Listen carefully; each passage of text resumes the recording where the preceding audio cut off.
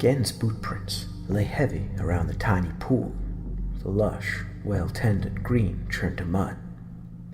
At one end of the garden, beneath a narrow outcrop, he had dug a shallow grave.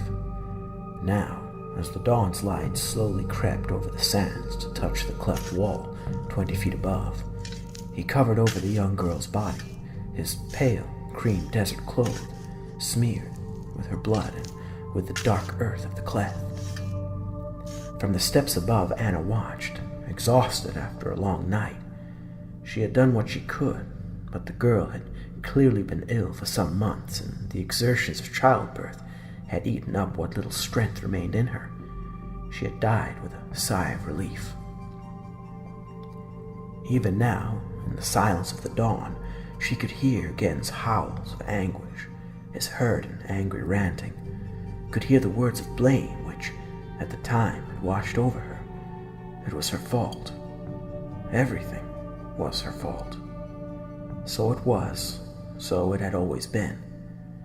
He turned, finished, and looked up at her, no love in that cold, penetrating gaze. 19 he was, just 19. "Will you stay?" she asked, wearily. His answer was a terse shake of the head.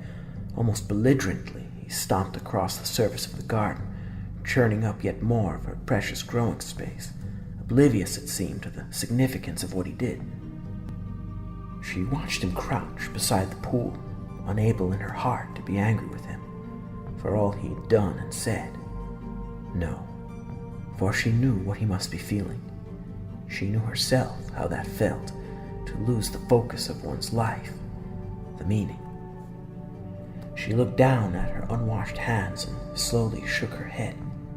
Why come when there was nothing she could do to help? But she knew the answer. He had come only because there was no one else to turn to. He had not wanted to come, but desperation had shaped his course. Knowing his wife was ill, he had remembered his mother's healing powers, but he had come too late. Too late for her, anyway. Anna raised her head, hearing the baby's cries.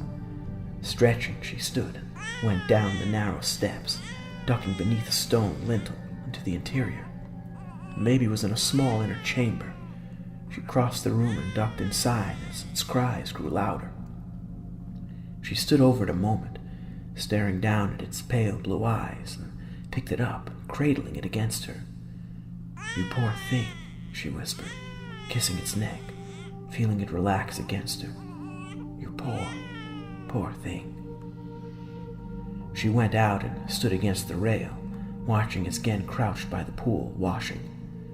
She saw how the pool was muddied, its precious liquid sullied. Again, there was carelessness about his actions that angered her. He was thoughtless. Gen had always been thoughtless. But she held her tongue, knowing that it was not the moment to mention such things. "You want me to dress the child for the journey?" Gen did not answer, and for a moment she thought that maybe he had not heard, but when she went to speak again, he turned and glared at her. "Keep it. Bury it with its mother if you must, but don't bother me with it. You saved it. You look after it." She bristled and held the child out over the gap. "This is your son, Gen. Your son. You gave him life. You are responsible for him. This is the way of things in this world." Gen turned away. She drew the child back. As she did, it began to cry again. Below her, Gen stamped across the churned ground and quickly climbed the steps, pushing past her roughly to go inside. A moment later, he was back, his glasses perched on his head. Anna stared at him, noting that he had discarded his cloak. "Your cloak, Gen. You'll need your cloak out there." He turned from her, looking out toward the lip of the volcano, just visible from where he stood. "Keep it," he said, his eyes moving fleetingly across her face. "I'll not need it anymore." His words frightened her, made her fear for his sanity after all that had happened. She stared at the child in her arms, not knowing at the moment what was best. Even so, she was determined he would hold the child once, before he went. She made to give the child again, but he brushed past her and stepped out onto the rope bridge. In a moment, he was gone. "But you didn't even name him," she said quietly, holding the baby tight against her. "You didn't even name him."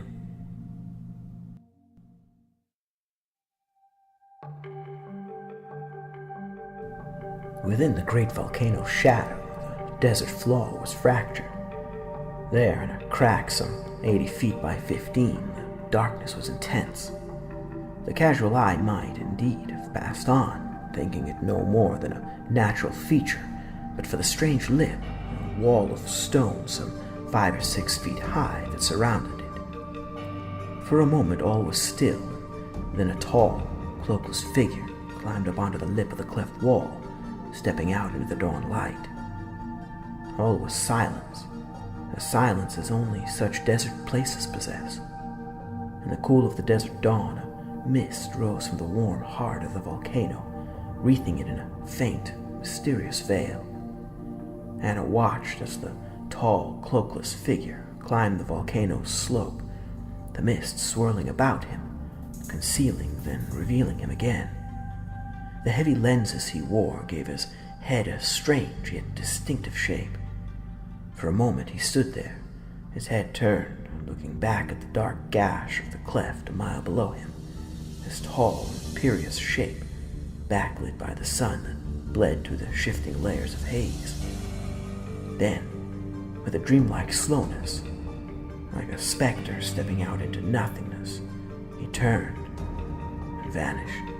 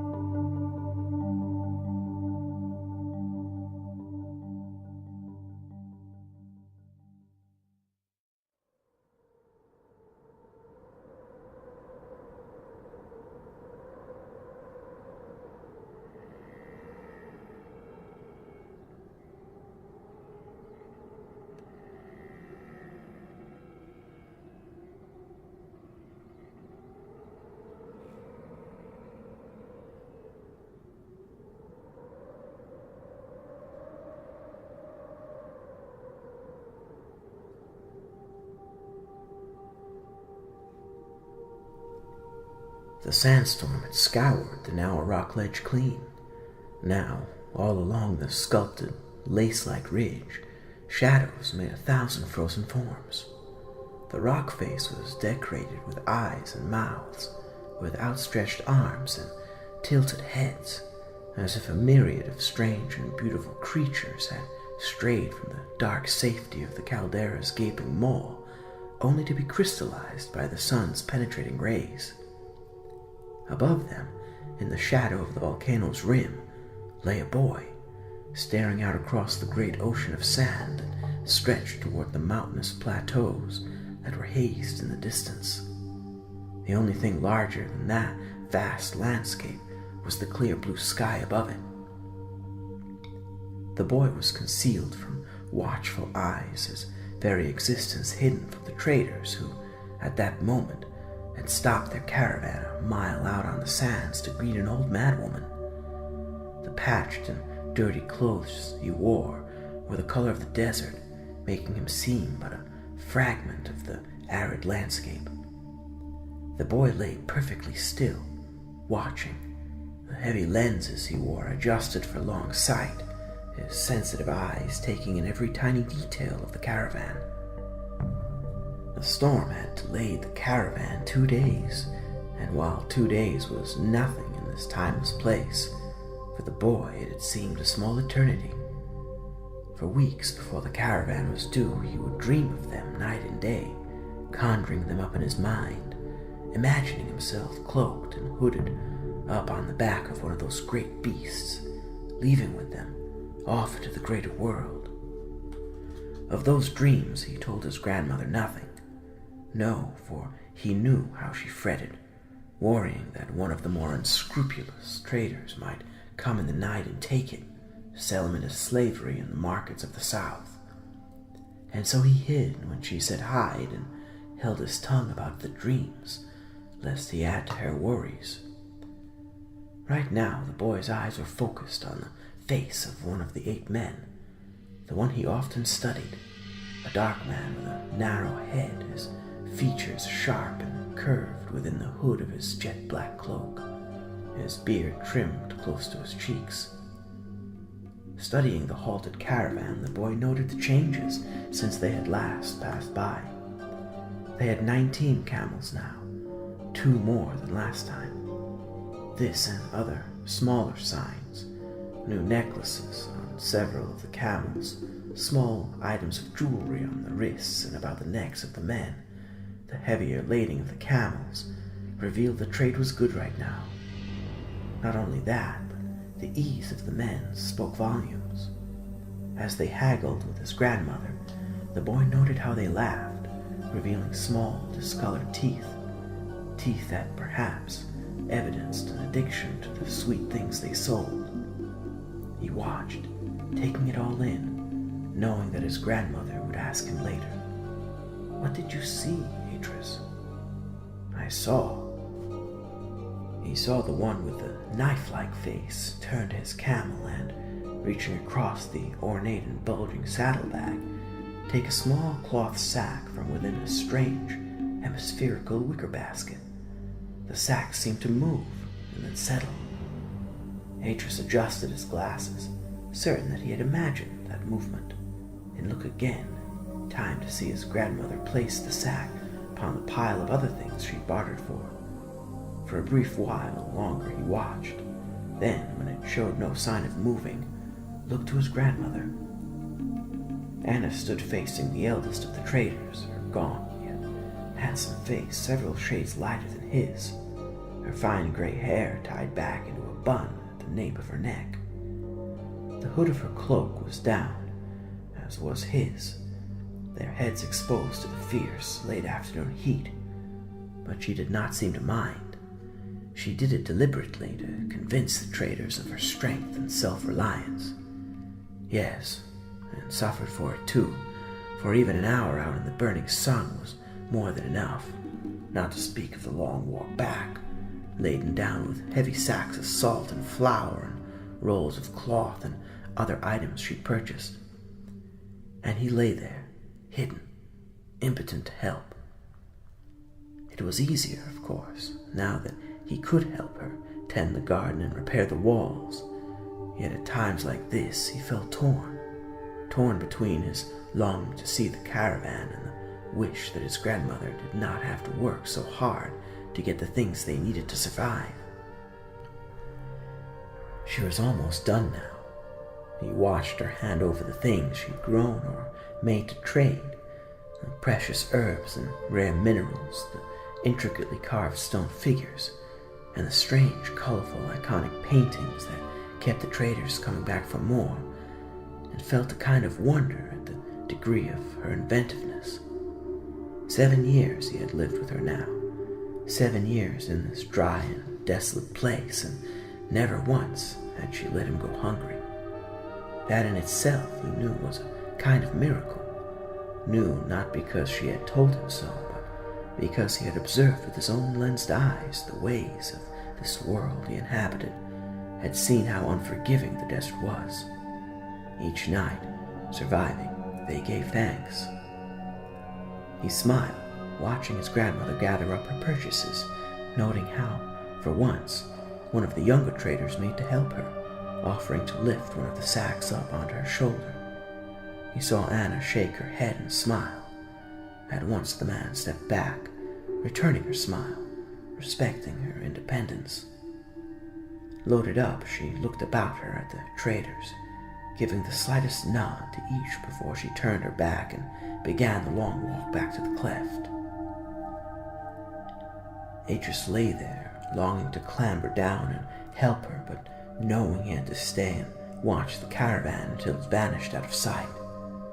Adjusting the lenses, he looked down the line of men, knowing each by the way they stood, by their individual gestures, seeing how this one would take a sip from his water bottle, while the one would check his camel's harness. Then, at an unstated signal, the caravan began to move, and the camels, reluctant at first, several of them needing a touch of the whip before, with a grunt and hoarse bellow, they walked on. Atrus? Yes, grandmother. What did you see? I saw great cities in the south, grandmother, and men, so many men. Then, knowing Anna would be expecting him, he began to make his way down. As Anna rounded the great arm of rock, coming into sight of the cleft, Atrus walked toward her. Concealed here from the eyes of the traders, she would normally stop and let Atrus take a couple of sacks from her, but today she walked on, merely smiling at his unspoken query. At the northern tip of the cleft, she stopped and, with a strange, almost exaggerated care, lowered the load from her shoulder. Here, she said quietly, aware of how far voices could travel in this exposed terrain. Take the salt and the flour down to the storeroom. Silently, Atrus did as he was told. Removing his sandals, he slipped them into the narrow ledge beneath the cleft wall's lip. Chalk marks from their lesson earlier that day covered the surface of the outer wall, while close by a number of small earthenware pots lay partly buried in the sand from one of his experiments. Atrus swung one of the 3 bone-white sacks up onto his shoulder, the rough material chafing his neck and chin, the smell of the salt strong through the cloth. Then, clambering up onto the sloping wall, he turned and, crouching, reached down with his left foot, finding the top of the rung of the rope ladder. With unthinking care, Atrus climbed down into the cool shadow of the cleft, the strong scent of herbs intoxicating after the desert's parched sterility. Down here, things grew on every side. Every last square inch of space was cultivated. Between the various stone and adobe structures that clung to them, the steep walls of the cleft were a patchwork of bare red, brown, and vivid emerald, while the sloping floor surrounding the tiny pool was a lush green, no space wasted even for a path. Instead, a rope bridge stretched across the cleft in a zigzag that linked the various structures, not joined by the narrow steps that had been carved into the rock millennia before. Over the years, Anna had cut a number of long, trough-like shelves into the solid walls of the cleft, filling them with earth and patiently irrigating them, slowly expanding their garden. The storeroom was at the far end, near the bottom of the cleft. Traversing the final stretch of rope bridge, Atrus slowed. Here, water bubbled up from an underground spring, seeping through a tilted layer of porous rock, making the ancient steps wet and slippery. Farther down, a channel had been cut into the rock, directing the meager but precious flow across the impenetrable stone at the bottom of the cleft to a natural depression of the pool. Here, too, was the place where his mother was buried. One end of it lay a small patch of delicate blue flowers, their petals like tiny stars, their stamen velvet dark. After the searing heat of the desert sand, the coolness of the damp stone beneath his feet was delightful. Down here, almost 30 feet below the surface, the air was fresh and cool, its sweet scent refreshing after the dryness of the desert outside. There was the faintest trickling of water, the soft whine of a desert wasp. Atrus paused a moment, lifting his heavy glasses into his brow, letting his pale eyes grow accustomed to the shadow, then went down, ducking beneath the rock overhang before turning to face the storeroom door, which was recessed into the stone of the cleft wall. The surface of that squat, heavy door was a marvel in itself, decorated as it was with 100 delicate, intricate carvings, with fish and birds and animals, all of them linked with an interwoven pattern of leaves and flowers. This, like much else of the cleft, was his grandmother's doing, for if there was a clear surface anywhere, she would want to decorate it, as if the whole of creation was her canvas. Raising his foot, Atrus pushed until it gave, then went inside into the dark and narrow space. Another year, and he would need to crouch beneath the low stone ceiling. Now, however, he crossed the tiny room in 3 steps. Lowering the sack from his shoulder, he slid it into the broad stone shelf beside 2 others. For a moment he stood there, staring at the single blood-red symbol painted on the sack. Familiar though it was a remarkably elaborate thing of curves and squiggles, and whether it was a word or simply a design he wasn't sure, yet it had beauty and elegance that he found entrancing. Sometimes it reminded him of the face of some strange exotic animal, and sometimes he thought he sensed some kind of meaning in it. Atrus turned, looking up, conscious suddenly of his grandmother waiting by the cleft wall, and chided himself for being so thoughtless. Hurrying now, stopping only to replace his glasses, he padded up the steps and across the swaying bridge, emerging in time to see her unfasten her cloak and, taking a long, pearl-handled knife from the broad leather tool belt that encircled her waist, lean down and split open one of the bolts of cloth she bought. "That's pretty," he said, standing beside her, adjusting the lenses, then admiring the vivid vermilion and cobalt patterns, seeing how the light seemed to shimmer in the surface of the cloth, as in a pool. "Yes," she said, turning to smile at him, returning the knife to its sheath. "It's silk." "Silk?" In answer, she lifted it and held it out to him. "Feel." He reached out, surprised by the cool, smooth feel of it. She was still looking at him, an enigmatic smile on her lips now. "I thought I'd make a hanging for your room, something to cheer it up." He looked back at her, surprised, then bent and lifted one of the remaining sacks onto his shoulder. As he made his way down and across to the storeroom, he saw the rich pattern of the cloth in his mind and smiled. There was a faint gold thread within the cloth. He realized, recalling how it felt, soft and smooth, like the underside of a leaf. Depositing the second sack, he went back. While he was gone, Anna had lifted the 2 bolts of cloth up onto the lip of the cleft wall, beside the last of the salt and flour sacks. There was also a small green cloth bag of seeds, tied at the mouth with a length of blood-red twine. Of the final sack, the one he thought had moved, there was no sign. He frowned, then looked to his grandmother, but if she understood his look, she didn't show it. "Put the seeds in the kitchen," she said quietly, lifting the bolt of silk onto her shoulder. "We'll plant them tomorrow. Then come back and help me with the rest of the cloth." As he came back from the storeroom, he saw that Anna was waiting for him on the broad stone ledge at the far end of the garden. Even from where he stood, he could see how tired she was. Crossing the rope bridge to the main house, he went quickly down the narrow steps that hugged the wall and, keeping carefully to the smooth, protruding rocks that delineated the pool's western edge, crouched and, taking the metal ladle from its peg, leaned across and dipped it into the still, mirror-like surface. Standing again, he went swiftly along the edge, his toes hugging the rock, careful not to spill a drop of precious water, stopping beside the ledge on which Anna sat. She looked up at him and smiled, a weary, loving smile. "Thank you," she said, taking the ladle and drinking from it, then offered it back. "No," he said softly, shaking his head. "You finish it." With a smile, she drained the ladle and handed it back. "Well, Atrus," she said, suddenly relaxed, as if the water had washed the tiredness from her. "What did you see?" He hesitated, then, "I saw a brown cloth sack, and the sack moved." Her laughter was unexpected. Atrus frowned, then grinned as she produced the sack from within the folds of her cloak.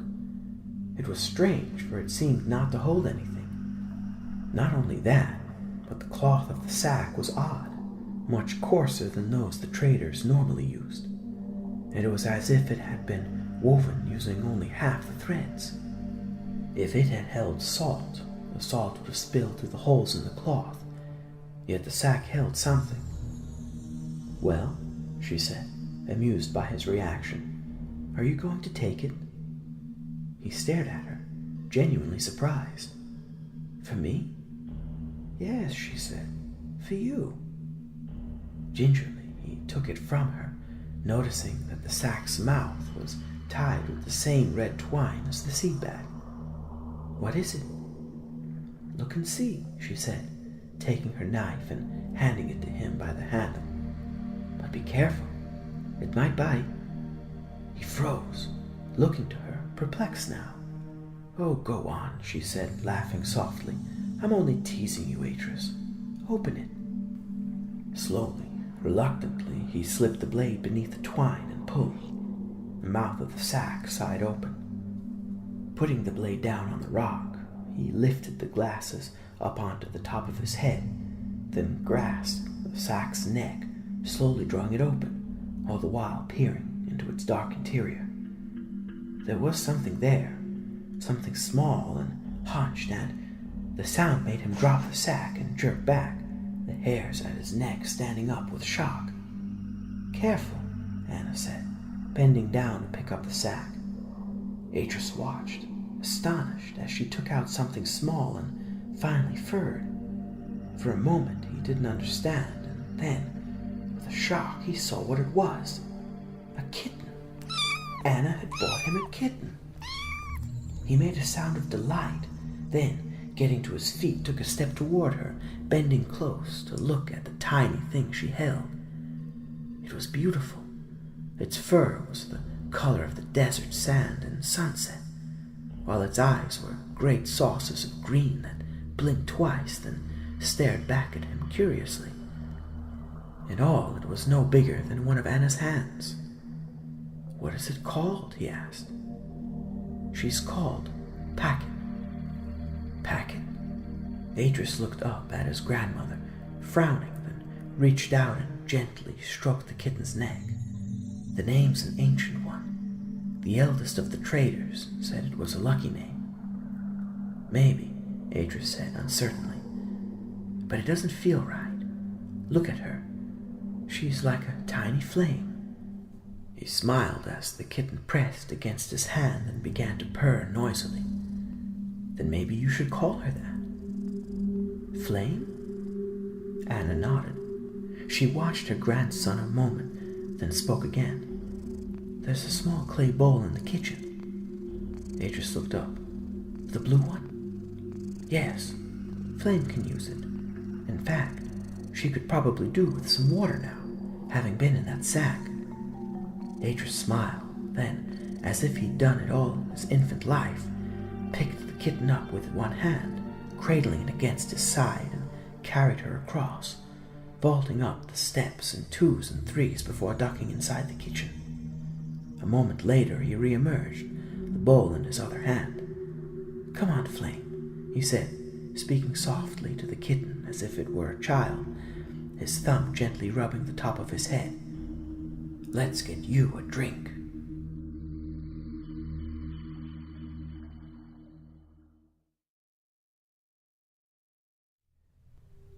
As darkness fell, Atrus sat on the narrow balcony that ran the length of the outer sleeping chamber.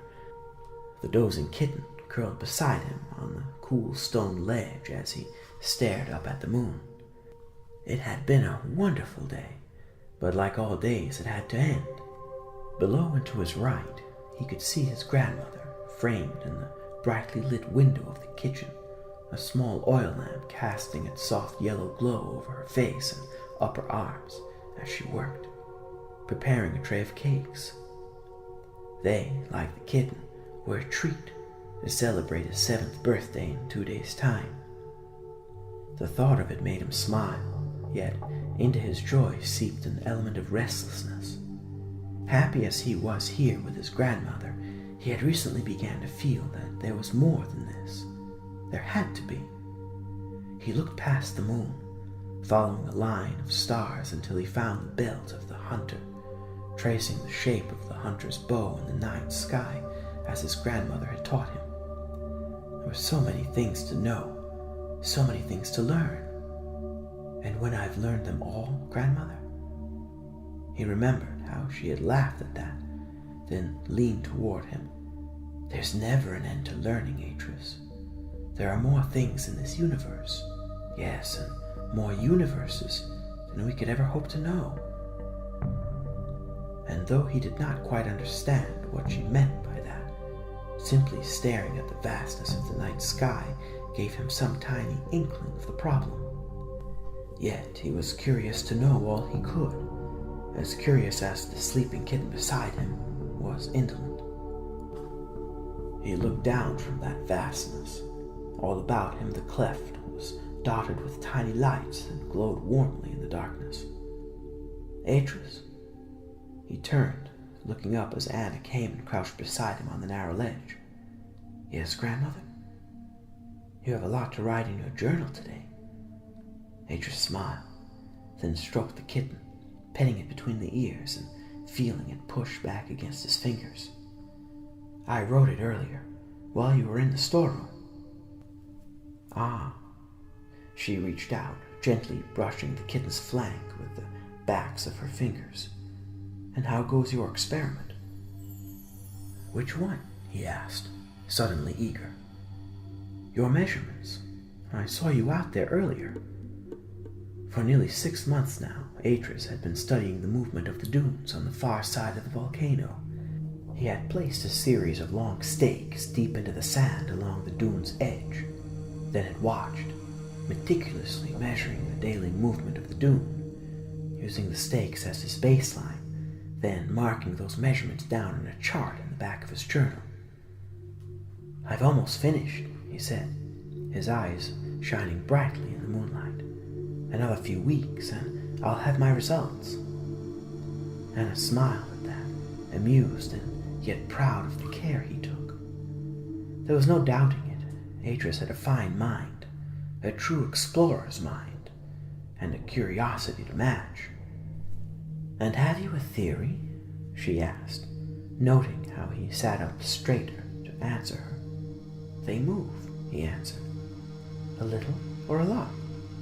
He smiled. It depends. Depends? On what you think is a little, or what you think is a lot?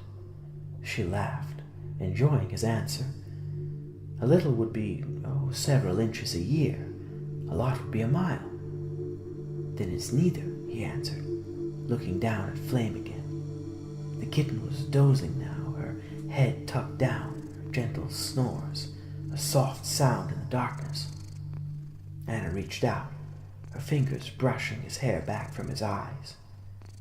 In some ways he was an ungainly child, yet there was something about him that was noble. The kindness, the sharp intelligence in his eyes, these things distinguished him, giving the lie to his physical awkwardness. It changes, he said, his eyes meeting hers again. Changes? The rate at which the dune travels. Sometimes it barely moves, but then when there's a storm... Yes, she asked quietly. It's the wind, he said. It pushes the smaller grains up the windward side of the dune.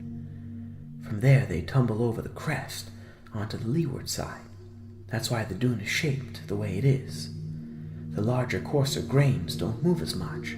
That's why the windward slope is gradually curved. It's packed densely.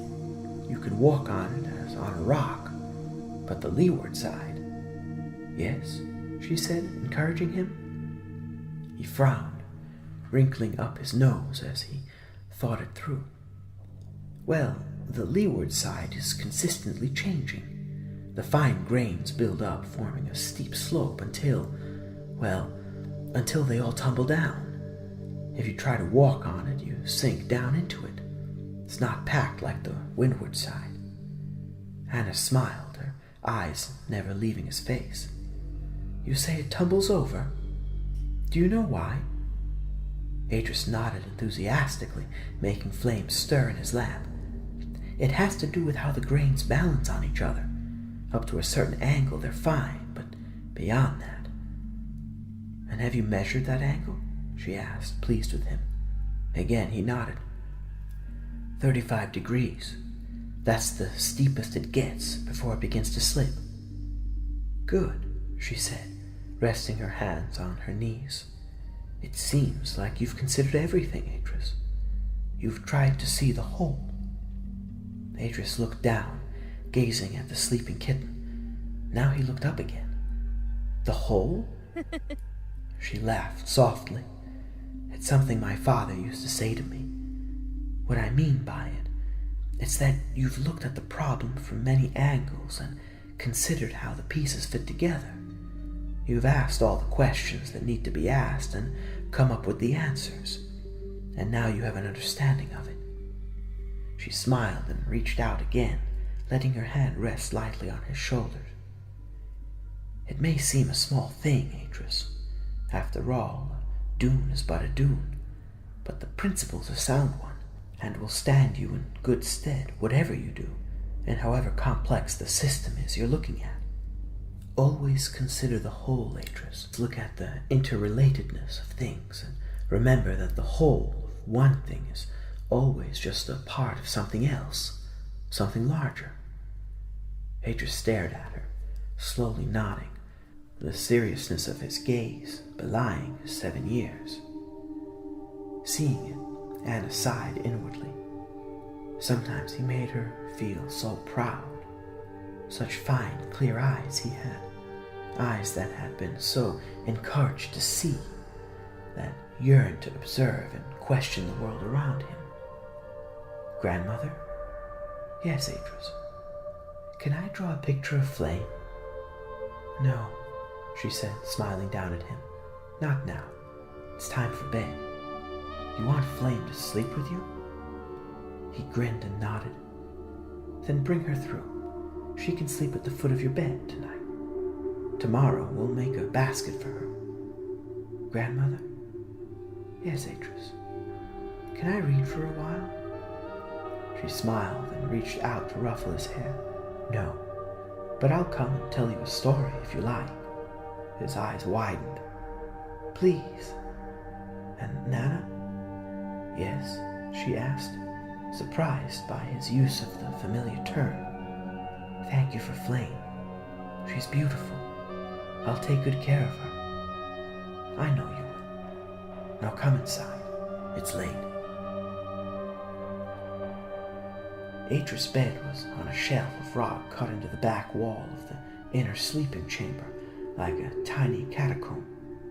A beautifully woven quilt was his mattress, while a large, doubled square cloth, sewn neatly by Anna along the edges and decorated with a pattern of tiny, embroidered golden stars, served for a sheet. In a niche in the rock at the head of the shelf rested a small oil lamp, secured by narrow metal bars at top and bottom. Anna reached in and, lifting the curiously engraved glass, lit the wick, then moved back, letting Atrus climb into the tiny space. Soon he would be too big for the sleeping shelf, but for now it sufficed. Looking at her grandson, she felt a twinge of regret for the passing of innocence, knowing that she should cherish such moments as this, for they could not last. Nothing lasted, neither individual lives nor empires. So, she said, tucking him in, then lifting the half-dozing cat onto him so he could cuddle it a while. What would you like me to tell you? He looked away from her a moment, his pale eyes seeming to read the flickering shadows within the shelf, then met her eyes again, smiling.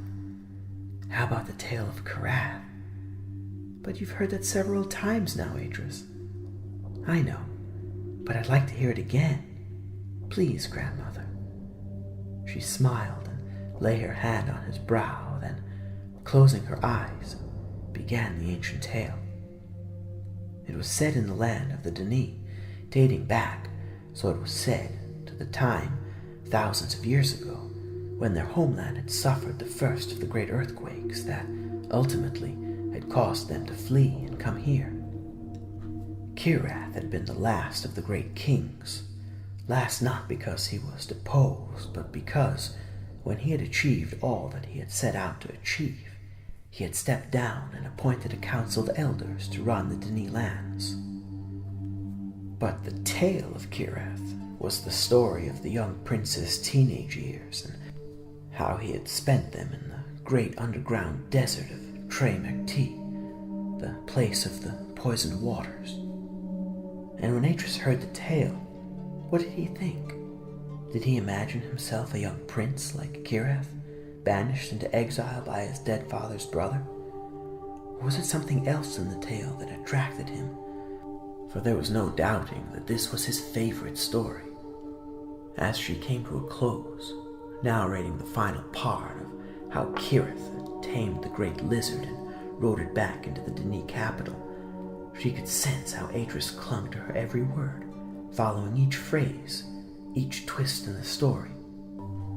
In her mind, she closed the book silently and set it aside, as she had once done for another little boy in another time, in a place very different from this.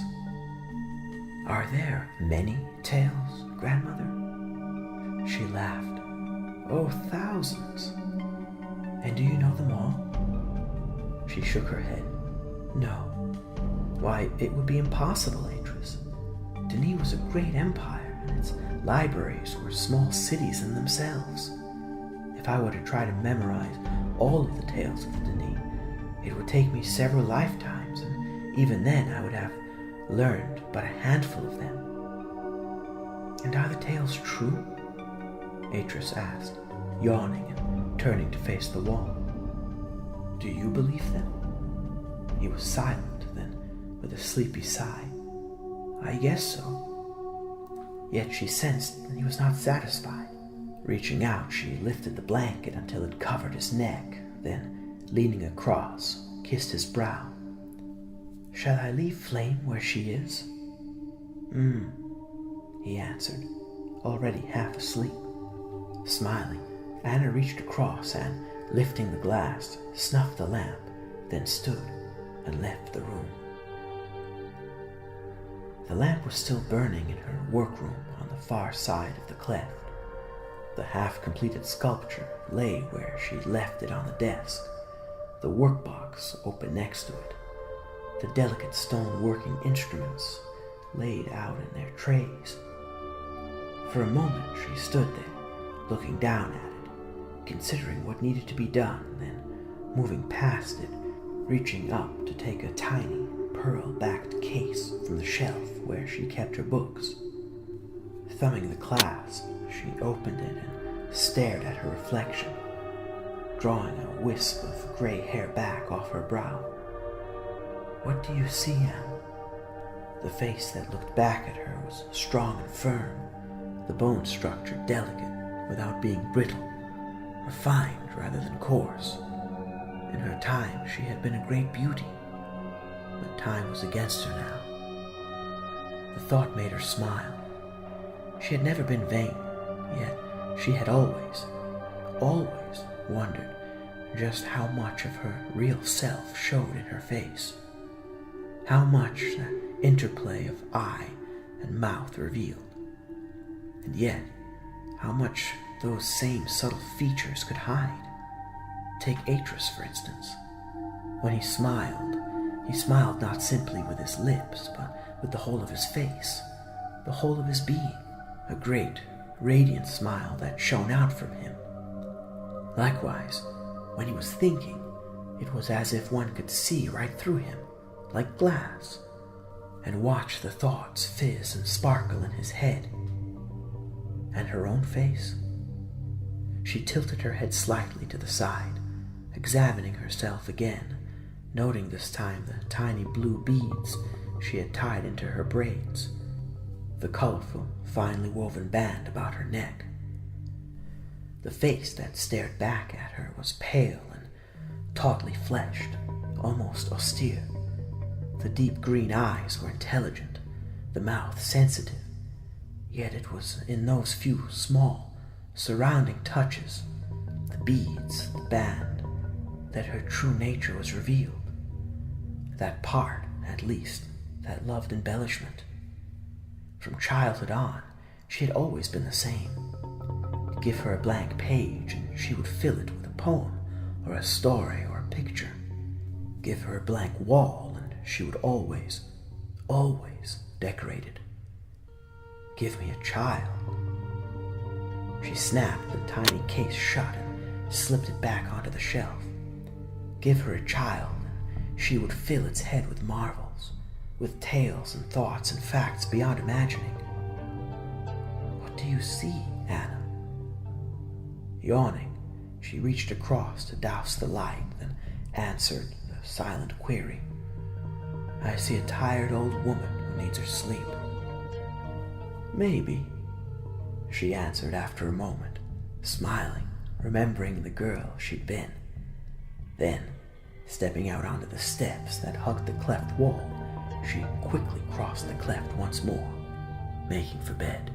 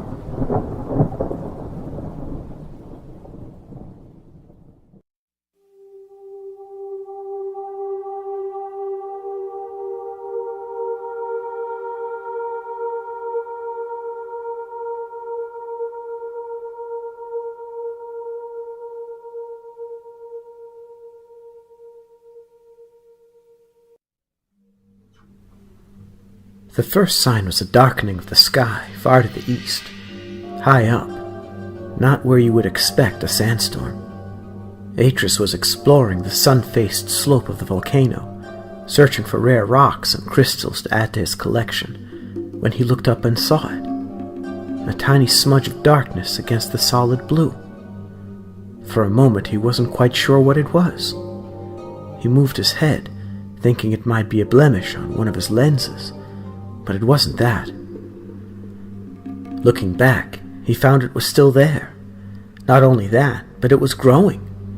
Even as he watched, it seemed to darken. Atrus felt a vague unease grip him. The 10-year-old turned, making his way back down the slope, then hurried across the open stretch of sand between the nearest ledge and the cleft, panting from the heat.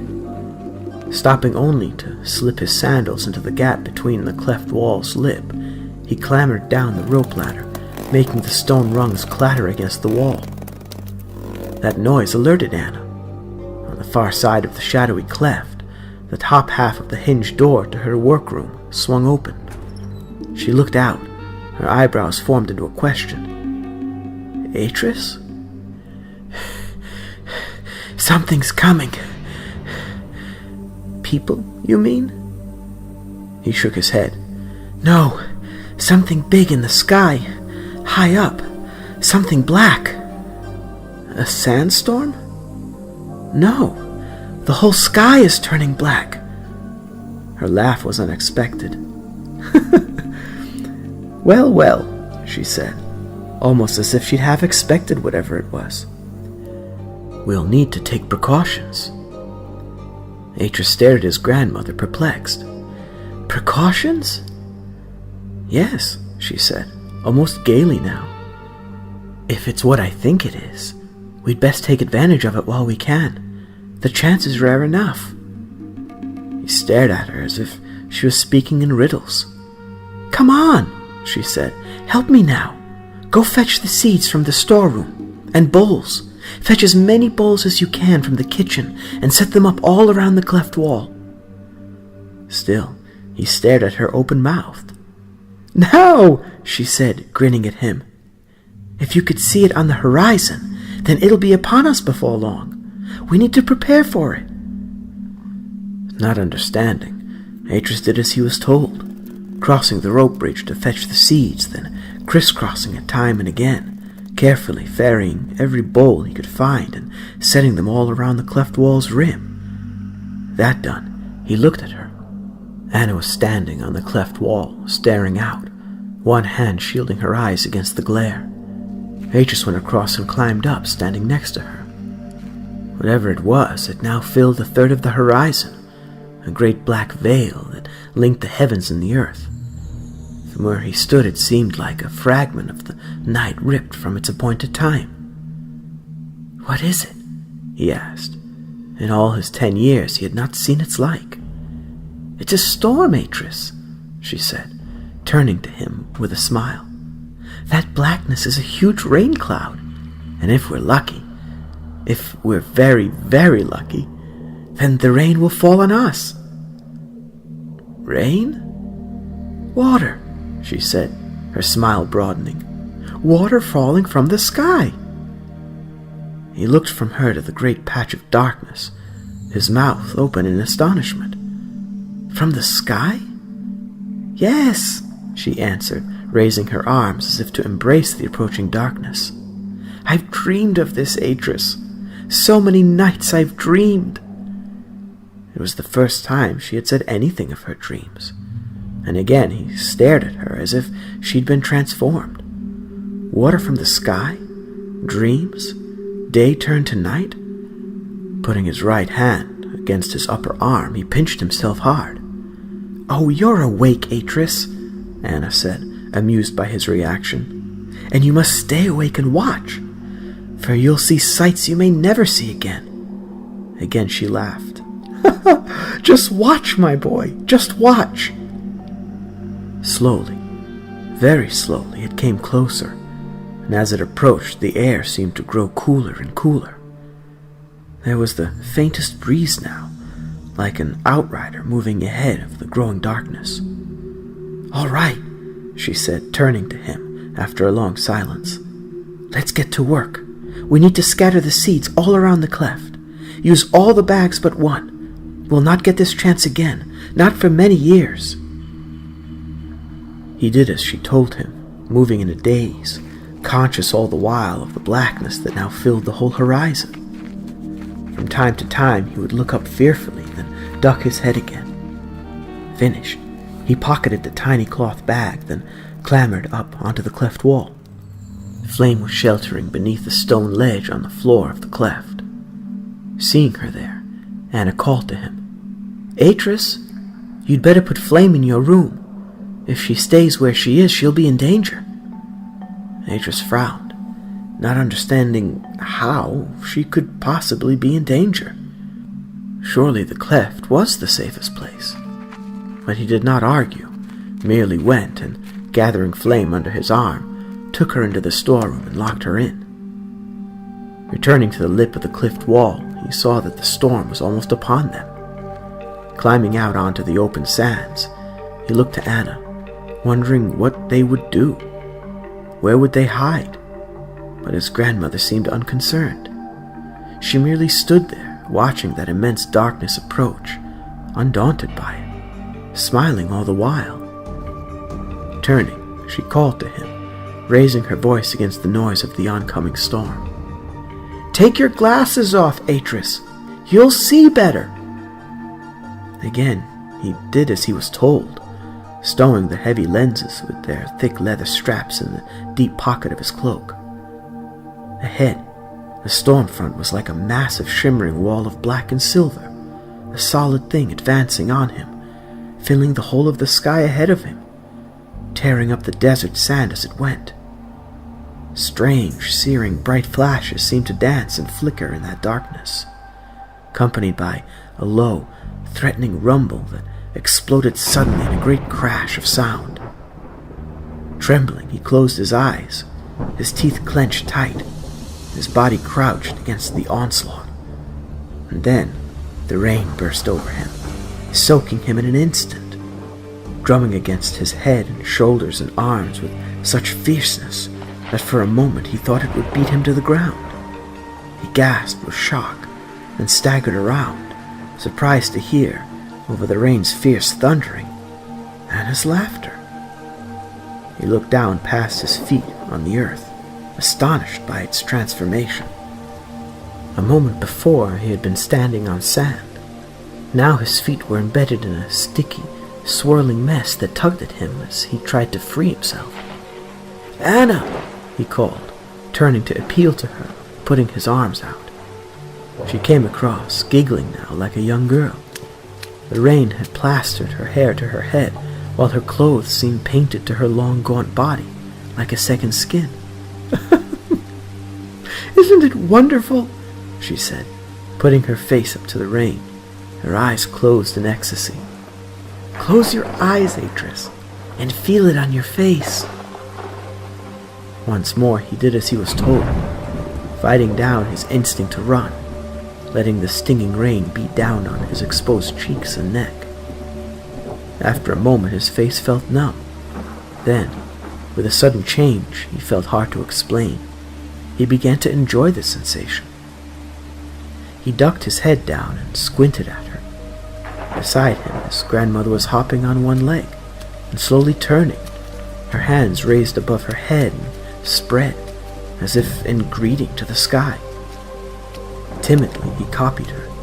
Then, as the mood overtook him, he began to swirl about madly, the rain falling and falling and falling, the noise like the noise at the heart of a great sandstorm, so loud there was a silence in his head. And then, with a suddenness that made him gasp, it was gone. He turned, blinking, in time to see it drift across the cleft and climb the volcano wall, a solid curtain of falling water that left the desert floor dark and flat behind it. Atrus looked about him, seeing how every pot was filled to the brim, a score of trembling mirrors reflecting back the sudden, startling blue of the sky. He made to speak, to say something to Anna, then turned back, startled by the sudden hissing noise that rose from the volcano's mouth. As he watched, great billows of steam rose up out of the caldera, as if the dormant giant had returned to life. "It's all right," Anna said, coming over and placing her hand on his shoulder. "It's only where the rain seeped down into the deep vents." Atrus burrowed into his grandmother's side, yet he was no longer afraid. Now that it had passed, now that he had survived it, he felt elated, exhilarated. "Well?" she asked quietly. "What did you think?" "Where did it come from?" he asked, watching, fascinated as the massive dark wall receded slowly into the distance. "From the great ocean," she answered. "It travels hundreds of miles to get here." He nodded, but his mind was back, watching that great silver-black curtain rush toward him once again and swallow him up, feeling it drum against his flesh like 1,000 blunt needles. Atrus glanced up at his grandmother and laughed. "Why, you're steaming, grandmother!" She grinned and poked him gently. "And so are you, Atrus. Come, let's go inside before the sun dries us out again." He nodded and began to climb the cleft wall, meaning to go and free flame from the storeroom. Yet as he popped his head over the rim, he stopped dead, his mouth falling open in a tiny "oh" of surprise. Below him the cleft was a giant blue-black mirror, the shadow of the steep walls dividing it in half, like a jagged shield. Coming alongside him, Anna crouched and, smiling, looked into his face. "Would you like to learn to swim, little sandworm?"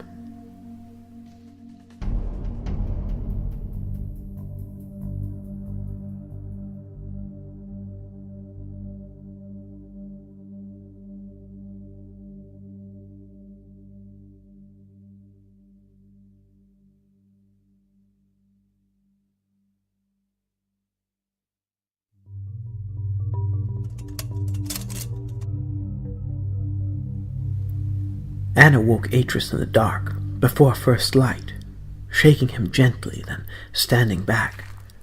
The lamp held high, its soft yellow glow filling the shelf where it lay. "Come," she said simply, smiling at him as he knuckled his eyes. "I've something to show you." Atrus sat up, suddenly awake. Something had happened. Something. He stared at her. "Was it real, grandmother?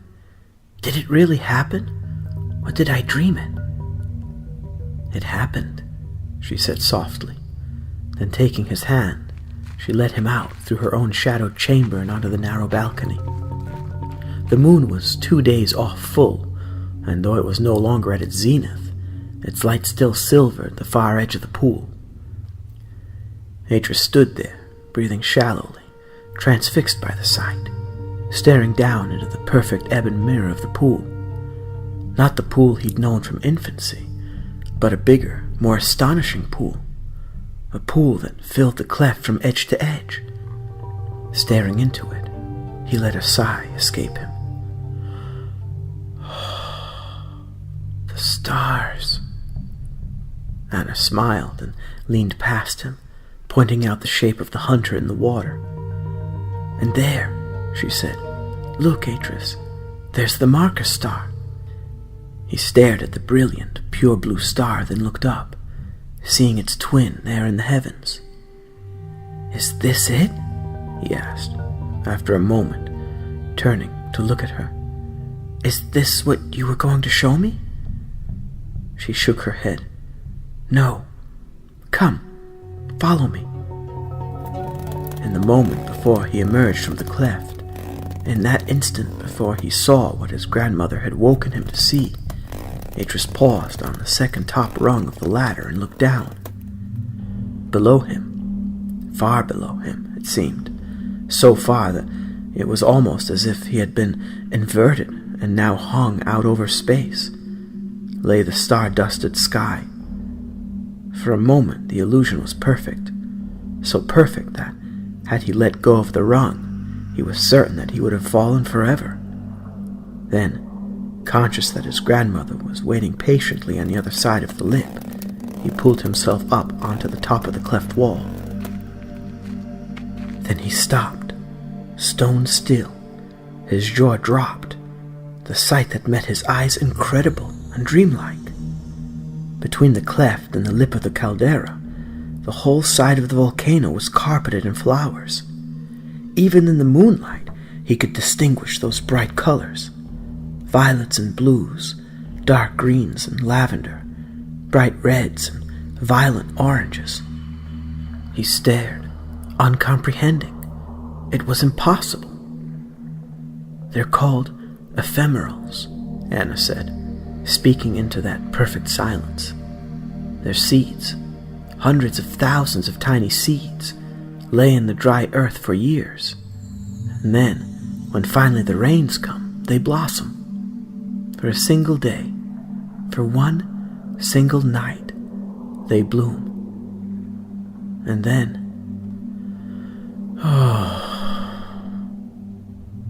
she sighed. It was the saddest sound Atrus had ever heard. He looked at her, surprised by that sound. There had been such joy in her voice, such excitement.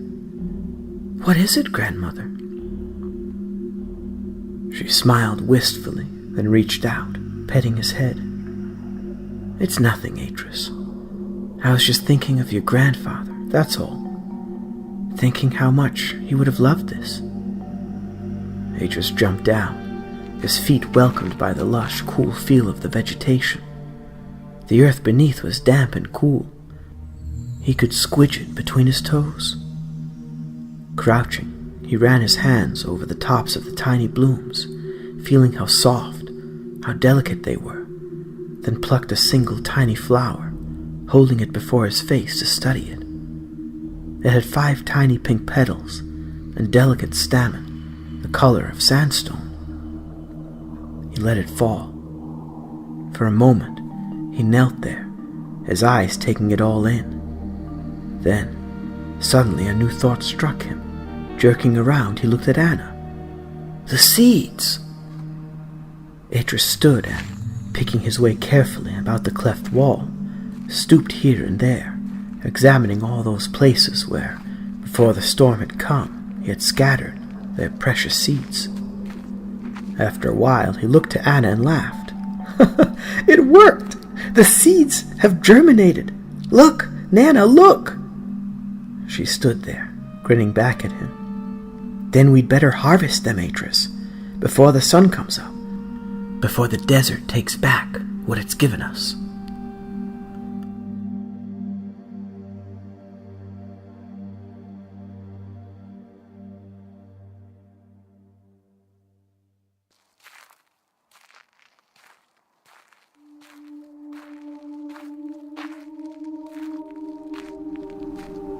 The work was done.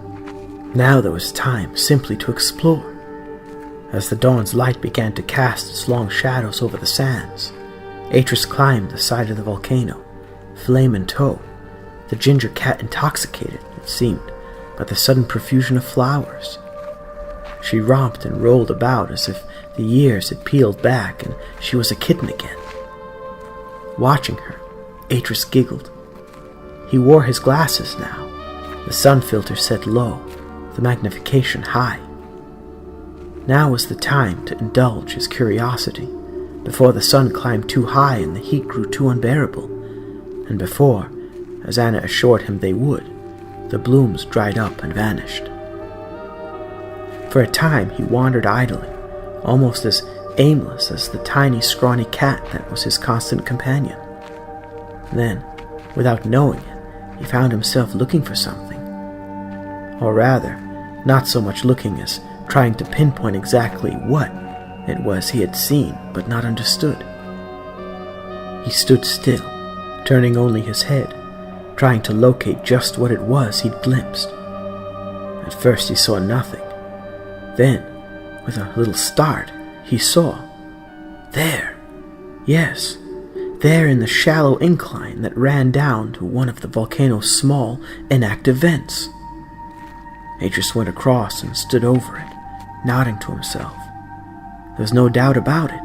The vegetation here was more lush, the flowers bigger, their leaves thicker and broader.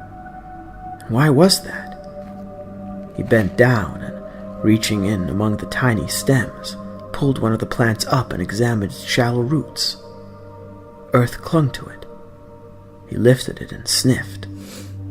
There was something strange, something almost metallic about that smell. Minerals. Somehow the presence of minerals, specific minerals, had helped the plant grow larger here. He cleared a tiny space with one hand, then scooped up a handful of the earth and carefully spilled it into one of the pockets of his cloak. Straightening up, he looked back down the slope to where Flame was lying on her back in a patch of bright yellow flowers, pawing at the sky. "Come on," he said excitedly now, wanting to test his theory.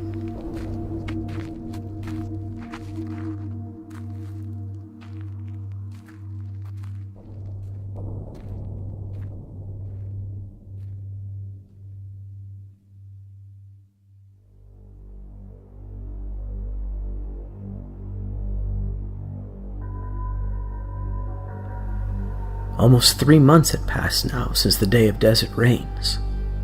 Since then, the 10-year-old had labored every evening, stood at his workspace, an oil lamp hung on the peg on the wall at his side. Flame sleeping on the floor nearby as he patiently tracked down which of the chemicals he had found in the sample was responsible for the enhanced growth. His workroom was in a small, freshly cut alcove at the back of Anna's room. Working carefully, patiently, Over the period of a year, he had chipped the narrow space from the rock with his own hands, using his grandmother's stoneworking tools, careful to remove the stone a little at a time as she had taught him, checking all the while for weakness in the rock, for flaws in its structure that might split, bring the whole wall tumbling down on them. There was a ledge, a working surface he had smoothed and polished until the surface seemed like glass. Strange-looking technical instruments littered the surface now.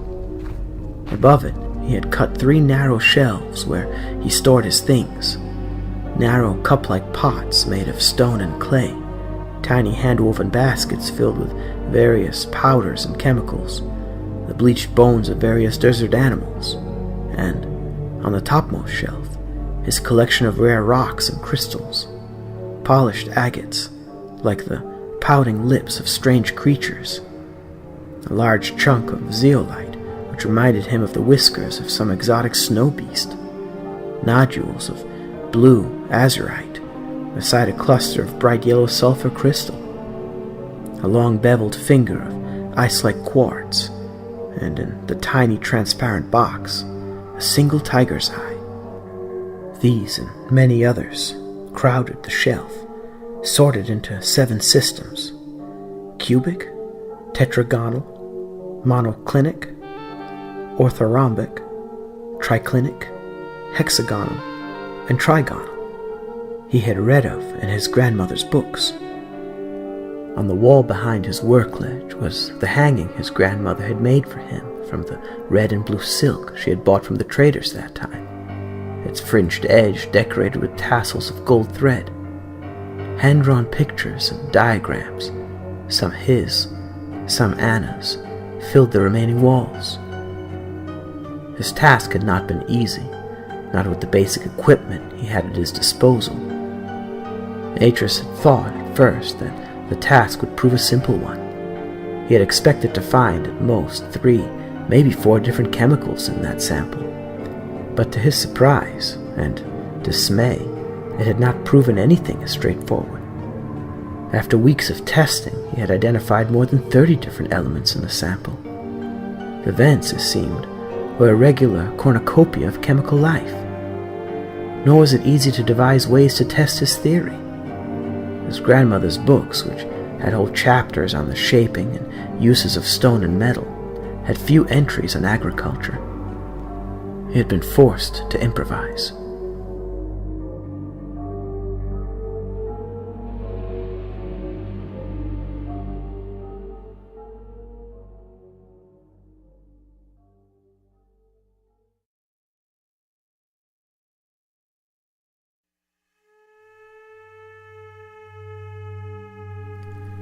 When Atrus sensed the crop was ripe for harvesting, he picked a number of the bigger shoots, choosing a couple from among each different type, and, placing them in Anna's best basket, carried them up to the kitchen. He stood there at the stone sink next to the window, staring out across the cleft as he rinsed the shoots thoroughly, taking care to remove all of the dirt from their roots.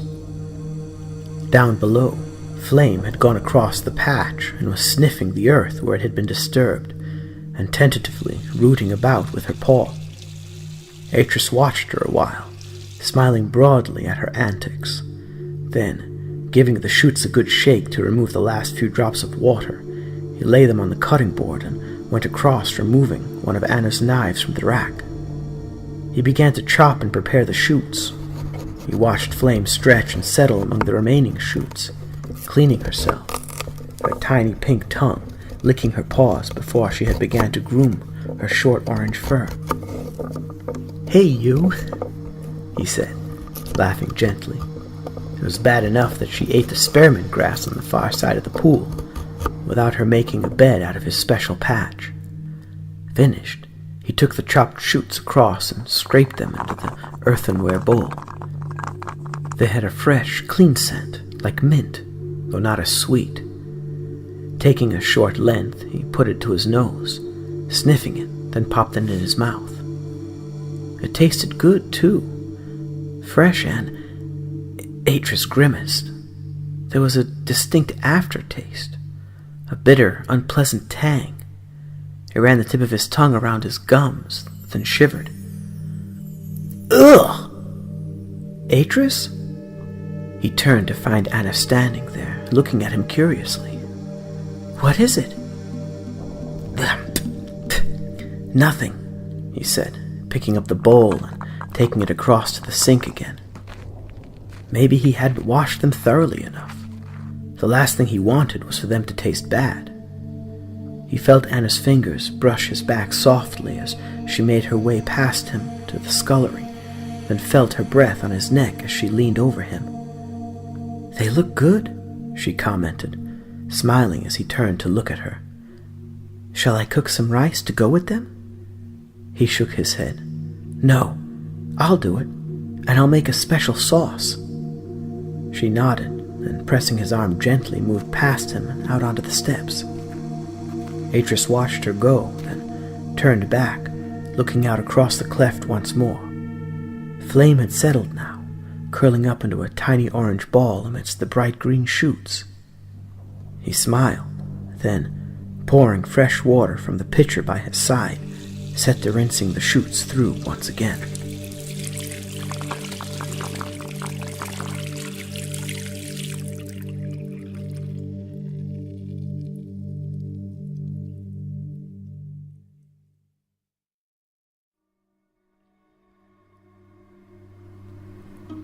Atrus was repairing the stonework at the far end of the cleft wall when the pain started.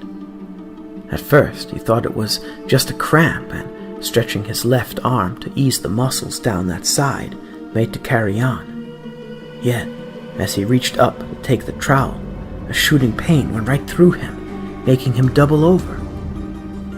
Atrus? Anna was at his side in an instant. Atrus, what is it? What's the matter? He made to tell her, but the next one took his breath. He knelt, wincing in pain. It was like being stabbed. Atrus! He looked up at her, his vision glazed momentarily. Then, unable to help himself, he began to throw up.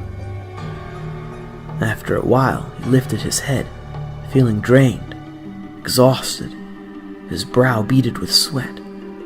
Anna was kneeling next to him, her arm about his shoulders, murmuring something to him. What? The shoots, she said, repeating what she'd been saying.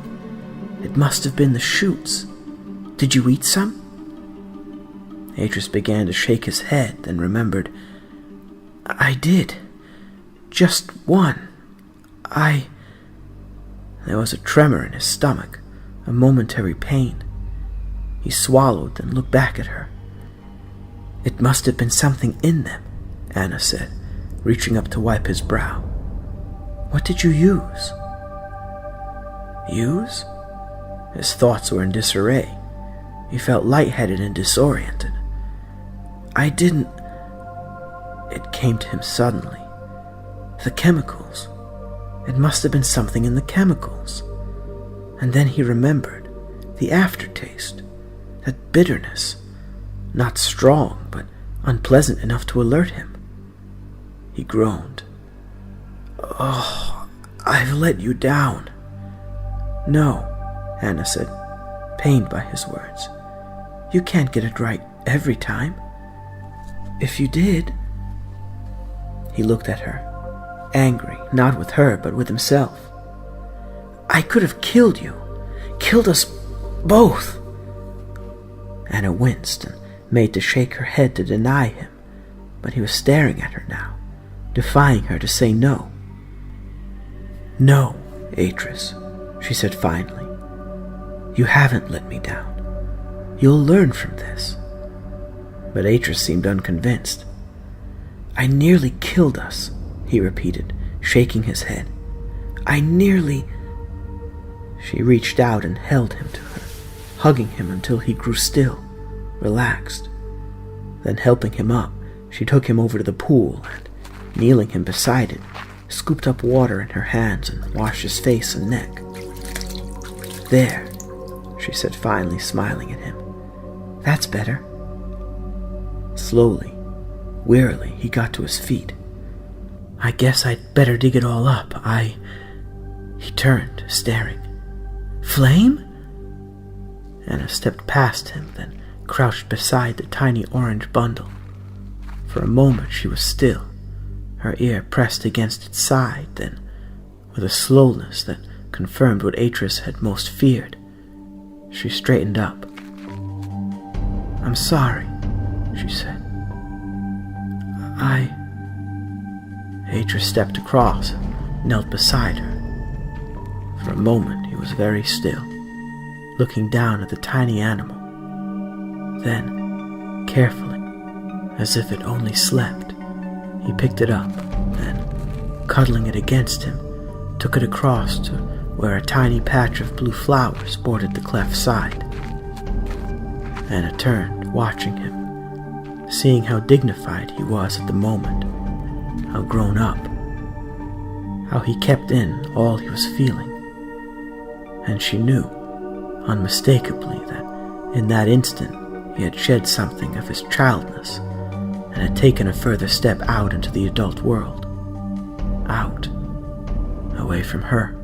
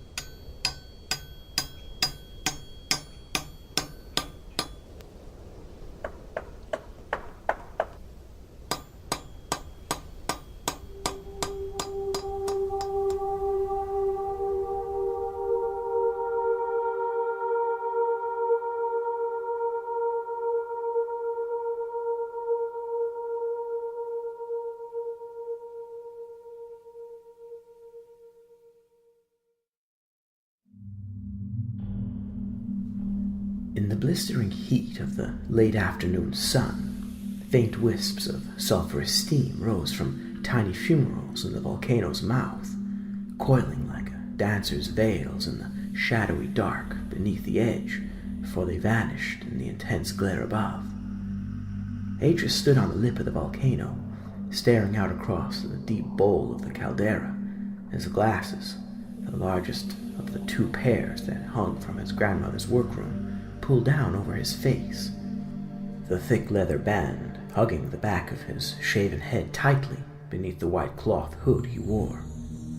Over his mouth and nose was a cloth mask Anna had made for him and insisted that he wear, while about his waist was a thick belt studded with tools, a perfect copy of the one his grandmother wore about her own. 14 now, Atrus had grown fast this past year. He was almost a man's height, but he had yet to fill out. His face, too, had changed, taking on the harder, more angular shapes of manhood, both nose and chin having lost the softness they had in childhood. He was not a weak boy, not by any means. Yet watching him from the top of the cleft wall, Anna noted how thin he was. When the desert winds blew, she was afraid they would carry him away. There seemed so little of him. For the past few weeks he had been setting up his experiment. Now he was ready to begin. Turning, Atrus clambered down out of the burning light into the deep, much cooler shadow just below the lip. Here, on a narrow ledge, he had rigged up most of his equipment. Straight ahead, the volcano wall fell away steeply, while to his right, just beyond a curiously rounded rock that looked as though it had been formed from melting mud, was a narrow vent. Above it, he had placed a domed cap made of beaten metal. It was crudely manufactured, but effective, and he had staked it to the surrounding rock with 4 thick pins. On top of the dome was fixed a small metal cylinder. Atrus reached up his gloved hands gently turning the tiny knobs on either side of his glasses, adjusting the opacity of the lenses so that he could see better. Then, brushing a fine layer of dust from the top of the metal cap, he leaned forward and studied the finger-length silver valve, checking its welding for the dozenth time before glancing at the two crudely calibrated gauges that were set into the dome's face to either side of the valve. Just above each of the dials was a thumb-sized metal stud, a small circular hole bored through the top of each. Atrus straightened, letting out a long breath. He had one chance at this, so it had to be right. If it were wrong, if it didn't work, then it would be a year or more before they could get all the parts they needed from the traders. He turned, looking up to where two big coiled wires he had made himself under Anna's supervision, dangled over the edge of the crater. Just above them, jutting out over the drop, was a large arm of jet black stone. Two small wheels had been pinned into its face at the far end where it overhung the volcano. A hand-woven rope ran between the wheels, forming a winch. Like the cap, it seemed crude, yet it would serve its purpose perfectly. To test it, Atrus had spent several afternoons lowering rocks into that maw, then raising them again, rocks many times the weight of the load it would have to carry now. On the other side of the crater's lip, just next to where the rock arm was weighed down by a pile of heavy stones, sheltered by a makeshift tent, was his pride and joy, the beginning and the end of all his patient endeavor, his battery.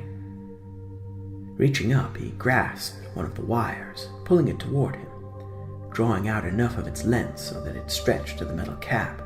Attaching it to one of the studs, he then repeated the process.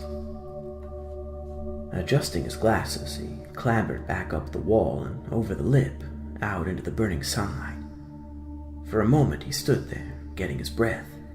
Each time he emerged from the shadow, it was like stepping into a furnace. Nor did it matter how often he did it. Every time, that change from the cool of the shade to the sudden, stifling heat of the open was like a physical blow.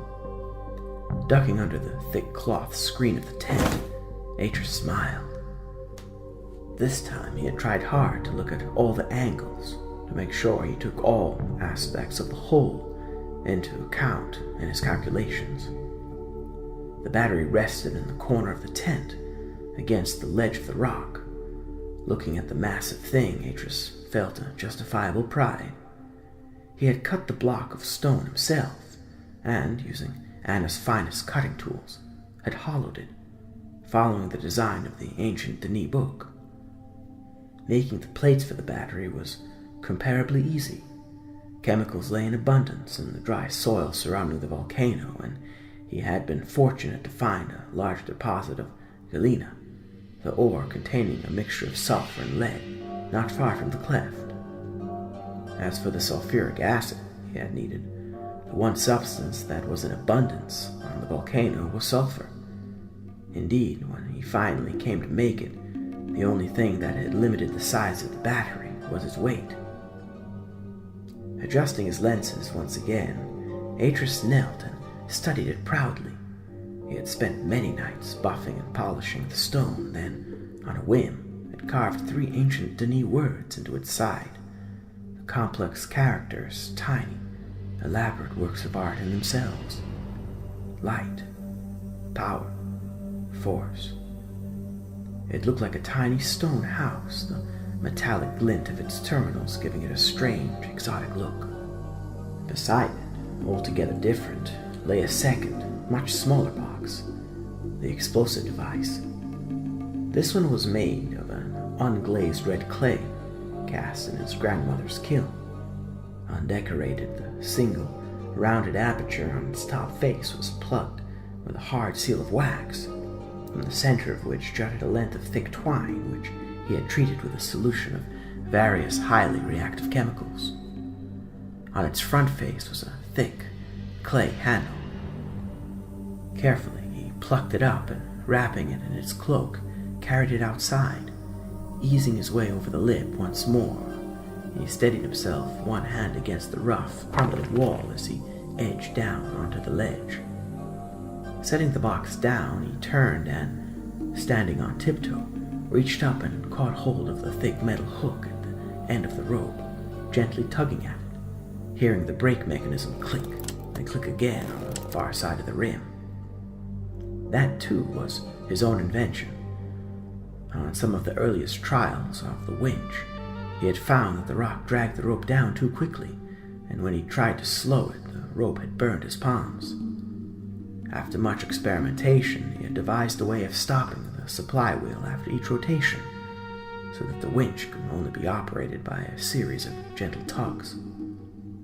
Bending down, he picked the box up again and slipped the curved tip of the hook through its handle, and turned it back and, holding the rope out away from him, slowly lowered it over the drop.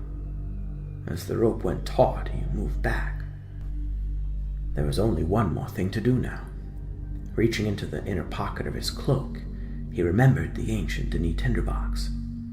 Leaning over, one hand supporting him against the rock arm, he held the flame beneath the end of the twine fuse on the dangling box.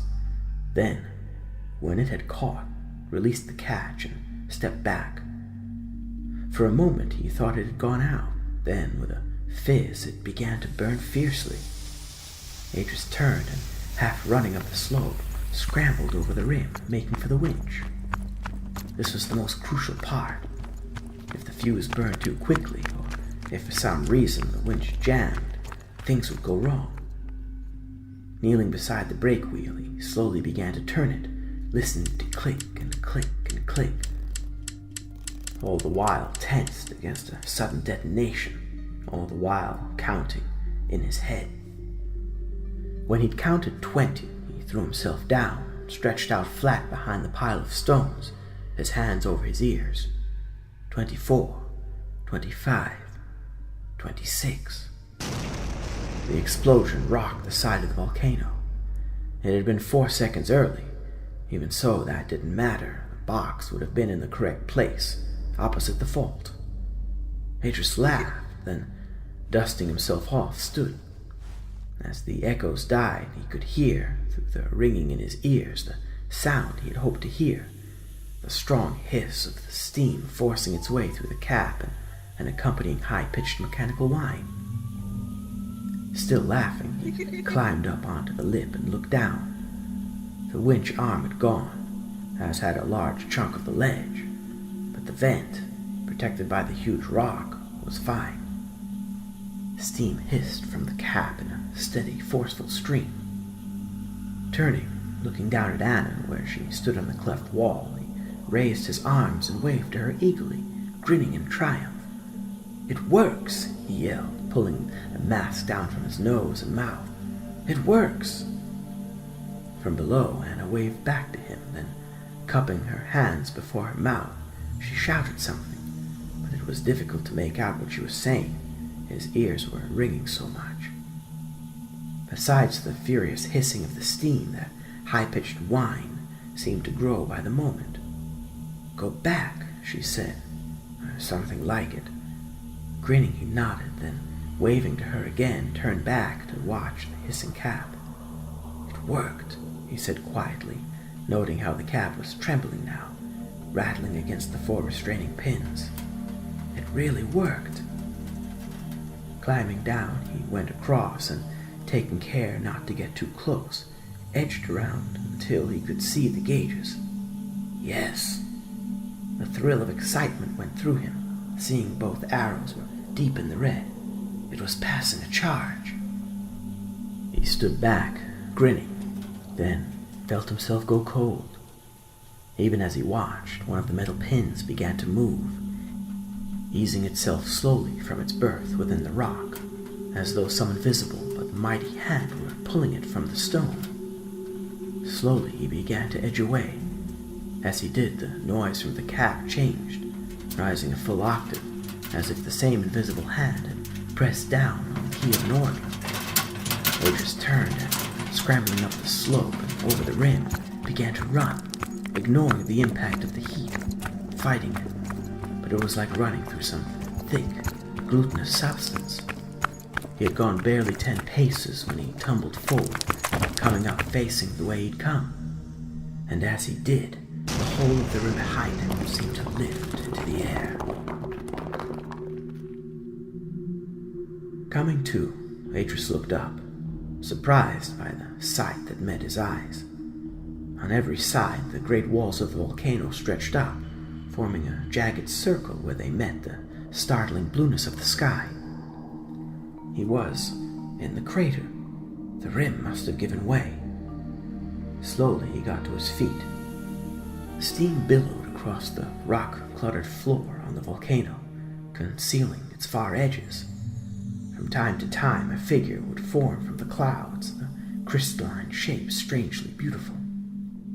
He saw the battery at once. Going over to it, he crouched, then shook his head, amazed by its condition. It was virtually untouched. The polished stone exterior had a few buffs and scratches, but it was still in one piece. Moreover, the dial on the top showed that it was fully charged. Atrus laughed, delighted. He smoothed its upper surface almost lovingly. At least he knew now that the principle was sound. If he could only find the right vent, if he could only get the pressure right, then it would work and they would have an unlimited supply of electricity. Their lives would be transformed. The cleft would shine like a cat's eye in the desert night. Smiling, Atrus raised his head, looking directly ahead of him. For a moment, a cloud of steam obscured his view. Then, as it cleared, he found himself staring into blackness. It was a cave, or a tunnel of some kind. He stood, then took a step toward it. Strange. It seemed almost as though it had been carved from the surrounding rock. The steam swirled back, concealing it. Atrus! He turned, looking up at Anna high above him, silhouetted against the crater's lip. Come up! Come up now! Atrus frowned. But my battery, now! While walking back, she was unnaturally silent. Then, suddenly, she stopped and turned to face him. Atrus, what did you see? I saw... He hesitated, surprised by her question. Atrus, answer me. What did you see? My battery. My battery was charged. She let out her breath. And was that all? There was steam. Lots of steam. He frowned, then, my battery. I've got to get my battery. He made to turn back, but she placed a hand gently on his arm. Forget the battery. It's too dangerous. Now come. Let's clean you up.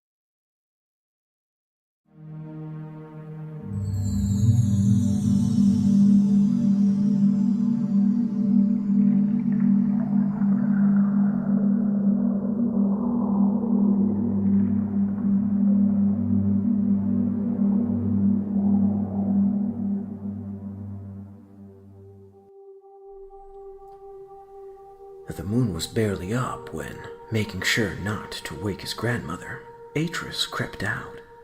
Taking a rope and a large piece of sack from the storeroom, he ventured out onto the volcano slope. Halfway up the slope, he paused, feeling a renewed sense of shock at the altered shape of the caldera's rim. That physical change seemed somehow linked to another, deeper change within himself. Atrus stood at the rim, looking down the loose path that hugged the volcano's inner slope. Staring down into that darkness, he experienced a sense of threat he'd not felt before. He climbed over the rim, moving down into the darkness, disconcerted by the unfamiliar rumbling that emanated from the depths below. A tiny shiver ran up his spine, stirring the hairs at the back of his neck. Out on the volcano's floor, it was strangely warm and humid. Atrus looked about him, then slowly made his way across, his heart pounding, his eyes searching the newest outcrops of rock. Steam swirled and hissed, wreathing those shapes, transforming them into the moon's fine, silvered light. The battery was where he left it. For a moment he crouched over it, his left hand resting loosely on its familiar casing. But his eyes were drawn to the tunnel's mouth. Compelled, he walked across. Then, taking the tinderbox from his inner pocket, he pressed the catch and stepped inside. In the growing light from the tinder, he could see how the tunnel stretched away into the darkness, sloping gradually like a giant wormhole cutting through the solid rock. It was cool there, surprisingly so, as if a breeze was blowing from within the tunnel. He walked on, counting his steps. At 50 paces he stopped and turned, looking back at where he'd come. From where he stood he could not see the entrance. The curve of the tunnel obscured it from sight.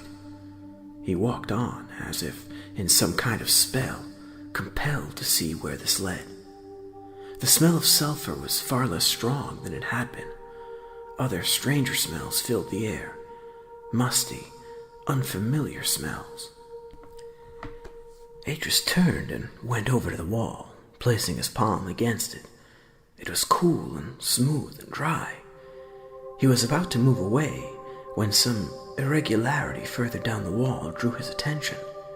He walked over to it, holding up the tinder, then stopped.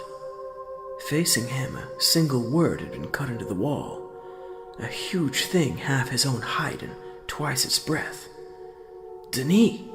There was no mistaking it. It was a Denis word. Atrus stared at it, not recognizing it, but committing it to memory. Until now, he had only half believed the things his grandmother had told him. There were days, indeed, when he had imagined that she had made the books on her shelves herself. In the same way, she seemed to conjure her paintings from the air, or turn a piece of unformed rock into an exquisite carved figure. Such thoughts had disturbed him, for he had never known his grandmother to lie. Yet the tales were so strange, so fantastic, that he found it hard to believe that such things had ever really happened. Atrus began to back away, to head back for the entrance, but as he did, he almost slipped on something beneath his feet. It rolled away from him, beginning to glow, softly at first, then brightly, its warm red light filling the tunnel. He went across and crouched beside it, putting his hand out tentatively to see if it were hot. Satisfied it was cool, he picked it up, holding it between his thumb and forefinger to study it. It was a small, perfectly rounded rock, a marble of some kind. He had collected rocks and crystals for almost 10 years now, but he had never seen its like.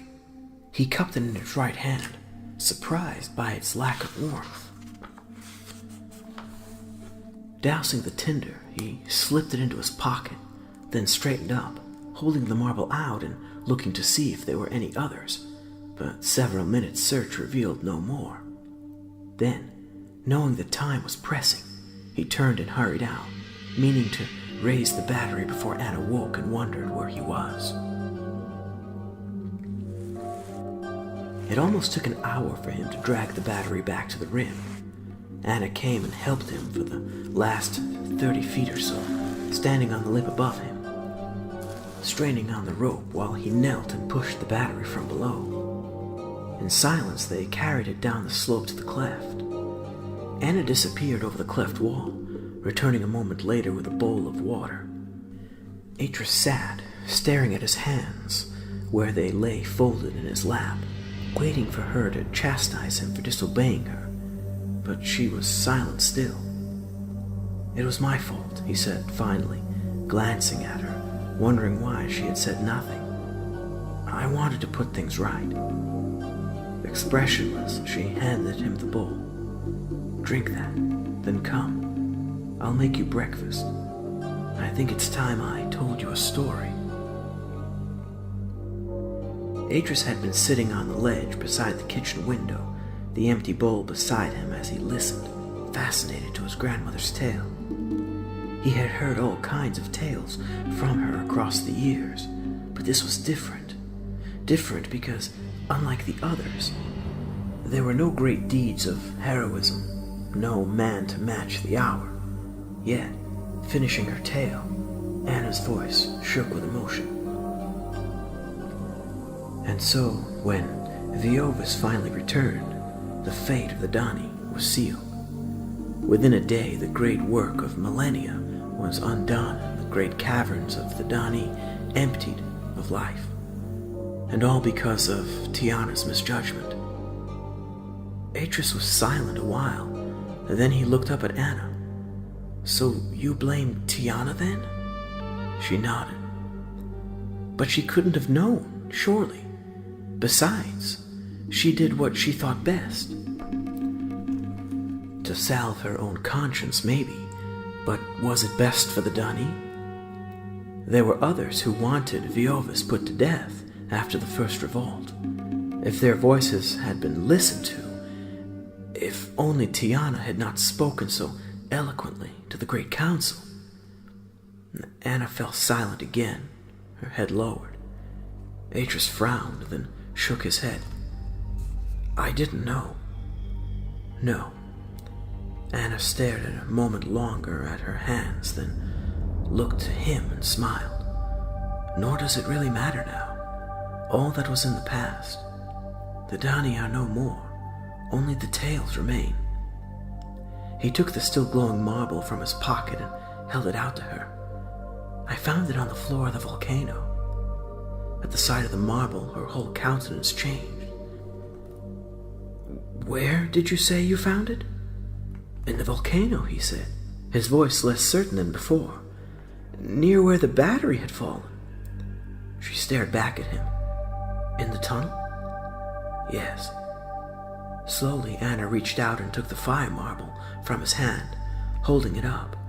She dropped it suddenly into the bowl of water at her side. Instantly, it was extinguished. You must not go there again, Atrus. It's very dangerous down there. But grandmother...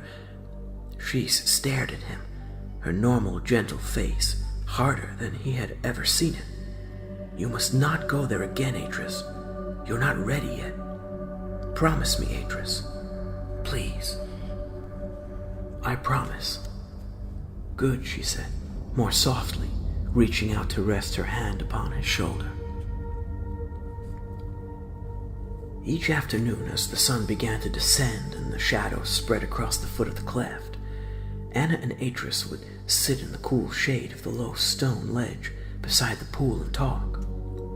Today, Atrus had brought his journal out and sat there, the ink pot beside him on the ledge, copying out the word Anna had drawn on a loose sheet. For a while he was silent, concentrating, his keen eyes flickering from Anna's drawing to his own, checking he had the complex figure right. Then he looked up. Grandmother? Anna, who was sitting back with her head against the cool stone wall, her eyes closed, answered him quietly. Yes, Atrus? I still don't understand. You say there's no English equivalent to this word, but I can't see why that should be. Surely they had the same things as us. She opened her eyes and sat forward, stretching out her bare brown toes. Then, placing her hands on her knees, she looked at him. Words aren't just words, Atrus. Words are, well, let me see if I can explain it simply. At the simplest level, a word can be a label. Tree, sand, rock. When you use such words, we know roughly what is meant by them. We can see them in our mind's eye. Oh, what precise kind of tree or sand or rock? For that we need further words. Words which, in their turn, are also labels. A large tree, maybe a palm tree, red sand, or maybe fine sand, jagged rocks, or maybe limestone rocks. The first word alters our sense of the second word in a fairly precise manner. At another level, words can represent ideas, love, intelligence, loyalty. These, as I'm sure you see at once, aren't quite so simple. You can't simply add an extra word to clarify what we mean, particularly when ideas aren't simple ones. To get the real meaning of such concepts, we need to refine them in several ways. Love, for instance, might be mixed with pride and hope, or perhaps with jealousy and fear. Intelligence, likewise, might refer to the unthinking, instinctive intelligence of an ant, or the deeper, more emotionally rooted intelligence of man. And even within men, intelligence takes on many separate forms. It can be slow and deep, or quick and sparkling.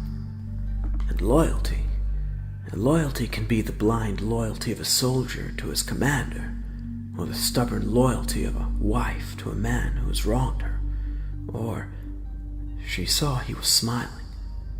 What is it? He handed her the loose sheet back. I think I see, at last.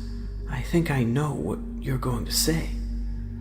Anna found herself grinning, pleased as ever by his quickness, his perceptiveness. Atrus rarely needed to be told a thing twice, and often, as now, he was way ahead of her. Go on, she said.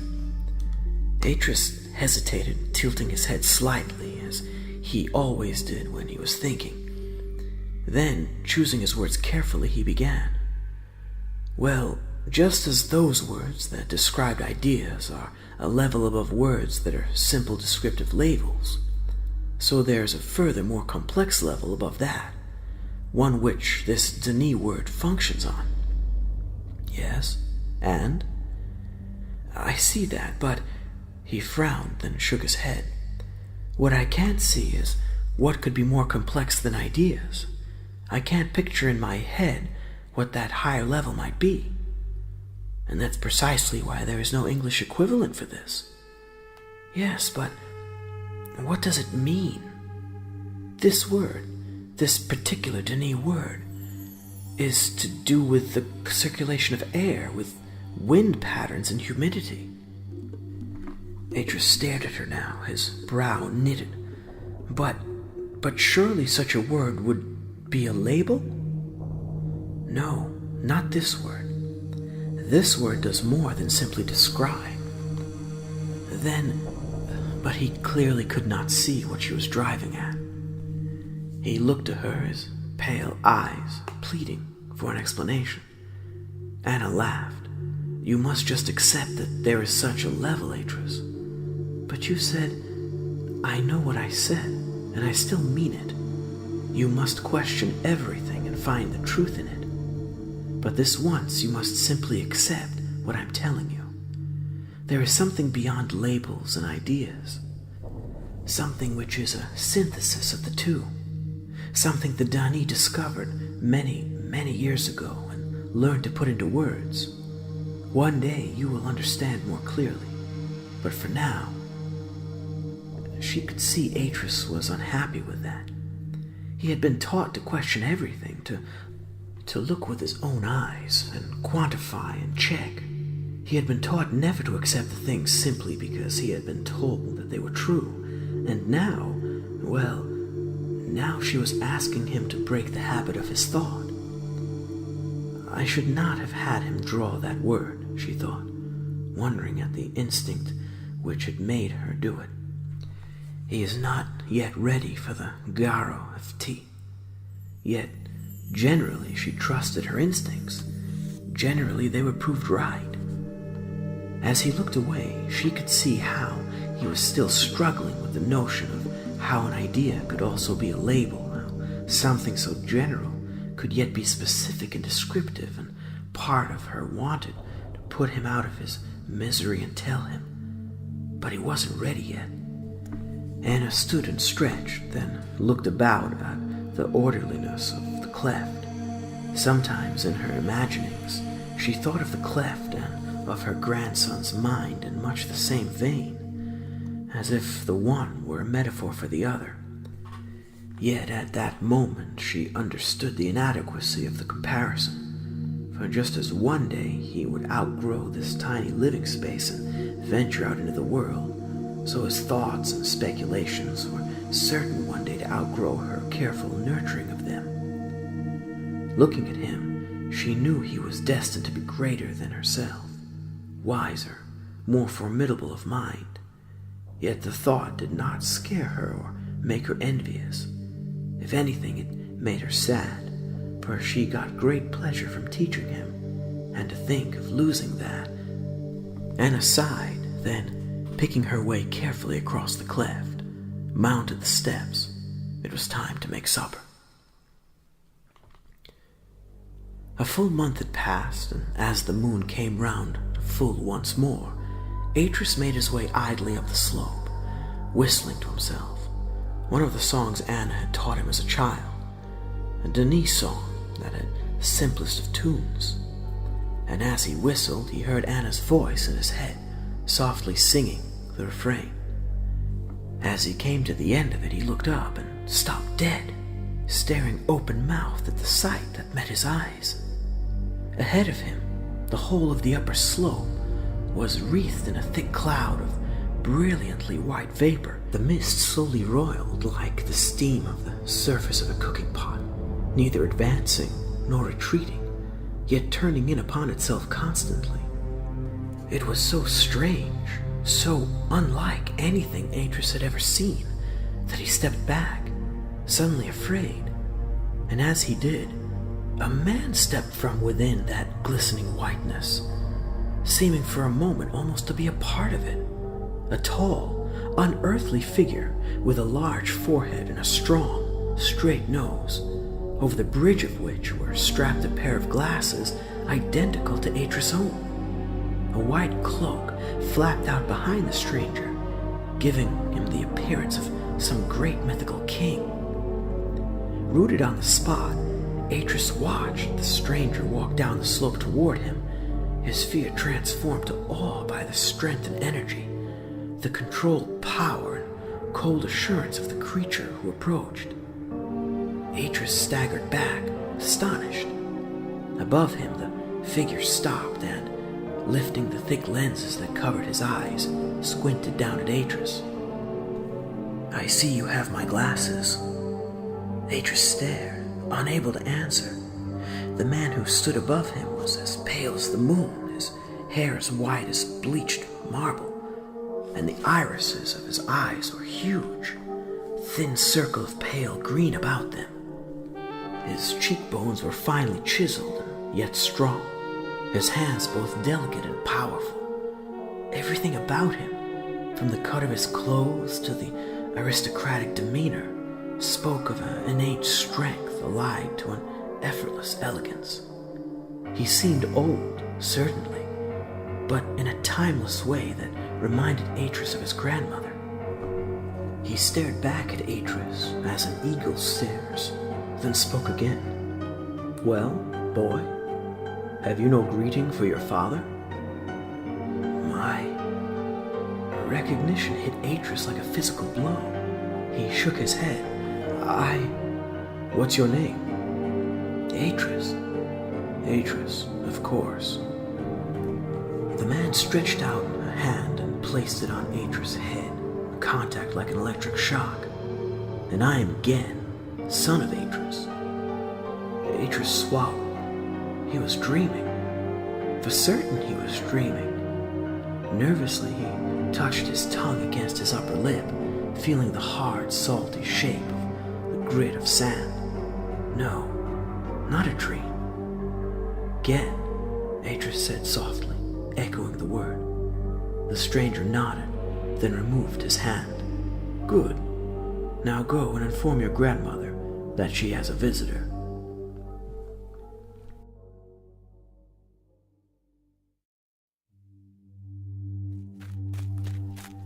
Atrus ran down the moonlit slope, calling to Anna loudly as he ran. the dust flying up behind him. As he came to the cleft wall, he almost vaulted it, forgetting to remove his sandals. "Grandmother, grandmother!" Her head poked from the kitchen window, startled. "What's happened?" Atrus stood on the swaying bridge, breathless, gasping his answer. "A stranger's come. He sent me ahead of him." Anna's mouth fell open. "Again," she said, almost whispering the word. Then, collecting herself, she ducked back inside. There was a sound of a metal bowl falling against the stone floor, and then the outside door flew open. Barefoot, she hurried down the steps that hugged the wall, her haste surprising Atrus. "Grandmother?" But she barely seemed to heed him as she circled the narrow rim of the inner wall and began to climb the rung ladder. Atrus turned, watching as she clambered up onto the cleft wall, even as the stranger with the ash-white hair, the man who called himself his father, strode across and stopped, barely 10 feet from the cleft. "Mother?" he asked quietly, tilting his head slightly. "Again," she said once more, hesitating. Then she stepped closer, hugging him tightly. "Where have you been, my son? Why in the Maker's name did you not come back?" But Atrus, watching, noticed how the warmth of her embrace was not reciprocated, how lightly the stranger's hands touched her shoulders, how distant he was as he stepped back from her, like a great lord from one of his tales. "I come to see the child," he said, as if he had not heard her. "I came to see my son."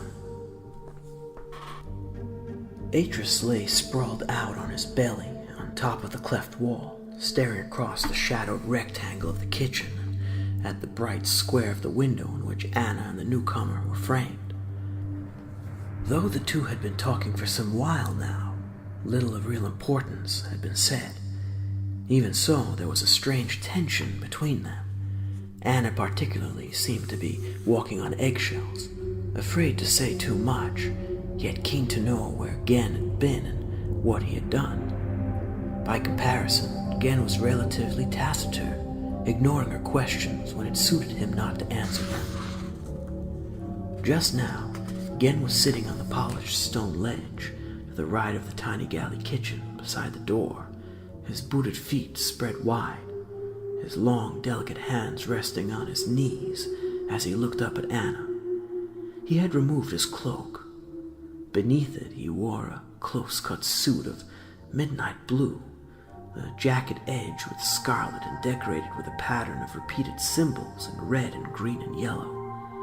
It was so rich, so marvelous, Atrus could barely keep his eyes from it. But there were other fantastic things to be seen, not least of which was the pipe that lay beside him on the ledge.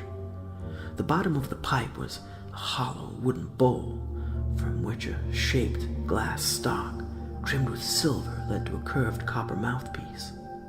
A tiny domed cap was set into the bowl in front of the stalk, while the center of the bowl, feeding into the glass of the stalk, was a thick silver spindle. As Atrus watched, Gen took a tiny glass sphere from his pouch in the thick leather belt he wore, turning it upside down. Gen shook it gently, revealing a clear liquid that moved slowly, glutinously, its surface reflecting the yellow lamplight like oil. Resting the sphere on his knees, Gen unscrewed the lid to the spindle and set it aside, then poured a tiny amount of the liquid into the stock and replaced the lid. Then, taking a small leather bag from his jacket pocket, he took something from inside. Atrus gasped. It looked like the marble he had found earlier. Gen placed it within the domed cap. Anna turned from where she stood and looked at Gen. "Will you be staying long?" Gen glanced at her, then replaced the lid of the cap. "No, I have to leave tomorrow," he answered, his voice heavily accented. "Ah." There was regret in Anna's voice, hurt in those dark, familiar eyes. "It's just that, well, I thought you might stay with Atrus a while. Get to know him, perhaps." He's a good boy. You'd be proud of him.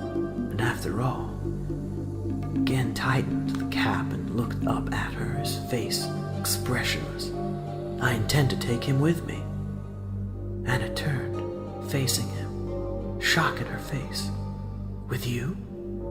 Atrus, watching from the darkness, felt his pulse quicken, his mouth grow dry, and his heart was thudding in his chest.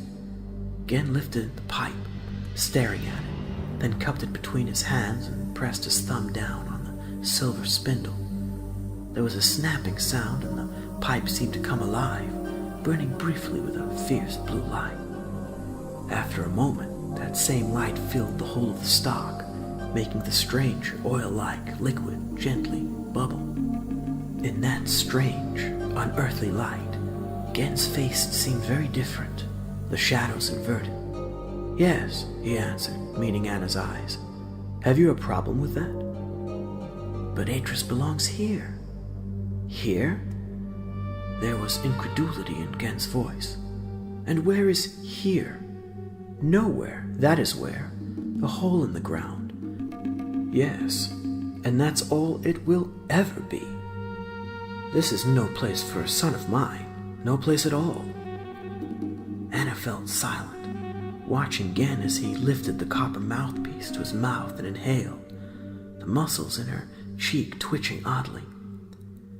Then she spoke again, quieter than before, yet with a firmness Atrus recognized at once. But he's not ready yet. He's too young. There's so much he has to learn. Taking the pipe from his mouth, Gen interrupted her. Of course Atrus is ready. Why, he is exactly the age I was when I first left here. And as for his education, that is the very reason I returned, so that I could teach him. You? Anna's tone was incredulous, yet Gen seemed indifferent to her criticism. Who better? I am at least educated to the task, and I am his father. Gen set the pipe down and leaned toward Anna, frowning. You did tell him about me. She looked away, tightness in her face. Gen stood angry now. You mean you told him nothing? Kirith, curse you, woman! How could you? Anna kept her voice low, conscious of Atrus outside listening. And what was I to say? That his father left the very hour he was born? That he didn't even care enough to name him? I would have called him Atrus. You know that. She turned back, glaring at him, suddenly explosively angry. Yes, but you didn't. I did. Yes, and I raised him. Me, Gen. Not you.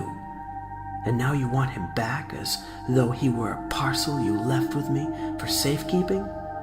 But boys aren't parcels, Gen. They're living, growing things.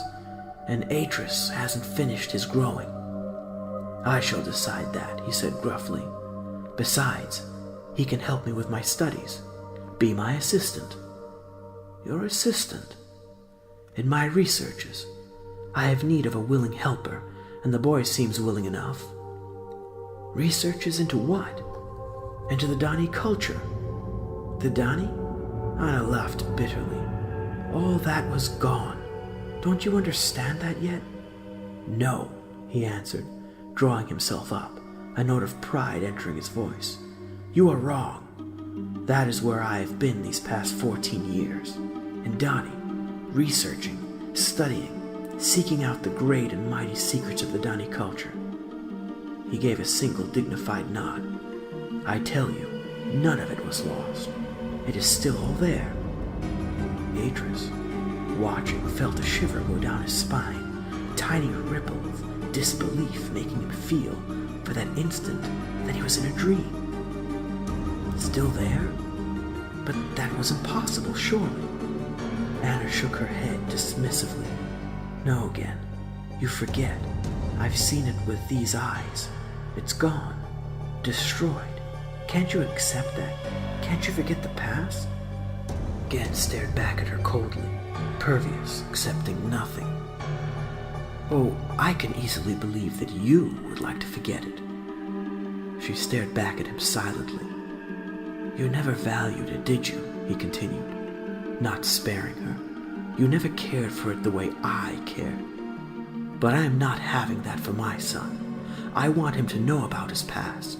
I want him to be proud of it the way I am proud of it. He bristled with indignation. I shall not betray him the way you betrayed me. Again, how can you say that? I did my best for you. Your best? And how good was your best? This hole in the ground you call a home? Is this your best? Anna looked away.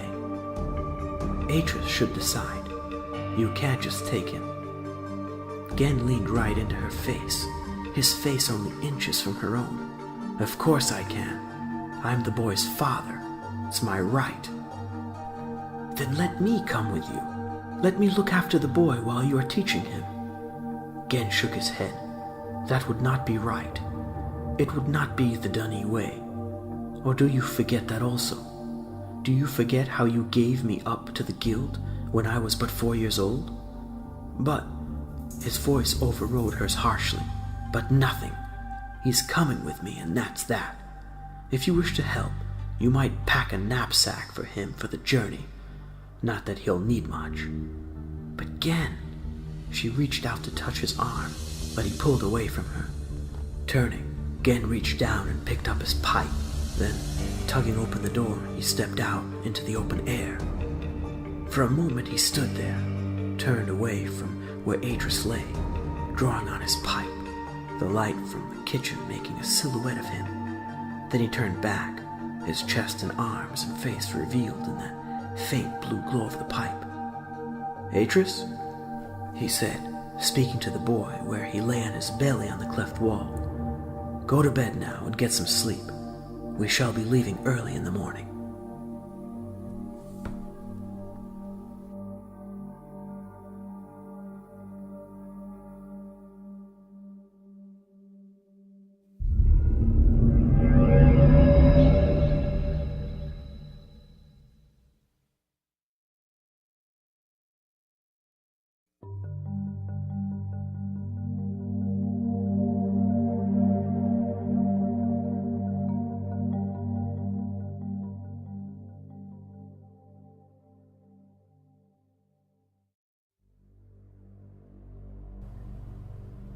Crouching beside his mother's grave, Atrus leaned across and, careful not to disturb the earth, plucked one of the delicate blue flowers.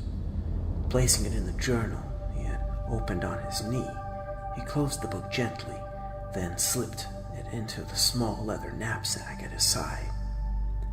For a moment he simply stared, taking in the sight.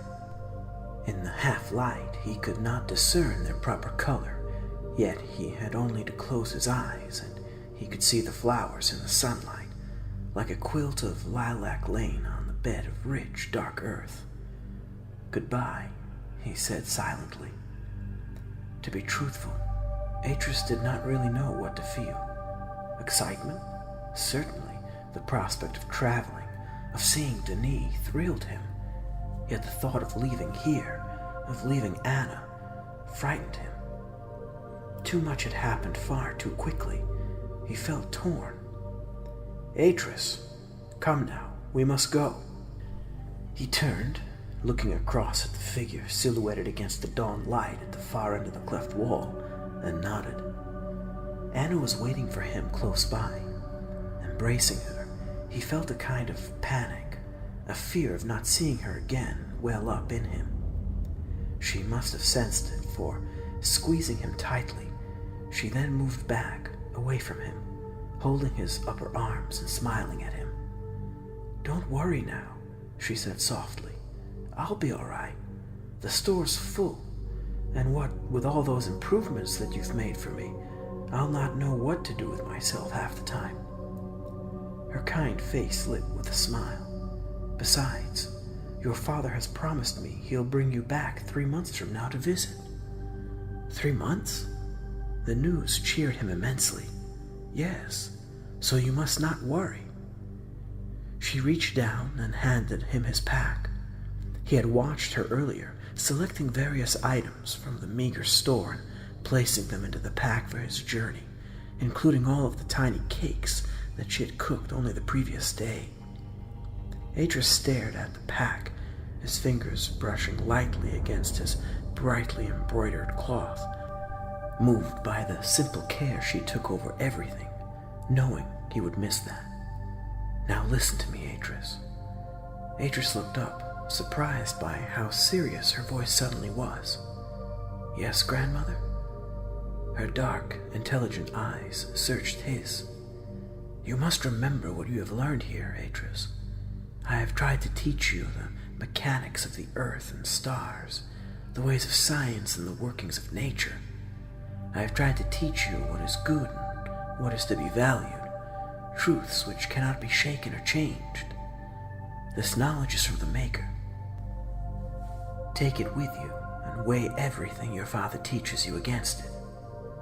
Anna paused, then leaned in toward him slightly, lowering her voice. "I no longer know him, but I know you, Atrus. Measure your own deeds against the truths I have taught you. If you act for self-gain, then no good can come of it. If you act selflessly, then you act well for all, and you must not be afraid." Anna moved back, smiling once more. "The journey down will be long and hard, but I want you to be brave, Atrus. More than that, I want you to be truthful, to be a better son to your father than fate allowed him to be with us." "I don't understand," he began, but she shook her head as if it didn't matter. "Do what your father asks, but most of all, Atrus, do not violate what is in your nature. You understand me?" "I think so, grandmother." "Then I have no fears for you." He embraced her again, gripping her tightly and kissing her neck. Then, turning from her, he climbed the steps and crossed the rope bridge. At the cleft wall he turned, looking back at her, his eyes briefly taking in the familiar sights of the cleft, its shape like a scar in his memory. Anna had climbed the steps and now stood on the narrow balcony outside her room. Lifting an arm, she waved. "Take care on your journey down. I'll see you in 3 months." Atrus waved back, then, heaving a deep sigh, turned and jumped down from the wall, following his father up the slope of the volcano.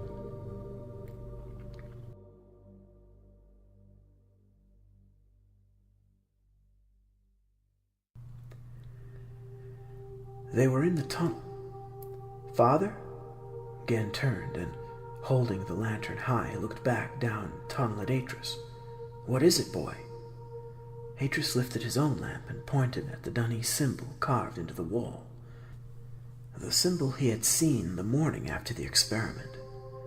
"This sign, father, what does it mean?" Gen motioned him impatiently. "Come on now, Atrus. Catch up. We've wasted enough time as it is. There will be an occasion for such things later." Atrus stared at the intricate symbol a moment longer, then, hiding his disappointment, turned away, hurrying to catch up with his father. "We need to make up time," Gen said, as Atrus came alongside.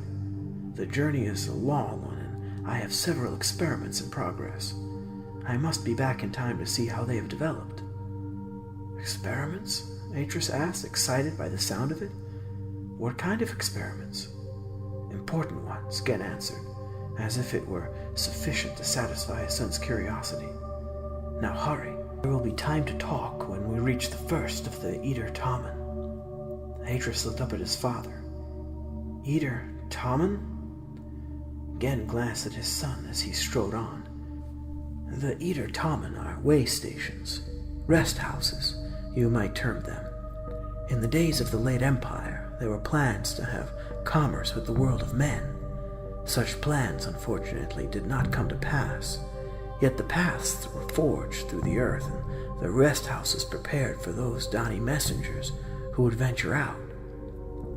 Atrus looked back at his father, astonished. "And this tunnel? Is this Denis?" Gen shook his head.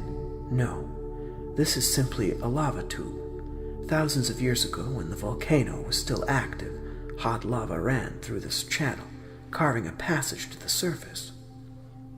Again, Atrus felt a surge of disappointment. The walls of the tunnel had been so smooth, its shape so perfectly round. He had been sure it must have been a product of Denis construction. Yes, Gen continued, but you will see things before our journey is done that will make you forget this tiny wormhole. Now, come over to the left, Atrus, and get behind me. The tunnel slopes steeply just ahead.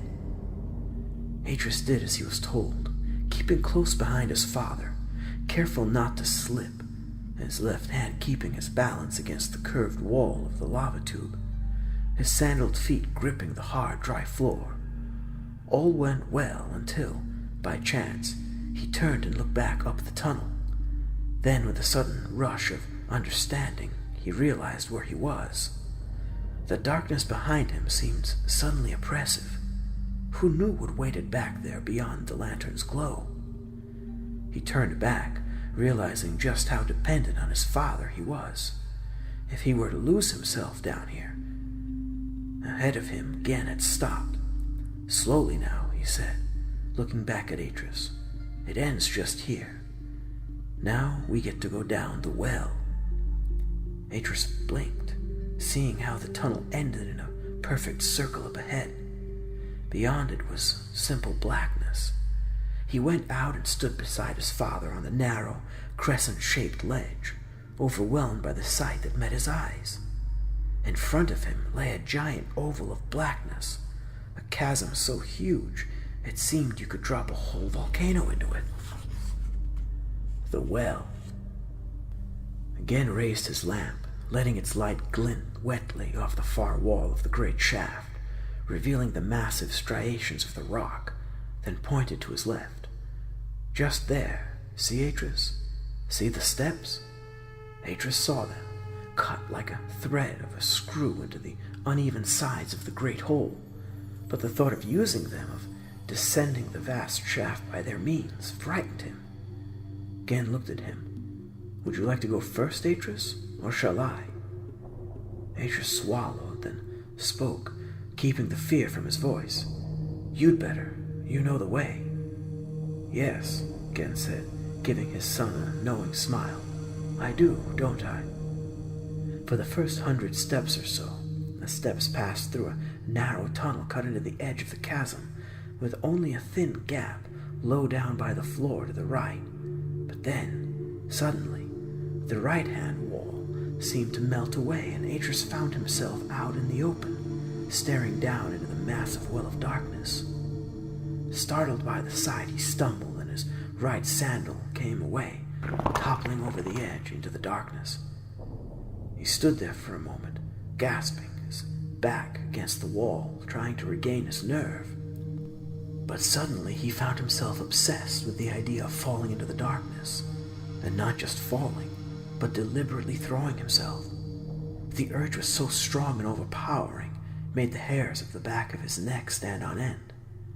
Below him, almost directly opposite him across the great shaft, Gen continued his descent, unaware, it seemed, of the immense danger, stepping lightly, almost effortlessly, down the spiral, his lamplight casting flickering shadows on the groined and striated rock before he vanished inside another of the narrow tunnels. I must go on, Atrus told himself, freeing his left foot from the sandal, yet the fear he felt froze his muscles. It was like a dream, an evil dream. Even so, he forced himself to move, taking first one step and then another, each step an effort of sheer will. If I fall, I die. If I fall... His father's voice echoed across the vast open space. Atrus? He stopped, his shoulder pressed against the wall, and closed his eyes. Yes, Father? Do you want me to come back for you? Would you like me to hold your hand, perhaps? He wanted to say yes, but something in Gen's voice, the faintest tone of criticism, stopped him. He opened his eyes again, and steeling himself, answered, "No, I'll be right there." "Good. But not so slow, eh? We cannot spend too much time here. Not if I am to be back in time." Controlling his fear, Atrus began to descend once more. "Imagine you're inside a tree," he told himself. "Imagine it." And suddenly, he could see it vividly, as if it were an illustration of one of his grandmother's books. He could picture it in the brilliant sunlight, its branches stretching from horizon to horizon. A tiny crescent moon snagged among its massive leaves. Why, even the blades of grass about its trunk were several times the height of a man. Halfway down, there was a depression in the side of the shaft, a kind of cave. Whether it was natural or Denis-made, Atrus couldn't tell, but Gen was waiting for him there, sitting on a carved stone ledge, calmly smoking his pipe. "Are you all right, Atrus?" he asked casually. "I'm fine now," Atrus answered genuinely. There was a moment. He fell silent, seeing his father wasn't listening. Gen had taken out a tiny notebook with a tanned leather cover and was studying it as he smoked. Atrus glimpsed a diagram of paths and tunnels. With a tiny grunt, Gen closed the book and pocketed it again, then looked up at Atrus. "You go ahead. I'll finish my pipe and catch up with you."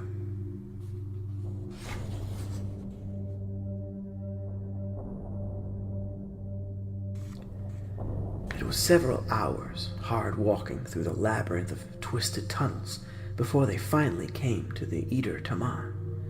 The Dani way station was built into the recess of a large cave, its black, perfectly finished marble in stark contrast to the cave's natural limestone. Atrus walked over to it and, holding up the lantern, ran his fingers across the satin, smooth surface, marveling at the lack of the evident joints between the blocks, the way his own image was reflected back to him in the stone. And it was as though the stone had been baked like melted tar, then set and polished like a mirror. Real, Atrus thought, amazed by it. Gen, meanwhile, had walked across to face the door, which was deeply recessed into the stone. Reaching into the neck of his tunic, he drew out a magnificent golden chain which, until that moment, had been hidden from sight. On the end of it was a bevel-edged key, a thick, black thing streaked with red. Placing this into one of the matching shapes, recessed into the door, Gen pushed until it clicked. There was a moment's silence, then a strange clunk, clunk, clunk, and the sound of metal grating sliding back. He removed the key and stepped back. As he did, the door slid into the stone, revealing a dimly lit interior. Gen stepped inside. Atrus, following, stopped just inside the room, surprised to see how big it was. There were low utility bunks to either side of the dormitory-sized room, and a door at the end led through to what Atrus assumed was either a kitchen or a washroom of some kind. He looked to his father. "Why are we stopping?" To his surprise, Gen yawned. "Because the hour is late," he answered, "and because I am tired." "But I thought—" Gen raised his hand, as if to stop any further argument. Then turning, he gestured toward a large knapsack that rested on the bunk in the right-hand corner. "That is yours," Gen said unceremoniously. "You can change an hour later. It is entirely up to you." Atrus went across and, unfastening the leather buckle, looked inside. Frowning, he tipped the bag up, spilling its contents onto the mattress. Standing back, he gave a little laugh, surprised, then turned, and looking to Gen, who was sitting on the edge of one of the facing bunks, pulled off his boots. "Thank you," he said. "I'll change later if that's all right." Gen grunted. "Do as you will, lad, but I would not sleep in the boots if I were you. I don't know if they fit. I had to guess at the size." Atrus turned back, gently brushing one of the boots with his fingertips, then lifted it, cradling it, sniffing in its rich, deep smell. It was strangely beautiful. Studying it, he could see that it had never been worn before. Beside the knee-length boots, there was a cloak, a smaller version of his father's black shirt with a strange book symbol on it, a skull-shaped hat made of some kind of metal that seemed soft unless you really pressed it hard, and a small leather and metal pouch. Atrus squatted on the edge of the bed to examine this last, untying the drawstring and peering inside. For a moment, he didn't understand. Then, with a gasp of delight, he poured a number of the tiny objects out into his palm. Fire marbles. It was a whole pouch of fire marbles. Why, there must have been 50, 60 of them. He looked to his father, meaning to thank him again, but Gen was sprawled out on his back, fast asleep. Going across, Atrus stood there a moment, staring down at his father. In sleep, he could see the similarities to Anna, in the shape of Gen's chin and mouth particularly. Both had striking, noble faces. Both had that same mixture of strength and delicacy in their features. Yes, now that he had a chance to really look, he could see that it was only the pallor of Gen's skin, the ash whiteness of his hair, that made him seem so different. That, and the dignified assurity of his manner. Noticing that Gen had removed only one of his boots, Atrus gently eased the other boot off and set the two side by side at the head of the bunk. Then, taking the cover from the adjacent bunk, he spread it out over his father. He was about to move away when something drew his attention. Reaching down, he picked up the pipe from where it had fallen. For a moment, he held it up, studying the engravings that covered the silver bands about the stock, astonished by the detail of the work. Curious, he placed the spout beneath his nose and sniffed. It had a strange, sweet scent, the same as that he had noticed on his father's breath. With a sigh, Atrus placed the pipe beside the boots, then went back across, sitting there a while, his fingers idly sorting the fire marbles, noting the variations of color and size. Then, putting them away, he set the pouch down on the floor beside the bunk and stretched out, his hands behind his head. He was asleep in an instant.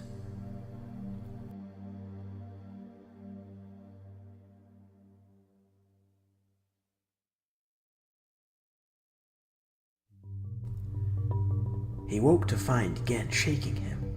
"Come on, lad. We have a long journey ahead of us today. Get changed and we shall be off." Atrus sat up slowly, wondering where he was, surprised not to find himself on the ledge in his own room, his mattress beneath him, the smell of his grandmother's cooking in the air. Knuckling his eyes, he put his feet round onto the floor, struck at once by how cold it was, how damp the air. Feeling sluggish and despondent, Atrus stood, beginning to dress, the texture and the smell of the new clothes, their smooth softness after the roughness of his own garments, making him feel strange. Pulling on the boots, he felt extremely odd, transformed almost, as if the change went deeper than the surface of appearance. Atrus looked about him, as if at any moment he might wake, but he could not delude himself. He was awake, and he was traveling with his father down into the depths of the earth. That thought now thrilled him. He looked again. "Will we reach Dani today, father?"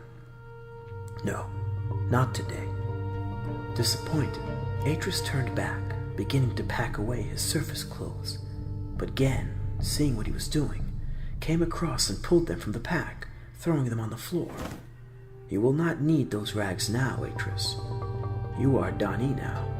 You shall wear only Dani clothes henceforth." Atrus stared at the discarded clothes, reluctant to part with them. They were a link to the past, to Anna and the cleft. To leave them here seemed impossible. "Well, boy, what are you waiting for?" Atrus looked up, stung by the sharpness of his father's voice, then, remembering his promise to Anna, bowed his head obediently. Slipping his own bag into the knapsack, he packed the pouch of fire marbles in the strange protective hat. "Good," Gen said, nodding decisively as he heaved his knapsack onto his shoulders. "We shall eat as we go along." Atrus blinked, wondering just what his father had in mind, but it was clear Gen was in no mood for explanations. Buckling his own knapsack, Atrus threw it over his shoulder, then followed his father out. They went down through an ant's nest of damp, narrow tunnels that from time to time would open out into small caverns before running on into the rock. At the bottom of a particularly steep and narrow tunnel, they emerged into the largest cavern they had yet encountered. The ceiling was 40, maybe 50 feet above them, while the light from their lanterns revealed only the nearer end of the tunnel, the far end being obscured in darkness. Ahead and to their left, a long pool hugged the rock, while to the right, the way was made difficult by jumbled slope of small boulders. Stopping, Gen removed his pack and took out what looked to Atrus like some sort of pot or candy. Setting it down, he then took out his hat and, turning to Atrus, gestured that he should do the same. "The way gets difficult from here," he said. "You'll be grateful for those boots before long." But Atrus wasn't so sure. The boots might look beautiful and smell wonderful, but already both of his heels and the outside of the big toe in his right foot were beginning to rub uncomfortably. Taking his knapsack off, he found the dunny helmet and strapped it on, then looked to his father. Gen shrugged on his pack, then, reaching down, picked up the pot. "Come on," he said, turning to smile at Atrus.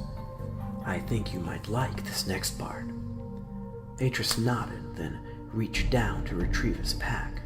As he did, the whole of the cave in front of him lit up, as if a breach had suddenly been made in the roof and the sunlight had rushed in.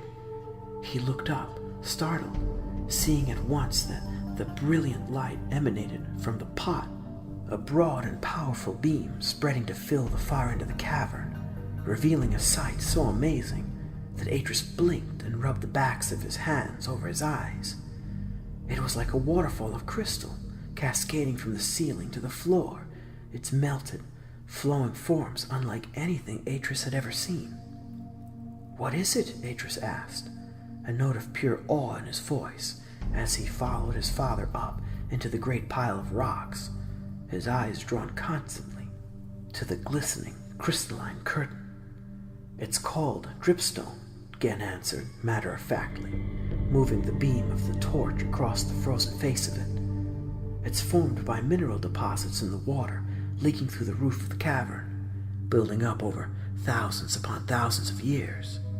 Such deposits take many forms: flowstone and dripstone, stalactites and stalagmites, shelfstone and helictites.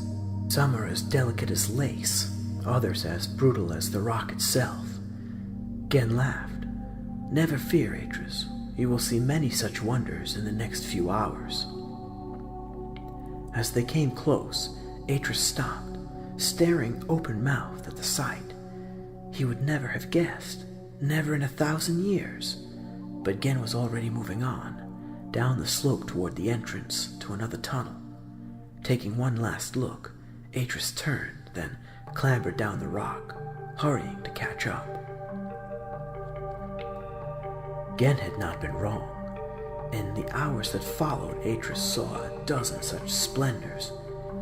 Caves filled with long, delicate columns, no thicker than his arm, jutting like an inverted crystal forest from the ceiling, or huge but delicately ridged candles, endless fringes of tiny frozen fingers dripping from them, melting into the fluid rock. At the same time, however, his boots began to chafe him badly. Discomfort became soreness, which in turn became pain, such that after a while, Atrus could not take a single step without wincing. When finally they stopped, in a long, low cave that was edged with shallow pools, the first thing he did was to remove one of his boots.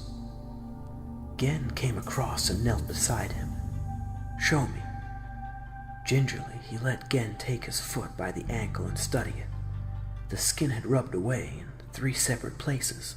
Blood streaked his heel and between his toes. Gen looked up at him soberly, as if to judge his reaction. "I have some ointment in my pack. It ought to alleviate your discomfort." Atrus quickly applied the cream and bandaged his feet, then pulled on his boots again. "Good," Gen said, pleased with him. "Then let us proceed. The path begins just ahead of us." Atrus stood slowly, flexing his toes within the bandages. "The path?" "Into Denis," Gen said, slipping his pack back on. The words raised Atrus' spirits, making him momentarily forget his injuries. Denis, he thought, his mind filled with a dozen colorful images from the tales his grandmother had told him over the years. Denis.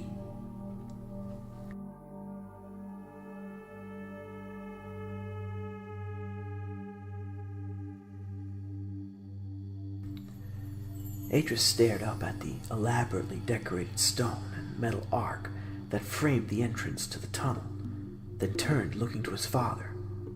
"Are we there?" "No," Gen answered, "but this is where the path begins."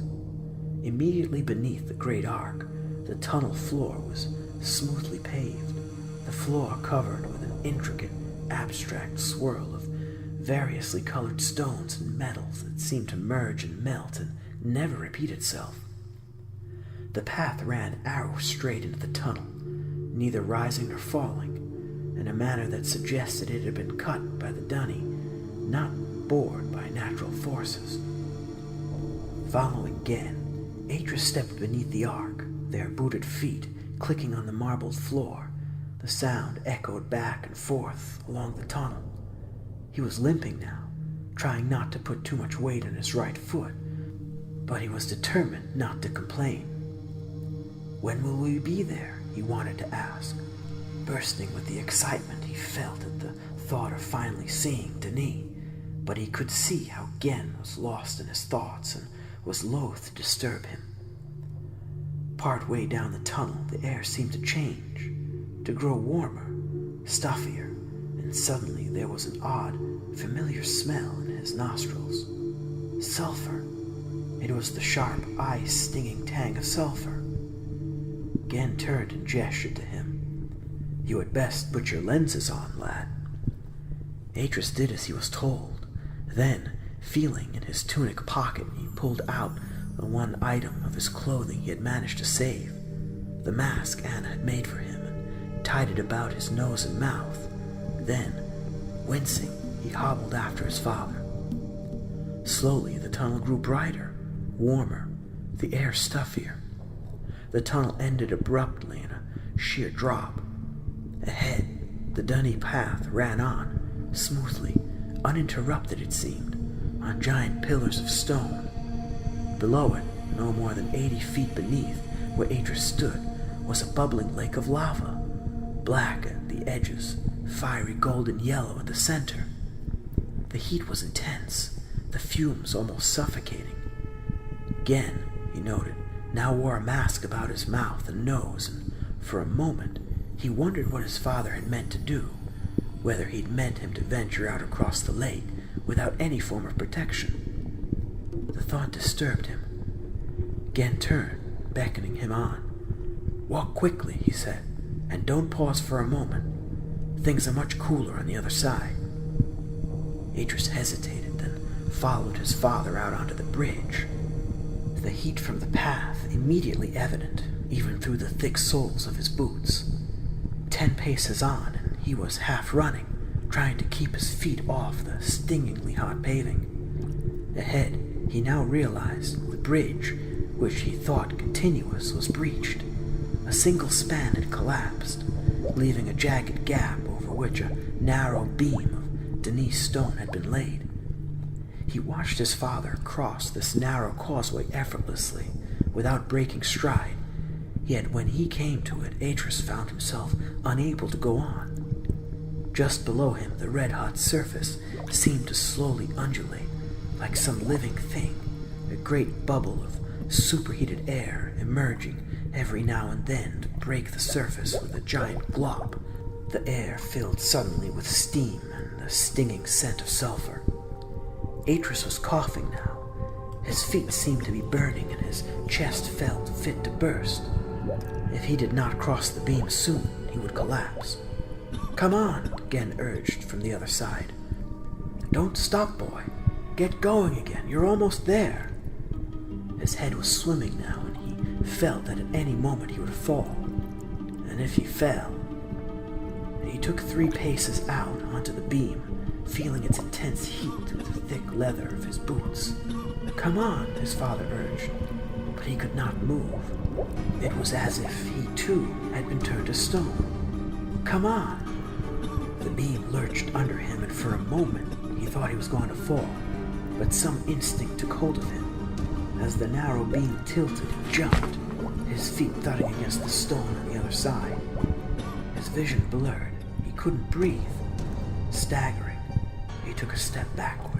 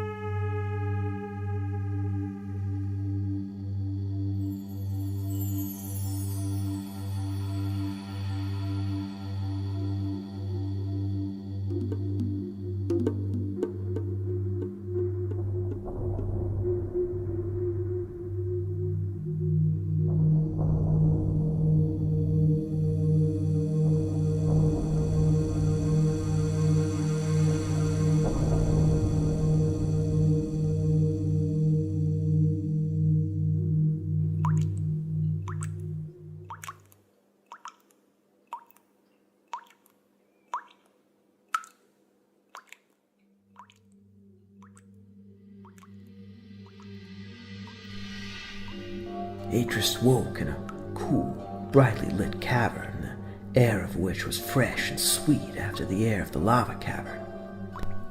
There was a blanket over him, and from close by he could hear the echoing drip, drip, drip of water. Shivering, he sat up, wondering where he was, and immediately saw his father less than 30 feet away, standing beside a pool, the surface of which seemed to glow as if illuminated from below. His feet and legs ached, and his head still felt strangely heavy, but otherwise he felt all right. Piecing things together, he began to understand. He had almost fallen from the bridge. His father must have rescued him. Thinking of it, he looked down, smiling. It was the kind of thing Anna would have done. The same thing he himself would have done had their positions been reversed. Atrus looked across again, trying to get the measure of this man, this stranger who had come into his life so suddenly and changed it. He was strange, there was no doubting it, and his manner was abrupt, almost to the point of rudeness. But maybe there was a reason for that. Maybe he was simply not used to dealing with people, as unused to the idea of a son as he, Atrus, was unused to the idea of a father. If so, he should make allowances, until they knew each other better, until that tie of blood was also in friendship. This line of reasoning cheered him. Throwing off the blanket, he got up and hobbled over to where his father stood, standing beside him silently, looking out across the strangely lit pool. "What does that?" he asked, pointing to the water's surface. Gen turned. He had clearly been preoccupied with some matter. "Ah, Atrus, you're up." I guess I have to thank you." Gen shrugged, then looked back across the pond. "It's good to talk again," he said, pushing out his chin in a strange gesture. "It's been very isolated down here on my own. I've longed for a companion for a long time now. An intellectual companion, that is. When I knew you were alive, well," he turned. "To be honest with you, Atrus, I was surprised. I did not expect you to survive. But I was pleased. I thought we might get on, eventually." Atrus smiled shyly. "I hope so. I want to learn." "Good. That is a healthy attitude to have. Then, are you up to traveling on? I have been pushing you, I realize, but there is good reason." "I'll be okay," Atrus said, feeling a sudden warmth toward his father. "It's just so strange." Gen stared at him thoughtfully. "Yes, I suppose it must be, after the cleft. But the best of it lies ahead, Atrus. And I mean the best. Denis. Tonight we shall reach Denis." Atrus' face lit. "Tonight?" Then an expression of confusion crossed his features. "But what time is it now? Morning? Afternoon? I can't follow it any longer. Down here time seems to have no meaning." Gen took out his Denis timer and handed it to Atrus. "See there," he said, indicating the 5 differently shaded sectors, 3 light, 2 dark, that were marked on the circular face. A thin trail of silver spiraled from the center of the circle, stopping just inside the second of the lightly shaded sectors. Right now, it is in the Denis midday.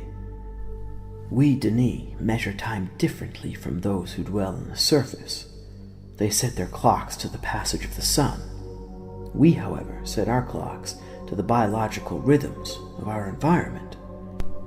Each of those sectors represents just over 6 hours in surface time. So the Denis day is longer? Very good, Atrus. You learn quickly." Gen took the timer back and, shaking it, held it to his ear, almost as if to check it was still working. Then, satisfied, he slipped it back into his pocket and looked at Atrus. "If you're ready." Despite Atrus' expectations, their way grew harder. Fallen rock blocked the way in several places, and they had to climb over piles of jagged stone or squeeze through narrow gaps. The tunnels, too, seemed to grow smaller and darker, and though he could not be sure of it, Atrus sensed that they had long strayed from the straight path that led direct to Denis. Certainly there was no sign of that wonderful stone and metal path beneath their feet. Despite everything, however, his spirits were high, his whole being filled with the excited anticipation that coursed like a drug in his veins. Denis. He would soon be in Denis. Why, even the dull pain in his feet seemed insignificant beside that fact. They had traveled only an hour or so when Gen called back to him and told him to get over to the right. Just ahead, part of the tunnel floor had fallen away to form a kind of pit. As they edged around it, he could see, far below, a valley with what looked like a broad, dark river flowing through it. He strained his ears, thinking he could faintly hear the sound of it, a roaring, rushing noise, but could not be sure. Farther on, that noise, which he had begun to think was merely in his head, began to grow until, coming out of the tunnel into a massive opening, the far walls of which could not be glimpsed in the darkness, that same sound filled the air, seeming to shake the walls on every side. The air was damp and cold, tiny particles of glittering mist dancing in the light from their lanterns. Atrus backed against the wall. Then, as Gen switched on the big lamp, he saw what it was. The water fell a solid sheet from a ledge 200 feet above them, plunging 1,000 feet into a massive pool below. In the torch's beam, the light was like solid crystal. Atrus turned, in time to glimpse Gen returning the notebook to his inner pocket. He gestured past Atrus, indicating the way with his torch, the beam illuminating the broad ledge that circled the massive cavern. Coming out into the smaller cavern at the back of the falls, Gen stopped and called him over, holding his lantern out over a shelf of rock that was filled with crystal clear water. Atrus leaned close to look, then gave a little gasp of surprise. In the water there were a number of long, colorless fish that looked like worms. They had frilled, transparent gills and fins. As he looked, they scurried across and, slipping through a tiny rent in the lip of the rock, seemed to jump into the pool below with a plip, plop, plip that echoed throughout that tiny space. "What are they?" Atrus asked, looking up into his father's eyes. "Salamanders," Gen answered. "They live down here, along with crickets, spiders, millipedes, and fish. They're troglodytic, Atrus. They never leave these caves. They're blind, too. Did you notice that?" Gen turned away and walked on, his boots churning across the littered floor of the cavern. For a long time they'd been descending. Now they began to climb, the way getting easier, until the tunnel they were following suddenly swung around to the right and met a second, larger tunnel. Stepping out into it, Atrus gave a little gasp of surprise. It was the Denis path. Both ahead and behind it stretched away, straight and perfectly cylindrical into the darkness of the rock. Staring back at the way they'd come, he understood what they must have done. For some reason, cave-in possibly, the straight path had been blocked and they had taken an alternate route. For a moment he recollected his father studying the diagrams and his notebook and the faint anxiety that had been in his eyes, and wondered how he had come upon these paths, whether it had been a question of stumbling aimlessly in the darkness, constantly tracing and retracing his paths until he'd found a way through. "Atrus?" He turned. Gen was already 50 feet up the tunnel. "I'm coming," he said, hobbling to catch up. But in his mind he was imagining his father, all those years ago, when he had first returned to Denis, struggling in the darkness here beneath the earth, alone, completely and utterly alone, felt a deep admiration for the courage that had driven him. "Are we close?" "Not far," Gen answered. "The gate is just ahead." The news thrilled Atrus. Not far. There had been times when he thought that they would walk forever and never arrive, but now they were almost there. The land he'd dreamed about all his life lay just ahead, a land of wonder and mystery. Atrus hurried on, catching up with his father, keeping abreast with him as they neared the tunnel's end. He could see it now, directly ahead and beyond it, on the far side of the massive marble plaza. "Is that the gate?" he asked, awed, his voice a whisper. "That's it," Gen said, grinning proudly. "It marks the southern boundary of the Denis kingdom. Beyond it, everything for 100 miles belongs to the Denis." Atrus looked at his father, surprised that he talked of the Denis as if they still existed. Then he looked back, taking in the sheer size of the great stone gate that was revealed beyond the tunnel's exit. As they came out, he looked up and up and up, his mouth open in wonder. Though the surface was cracked in places and fragments had fallen away, littering the great expanse of marble floor that lay before him, it was still magnificent, filling the whole of the one end of what was clearly a vast cavern. The huge stone barrier plugged that space from wall to wall, its surface filled with what seemed like an infinity of intertwining shapes, of men, machines, and beasts, of flowers and shields and faces. The Denis words, some of which he recognized, all of it cut from a jet-black granite that seemed to sparkle in the light from Gen's lantern. The gate dwarfed them, like nothing they had seen so far. As he walked toward it, Atrus felt the hairs on his neck rise. Whatever he had pictured in his head, whatever he'd imagined while listening to Anna's tales, the reality exceeded it by far. Stepping beneath that arch, he looked up, its massive thickness impressing him. How had the Denis fashioned such a vast artifact? How had they cut the blocks? How had they fashioned them? From his own limited experience, he knew the difficulties of working stone, but the Denis had thought nothing of throwing up such a huge mass of it. Ahead of him, the marble floor ended abruptly. Beyond it, a cavern stretched away, its walls poked with tunnel entrances. Hundreds of them. Thousands, maybe. It was suddenly very warm, the air much closer than it had been. Gen glanced at his notebook again and began to make his way across the floor of the cavern. Selecting one of the larger tunnels, he gestured to Atrus to catch up with him, then turned and disappeared inside. The tunnel was much larger than any they had been in, with countless tunnels and smaller caverns, clearly artificially excavated, branching off. Atrus followed his father, his eyes constantly surveying what lay to either side, noticing new things every second.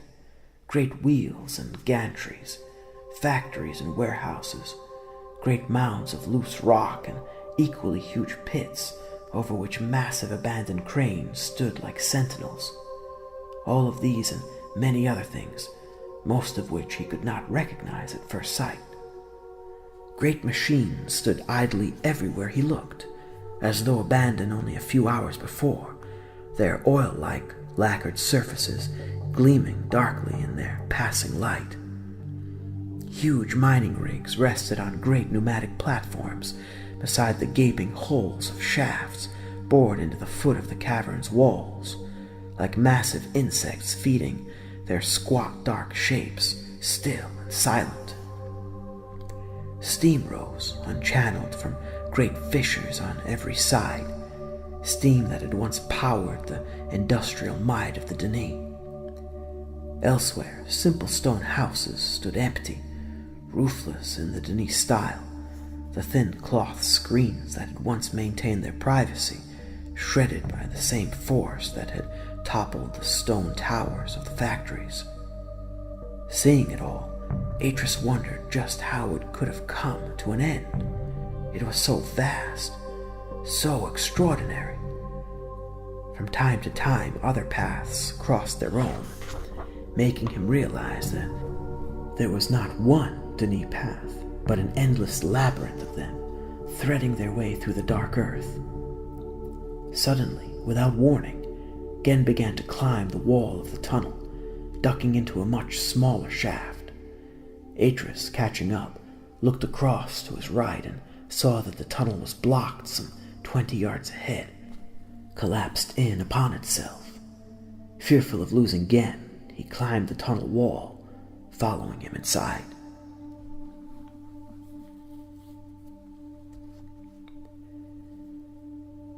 They had been walking for hours, and all the way their path had got slowly narrower, hotter, stuffier. Gen now walked with the notebook open in one hand, consulting it almost constantly.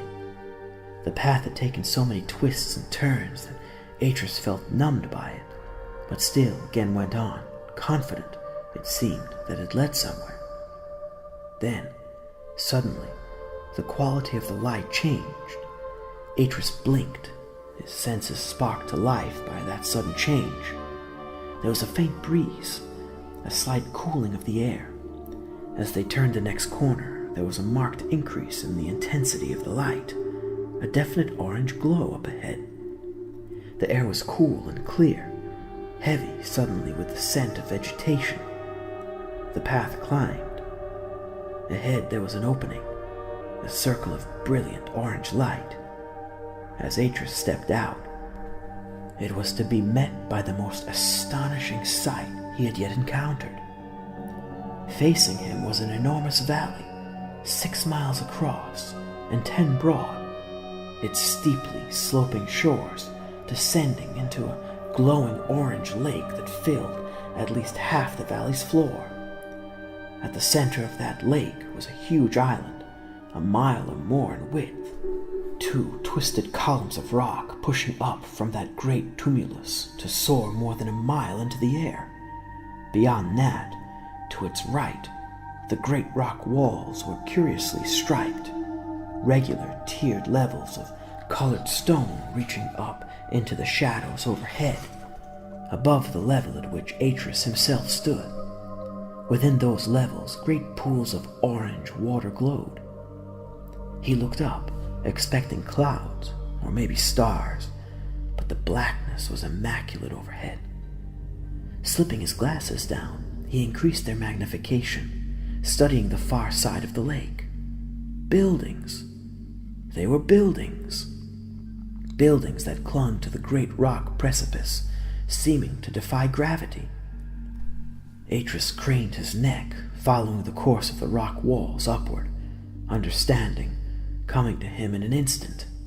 He was inside a vast, cavernous expanse.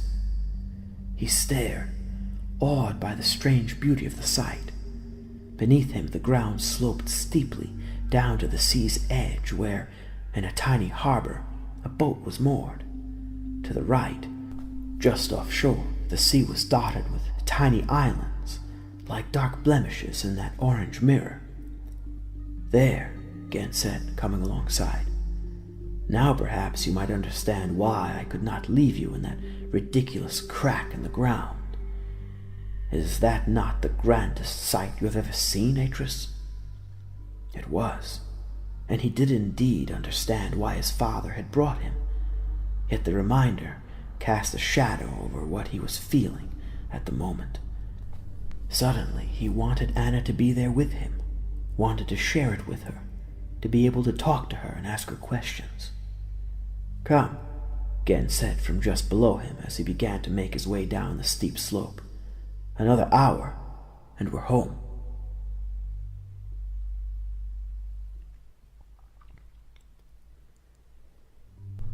Atrus stood on the foredeck, his right hand gripping the rail as Gen maneuvered the strange craft out onto the mirror-smooth waters, digging the pole deep, his muscles straining. Atrus looked about him excitedly, conscious of the absence of echoes in that vast space, of the sound Gen's pole made as it dipped into the water. The cavern was so vast, it felt almost as if they were back outside on the surface, sailing on a moonless night, but for that orange glow that underlit everything. As the blunt, wedge-shaped prow of the boat came around, Atrus saw the city in the distance once again. From here it seemed immaculate and beautiful, a vast bowl of towers and spires, as if it alone had not been touched by the destruction he had seen elsewhere. But they were not going to the city. Not yet, anyway. Home, it seemed, was on one of the cluster of islands that skirted the right-hand wall of the cavern. Atrus let out a little sigh. Now that he had stopped walking, his muscles had finally began to seize up. His body ached and his eyelids felt like lead weights. The gentle movement of the boat didn't help either. It lulled him, like a voice singing in his head. He blinked, trying to keep his eyes open, trying to stay awake a while longer. But it was hard. It felt like he had walked 1,000 miles. For a moment, Atrus dozed where he stood. Then he jerked awake again, looking up, expecting to see stars littering the desert sky. Where? He turned, looking back to where his father sat in the center of the boat, slowly rowing them toward the island, and shook his head to clear it, convinced he was in the grip of some strangely vivid dream. Facing front again, he saw the island looming from the shadows up ahead, its twisted, conical outline silhouetted black against the surrounding sea. Briefly, he noticed how the water about the far end of the island was dark, and wondered why. Home, he thought, noting the fallen walls, the toppled tower of the great mansion that sat upon the summit of the island like a huge slab of volcanic rock. Home. Yet, even as he saw it, sleep overcame him. Unable to prevent himself, he fell to his knees, then slumped onto the deck, unconscious, so that he did not see the boat pass beneath the island into the brightly lit cavern. Nor did he see the waiting figure standing on the flight of winding steps that led up into the rock above. "Atrus, are you awake?" Atrus lay there, his eyes closed, remembering the dream. The voice came closer. "Atrus!" He turned onto his back and stretched. The room was warm, the mattress strangely soft beneath him. "What is it?" he asked lazily, uncertain yet whether he was awake. "It is evening now," the voice, his father's voice, said. "You have slept the whole day, Atrus. Supper is ready if you want some." Atrus opened his eyes, focusing. Gen stood there, 2 paces from the bed, a lantern in one hand. In its flickering light, the room seemed vast and shadowy. "Where are we?" he asked, the details of the dream receding as he began to recall the long trek through the caverns. "We are on Kavir," Gen said, stepping closer, his pale, handsome face looming from the shadow. "This will be your room, Atrus. There are clothes in the wardrobes over there if you want to change, but there is no real need. When you are ready, you should turn left outside the door and head toward the light." Atrus nodded, then with a shock realized that his feet no longer hurt, nor were they bandaged. "My feet?" Gen looked down at him. "I treated them while you were asleep. They'll be sore for several days, but you can rest now." "And your experiments? Were we in time?" Gen turned away as if he hadn't heard, then walked across the room, drawing back the heavy curtains to reveal, through a massive latticed window, the orange glow of the cavern beyond. There was a broad stone balcony and a view over the distant city. "I shall leave you now," Gen said, setting the lantern down on the table beside the bed. "But try not to be too long, Atrus. There are things we need to talk about."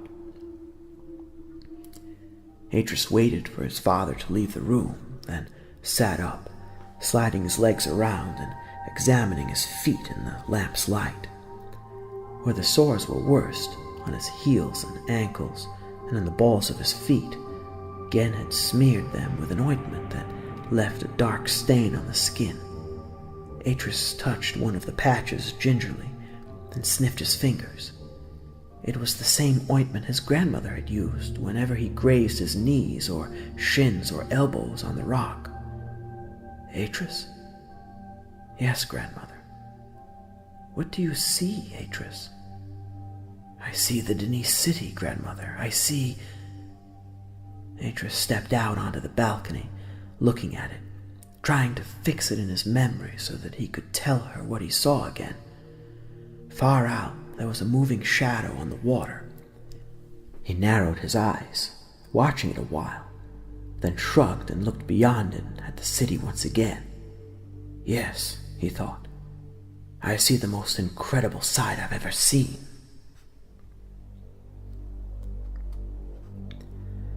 "Ah, Atrus, come and sit with me." Atrus hesitated in the doorway, then stepped inside into the clear blue light of the kitchen. His father sat at the table to his left, a plate of food set before him. It was a big V-shaped room with 2 large windows overlooking a stone-paved terrace garden that jutted out over the orange sea. The light outside seemed much darker now, and to compensate, Gen had placed several lanterns in niches about the room. Looking about him, Atrus noticed that the kitchen was solid stone.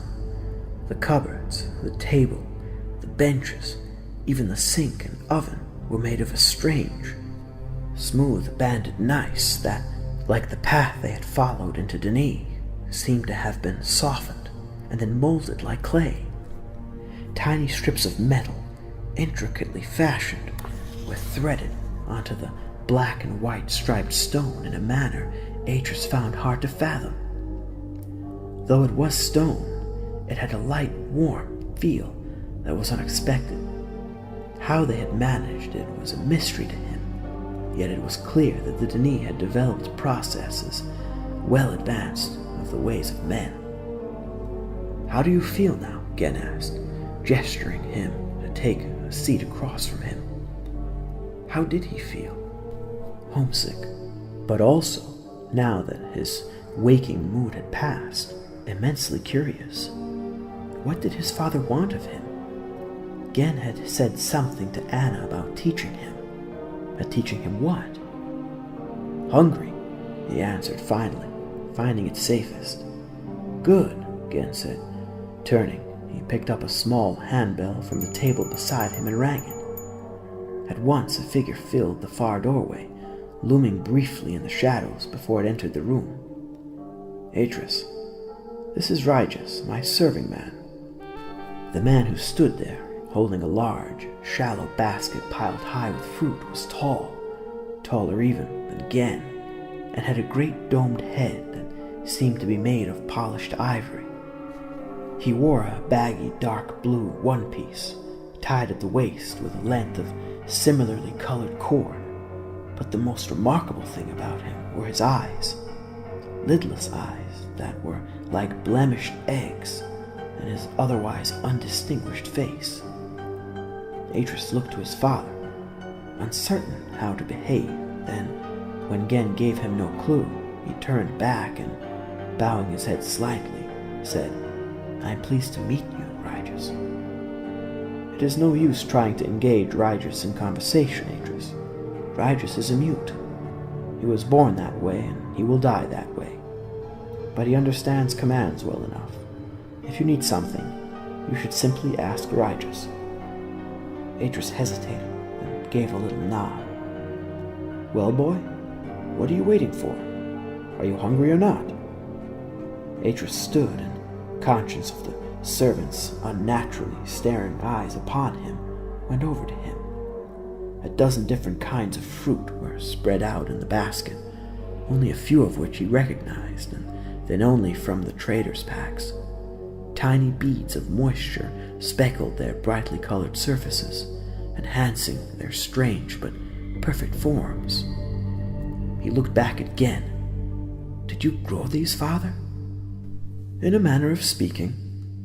Atrus turned back, wondering what to choose, almost afraid to touch them, they seemed so perfect. Then, reaching out, he picked one of the long, yellow, oval-shaped fruit, attracted by its strange, five-ribbed form. It was rotten. It fell apart as he lifted it, revealing its dark brown innards. He looked to his father, surprised. Gen gestured to Ryjas impatiently. "Take them away." Then, turning to Atrus, he fixed him with his stare. "Come, Atrus, I think it's time we began our task. Time you found out why I brought you here, to Dunny."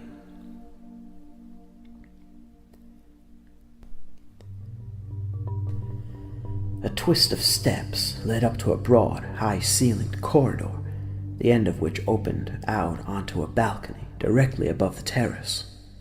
On the far side of the balcony, set into the rock face, was a massive metal door, the jet-black face of which was decorated with the same elaborate patterns Atrus had glimpsed on the inner gate. Pausing before it, Gen reached inside his cloak and took out a large key, fitting it into the lock and turning it twice before removing it. He stepped back. There was a faint shudder, and then the door began to rise, sliding into the rock smoothly and silently to reveal a dark wedge-shaped opening. 6 steps led down into a suspicious room, lit from above by a massive star-shaped lamp. At the very center of the room was a raised dais, surrounded by 3 step-like ledges. On top of that dais were 5 large granite pedestals. Atrus turned, looking about him, impressed by what he saw. The walls were covered with massive shelves made of thick slabs of stone, and on those shelves were hundreds, possibly thousands of leather-bound books, similar to those his grandmother had kept back on the shelf in the cleft. Gen turned, looking to his son. "This, as you see, is the library. This is where you will come for your lessons every day." He gestured toward a low stone table in one corner. "That will be your desk. But before we commence, I want to show you why I brought you here and why it is so important that you learn the ways of the Denis." Raising his right hand, he beckoned Atrus to him. Then, as the young man came alongside him, took his elbow and led him up to the steps and to the dais. At the center of the dais, recessed into its bone-white marble floor, was a circular pool surrounded by 5 marble pedestals. Gen stood there before him. "Choose a book. Any book on the shelves." "What?" "Choose a book." Atrus went across to the shelves, letting his eyes travel across their richly bound spines. There was no writing on any of them. A few had symbols, but none made any sense. He turned, looking to his father. "Choose a book." Atrus took one down, the smell of its light green cover strangely intoxicating, exciting. Gen reached out, taking it from him. Opening it, he scanned it quickly, then nodded. Turning the book about, Gen placed it reverently on the pedestal, watching Atrus all the while. Atrus stepped closer, looking down at the open pages. The left-hand page was blank, but on the right... He gasped, amazed by the clarity of the picture in that small, rectangular box. Why, it was like staring through a window. A strange, rust-red, conical mound filled the foreground, reminding Atrus of a giant termite's nest. Behind it was a lush backdrop of vivid, almost emerald green, with a glimpse of a cloudless sky above. As Atrus watched, the image on the page slowly changed, seeming to tilt to the right, like an eye attempting to follow something just out of vision. The mound slowly disappeared, to be replaced in the foreground by a fast-flowing stream that tumbled between the rocks, then fell spectacularly into a crystal pool. But no sooner had it focused on that than it lifted again, swinging out and over the surrounding gully to reveal, beyond it, a valley filled with low, almost bush-like trees on which could be seen a host of vividly colored fruit. There was a glimpse of a long, clear pool surrounded by grassy slopes and of distant, snow-capped mountains. And then the image returned to the rust-red mound. Gen stepped across. "Give me your hand. You'll live as a Denis now. This is what you were born for." Atrus felt the skin on his palms tingle as though a faint electrical current had passed through it.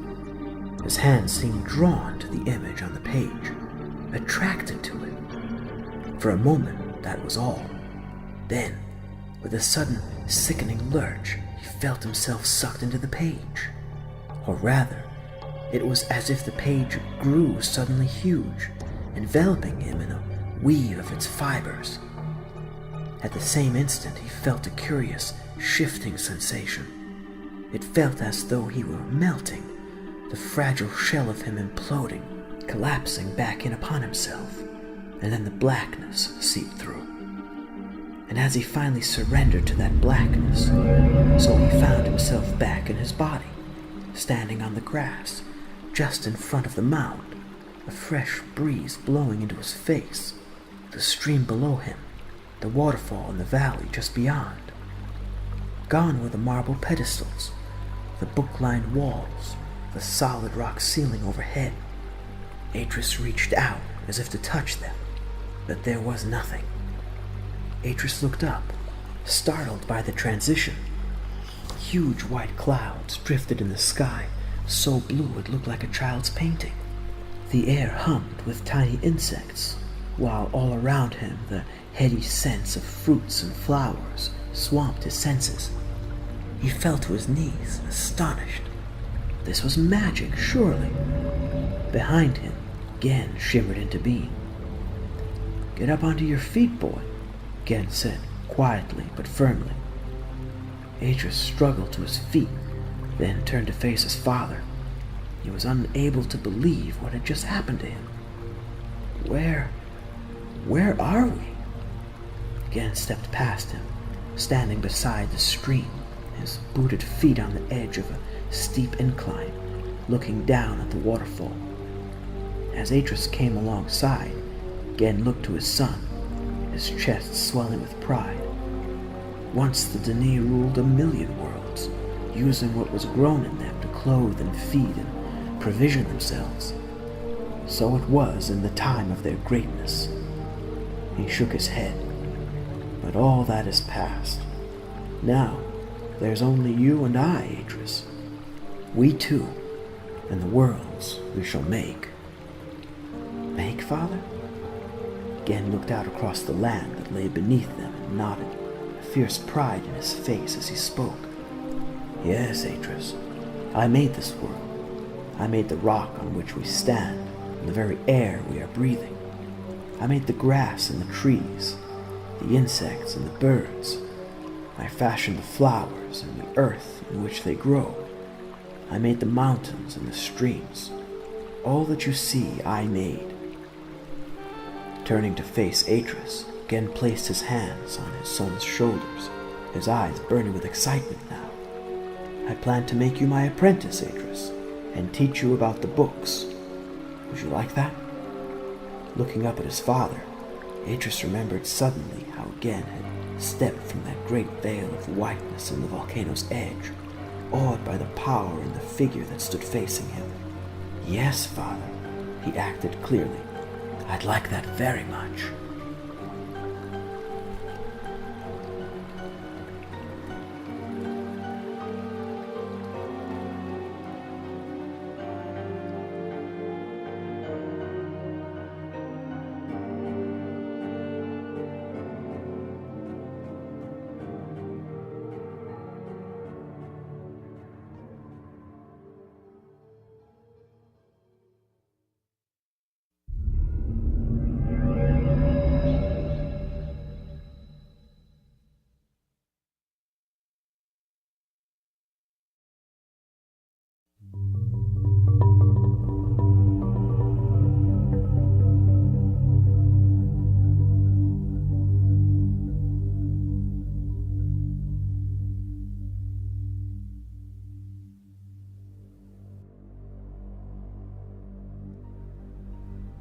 That phrase. Now where did I see that phrase? Gen placed the quill pen back in the marble ink pot, then, sitting forward, reached across his desk, taking the second of the big leather-bound books from the stack. Edging aside the book he had been writing in, he drew the ancient volume toward him, then opened it and quickly flipped through until he came to the passage he had marked with a thin blue strip of paper. Ah, that's it. That should do it. He looked up, his eyes focused inward briefly as he considered what else he might need. It was barely midday, but here in Gen's study, it was permanently night, the shadows of that cavernous room kept at bay by a small stone lamp perched on the center of his massive wooden desk. Gen read the line again, tracing it with his index finger, then squinted at the page. Perhaps a little over-elaborate. Remove those two descriptive words. Embellishment. That's all they are. He nodded, pleased with himself, then, moving the book he had been working on until it rested beside the ancient text, he began to copy out the Denis phrase, taking care to leave out the two words he considered served no purpose. There, he said softly, looking up again, aware of his surroundings for the first time in over 3 hours. Every surface in that huge, cave-like room was filled with books. Shelves lined the walls from floor to ceiling, leaving space for little else. Just across from Gen was an ancient hearth. And then there was the door, of course. Otherwise, there was nothing but shelves, not even any windows. Even the floor was covered in stacks of books, some new, some old, some piles of which had tumbled over, remaining where they fell, thick layers of dust covering their musty leather bindings like ash on a volcano's slope. Across from Gen, between two standing shelves containing Gen's own journals, was a smaller desk, laid out with pens and ink and a pile of copying books, like those his son wrote in. Focusing on them, Gen seemed to wake with a shake and glance at the timer that lay at the left of his desk. "Kirith preserve me," he muttered, getting up and pocketing the timer, realizing he was late. He hurried across the room, then, taking the long silver key from the bunch attached to his waist, he unlocked the door and went outside, taking care to lock the door again before he turned and hurried down the narrow stone steps. At the bottom of the steps lay the library. As Gen stepped out, he saw Atrus was seated at his desk in the far corner, his arms folded before him, his copybook open, ready. "Father?" Making no apology for his tardiness, Gen strode across and, taking a long white chalk from the pot, turned to the great slate board and began to sketch out a Denis word, taking great care as he did to demonstrate the flow of each stroke. Turning back, he noted how attentively his son was watching him. Seeing him like that, Gen felt a momentary frustration at the boy's innate placidity. Oh, it was a fine quality in a servant or a subject species, but in a Denis they were absurd. For a second or two, Gen felt something akin to futility at the task he'd set himself.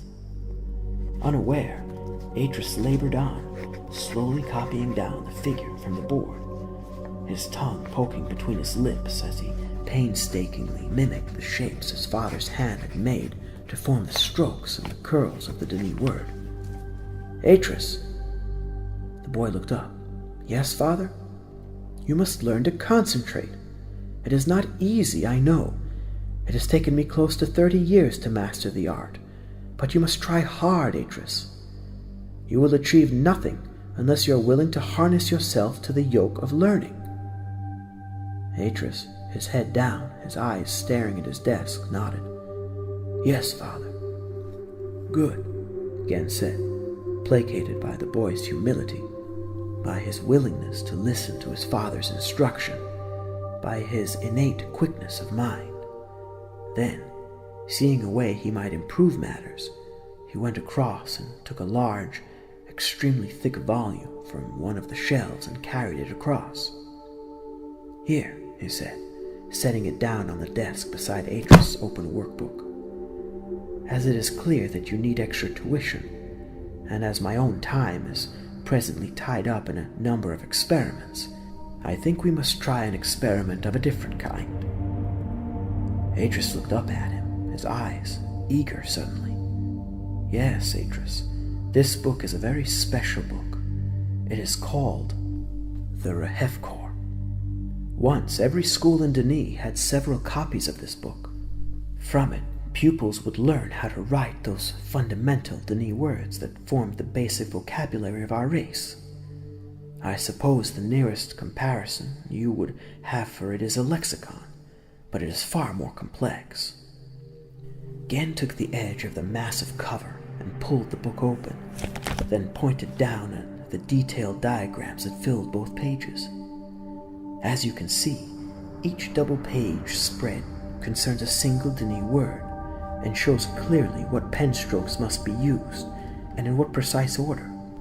What I want you to do, Atrus, is work through the Rehefkor from the first page to the last, concentrating on 20 words a night to begin with.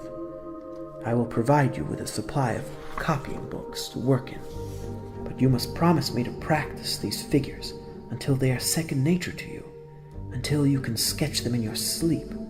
You understand me, Atrus?" "I understand. Good. Gen reached out, closing the book, then made to turn away. Father? Yes, Atrus? How old is the text? The Rehevkor? Gen turned back. 10,000 years old? Maybe older? He saw the awe in his son's eyes and smiled inwardly. Atrus' eagerness, his clear appreciation of the greatness of the Denis, was something that he, Gen, could work upon. Father? Gen sighed, for the briefest moment tempted to yell at the boy and tell him to stop his endless questioning. Then, realizing that he must be patient if he was to undo all the harm Anna had done to the child, he answered him. Yes, Atrus? I just wondered why the sea is less bright now than it was earlier, that's all. Gen leaned back, relaxing. That is easy to explain. The plankton has a 30-hour cycle that corresponds with that of the Denis. It sleeps when we sleep, and is most active when we are most active. Thus, we have night and day down here, of a distinctly black and orange kind. If it was a joke, it was either a very bad one or touched on something Atrus did not understand. Yet Gen seemed to find it funny, for his laughter went on for some while, and Atrus, pleased to discover that his father did, after all, possess a sense of humor, laughed with him. Later, after Atrus had returned to his room, Gen walked over to the central dais and, climbing up onto the marble floor, looked about him at the great books where they rested on their pedestals. Talking to Atrus about various matters, he had realized suddenly just how much he had missed the chance simply to talk these past 14 years. Alone.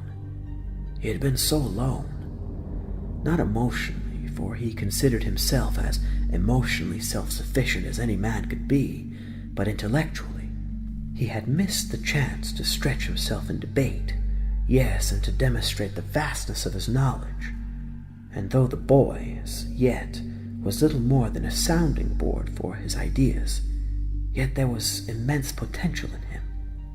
Yes, but then how could he have been certain that the boy even existed? The chances were that he had perished. After all, it was hard to imagine anyone surviving in that desolate little crack in the ground. Patience. I must have patience with the boy, and then, in time. But right now, time was the one thing he had found himself severely lacking. Over these past few weeks, not one but several of his experiments had suddenly gone badly wrong, and he had been forced to spend more and more time attempting to deal with the problems that had arisen. To try to give Atrus as much attention as he needed was, well, impossible. Still, Atrus was an obedient child. He could see that the boy tried his best, and maybe a few sessions with the Rehevkor would bring him up to scratch. Time would tell. Right now, however, other matters needed his attention. Crossing the dais, Gen stood over one of the open books, staring down at the descriptive box. Then he placed his hand upon it. A moment later, he was gone.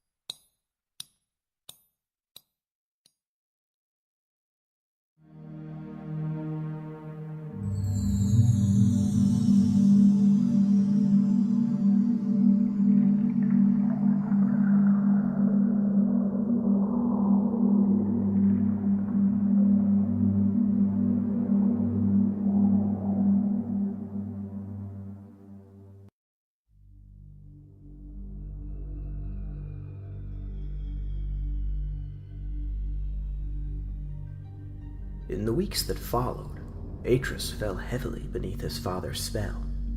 Mornings, he would work hard repairing the walls and the paths of the many-leveled island. Then in the afternoons, after he had bathed and eaten, he would sit at his desk in the great library while Gen taught him the rudiments of Denis culture. Much of what Gen taught him was familiar from his own reading and from things Anna had told him over the years, but there was also a great deal that he had never heard before, and so he kept silent. Besides, now that he knew it was real, even those things he knew seemed somehow transformed, different simply because they were real. For several days he had been working on the question of why the water at the north end of the island was clear of the light-giving plankton, and had traced the problem to the spillage from the old pipe that led down from his father's workroom. He had taken samples of that spillage and found traces of lead and cadmium in it, elements that were clearly poisoning the plankton. Not having the equipment to make a proper filter, he decided that, as the spillage was only a trickle, it would probably be best to block the pipe off altogether. He was busy doing this one morning, standing on the steps below the seawall, leaning across to fit the tiny stone cap he'd fashioned to block the end of the pipe, when Gen came out to see him. "Atrus?" He turned and looked. His father stood at the head of the steps, cloaked and booted as if for a journey, looking out across the sea toward the great rock and the city beyond. "Yes, father?" "I have a new task for you." Atrus straightened up, then threw the steel-facing tool he had been using down onto the sack beside him, waiting for his father to say more. Gen turned, combing his fingers through his ash-white hair, then looked at him. "I want you to come into the city with me, Atrus. I want you to help me find some books." "The city? We're going to the city?" Gen nodded. "Yes, so you had better go and change. You will need your boots, and bring your knapsack too." Atrus hesitated a moment, then, with a curt nod to his father, gathered up his tools and hurried up the steps. "I shall go down to the dock and prepare the boat," Gen said, stepping back to let his son pass. "Meet me down there, and hurry now. I want to be back before nightfall." Gen was standing at the stern of the boat, his hand on the tethering rope, ready to cast off, as Atrus came down the twisted stone steps and out into the low-ceilinged cave that housed the jetty. Since that evening, when he had first arrived in Kavir, Atrus had never been off the island, nor had a day passed in all that time when he had not looked at the distant Denis city and dreamed of going there. Climbing aboard, he looked to his father for instructions. "Sit there," Gen said, pointing to a low bench that dissected the shallow craft, "and try not to lean over too far. I don't want to have to pull you out." He nodded, chastened by his father's words. As his father cast off and swung the boat around, poling it out through the narrow entrance, Atrus turned in his seat, staring out across the vast expanse of orange sea, past the scattering of intervening islets, toward the Denis capital, seeing yet again how its crowded levels climbed the cavern wall into the darkness. Ancient it was, ancient beyond all imagining. As they came out into the open water, Atrus turned, looking back as Gen's island emerged into view. The day he'd arrived, he had been too exhausted to take in all its details, but now he stared, fascinated, seeing Kavir properly for the first time. By now he knew every room and corridor, every stairway and terrace of the sprawling, many-leveled mansion. Yet seeing it now from that slight distance, he pieced it all together for the first time, making sense of it, seeing how its spiral shape had been determined by the rock on which it had been built. From a quarter-mile away, its dark stone walls, fallen in places, shored up in others, gleamed almost metallically in the light from below. It was a strange, unearthly vision, but no more so than any of the sights that met the eyes down here. Besides, the sensitivity of his eyes, which had meant he had to shield his eyes from the brightness of the desert sun, here was a positive advantage. He found this light soothing to his eyes, almost natural. Maybe the fact that he was part Denis made his eyes weak. All he knew for certain was that he had not needed to wear his glasses down here, except for magnification. Atrus looked to his father, conscious for the first time of just how distracted he was. In his own excitement, he had missed his father's mood. As he watched, Gen grimaced, as if some hideous thought had crossed his mind, and pulled hard on the oars, moving them along through the water. Atrus turned, staring across at the city once again. Tiny islands littered the surrounding waters, each straddled by its own dark and sprawling mansion, each of those ancient buildings uniquely and distinctly shaped, and every last one of them in ruins. On one of the larger islands, a strange, angular fortress had been built high up into the face of the massive cliff. Embedded, it seemed, into the rock, a thing of spikes and towers and heavily buttressed walls. The cliff dropped 500 feet, sheer into the motionless sea. Atrus let out a long breath, conscious more than ever of the desolate magnificence of this place. As they steered through the narrow channel out into the open sea, he looked to his right, his eyes drawn by a disturbance in the water a quarter mile away. There was a kind of haze over the water, like wind-blown sand that cast an erratic shadow on the orange surface. As he watched, it came nearer, attracted perhaps by the boat's slow passage through the plankton-rich water. When it got to within 50 yards, he stood, open-mouthed, staring at it, then looked again, but his father seemed not to have noticed. "What's that?" he asked, intrigued, seeing tiny glittering shapes within the cloud. Gen glanced across. "Ah, those. They are a kind of damselfly. They feed on the tiny insects that live within the plankton." Atrus nodded, then turned back, watching in wonder as the cloud of insects drifted just aft of their boat's tail, unable to keep up with their progress. He was about to look away, when suddenly the water beneath the cloud rippled violently, and a long, thin snout poked out, stabbing the air. A moment later, and the water beneath the damselflies began to thrash and boil as a host of brilliantly colored fish went into a feeding frenzy. In less than 30 seconds, the cloud was gone, the water calm again. "And those?" Atrus asked, his voice almost a whisper. "Fish," Gen answered, with what seemed like aversion. "The water's much deeper out here beyond the islands. Usually they live deep down, but they surface now and then to feed." "I see," Atrus said quietly, suddenly weary of the placid waters that surrounded them, noting through the clear yet glowing water the presence of much larger, fleeting shadows in the depths. Disturbed, he looked away, trying to focus his mind on something else. Books. His father had said they were going to find some books. But Gen had plenty of books, so what did he want with more of them? "How long will it take us to get there?" he asked. "Not long," Gen answered patiently, pulling on the oars regularly, inexhaustibly it seemed. Atrus nodded. For a while he fiddled with his knapsack, then he looked back at his father. Gen was watching him, his large eyes half hooded. "What is it now, Atrus?" Atrus swallowed and asked what he'd been thinking. "The books. What's so special about the books? You said they can't make them anymore? I don't understand." Gen's face was blank, emotionless. "All in good time. Right now, all you have to do is find them for me."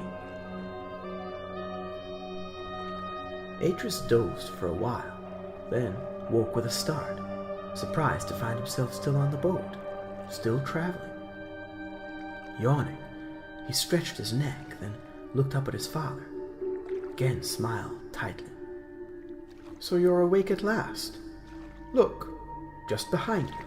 You almost missed it." Atrus stood and turned, to find the city looming over him, seeming to fill the whole of the skyline, its ancient buildings rising level after level into the great ceiling of the cavern.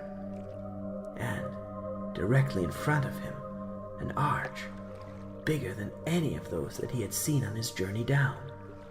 By comparison to the other Denis architecture Atrus had seen, it seemed crude, made as it was of undecorated blocks, yet each block was the size of a great mansion, the whole thing 10 blocks tall, its entrance so big that you could quite easily have passed even the largest of the islands through the gap. "Kirith's Arch," Gan said proudly, staring ahead at it. "Kirith?" Atrus whispered, the merest mention of his hero's name enough to send a thrill through him. "All of the Dani kings sailed through this arch," Gan said. "They would be sent to the Southlands to be tutored in the arts of kingship. Then, after a year, they would come here to be crowned on the harbor front before the steward's house. 1,000,000 citizens would watch the ceremony, and after there would be a whole month of feasting." And yet, it was named after Kirith, Atrus thought, because he was the greatest of them. As they slowly sailed beneath it, Atrus could see how the stone was blotched and pitted, aged, not as the rocks of the desert were aged, by sand and wind, but like a skin that was grown tight and dry. For countless thousands of years this arch has stood, he told himself, remembering, even as he did, the story of Kirith returning to Denis on the back of the great lizard. Now, of course, he was forced to change the picture in his head, to imagine Kirith returning not across a desert, but across this vast open sea, the lizard perhaps resting peacefully beneath him on the boat. The thought made him frown and wonder how much else he had imagined wrongly. Trey Markti, for instance, the place of poisoned waters. Did that still exist? He turned, looking to his father, but before he could ask the question, Gen spoke to him again. "You must stay close to me this first time, Atrus, and not wander off. Today we must confine our explorations to a single sector of the city." Gen pointed past Atrus and to the right, indicating a part of the city not far from the main harbor.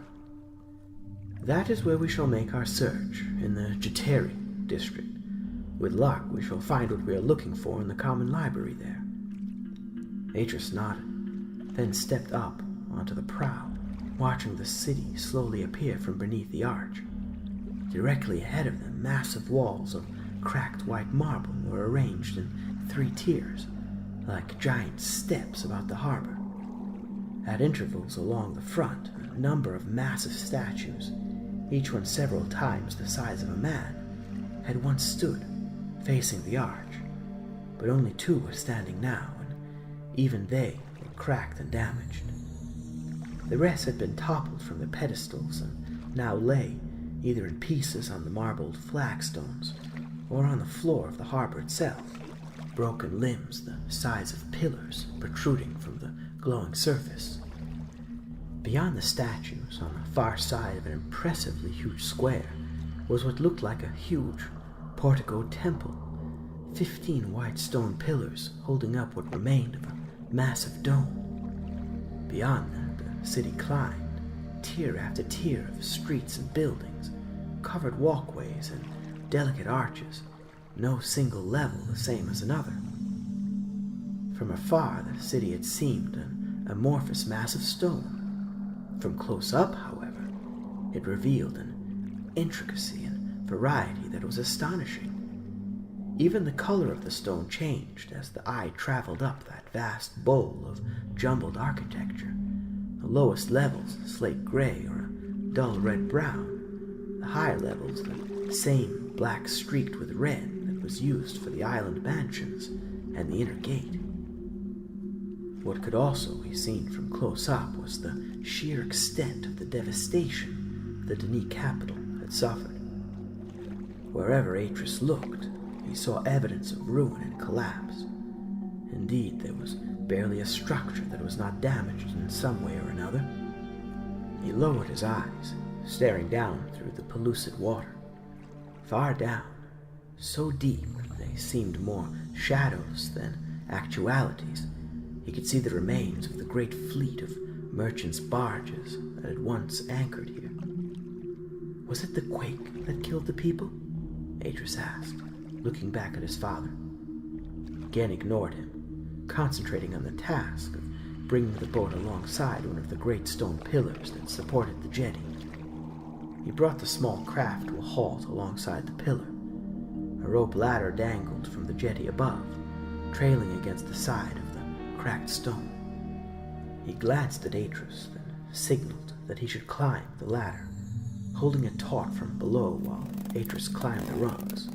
Then, as Atrus neared the top, he tied the mooring rope to the bottom of the ladder and began his own ascent.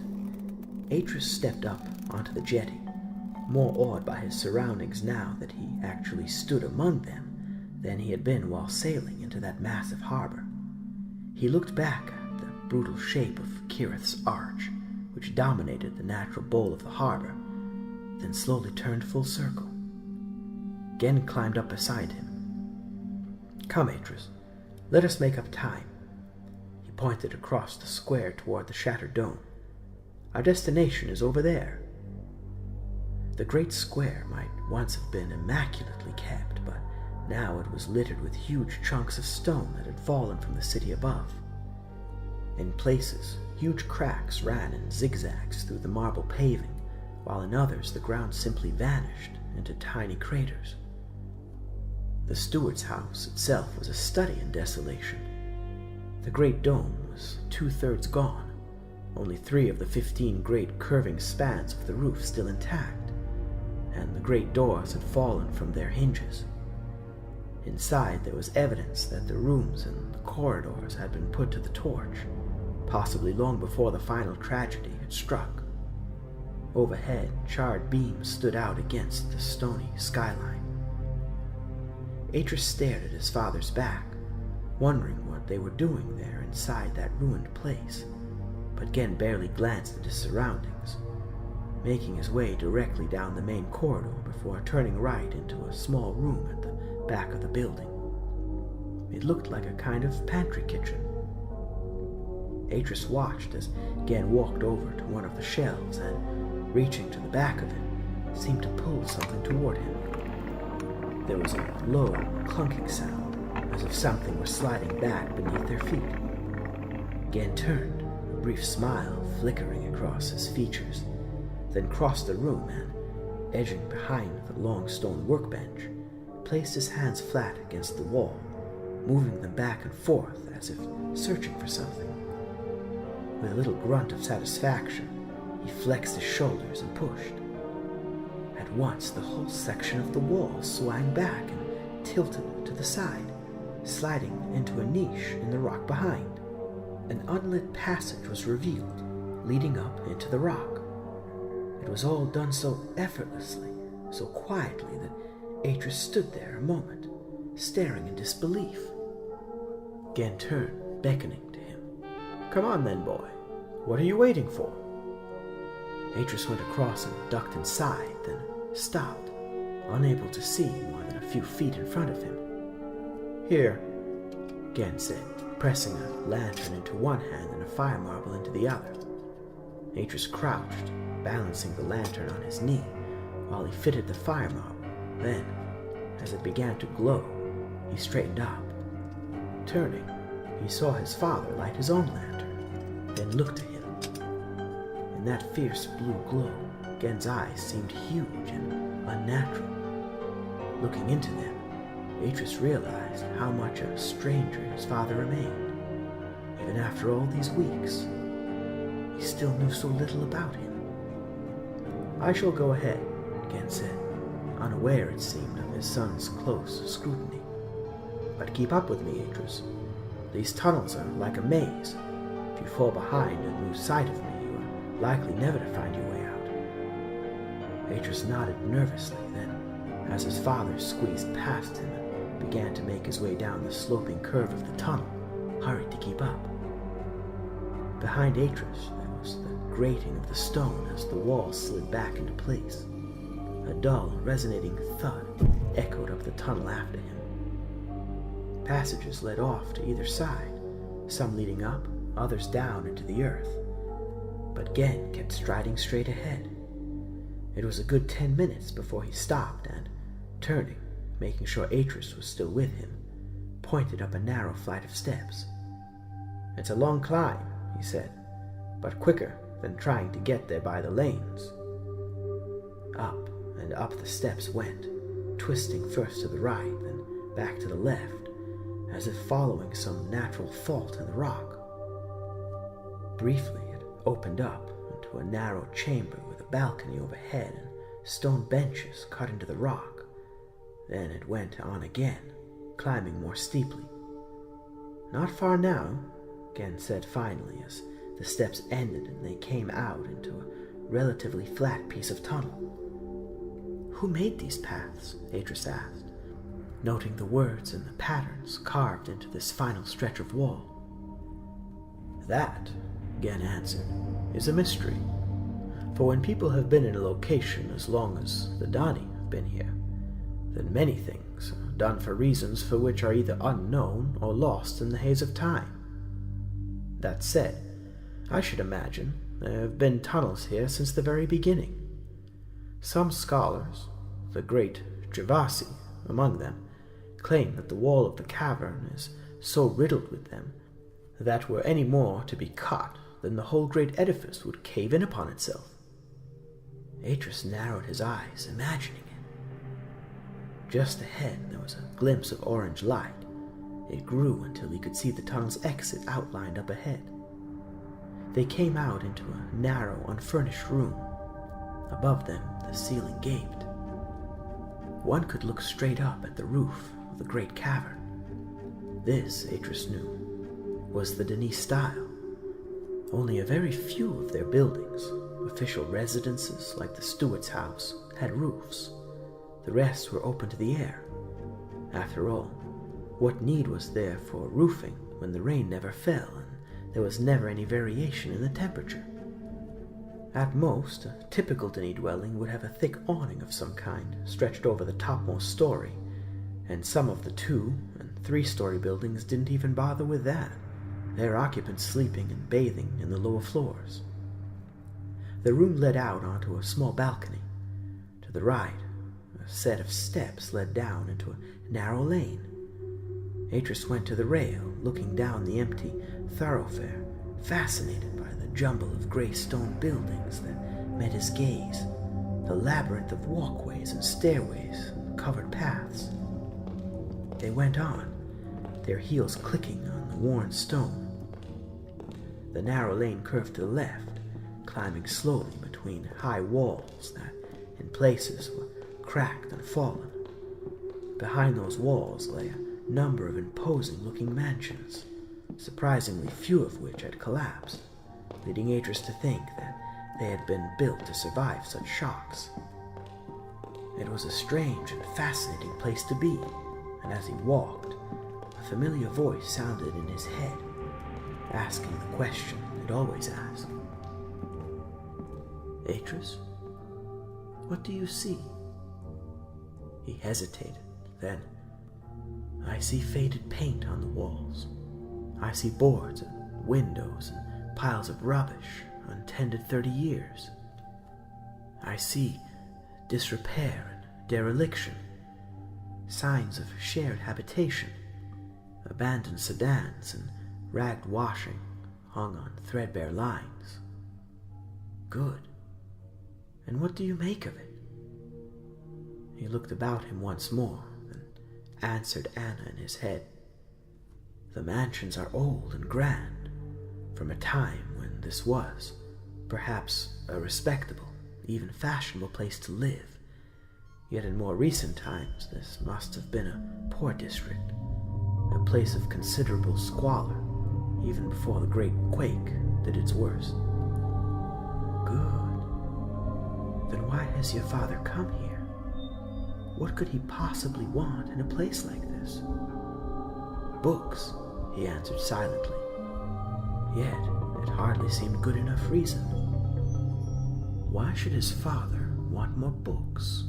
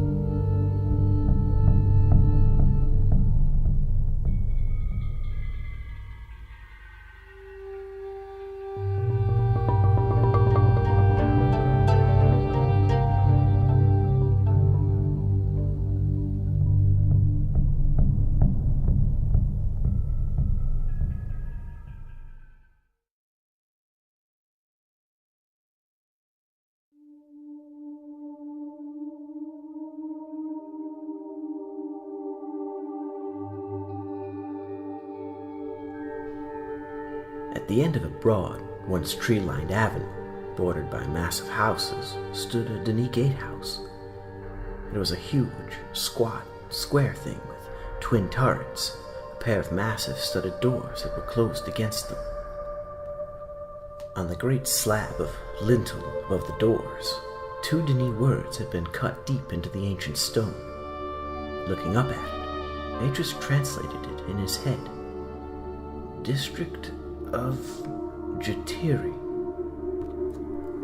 Stepping up to the left-hand door, Gen braced himself, then leaned against it, straining against it, but despite his efforts, did not move even the tiniest amount. Gen turned, looking about him, then walked across, venturing into the garden of one of the nearby houses, to emerge a moment later with a heavy-looking piece of metal, clearly the ornamental spout of a fountain. Standing before the doors again, Gen lifted the thick metal rod high and swung it against the wood, aiming for the lock. There was a cracking sound and splinters flew, but the door held firm. Grunting loudly, Gen raised the spout time and again, smashing it against the door, wood splintering more and more each time. Finally, on the 7th or 8th blow, the lock fell away. Gen threw the spout down, then, leaning against the door, he heaved, his whole body straining, his neck muscles taut. Slowly but surely the massive door was on its back. They went through into Jatiri. The buildings here were smaller but much better maintained than in the district they had left, yet both had the same feeling of immense age, of ancient histories piled up layer upon layer like geological strata. In places where it had not been replaced, the stone floor of the lanes was so worn by the passage of millions of feet over the millennia that it dipped markedly in the center, its appearance fluid like wax that had been melted and reformed, that likeness reinforced by the dark red of the stone. Coming to a massive crossroads, a place where covered walkways crisscrossed overhead and tunnels dipped darkly into the earth, Gen stopped and took the small tanned leather notebook from his pocket, studying it closely. Atrus had often noticed Gen consulting the book, which seemed to contain information on all manner of things, yet strangely he had never seen him write in it. Maybe he does it at night, when I'm not there, Atrus thought, thinking of his own journal. Or maybe he doesn't need to. Maybe he's already mapped out where everything is in the city. To be honest, he was in awe of his father's knowledge of the capital. Gen seemed to know every street, every important building in Denis, and even when he didn't, he was sure to have it in his book. Closing the notebook, Gen pointed up the avenue to his left. "We need to go this way. The main square is 10 minutes' walk from here." Atrus waited as Gen tucked the book away, then set off again, silently following his father, staring about him as he walked. The houses in Jatiri were richly furnished. Not only that, but there were huge pentagonal stone shields on many of the houses, decorated with the symbols identical to those on Gen's tunic the night he'd come to the cleft to claim Atrus. Curious, Atrus had asked Gen what they were, and had discovered that they were guild badges, and that those who lived in the houses that displayed them were senior guild members. Jatiri, it transpired, had been a guild district, and thus something of an anomaly in that the families who had once stayed there were not from the locality, but were drafted in to oversee guild activities in the lower districts. The houses were very different in Jatiri, more elaborate in their design. Some of them reminded Atrus of the forms he had glimpsed in the caverns traveling to Denis, seeming to mimic the form of dripstone and flowstone, narrow towers pushing up from their walls like great stalagmites, while large draperies of lace-like stone decorated their front arches. Others, more prevalent, were constructed to resemble great slabs of rock, 3 or 4 stories resting one atop another like layers of smooth slate, no sign of any doors or windows evident to the casual eye. 2 of the bigger houses stood out, not just because of their imposing design, but also because they were made of the jet-black, red-streaked stone he had noticed was used mainly in the uppermost levels of the city. And again he asked Gen what, if anything, this signified. "Those were the houses of important men," Gen answered distractedly. "Only the very rich could afford to build with such materials." The avenue opened out onto a massive square enclosed by high stone walls, on the far side of which was a building that resembled the steward's house. 6 broad white marble steps led up into the shadowed portico. Remarkably, its facade had survived the quake almost intact.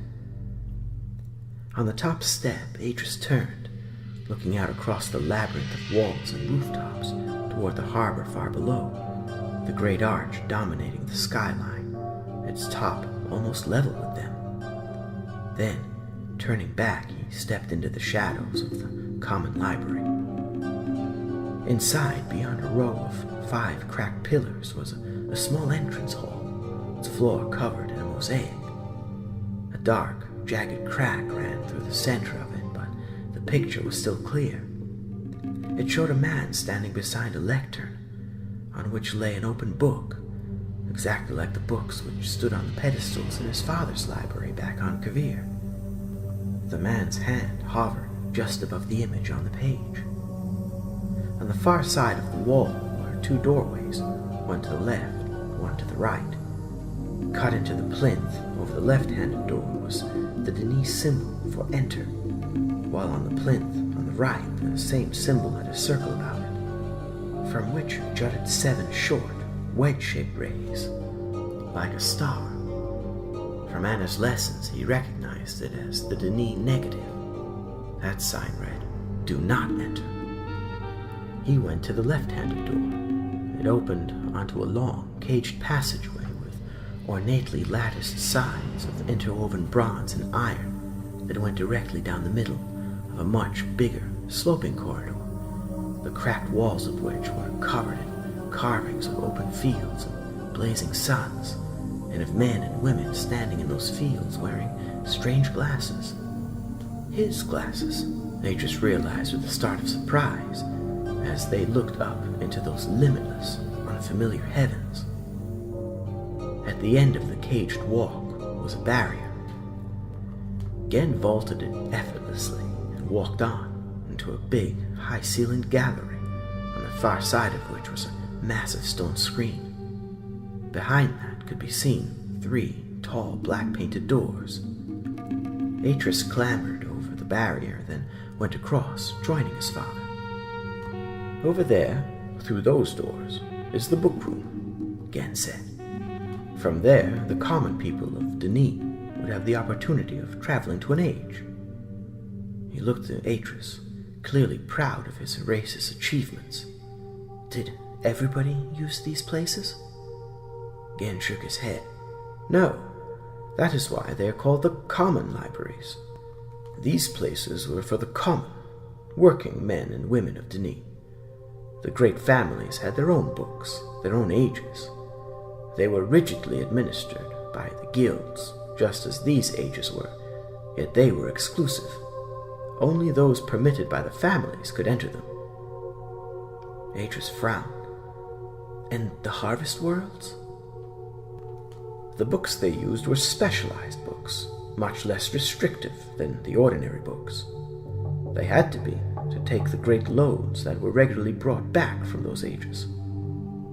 Gen gestured toward the doors. "Anyway, let's go inside." Following his father, Atrus went around the screen and through the central doorway into a big, long chamber filled with pedestals, divided in two by a central walkway, the whole thing mounted on a huge white marble dais. Barely half the pedestals now stood, and the great dais itself was riven with cracks. There was no ceiling to the chamber, but overlooking it was a railed balcony, parts of which had fallen away. Even so, looking up at it, Atrus could imagine the cloaked guild members standing there like gods, calmly supervising the comings and the goings down below. Atrus stepped up beside his father. On the nearest pedestal lay an open book, its thick leather cover secured to the lectern by a heavy gold chain. "Here they are," Atrus said. Gen looked at him. "No, these are of no use to us."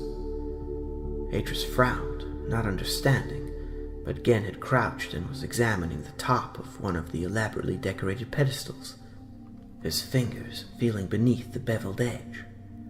With a huff of disappointment, he straightened up, moving quickly on to the next, examining that, again with the same response. While he was doing so, Atrus stepped up to the pedestal and looked down at the image on the right-hand page. He frowned. It was dark, only the vaguest outline visible. Then he understood. There was a thick layer of dust over the window, suspended there just a fraction above the page. He went to touch it, to brush it aside, but Gen, who had seen what he was about to do, grabbed his hand and pulled it away, gripping it tightly and shaking it as he spoke. "You must never do that, Atrus. Never. You understand? For all you knew, that age might be dead, destroyed by some calamity. You would have been drawn into an airless void." "I'm sorry," Atrus said, his voice very small. Gen sighed and released his hand. "The art can be a dangerous thing, Atrus. That is why the Denis took great precautions to protect these books and ensure they were not misused." "Misused?" But Gen had already moved away, searching again. He was crouched down, studying the edge of one of the pedestals in the second row. "Atrus, come over here." Atrus frowned, but did as he was told, stepping up beside his father. "I want you to search all these pedestals for a catch or switch of some kind." "Father?" Gen pointed to the door at the far end of the chamber. "We need to go inside. Somewhere here there is a switch or a lever that will let us in." Atrus set out to work, examining the pedestals one after another, until, with a tiny cry of excitement, he found a tiny brass hemisphere set into the back of one of the great stone lecterns. He pressed it. At once, the door on the far side of the room slid open. "Good," Gen said, straightening, then making his way across. "Is this it?" Atrus said, standing in the doorway, staring with disappointment into what seemed like an unfurnished corridor from which no doors led out. "No," Gen said, turning to look back into the main gallery. "The book room is below. I had hoped the trapdoor would be open, but it looks like we shall have to force our way in." His father stepped out again. Atrus moved past him, noticing for the first time the big square slab of stone that hung like a painting against the left-hand wall. Standing before it, Atrus frowned. From its smooth surface protruded a number of geometric symbols, stars and semicircles, triangles and squares, and several others, arranged in what appeared to be a haphazard fashion. Atrus squinted at it, trying to make out what it was he had noticed. There was a pattern. No, not a pattern, a progression. Each symbol had a mathematical value. And if you took those values...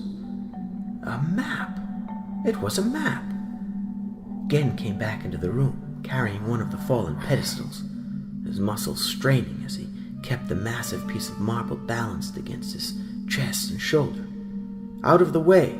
he gasped, then lifting the huge stone with both hands, heaved it right through the middle of the slab, embedding it in the wall. "But father—" "Mind back, boy," Gen said, ignoring him, grasping the pedestal once again, beginning to extricate it from the wall, heaving at it, then rocking it back and forth until it came free. "But I could have solved the puzzle," Atrus said silently, as his father threw the pedestal aside, revealing behind the slab a matrix of metal pulleys and wires. He watched as his father pulled and pushed at the wires, trying to work the mechanism that activated the trapdoor. For a moment there was nothing, and then there was a resounding click as something slotted into place. "Stand over by the door, Atrus," Gen said, gesturing to him with one hand, the other buried deep inside the workings of the mechanism. Atrus did as he was told, and watched as his father made a small little movement of his shoulder. There was the hiss of hydraulics, and then a low, grating sound. A moment later, a 2x3 rectangle of the floor beside them began to sink into the earth with a loud hissing noise, revealing a stairway. Atrus followed his father down into a large, well-lit space filled with long workbenches piled high with all manner of clutter. Shelves crowded the walls. 8 cloaked skeletons sat in their chairs, slumped forward over their work. Another, their supervisor, lay where he had fallen against the far wall. "What is this place?" Atrus asked, sniffing the musty air, noting that the seated skeletons were chained to their desks. "This is the main book room," Gen answered. But there was no sign of any books in that chamber. The shelves were crowded with all manner of things, boxes and bottles, papers and files, tools for writing and carving, but no books. Of books, at least the kind that Gen seemed to want, there was no sign. There were only those upstairs, and it was clear that Gen did not want them. Atrus stared at his father, confused, but Gen was looking about purposefully, searching the nearest shelves as if he might unearth real treasures here. "What should I look for?" he asked after a moment. Gen turned, staring at him as if he had forgotten he was there, then gestured to a door at the back of the room, behind the stairway they'd come down. "Have a look in there, Atrus.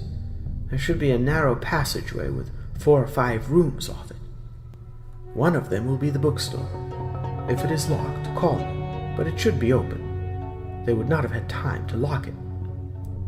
No, Atrus thought, beginning to understand how quickly the catastrophe had fallen upon Denis. At night, so his father had said, while most decent folk were in their beds. Gen turned away, rummaging among the shelves, stopping to take out a strange-looking glass vial and shake it, then throwing it aside. Atrus watched him a moment longer, then went through, finding it exactly as Gen had described. The passageway was 8 paces long. 2 doors led off to the left, 2 to the right. One lay directly ahead. He tried that first, noting the Denis book symbol cut into the center of the elaborate carved pattern on its polished wooden surface. The door swung back silently on its hinges at his touch. Inside was the tiniest of rooms. Almost a cupboard, it was so small, with broad shelves on all three sides reaching up into the ceiling space well above his head. Most of those were empty, but on one of the higher shelves there were 8 of the big leather-bound books. Atrus reached up and pulled one down, a red-covered book, surprised by how heavy it was, as if it were made of something more than paper. Then kneeling, he placed it on the floor in front of him and opened it. Nothing. The pages were blank. Disappointed, he closed the book and slipped it back into its place, and then took another, this time with a pale green leather cover. That too proved blank. One by one, he took the books down, certain that he would find at least one that had something written in it. But they were all, as far as he could see, the same. Defeated, he placed one of the books beneath his arm and went outside, walking back down the passageway despondently. Gen had cleared a space on one of the workbenches and was bent over what looked like a wooden tray filled with a dozen or so large amber-colored inkpots. After a moment, he straightened, holding up one of the big, five-sided crystals to examine it, its rich, amber color reflected in Gen's pallid face. Then, noticing Atrus standing there, he looked across. "Well, did you find any?" "It's no good," Atrus said, steeling himself against his father's anger. "There's nothing in them." Putting the inkpot back in the case, Gen came and took the book from Atrus. "Here, let me see that." He opened it and flicked through a number of pages, then looked up again. "This is fine. This is just what I was looking for. Are there others?" Atrus went to shake his head, then nodded, utterly confused now. "But I thought you wanted ones with ages in them. These are just books." Gen laughed. "No, Atrus. These are not just books. These are cortina, blank books, waiting to be written." "Written?" Atrus stared at his father. Gen unslung his knapsack and slid the book inside it, then looked at Atrus again. "How many books are in the store?" 8. "Good. Then bring them back in here. There's ink here," he said, gesturing toward the case of amber-colored pots. "And pens, too, so we have everything we need. Come then, quick now, boy. We can be home by supper."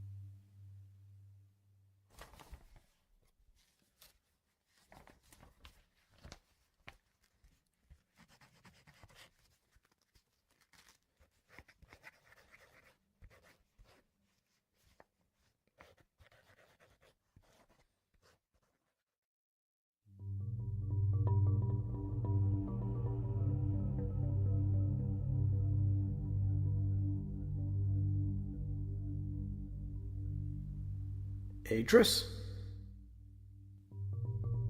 Atrus looked up from his desk to where Gen stood on the far side of the library. Yes, Father, he said, setting his pen aside, carefully not to drip any ink across the copy paper. Come with me. Atrus stood uncertainly, then, skirting the dais at the center of the room, joined his father at the foot of the steps. 2 weeks had passed since the expedition into the city, and Atrus had began to think that his father had forgotten his promise, when Gen was smiling now. Are you ready, Atrus? Ready, Father? To begin your work. It is time you learned how to write. He followed Gen up into a large, yet strangely claustrophobic room. At first he didn't understand why. Then he realized that it had been cut directly from the surrounding rock, which is why, perhaps, the ceiling was so low. A cave within a cave. Books crowded the undecorated stone walls and were heaped up on the floor on all sides, while in the center of the room was a large desk, lit by a cautiously sharp lamp, the only source of illumination in the dim and musty place. Facing that massive desk was another smaller one that had been cleared. Gen led him across, standing Atrus to one side while he sat in his chair and, reaching into one of the drawers, drew out a shallow metal tray on which was a large quill pen and a number of the amber-colored ink pots they had found on their first book hunt. Setting the tray to one side, Gen leaned across and pulled one of the big, leather-bound books toward him, its brown color flecked with white, opening it to the first page. It was blank. He looked up at Atrus, his pale eyes fixing his son. You have spent 6 weeks now, learning how to copy a number of basic Dini words and have discovered just how complex and beautiful the script it is. But those characters also mean something, Atrus. Something much more than you've previously understood, and not just in this world. They were developed over tens of thousands of years for a specific task, that of describing ages, of creating other worlds. They are not like the words you and I speak casually, nor can they be used in the books. Writing, Dani writing, is not merely an art. It is a science. The science of precise description. He turned, looking to the blank page. When we begin, there is nothing. It is uncreated. But as soon as the first word is written, just as soon as the first character is completed, the last stroke set down upon the page, then a link is set up to that newly created world, a bridge established. Atrus frowned. But where does it lead, this bridge? Anywhere, Gen answered, glancing at him as he removed the lid of the amber-colored crystal ink pot. The Dani called it Terak Jiruth, the great tree of possibility. Atrus laughed. It sounds like magic. And so it is. But you and I are Dani, and so I shall share a secret with you. We are not ordinary men, Atrus. We are gods. Gods? Atrus stared back at his father, bewildered. Yes, Gen went on, fervently, his eyes lit with a passion Atrus had not seen in him before. Common men but dream and wake. We, however, can live our dreams, within limits. Limits that the finest Dani minds took great care to define over the millennia. We can create whatever we can visualize. We use words to conjure worlds. Atrus' mouth had fallen open. Why, I could show you worlds so rich, so vivid in their detail, that they would make you want to burst with admiration for their makers. Worlds of such splendor and magnificence that they make this marvelous world of ours seem ordinary. Gen laughed, then held the ink pot up for Atrus to see. Within the thick, yellow, glass-like walls of the container was a fine black liquid. "What do you see, Atrus?" Atrus looked up, meeting his father's eyes, momentarily startled by the echo of Anna's customary words. "Ink?" "Yes, but not just any ink. It has special powers that ordinary ink does not possess. So too with the pages of the book. They are made of a special paper, the formula for which was kept secret by the guild." "And the pen?" Atrus asked, pointing to it. "Is that special too?" Gen smiled. "No, the pen is but a pen. However, if anyone else tried to do what we are about to do, anyone, that is, without Dani blood, then they would fail. It would be impossible." Turning to face the page, Gen set the ink pot down, then, dipping the metallic tip of the quill into it, lifted the pen above the page and began to write. Slowly, a Dani character, the word island, Atrus noted, began to form.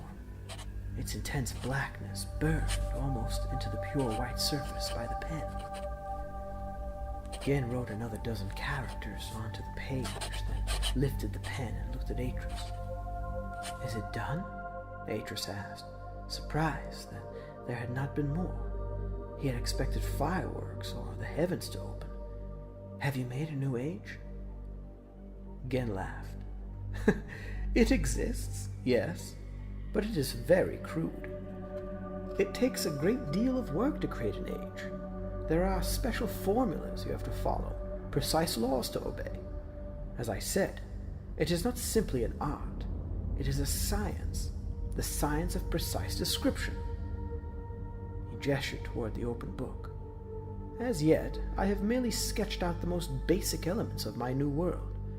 Ahead lies an immense amount of hard work.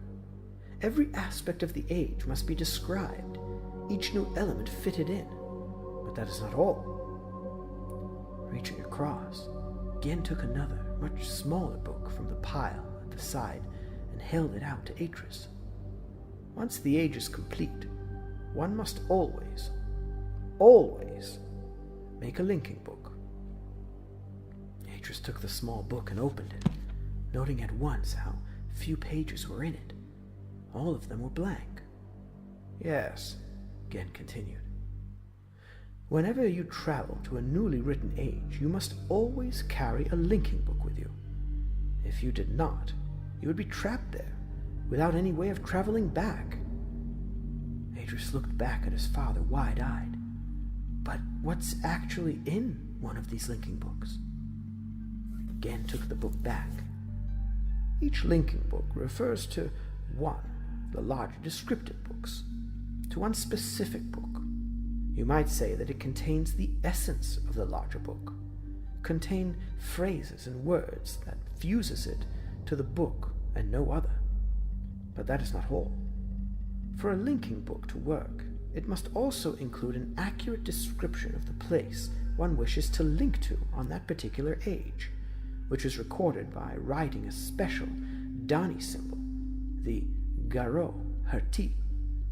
Yes, and a linking book must be written in the age and the location it is meant to link to.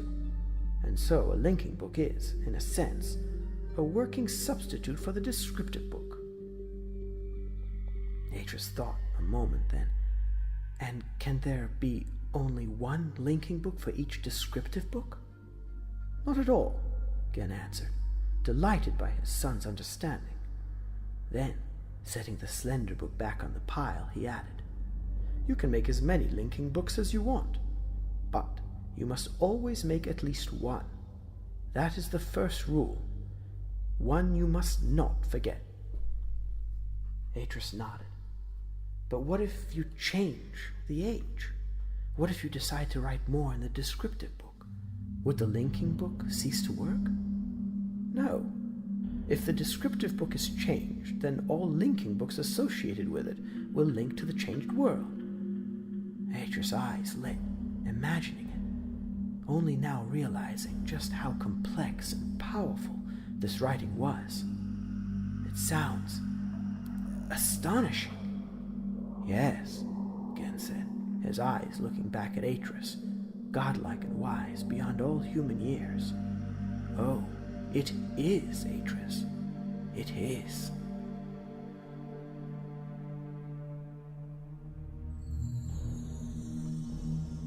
That night, Atrus decided he would speak to his father to remind him that it was almost time for them to go back to visit Anna. Encouraged by Gen's high spirits over supper, Atrus waited until he had lit his pipe and settled back in his chair in the corner of the kitchen before he broached the subject. Father? Gen stretched his legs and stared at his boots, the gently glowing pipe cradled in his lap. Yes? When are we going back? Gen looked at him languidly. Back? Back where? To the cleft. Surprisingly, Gen laughed. There? You want to go back there? Yes, Atrus said quietly. You said. I said I would try. I said. Gen sat up and, setting the pipe aside, leaned toward Atrus. I said that to keep your grandmother quiet. I never meant. He shrugged, then started again. Look, Atrus, it would take us the best part of 4 or 5 days to get there, and another 3 or 4 to return here. And for what? Well, couldn't you write a book to the cleft and bring her here? And how would you set about writing such a book? This world has already been created. Then can't you write a linking book? Atrus stopped, realizing that, of course he couldn't. He would have to be at the cleft in order to write that linking book. Gen watched him, seeing that he understood, then spoke softly. I should, perhaps, have said, you cannot link to another location in the age you are in. It isn't possible. Atrus was silent a moment, then, but you told me you would take me back. Oh, Atrus, grow up. There's nothing there. Atrus looked down. But you promised. You said. Gen stood. I simply do not have time, and even if I did, I would scarcely waste it going there. The place is a pit, Atrus. Literally so. Besides, that woman is poisonous. Don't you understand that yet? I had to take you away from there. You're wrong, Atrus said quietly. But Gen simply shook his head and pointed at the chair. Sit down. I shall tell you a story. Then you can tell me if I am wrong or not. Atrus sat, angry still and resentful, refusing to meet his father's eyes. Close to 30 years ago, when I was but a child of 4, there was a war. A young man named Veovis started it. He was the son of a nobleman and the sole heir to a powerful estate. In time, he would have become one of the ruling council, a lawmaker. But he was not content with what he had, nor with the prominence of what he would be. Veovis broke Dani law. He abused his privileged position. In what way? His crimes were heinous, unmentionable. He was a cancer that needed to be cut from the Dani culture. Eventually he was caught, and despite his father's intercession, he was tried before the 5 lords. For more than 20 days, witnesses gave evidence. Finally, the 5 gave their decision. Veovis was to be imprisoned, to be kept in a place from which he would never escape. But before the decision of the 5 lords could be implemented, several of Veovis' young friends helped him to flee Dani. For 6 months, nothing was heard of Veovis, and it was assumed that the problem had taken care of itself. But then rumors began to circulate. Rumors that Veovis had taken a new name and was to be found in the drinking houses of the lower city, stirring up discontent against the ruling faction. At first, nothing was done. Rumors were only rumors, it was argued. But then a number of incidents occurred. a stabbing of a senior official in one of the guilds, a bomb in one of the main ink worlds, the desecration of a book. Atrus frowned, not understanding, but his father was staring off into the distance, caught up in his recollections. After this last incident, a council meeting was called. At last, they decided to take action. But already it was too late. Veovis had indeed been staying in the lower city. Furthermore, he had been fermenting trouble among the lower classes. What none of the ruling council could have known, however, was just how deep that discontent ran, nor how raw the nerve Veovis had touched. Only 2 days after the council met, serious rioting broke out in one of the lower city districts. Before curfew that evening, the whole of the lower city was in chaos as the mob roamed the streets, maiming or killing whoever dared to stand against them. Again stopped, turning to face Atrus.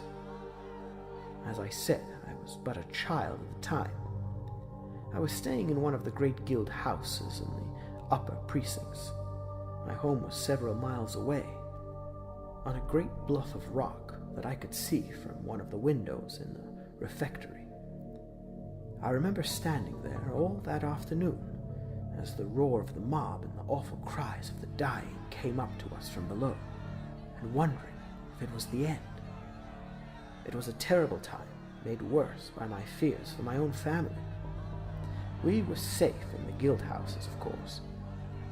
At the first sign of trouble, the council had barred the gates to the upper city and trebled the guard, and many on the outlying estates died that day, victims of their own servants, men and women they had trusted all their lives.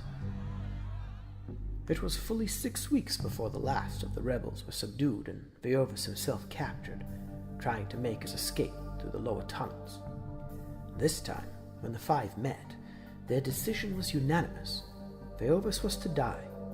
He was to be executed, there on the steps of the great library. Again looked away, clearly pained by what came next, then spoke again. It was a wise decision. Yet, before it could be sealed and passed as law, one final witness stepped forward, begging their leave to speak out on the young man's behalf. Tiana, Atrus thought, recalling what Anna had told him. Again slowed once more, staring out past Atrus. That witness was a woman, Tiana. Atrus opened his mouth, aching to finish the tale, to show his father what he knew, but again seemed not to be aware of him. He spoke on in the grip of the tale, a sudden bitterness in his voice. Tiana was much respected by the five, so they let her speak. In her view, the danger had passed. Veovis had done his worst, and the Dani had survived. Furthermore, she argued, if it had not been for Veovis, some other rabble-rouser would have stirred the mob to action, for the discontent had not been that of a single man, but of the whole class.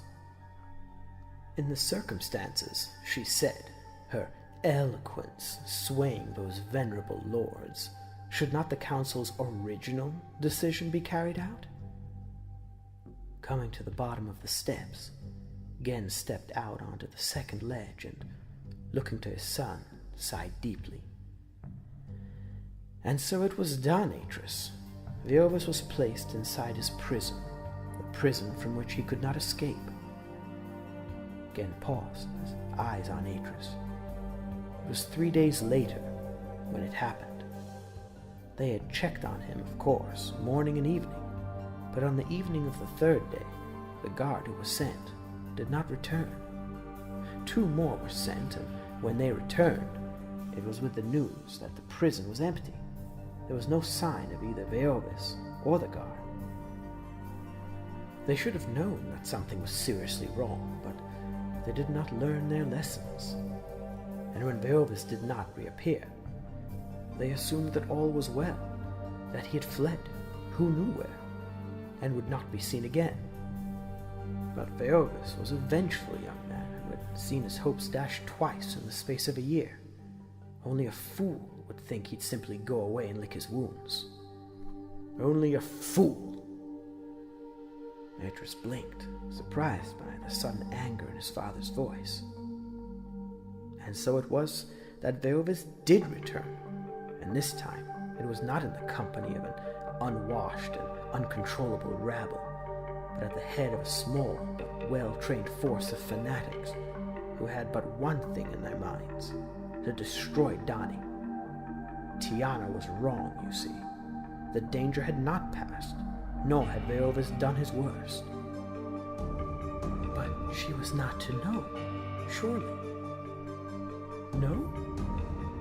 Again shook his head, profound disappointment in his face. The woman was a foolish meddler, and my father no less a fool for listening to her. Your father? Yes, Gen said, walking across to the edge and standing there, looking out across the ruined landscape. Or is that something else she hasn't told you? She? Anna, your grandmother. I don't understand. What has she got to do with it? Gen laughed bleakly. You still do not know? Know what? And now Gen turned and looked at him again, his face hard. That she was Tiana. Anna, I mean. That was her Donnie name, given to her by my father, your grandfather, when he married her. Atrus stared, shock in his face. No, it isn't possible. She would have said. It's true, Gen said bitterly. Her words destroyed it, her meddling. It would have all been over, finished with. Veovis would have been dead, and the threat dealt with. But no, she had to interfere. She could not help herself, as if she knew best all the while. She would never listen, never. Atrus shook his head, unable to believe it. Did she ever tell you about me, Atrus? Did she? No, of course not. So ask yourself, what else did she fail to tell you? But she couldn't have, he blurted out, unable to help himself. She couldn't. No. For a moment, Gen stared at him, as if studying an exhibit beneath a microscope. You should not let sentiment blind you, Atrus. The world we inhabit is a harsh one, and sentiment can kill just as surely as a falling rock. It was a lesson your grandmother never learned, and that is why I cannot let you go back to her, for your own good.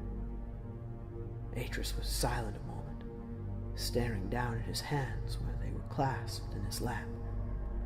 Then he spoke again, his voice quiet now, lacking the defiant conviction it had had only minutes before. Anna was good to me. She looked after me, made sure I never starved. Yes, and she taught me, too. Taught you? Gen's laughter was scathing. Taught you what? How to survive in a crack? How to eat dust and dream of rain? I bet. No, Atrus yelled, hurt now and confused and angry, angrier than he'd ever been, though at who it was hard to tell. She taught me more than you've ever taught me. Gen's laughter died. He stepped across and stood over Atrus, looking down at him coldly, threateningly. What did you say? Atrus lowered his eyes, intimidated by his father's physical presence. I said she taught me more than you. Gen reached down with his right hand, gripped Atrus' chin, and forced him to look at him. Tell me, boy, what did that woman ever teach you that was of any use at all? He shrugged off Gen's hand and moved his head back. She taught me Donnie, that's what. Gen laughed and shook his head. Taught you to lie, more like. Atrus met his father's eyes squarely, then spoke slowly, calmly, in fluent Donnie. She taught me what is good, and and what is to be valued, those truths which cannot be shaken or changed. Slowly, like the sunlight bleeding through the horizon at the day's end, the mocking smile faded from Gen's lips. "You mean you knew?" Gen said coldly. "All this while?" His face was hard now, his eyes cold. Once again there seemed something dangerous, something frightening about him. "You sat there all the time, pretending not to know, mocking me?" "No," Atrus began, wanted to explain, but Gen was not listening. Grasping Atrus with both hands, he pulled him out of his chair and shook him. "Why, you deceitful, ungrateful little boy! It would serve you right if I took you back and let you rot there in that pathetic little hole. Ah, but she would like that, wouldn't she? And that is why you are not going back. Not now, not ever." "But you must," Atrus cried, appalled by the thought. "She'll be worried when she doesn't hear." Taking Atrus by the scruff of the neck, Gen half marched, half dragged him to his room and threw him inside, and slammed the door and locked it. "Wait!" Atrus cried, picking himself up and throwing himself at the door. "Father, please, you've got to listen."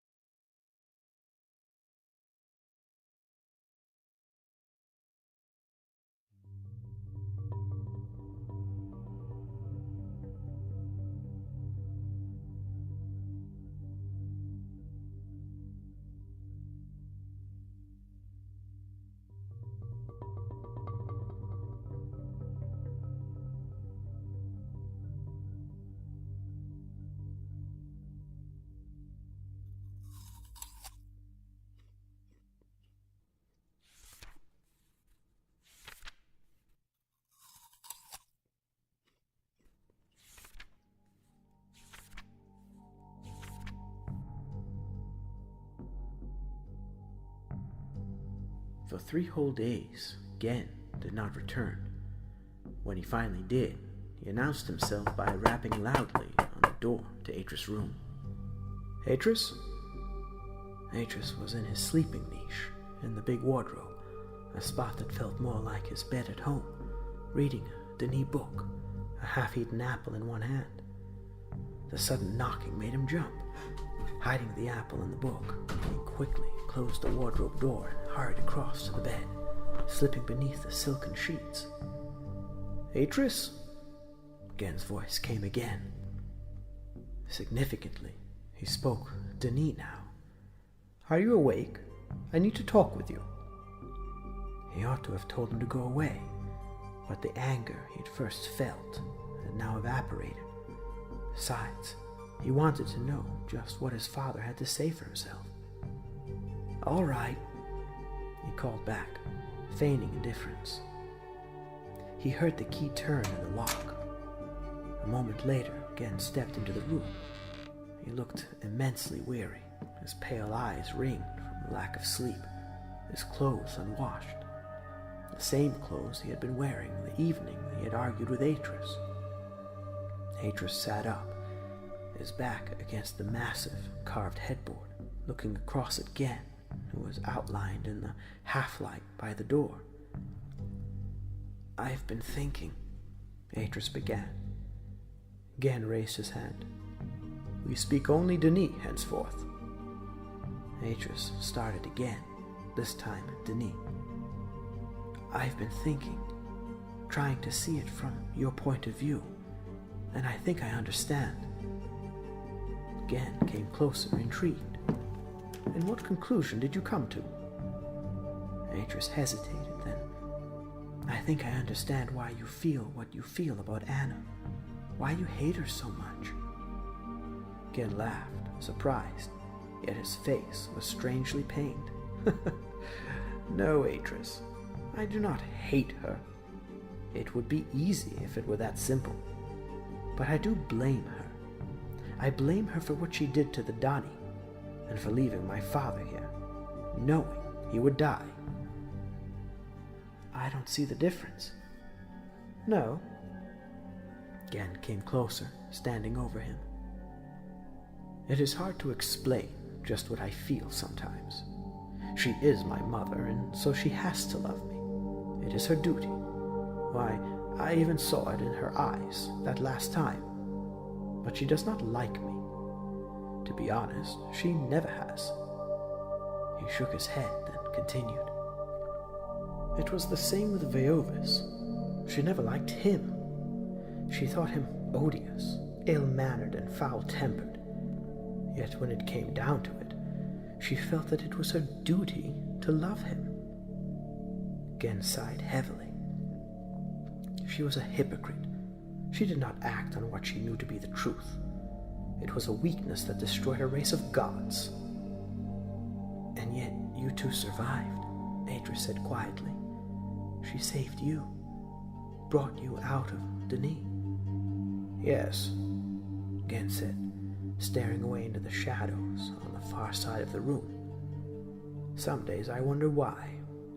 Some days I ask myself whether that too was not a weakness of a kind, whether it would not have been better for us both to have died back there and ended all cleanly. As it is..." Atrus stared at his father in the long silence that followed, seeing him clearly for the first time. There was something quite admirable about the spirit within him, about the determination to try to restore and recreate the Donnie culture single-handedly. Admirable, but futile. "So, can I go and see Anna?" Gen did not even look at him. "No, Atrus. My mind is made up. It would be too disruptive, and I cannot afford disruption." "But she'll worry if I don't go back." "Be quiet, boy. I said no, and I mean no. Now, let that be the last word on the matter. I shall send Rigis with a note, informing your grandmother that you are well, and explaining why she cannot see you again. But beyond that, I can permit no further contact between you." Atrus looked down. It was as if his father had physically struck him. Not see her again. The thought appalled him. "As for the matter of your deception," Gen went on, unaware, it seemed, of the great shadow that had fallen upon the young man's spirit, "I have to tell you that I was gravely disappointed in you, Atrus. That said, I shall overlook it this once. Indeed, it may prove a great benefit in the long term. It will certainly save me a great deal of time and hard work, and it will also mean that I can press on more rapidly than I had anticipated. It is possible you might even start a book of your own." Atrus looked up. "A book?" "Yes. But you must promise me something." Gen loomed over him, his manner fierce, uncompromising. "You must promise me never, and I mean never, to question my word again or to scheme behind my back. You must be absolutely clear on this, Atrus. I am master here, and my word is law." Atrus stared at his father, knowing him at that moment better than he had ever known him. Then, realizing he had no other choice, he bowed his head. "I promise." "Good. Then come and get something to eat. You must be starving."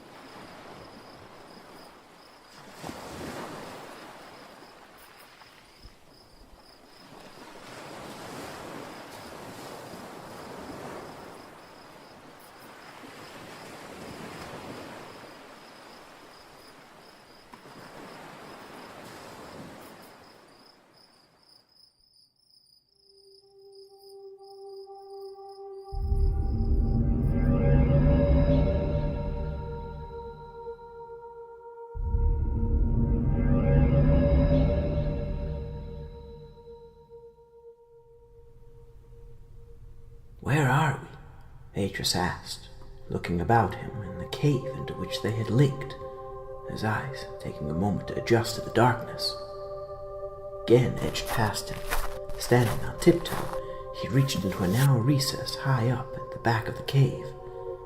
"This is one of my more recent worlds," he answered, removing a slender box.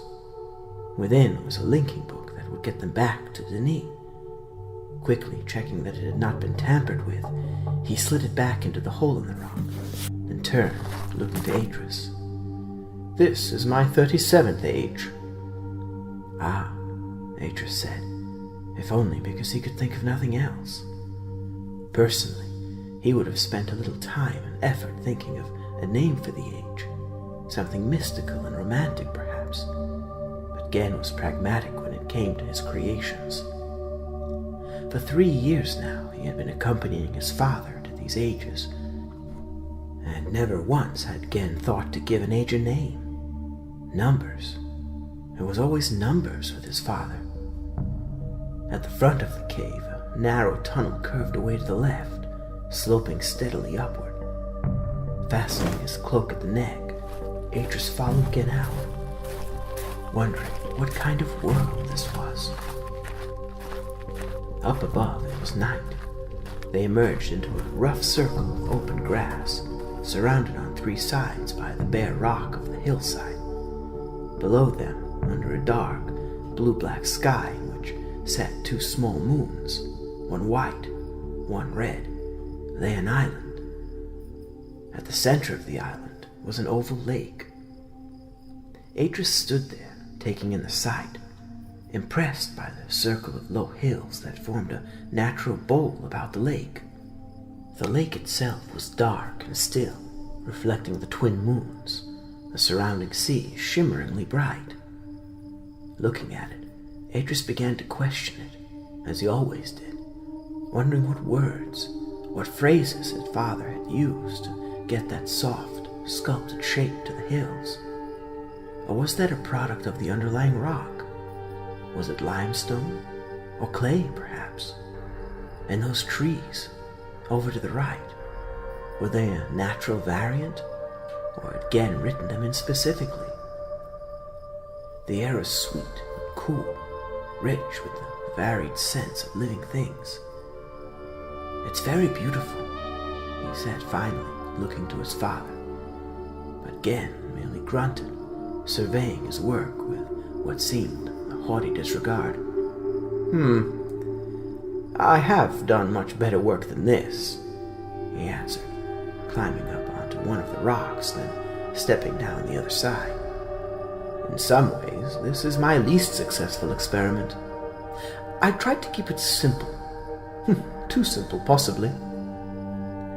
Atrus climbed onto the rock, hurrying to catch up. He had seen quite a few of his father's ages these past 3 years. He hasn't begun to try making ages yet, but it had never ceased to astonish him that mere words could create such vivid and tangible realities. There was a path leading down between the scattered rocks. After a dozen paces, it opened out onto a bare slope, covered in thigh-high grass. Below them, maybe a mile or so distant, huddled around the left-hand side of the lake, was a scatter of low, rectangular buildings, oddly shaped, as if half made of stone, maybe 40 in all, lit by lamps which hung over doorways and on poles along the harbor's edge. Suspended walkways linked the huts. Beneath the eaves of the nearest huts, a number of dark, upright figures could be glimpsed. Atrus turned to stare at Gen, surprised. "It's inhabited?" "Yes, but don't expect too much, Atrus. The people of this age are an immensely simple folk. Crude, one might almost say. They managed to eke out a meager existence by way of fishing and basic agriculture. But as for culture, well..." Gen's laugh was dismissive. Even so, Atrus felt a strange excitement at the thought of meeting them. Though Gen had occasionally brought in working parties from one or other of his ages, He had never taken Atrus to an inhabited age. Not before today. They walked on, descending the thickly grassed slope. At first, Atrus thought that they would come upon the islanders unobserved, but then, 100 yards or so from the edge of the village, a shout went up. Someone had spotted them. At once there was a buzz of voices down below and signs of sudden, frantic activity. Gen touched his arm, motioning that he should stop. Atrus glanced at his father, alarmed. "Are we in danger?" Gen shook his head. "Be patient, Atrus. You are here to observe, so observe." Atrus fell silent, watching as a dozen or so of the tall, man-like figures came up the slope toward them, carrying flaming torches. 10 paces from them, the party stopped, dropping to their knees and bowing their heads, abasing themselves before Gen. One of their number, the tallest of them, stood, then, coming forward, his head bowed, held out a garland of yellow flowers, offering at the same time a few words of broken Dene. "You are welcome, great master. Your dwelling is prepared."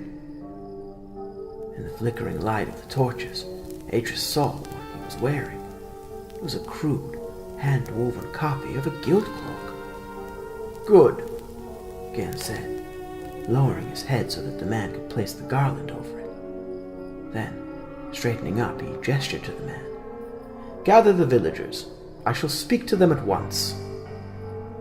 "Master," the acolyte answered, glancing at Atrus, his dark eyes curious. "Now lead on," Gen said, his voice stern, commanding. They went down through a narrow lane flanked by low but spacious huts with steeply sloping roofs of thatch, their wooden walls rising out of a bed of large, shaped boulders.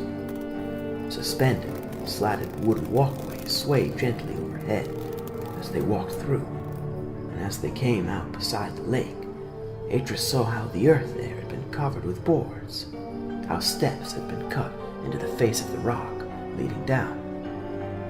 Below was a kind of harbor, one wall of which had been created by sinking hundreds of long poles into the bottom of the lake, forming a sunken barrier. In the harbor were a dozen or so small but sturdy-looking fishing boats, their masts laid flat, their cloth sails furled.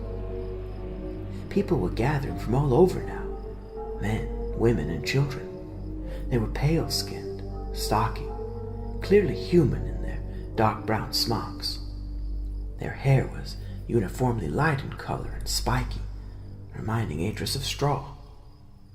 Further along, a channel had been cut through the rock, linking the lake to the open sea.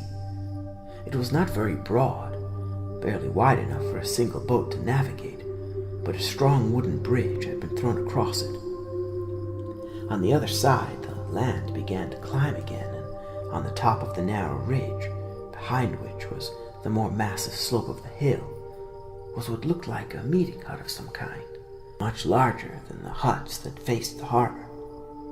As they crossed the bridge and began to climb the slope, Atrus saw lights being hastily lit up ahead.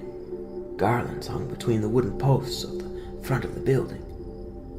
Behind them, the people of the village gathered, following silently, their torches burning brightly in the moonlit darkness. Coming to the front of the building, Gen turned, facing the crowd whose number had grown to several hundred. "People of the 37th age," he began, speaking loudly, the circle of hills making his words echo back to him across the lake. "This is my son, Atrus.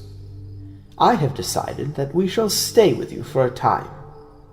While he is here, you will treat him with the same respect you accord me." Atrus stared at his father, surprised. This was the first he had heard of any of this, but Gen spoke on, his voice booming now. "Whatever he wants, you will give to him. Whatever he asks, you will do. Is it understood?" "It is understood," 200 voices answered as one. "Good," Gen said, then raised his hand imperiously, dismissing them. He turned to Atrus. "Come, Atrus, inside." Atrus hesitated, looking back down the slope at the dispersing villagers, then, pulling his cloak about him, followed his father into the great hut. The interior of the hut was shockingly familiar. It was just like the worship rooms he had seen in several of the great houses back in Denis. Symbolic tapestries hung on 3 of the walls, elaborate in colorful silks which, Atrus guessed, had been taken from Denis and brought here. There were rugs and screens, and on a low table to the right, a number of golden goblets and bowls, big jewel-encrusted things that, once again, looked to have been taken from Denis. Dominating the room, however, was a huge wooden desk, like the desk in Gen's study. He looked to his father. Gen was watching him amused. "You want to know why I brought you here?" Atrus hesitated, then nodded. Gen walked over to the desk and took his seat, then leaned across, taking a long, thin book from the pile to the side.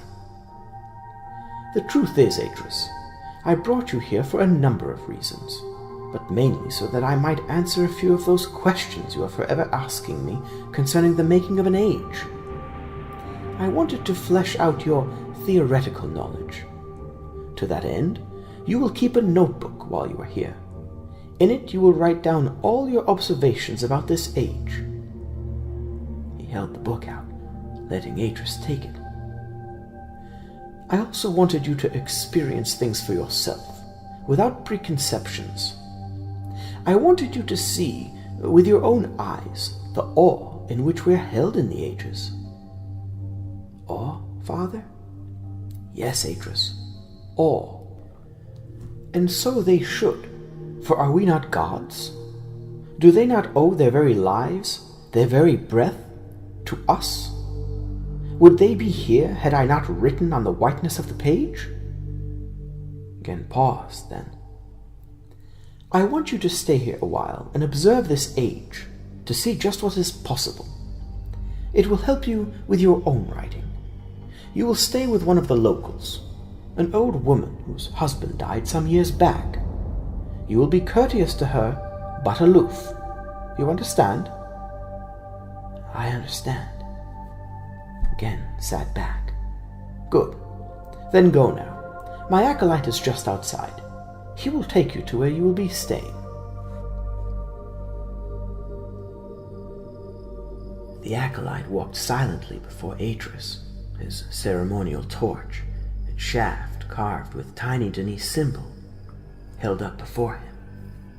Curious villagers knelt and bowed their heads as they passed, a low whisper going from one to another in their wake. When they came to the path through the village, however, the man did not go straight on toward the cave, but turned to the left, climbing a narrow set of steps between 2 huts that climbed up past their steeply sloping roofs. Atrus followed, coming out above the village on a path that seemed to lead nowhere. Ahead of them was only the dark, moonlit slope of the hill. The man led on, walking slowly, solemnly, as if at the head of a great procession. Atrus looked back toward the harbor, his eyes finding the bridge, and beyond it in the darkness, the meeting hut. Beyond that, visible only now that the lanterns had been lit inside, was a long, low tent. As Atrus watched, he saw his father walk across and duck beneath the canvas flap. He turned back. Ahead of him, to his left, just over the hump of the hill, there was a hint of light. As they climbed, it grew, revealing the outline of a hut just over the brow of the slope. The light was from its open doorway. As they drew nearer, a figure stepped into the light, outlined for one brief moment before it merged with the darkness. The old woman. As the light from the acolyte's torch fell over the front of the hut, she was revealed. Like most of her people, she wore a simple, dark brown smock of coarsely woven cloth. Her hair, likewise, was unsophisticated, its thick gray strands framing her deeply lined face in an unkempt halo. She was the oldest person Atrus had ever seen. She looked away, bowing awkwardly, and stepping back, allowing him to enter the hut. Atrus hesitated and ducked under the low lintel into a clean, warm space that was filled with the strong, fresh scent of herbs. Looking about him, he saw them at once, all along the right-hand wall, above two narrow shelves of pots and pans. Sprig after sprig of herbs hung on tiny wooden hooks. The floor was covered in planed wooden boards, the low roof made of rafter and thatch. Halfway down its length, a plain blue curtain cut off his view of the rest of the hut. "You want to eat?" the old woman asked, uncomfortable in his presence, her demeanor even more rudimentary than the acolyte's. Atrus shook his head. "Thank you. I'm not really hungry." "Ah." Her nod seemed more from nervousness than agreement. She looked at him anxiously, her brown eyes never leaving his face. "You want to sleep?" The truth was, he wasn't really tired. After all, back in Denis it was barely supper time. Yet, he could sense how awkward he was making her feel, and felt awkward himself for doing so. "Yes," he said after a moment, "if you would show me my bed." There was a slight movement in her face which he didn't understand. She seemed regretful. Then, with a tiny shrug, she went across and, pulling the curtain aside a little way, looked back at him, pointing to what seemed a kind of stall. He went across and looked, then laughed, a pleasant laugh of surprise, for there, between the thin wooden walls of his sleeping stall, lay a simple straw-stuffed mattress. "Like home," he said quietly. The old woman was staring at him, curious now. "Beg pardon, master?" He looked at her, realizing his eyes were moist. "When I was a child, with my grandmother, I had a mattress similar to this." "Is it no good?" she asked, as if he had been speaking a foreign language. No, it's wonderful." He looked at her and smiled, strangely grateful to her. Then, on impulse, remembering the pleasure his grandmother had got from feeding him, he said, "Can I change my mind? I mean, about the food?" "Of course," the old woman said, a smile lighting her face for the first time. "I bring you soup and bread, yes?" He grinned. "It sounds marvelous." "Then you wait, master. I bring you some." Atrus watched her go, then looked about him, suddenly at ease, breathing in the pleasant scent of the herbs. He knelt, setting his knapsack and the notebook down in the corner of the stall, then removed his cloak and stowed it in the sack. As he straightened up again, the old woman returned, carrying a wooden tray. On it was an earthenware bowl of soup, a wooden spoon, and half of a small loaf of brown bread. Atrus accepted it gratefully, then sat, the tray in his lap. Smiling at her, he broke off a hunk of the bread and dipped it into the bowl. For a while he ate in silence, enjoying that simple meal. Finished, he looked up at the old woman. "Was it okay?" she asked, a look of deep concern on her heavily lined face. Atrus grinned. "It was wonderful. The best I've ever tasted." The truth was, he had no idea what it had been, but what he'd said wasn't a lie. It had been wonderful. The best soup he had ever tasted, Anna's notwithstanding. His words brought a ray of spring sunlight to the old woman's face. "You want more?" "Can I?" It was as if, with those two little words, He had offered her all the riches of Denis. She beamed, then hurried away, returning in a moment with a second bowl and the other half of the loaf. "There," she said, standing over him as he ate, grinning broadly. "You growing boy, you need your food, eh?"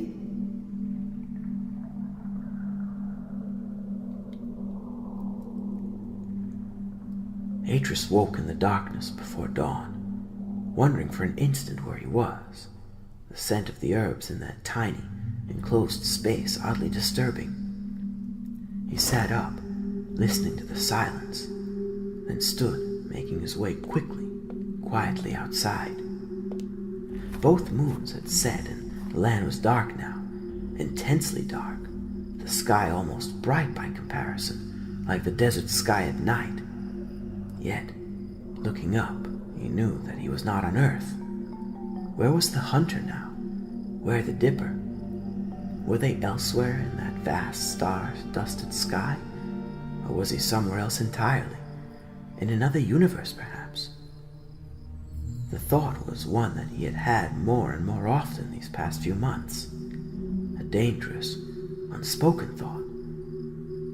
And yet, the more I discover about writing, the more I challenge my father's view that we are creating the worlds we travel in.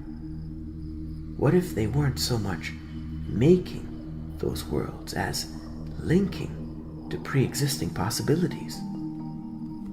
At first, he had dismissed the notion as a foolish one. Of course they created these worlds. They had to be. How else would they come into being in such precise and predictable forms? Besides, it was simply not possible that an infinite supply of different worlds existed out there, waiting to be tapped. Yet, the more he thought about it, the more he had come to question his father's simpler explanation. He walked down the slope until he came to a slab of rock overlooking the lake. There he bent down, squatting on his haunches, looking out across the dark bowl of the lake. Now that the moons had almost set, it was close to impossible to distinguish where the lake ended and the land began. It was like peering into the volcano on a moonless night. You could see nothing, but you might imagine everything. That was the thing about darkness, the way it refused to remain a simple absence.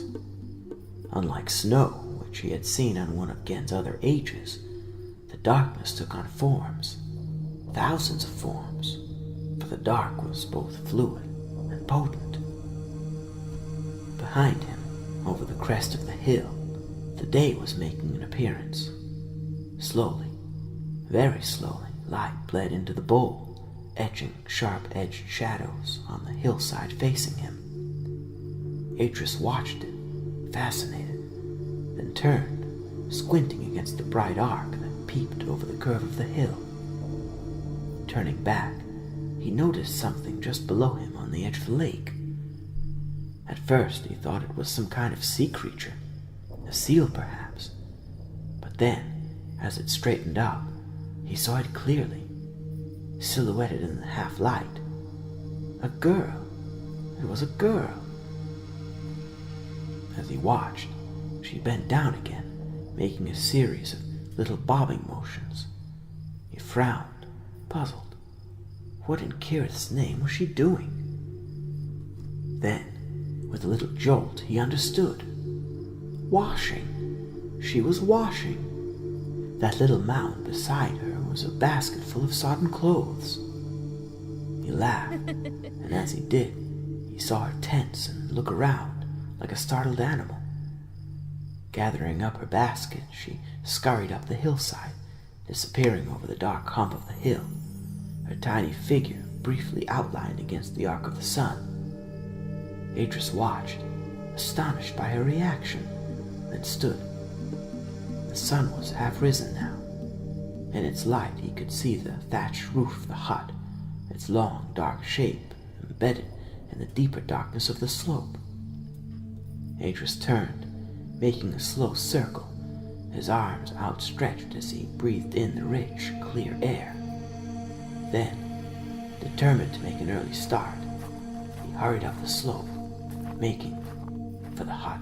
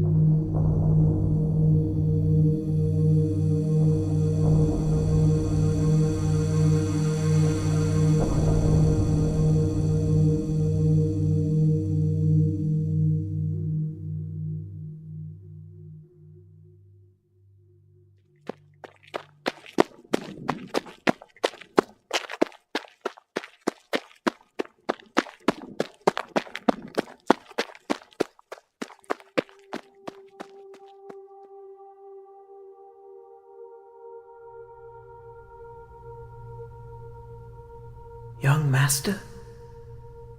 Atrus turned onto his side, wondering for an instant where he was. Herbs. The smell of herbs. Ah, yes. The old woman's hut. He was on the 37th age of Gen, and it was morning. He sat up, rubbing his eyes, and looked to the old woman, who stood with her back half bent in the opening to the stall. "Forgive me, young master," she said breathlessly, "but the Lord Gen wants to see you at once." Nodding his thanks, he stood and stretched. What time was it? How long had he slept? He seemed to sleep longer, deeper while he was here. Maybe it had something to do with the air. He yawned, then, knowing how his father hated to be kept waiting, went outside. Pulling on his glasses, he studied the scene that met his eyes. Beneath him the slope was a tawny brown, furred like an animal's back. Beyond it, the folds of the land that surrounded the lake were revealed in browns and greens, so many different shades that he caught his breath to think of such subtle variation. And the textures! He walked out slowly onto the ridge. Tall, dark trees, their crowns explosions of jet-black leaves, covered the left flank of the nearest hill, ending abruptly in a smooth covering of bright green grass. Atrus laughed. "Why do you laugh, master?" Atrus turned, facing the acolyte, a smile gone from his face. He had not seen him when he had stepped out. "I laughed because of that hill there. It reminded me, well, of a half-shaven head. The way those trees end in a straight line." The priest stepped up and looked, then nodded, but there was not the slightest trace of amusement in his expression. He looked back at Atrus, then, with a bow, said, "Your father awaits you, master." Atrus sighed inwardly. It was his 4th day on the island, and still the man retained his distance. He walked slowly down the slope, silent now and thoughtful, looking about him at the swell, fold of the hill surrounding the lake. As the village came into sight, he stared at it for a while, then looked to the acolyte. "What is your name?" "My name?" The man seemed strangely intimidated by the query. "Yes, your name. What is it?" "My name is One." "One?" Atrus gave a small laugh. "You mean the number 1? The man nodded, unable to meet Atrus' eyes. "And was that always your name?" He hesitated, then shook his head. "My birth name was Kowina." "Kowina," Atrus said, walking on, his eyes taking in the pleasant shapes of the thatched roofs just below him now, the covered walkways, the delightful contrast of the lake's vivid blue against the bright greens and russets of the land sloping down to it. "But one is the name my father gave you?" Kowina nodded. A faint smile appeared at the corner of Atrus' mouth. Of course, he should have known. He turned his head, studying the man a moment, not disliking his long, rather severe features, noting in the unforgiving daylight just how coarse the cloth of his cloak actually was, how crudely fashioned the symbols on it. "Have you been my father's helper long?" 1,000 days. Then this age was indeed recent. Gen had created it only a matter of 3 years ago at most. But what about before that? Had it existed in any form at all? Did these people have any memories of a time before the Lord Gen came among them? And if they did, were those memories true memories, or were they also written in? He knew from his studies that you could not actually write such things, not directly anyway. Yet, when you created an age, with all of its complexities, then a great shadow of cause and effect was thrown back, such that the age, though new created, still had a history of a kind.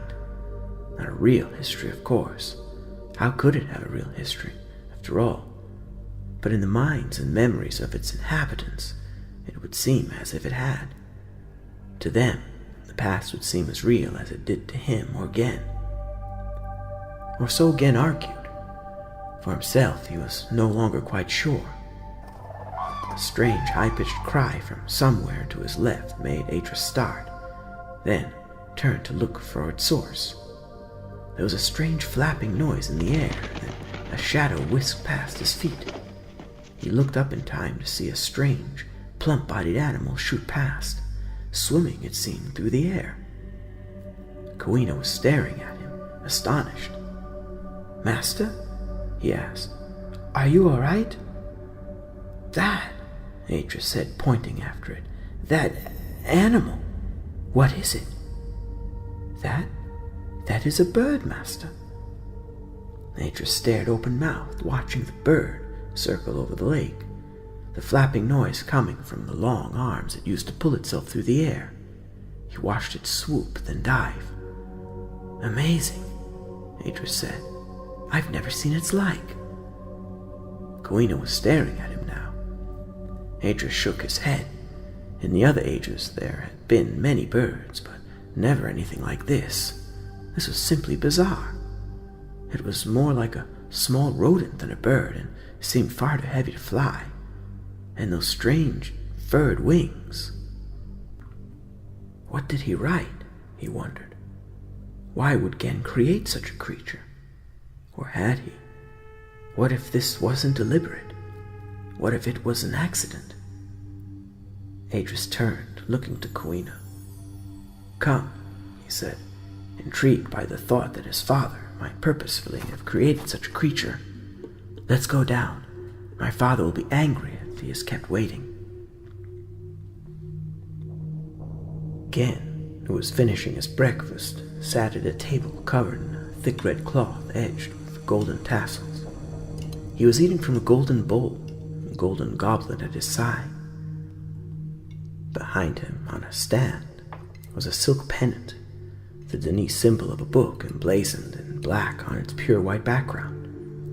Atrus stepped into the tent, looking about him, noting the luxuries that were on display on every side. In the far corner of the tent was a massive wooden bed, the headboard clearly of local design. Beside it was a Denis dressing screen, painted gold and blue and carmine. He stepped forward. "You sent for me, Father?" Atrus," Gen said, wiping his mouth with a silken cloth, and threw it aside. "I thought we should continue with your lessons, Atrus." "Father?" Gen nodded, then took his arm and led him across to a low table in the corner, in which a large-scale map of the island had been spread out. Atrus stretched out a hand and touched the bottom left-hand corner with his index finger. "Where's that?" "Gone," Gen said, looking at him strangely. "And that?" he said, noting another, smaller island just beyond the sea passage. "Gone." Atrus looked to his father and frowned. "How?" Gen shrugged. Atrus shook his head. "Is this what you want me to look for? Things disappearing?" "No, Atrus. I want you simply to observe." Atrus stared at his father a moment, then looked back at the map. As far as he could see, everything else was precisely as he had recalled it from his preliminary journeys around the island, down to the smallest detail. Gen went across to his desk and, opening the leather case he had brought with him from Denis this time, took a slender notebook from the inside and handed it to Atrus. "Here." Atrus opened it and scanned a few lines, then looked back at his father. "What are these?" "What you have there are a number of random phrases from the Age 37 book. What I want you to do, Atrus, is to try to ascertain what aspects of this age they relate to, and how and why they create the effects they do." "You want me to analyze them?" "No, Atrus. But I do want you to begin to grip the relationship between the words that are written on the page and the complex entity, the physical, living age that results. You see, while our art is a precise one, its effects are often quite surprising, owing to the complexity of the web of relationships that are created between things. The meaning of an individual phrase can be altered by the addition of other phrases, often to the extent that the original description bears no relation whatsoever to the resultant reality. That is why the Denis were so adamant about contradictions. Contradictions can destroy an age. Too often they simply make it break apart under the strain of trying to resolve the conflicting instructions." Atrus nodded. "Yet, if what you say is true, how can I tell if what I'm observing relates directly to the phrases in this book? What if other phrases have distorted the end result?" "That is for you to discover." "But if I only have these few phrases?" Gen stared at him now, then raised an eyebrow, as if to indicate that he ought to be able to work that one out for himself. "You mean you want me to guess?" "Not guess, Atrus. Speculate. I want you to try to unravel the puzzle of this world, to look back from the world of the words and attempt to understand exactly why certain things resulted. It is, you will come to see, every bit as important as learning the Denis words and phrases that purport to describe these things. Indeed, much of my experimenting over the years has been along these very lines. I have learned a great deal from my observations, Atrus, and so will you." "Father." "Then go now, and take the map if you wish. I have no further need of it." Atrus sat in the long meadow above the lake, the folded map in his lap, his father's notebook open at his side. Surrounded by the thigh-high grass, he could not be seen unless by someone walking on the slopes on the far side of the lake. But right now it was midday and the villagers were in their huts eating. He had begun with the simplest of the 20 phrases his father had copied out for him, one which related to the composition of the soil here. From his own studies, he knew how important the underlying rock and soil was to the kind of age that resulted, especially the soil. A good, rich soil, full of nutrients and minerals, would produce good harvests, which in turn would allow the people of the age to spend less time carrying out the back-breaking task of cultivation. That was crucially important, for a people who did not have to spend every daylight hour providing food for their tables was a people that would quickly develop a culture. For culture, Atrus understood, was the product of excess. Yes, he thought, recalling his days in the cleft. He understood it now. Had Anna been born and raised in the cleft, they would not have survived. Had she simply been a cultivator and no more, they would never have had enough, for there had never been enough growing space, enough seeds, enough water, enough of anything to allow them to survive. What there had been was Anna's talent as a painter and a sculptor. It was that, ironically, which had kept them alive, that had provided them with the salt they needed, the seeds and flour and fuel, yes, all those tiny luxuries that had made life there bearable. Without them, they would have died.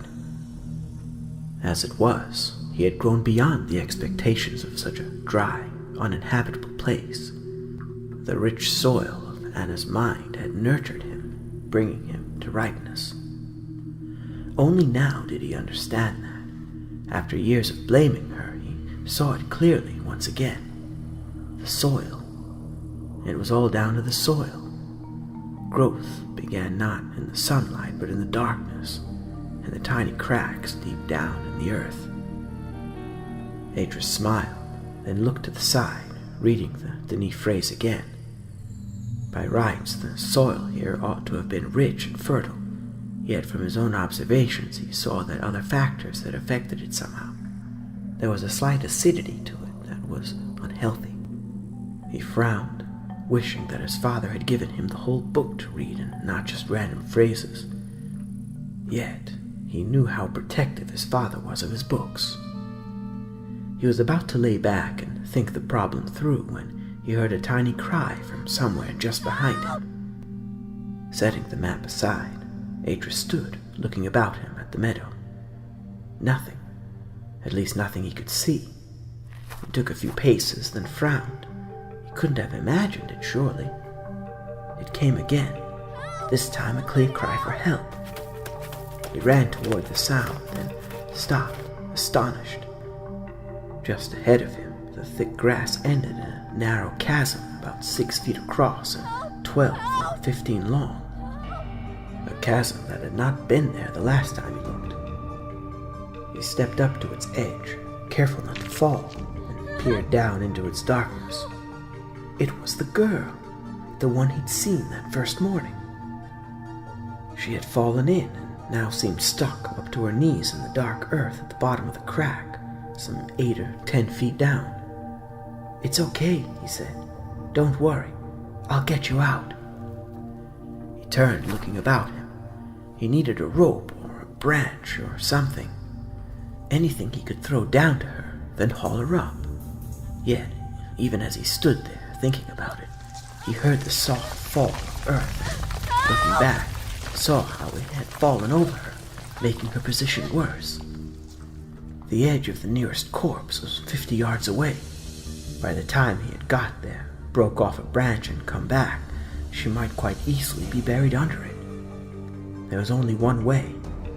He sat down on the edge, then, testing that it would take his weight, turned and began to lower himself down into the crack, searching the face of it for footholds as he went. "Reach up," he called to her. "Reach up and take hold of my right foot." He felt something brush the tip of his boot. Too high. He was still too high. The earth he was clinging to didn't feel all that secure, but he could not abandon her. He moved down a fraction more and felt, as he did, her hand close about his ankle. "Good," he said, thankful that she was only a waif of a girl. "Now get a grip with your other hand." 2 seconds passed, and then he felt the other hand grip his ankle. "Okay, now hold on tight, and don't struggle. If you struggle, we'll both fall in again." Slowly, painfully slowly, he hauled himself up and over the edge, turning at the end to reach down and grab her wrists, pulling her up the last few feet. She sat there beside him on the grass, trembling, her chest rising and falling as she tried to get her breath. her frightened eyes staring at the black wound in the earth that had almost claimed her. "Are you okay?" he asked after a moment. She went to nod, then shook her head. He stared at her a moment, then, standing, went back across to where he had left the map and the notebook, and picking up his cloak, took it back and wrapped it about her shoulders. She looked to him, grateful, then stared back at the crack. "What is it?" she asked, her voice a whisper. "I don't know," he answered, troubled suddenly, remembering the missing islands on the map. "But perhaps my father does." Gant reached across the desk and drew the case toward him. Then, taking the tiny key from the chain about his neck, unlocked the clasps. "I shall be gone only a few hours," he said, glancing up at Atrus, who stood on the other side of the desk, the girl beside him. "She will remain here with the acolyte until I return, and you shall say nothing. You understand, Atrus? I do not want the islanders panicked by this. There's a simple explanation, and I shall find it." Atrus bowed his head. "Good." Gant nodded dismissively, then began to pack away all of his books and papers. "Father?" "Yes, Atrus?" "I had planned to go out to the fishing grounds this afternoon. I'd made arrangements with one of the fishermen. Should I cancel that now?" Gant paused, considering, then, "No. You had best carry on as though nothing has happened, but try not to be out too long. I shall have need of you when I return." "Of course, Father." "Good. Now go and fetch the acolyte." He looked at the girl. "You, take a seat in the corner there, and take that cloak off. Only those of Dani blood should wear such a cloak." Once his father had gone, Atrus went directly to the harbor. The boat he was to go out on was owned by an old fisherman named Tarkuk, a wizened little man with strangely long fingers. His son, Barilli, was a short, heavily muscled young man of few words. He gave Atrus a single glance as he stepped on board. Thereafter he barely acknowledged him. They sailed out through the sea channel into the open sea. Out there, unprotected by the bowl of the hills, a breeze blew across the water's surface, making the boat rise and fall on the choppy surface. As Tarkuk watched from the stern, one long, sun-browned hand on the tiller, a small clay pipe clenched between his small yellow teeth, Barilli raised the mast and unfurled the sail. Atrus watched, fascinated as the square of cloth caught the wind and seemed to swell, tugging against the restraining rope in Barilli's hand. As the boat swung around, it slowly gathered speed, gently rising and falling as they made their way around the curve of the island. He leaned out, looking down through the clear, almost translucent water. The seabed was still visible this close to the island, flat and cluttered, the odd tangle of weeds giving it the appearance of scrubland. Somewhere around here there had been a second tiny island, nothing large, but significant enough to have been marked on Gen's original map. Now there was nothing. So what did that mean? What was happening here on the 37th age? He sniffed the air, conscious of its strong salinity. The lake, too, he'd been told was salty. The villagers got their water from the springs in the surrounding hills and from a single well just behind Gen's tent, or did when he wasn't in residence. Behind him, the island, which still dominated the skyline, was slowly receding. He turned, looking out past Barilli and the billowing sail. The sea stretched out into the distance. There, where the horizon ought to be, it seemed hazed. "What's that?" he asked, pointing towards it. "What's what?" Tarkuk asked, leaning forward and trying to see past the sail, as if something was actually on the water itself. "That Myst." The old man stared a moment, then turned his head and spat over the edge of the boat. "It is the Myst. It is where the sea ends." Atrus frowned. "But surely there's something out there, beyond the Myst?" But Tarkuk merely looked away. Atrus looked back. Now that they were closer, he could see that the Myst was like a solid barrier, forming a curved wall about the island. Strange, he thought. It's as if it all really does end there. As they came further around the curve of the island, other boats came into sight. Anchored a mile or so out from the land, 7 of them in all, forming a huge elliptic on the open water, gently rocking in the warm, pleasant breeze. They joined the others, lowering the sail, anchoring at what was clearly Tarkuk's position in the flattened circle. Each in his place, Atrus thought, conscious of how docile, how amenable these people were. The old man turned back, a coil of fine mesh net between his hands. "Would you like to fish, master?" "No, I'll watch. Thanks." With a nod to his son, Tarkuk turned and, with a strange looping motion, cast his net out onto the surface of the sea, keeping only the knotted end of the guide string in his hand. Slowly the net drifted to the right, forming a great figure 8 in the water. As the string grew taut, he began to haul it in. As he did, Barilli cast his own net from the other side of the boat. His stance, his movements so like his father's that Atrus gave a little laugh of recognition. The old man had hauled the net over the side of the boat. Now he leaned over and, with a quick little movement of the wrist, began to loop the net up out of the water and onto the deck. Atrus sat forward, his eyes wide. The dull brown mesh of the net glistened now with shimmering, wriggling silver. Hundreds and hundreds of tiny silver fish, not longer than his hand, now filled the net. As Tarkuk threw the last coil of the net onto the deck, so Barilli on the other side of the boat began to draw his in. So simple, Atrus thought, watching Tarkuk take one of the big rectangular woven baskets from near the bow and, crouching, began to pluck fish from the net and throw them into it.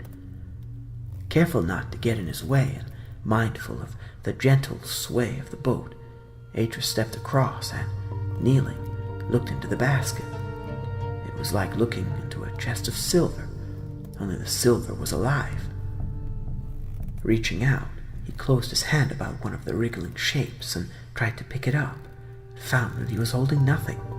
The fish had slipped from his grasp. Atrus raised his fingers to his nose and sniffed, frowning at the unfamiliar smell, then rubbed his thumb across his fingertips. He had not known they would be so slippery, so slick with oil.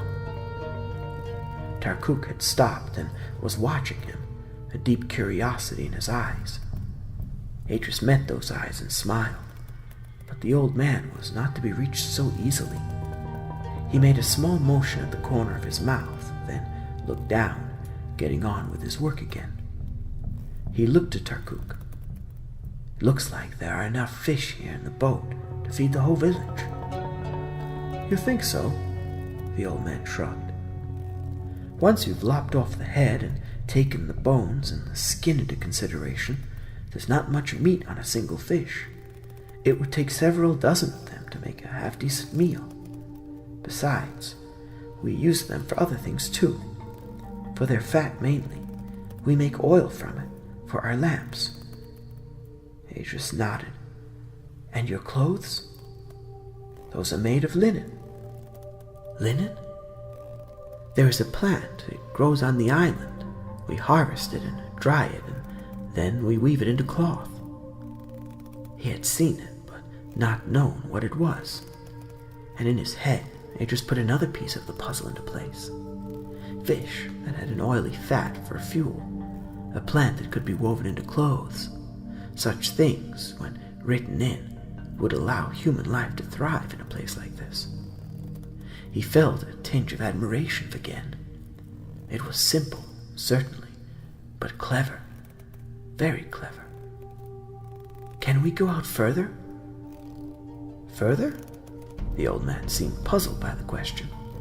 Yes, out there, where the mist is. Tarkuk stared at him, his face hard, his whole manner suddenly very different. Why? Because I'd like to see it, Atrus said, for the first time slightly irritated by the old man's response. Barilli, he noted, had stopped hauling in his net and had turned to stare at him. The currents are too strong out there, Tarkuk said, as if that settled the matter. Nonsense, Atrus said, knowing suddenly what it was. They were afraid of the mist. They had a superstitious fear of it. He watched as Tarkuk and his son tersely finished gathering in their nets. Then, when the baskets were fastened and the nets furled beneath the bow seat, a stony-faced Barilli hauled up the anchor, then, hoisting the sail again, held the rope taut as the canvas filled.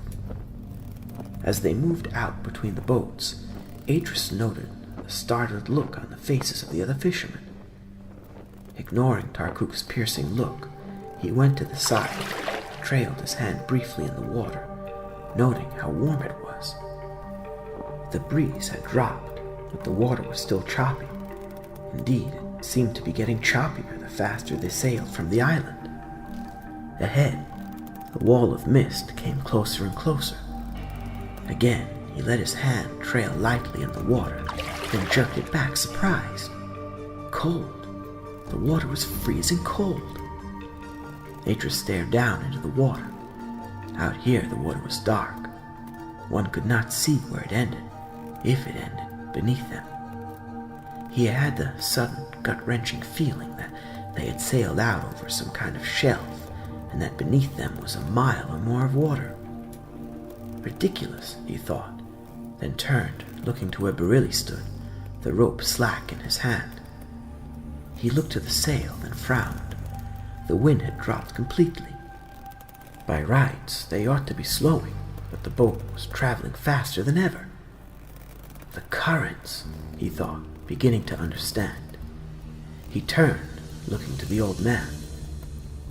Both he and his son had their eyes closed now, and were kneeling in the bottom of the boat, as if in prayer. As for the boat, that was sailing itself now, in the grip of something that was drawing it along at a clipping pace. Slowly, the wall of mist approached, filling the sky in front of them. It was cold now, bitterly cold, and as they raced along, the water beneath them seemed to boil and bubble. Then, suddenly, they were alongside that great wall of whiteness, flying along on the surface parallel to it. Atrus reached across and took the old man's arm. "Tarkuk, listen to me. We have to do something." Tarkuk opened his eyes and stared at Atrus as if he didn't recognize him. "Do something?" "Yes," Atrus yelled. He looked around and spied the oars that lay at the bottom of the boat. "Come on. If we all row, then we might pull free." Tarkuk shook his head slowly. Atrus would not let him lapse back into his fear. Gripping his shoulders now, he shook him hard. "Come on. I command you. Now row." Coming to himself, Tarkuk met Atrus' eyes and bowed his head. "As my master commands." Tarkuk stood unsteadily, then, raising his voice, barked orders at his son. At first, Barilli seemed reluctant, as if he had already consigned himself, body and soul, to the deep. Then, like a sleepwalker waking, he took up his oar and sat. "Here," Atrus said, sitting beside him. "Let me help." He had sculled his father's boat often enough in the past to know how to row, and he knew they would get nowhere unless they all pulled together. "Come on," he called, encouraging them now. "Row if you want to live." They heaved and heaved, fighting the current, struggling to turn the boat back toward the island. For a while it seemed the current was too strong, that all their efforts were about to end in vain. But then, suddenly, they began to pull away. Sinews straining, they hauled their way, inch by inch across the dark surface of the water, that massive wall of whiteness receding slowly at their back, until, breathless from their effort, they relaxed, staring back at the way they had come. Atrus stretched his neck and looked up, straight into the sky. He ached. Every muscle in his body ached, yet he felt a great surge of triumph. "Well done," he said, looking about him and laughing.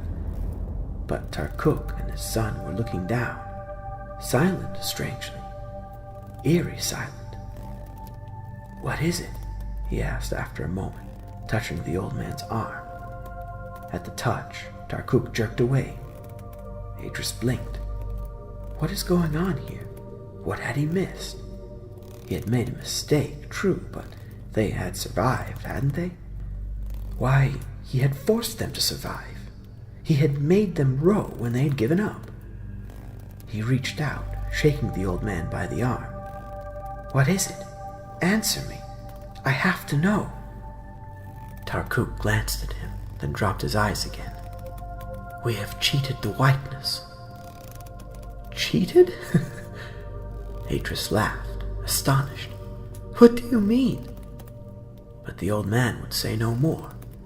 Slowly, Barilli got to his feet and, adjusting the sail, turned the boat back toward the island. In silence they sailed back.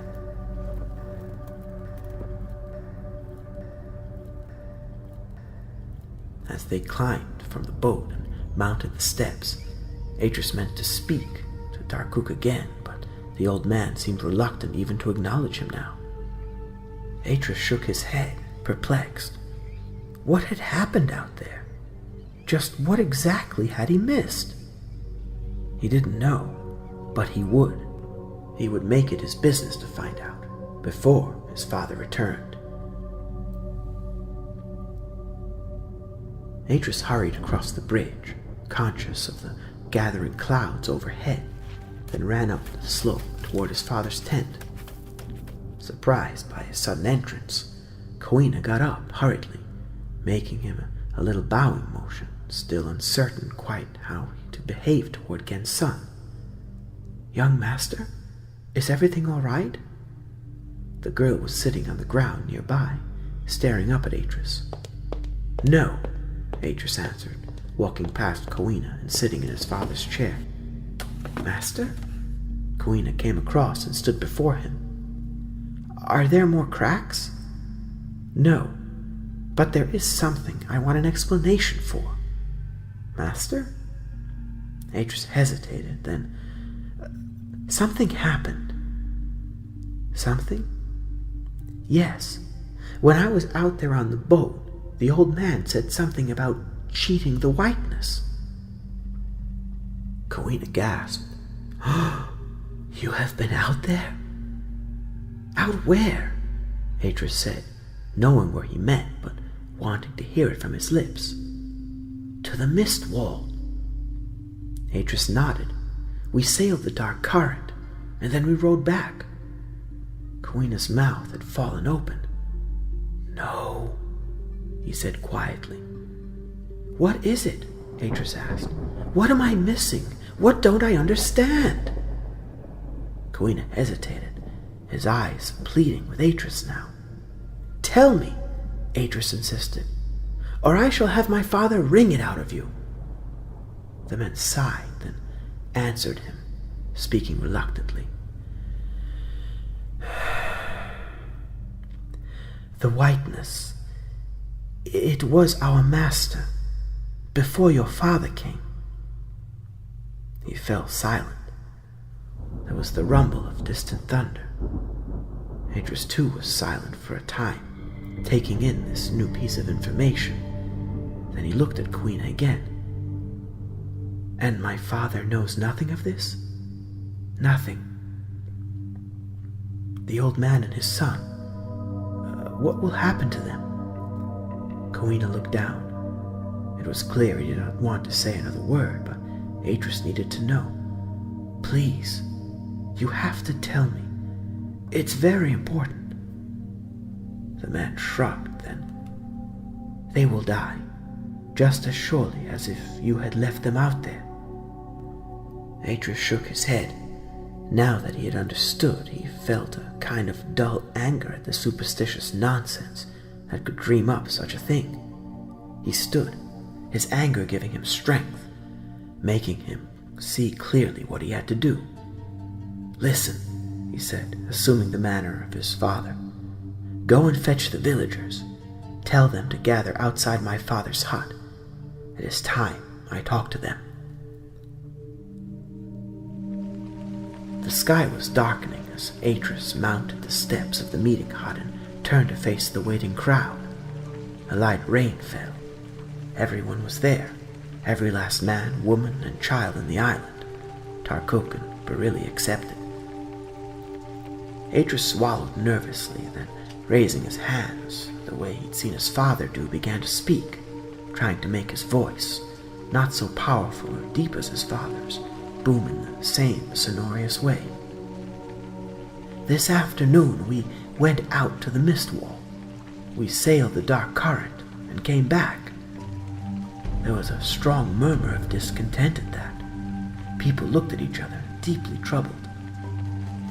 "I have heard talk that we have somehow cheated the whiteness, and it is for that reason that I've summoned you here." He paused, looking about him, hoping that what he was about to say next would not prove too difficult for his father.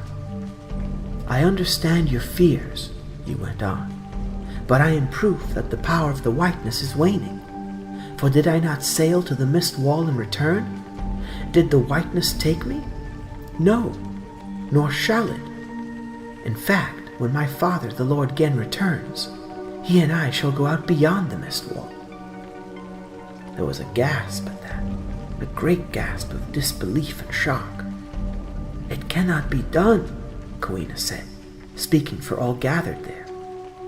"You disbelieve?" Atrus asked, stepping down and confronting his father's man. Kawina fell silent, his head bowed. Overhead there was the faintest rumble of thunder. Great clouds had gathered, throwing the bowl of the hills into an intense shadow.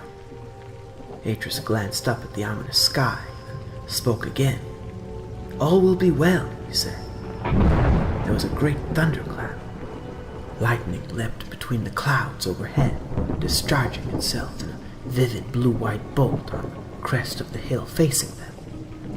Atrus stared at its afterimage in wonder, then looked about him, seeing how everyone else had fallen to the ground in terror. "It's nothing," Atrus said, lifting his voice above the now persistent grumble. "Only a thunderstorm." There was a second blinding flash, and one of the trees on the far side of the lake was struck, blossoming in a great sheet of sudden flame. "The whiteness is angry," someone cried from just below him. "See how it searches for you." Atrus turned, angry now, knowing he must squash this at once. "Nonsense," he said. "It's only the storm." But no one was listening. The islanders were pulling at their hair and wailing, as if something horrible was about to descend among them. Then, as a third lightning bolt ionized the air, sending its tendrils of static hissing through the rain-filled darkness as it sought the earth, Atrus saw, in the brilliant flash, the figure of his father striding down the path between the huts, heading for the bridge.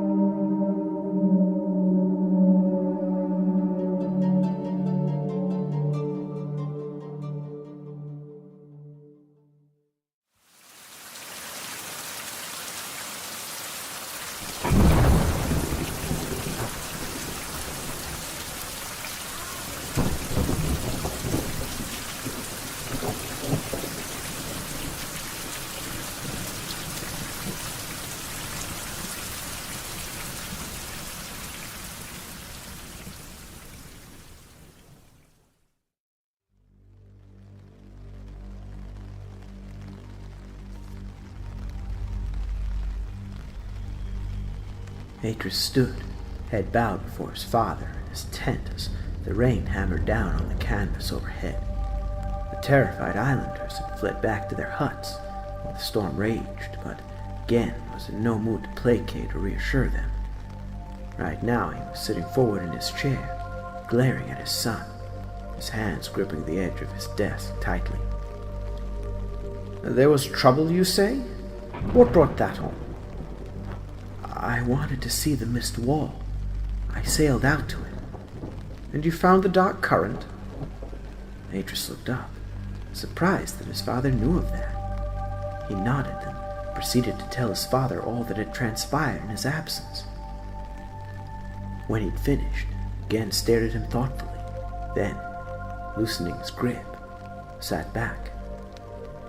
"It is unfortunate, but it seems that the experiment here has failed. This world is unstable." "In what way?" "The island is on a kind of pedestal, a massive pedestal of rock, reaching up from the ocean floor.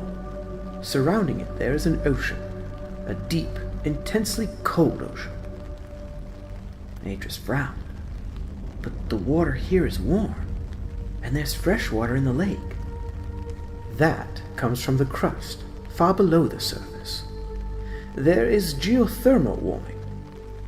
That same warming creates the Myst wall. It is where the hot water from below meets and reacts with the cold oceanic currents." Gen nodded thoughtfully. "As you can imagine, this really is an island, in every possible sense. It is as cut off as a community can be, and yet survive." "But now it's going wrong." "Precisely. Slowly but surely this age is deteriorating. I cannot make out why, but it is. I have tried my utmost to find solutions, yet without a radical rewriting of this age, I fear it is fated to deteriorate still further." "And the cracks, father? What causes those?" Gen shook his head. "It must be some fault in the underlying structure. Perhaps the same fault that made the two tiny islands subside." "Can you fix it?" Gen looked at him. "No doubt I could, but I am inclined to leave it. After all, it is only a tiny crack. If it gets any worse, I shall reconsider. Right now, however, we have other problems, like this business with this so-called whiteness. Let us deal with that first, and then consider the other matters."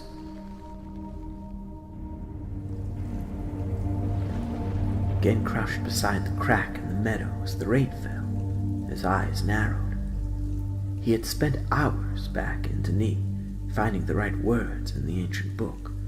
For some quite incomprehensible reason, they had made no difference.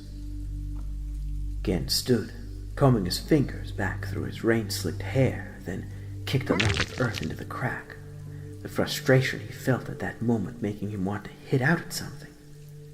The problem was a simple one. He knew that instinctively. It had something to do with the underlying structures, but precisely what it was he didn't know. Yes, and that was the worst of it, for whenever he thought, finally, that he understood it, something would come along to prove him wrong, to show him that, far from having grasped the solid principles beneath it all, he was as far from understanding it as he had ever been.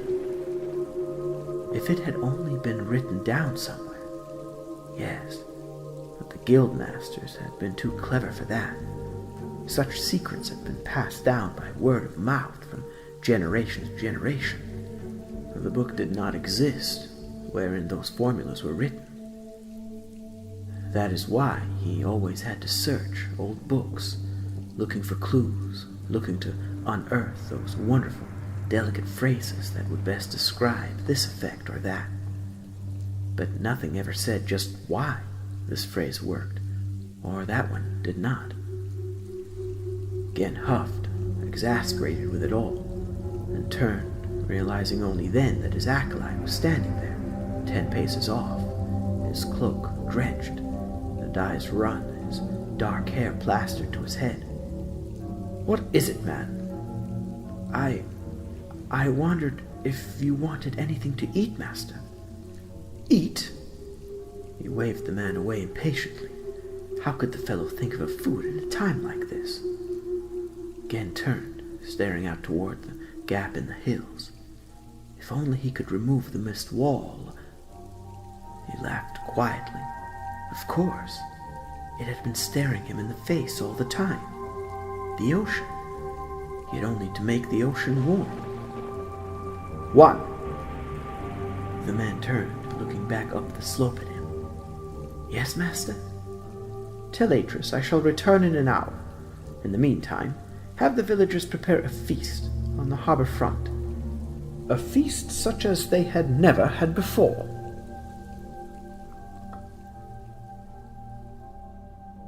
Atrus stood beside the bridge, watching the islanders go sullenly about their business, while he went over in his head what his father had said to him.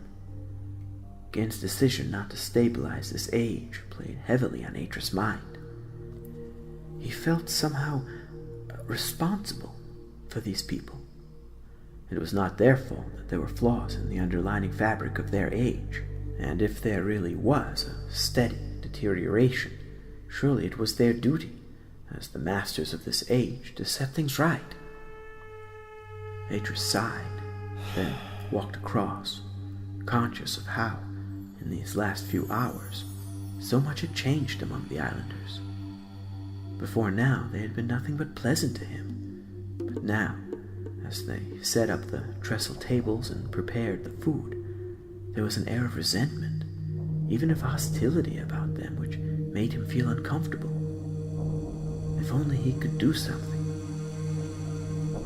He stopped dead, then turned, staring up at the slope toward the old woman's hut. An idea had suddenly come to him, a way of both salving his conscience about these people and of furthering his own first attempts at Denis writing. But what if he were to settle here rather than Kavir? What if he were to persuade his father to let him continue to observe this world, not simply for a few more days, but over a period of months, maybe even years? Why, he could even have them build an extra room onto the hut for him to use as a laboratory. Yes, but would Gen agree? Atrus took out the map and studied it, tracing the circle of the lake with his fingertips. There was a way of persuading his father that it was a good idea, but it would mean taking a risk. It would mean showing Gen what he had been working on these past few months. He let out a long, shivering breath. Yes, but what if my father doesn't like what I've been doing? What if it only goes to prove to him that I'm not ready yet? In truth, Atrus had wanted to wait a lot longer before he showed Gen the age that he had been writing in his practice book. He had wanted to make sure he'd got things absolutely right before he attempted a proper book. But doing so meant abandoning this age, abandoning Koina and the girl and the old woman who looked after him. Then surely, wasn't it worth it? He slipped the map away again, then stood there, touching the tip of his tongue to his upper lip. What would Anna have done? He knew the answer without thinking. She would have stayed and tried to help, even if it meant sacrificing her own plans. So be it then. He had only to persuade his father.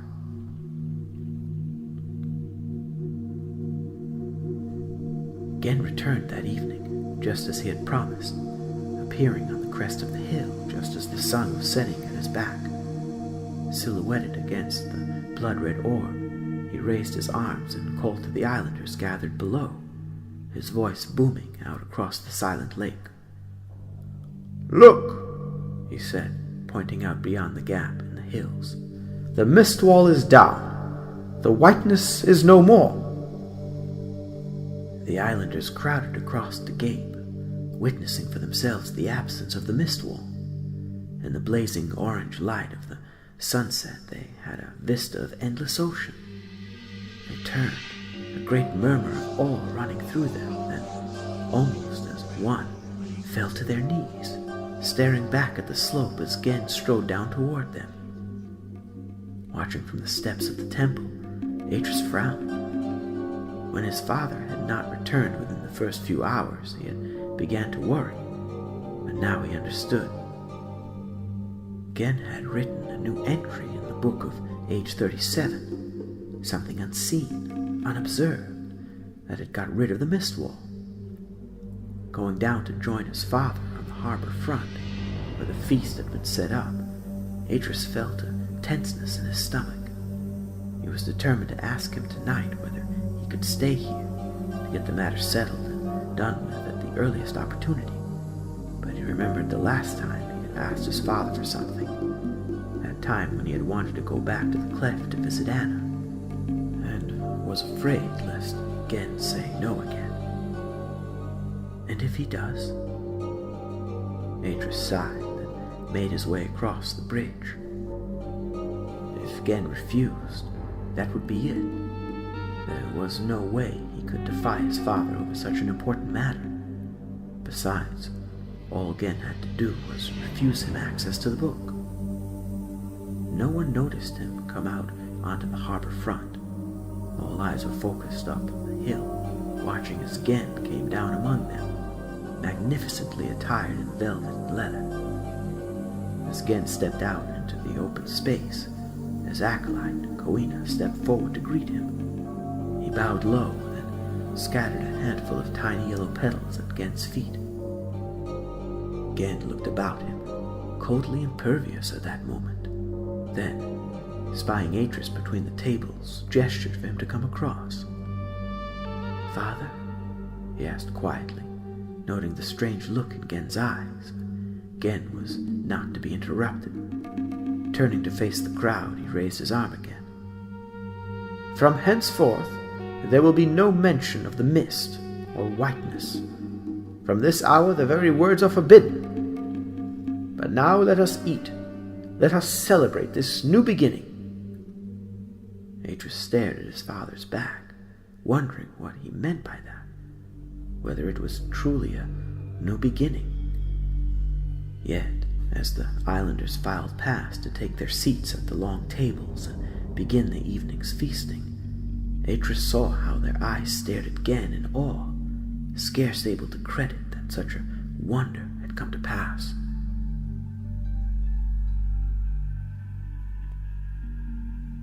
It was late, very late, when they finally retired.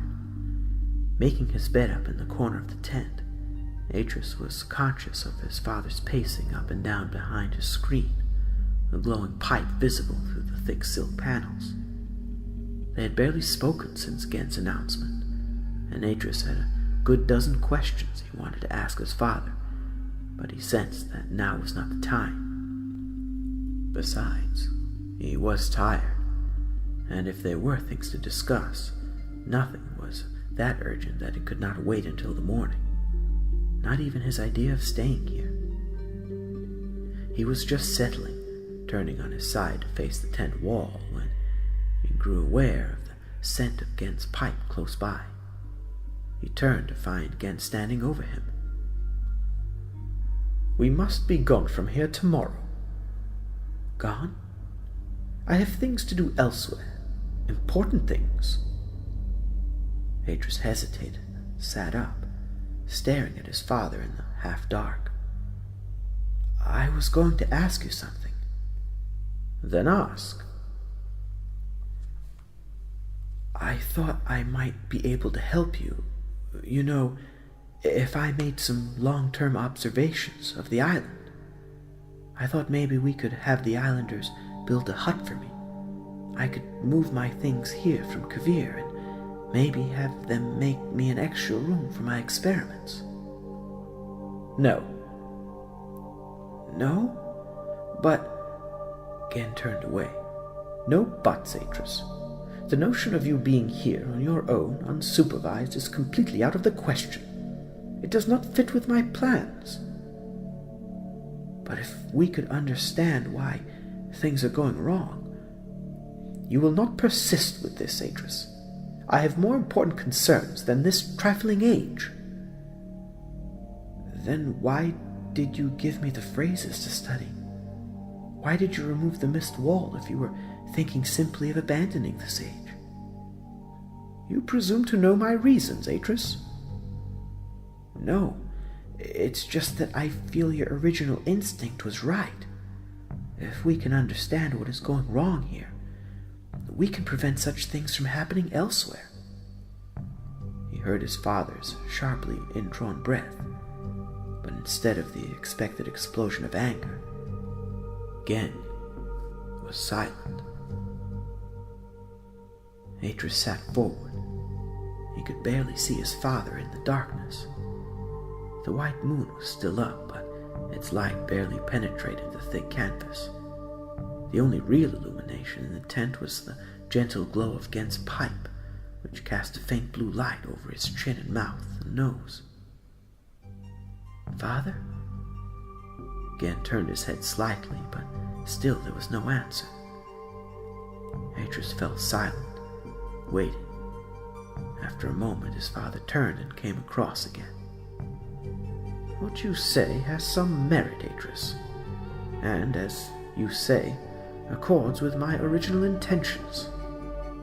And even should this age deteriorate further, it might prove useful to investigate the matter of the deterioration. Likewise, the building of a special hut here for experimental use is a good one, provided, that is, no books or journals are left here which might fall into the wrong hands. That said, I still cannot permit you to stay here alone, Atrus. It is too dangerous. Besides, we must keep up with your lessons, and as I have other ages to attend to, I cannot be forever coming here." "No, you shall remain on Kavir, but we shall continue to visit this age from time to time, and while we are here, you will continue with your detailed observations." It was far less than Atrus had hoped for, yet it was something.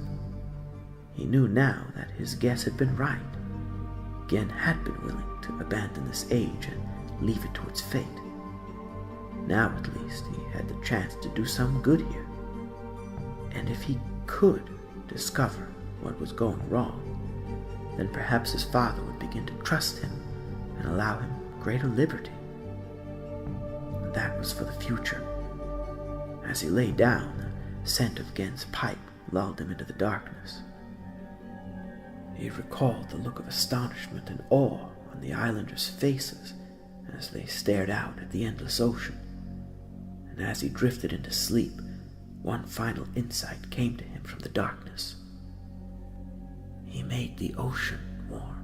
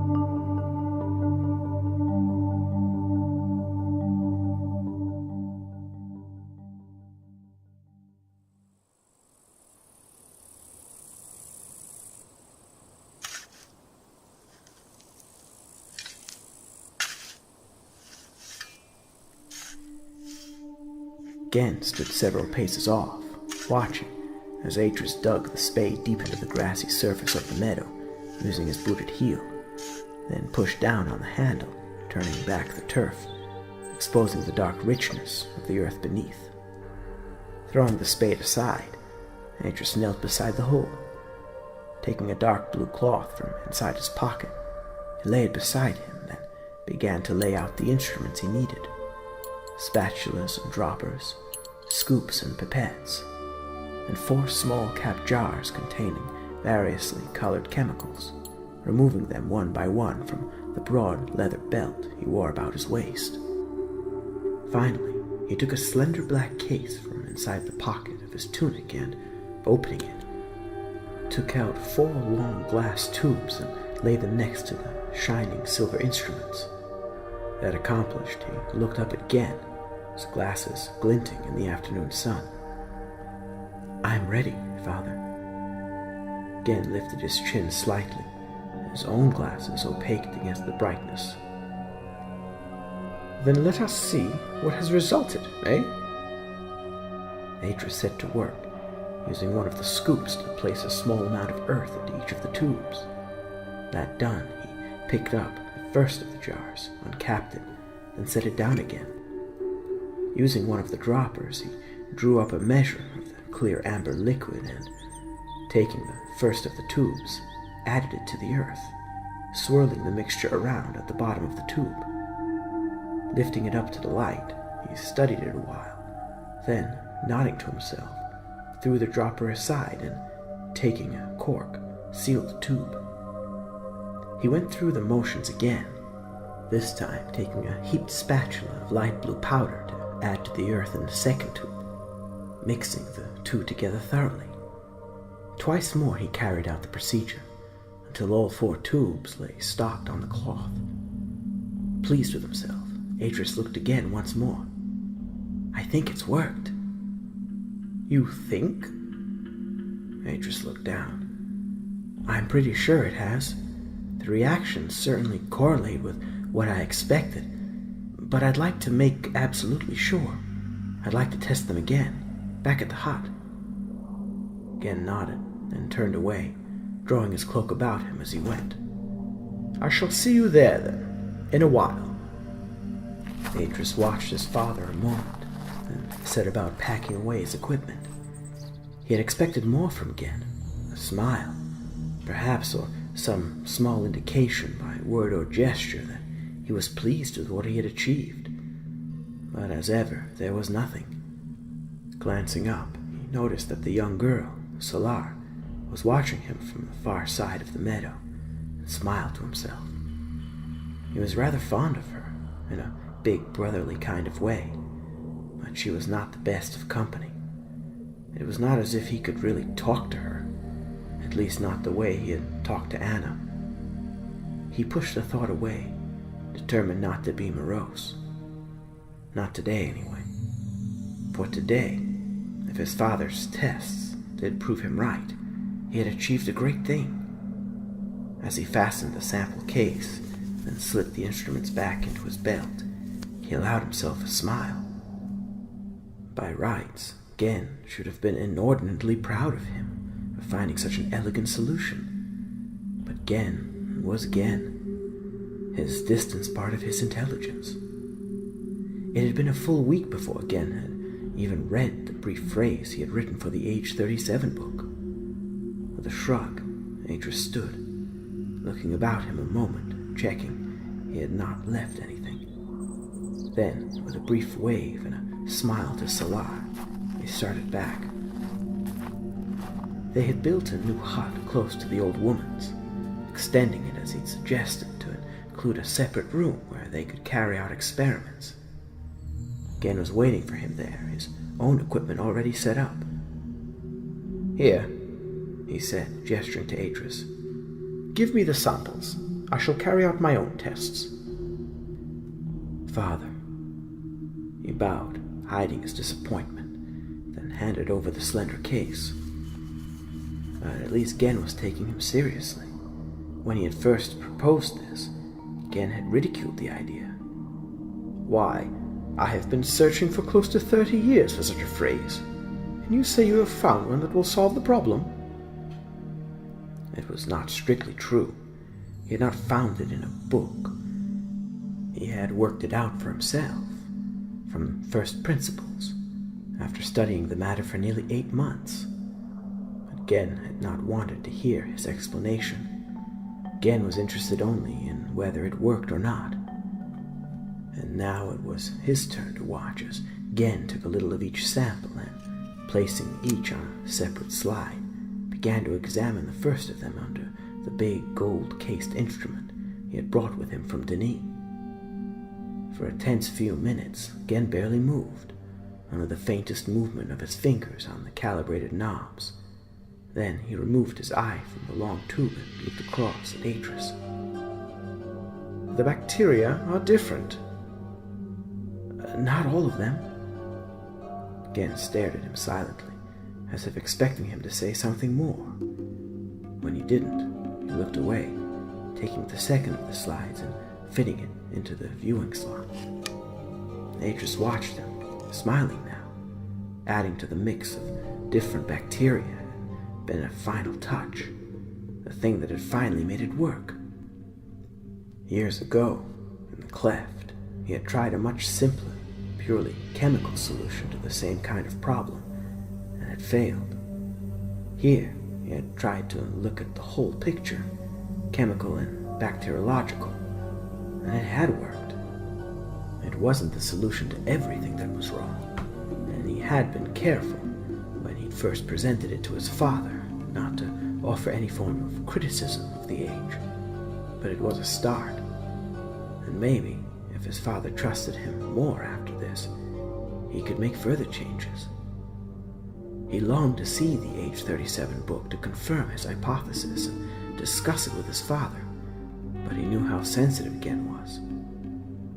He let out a long breath, remembering the long hours he had spent researching the subject.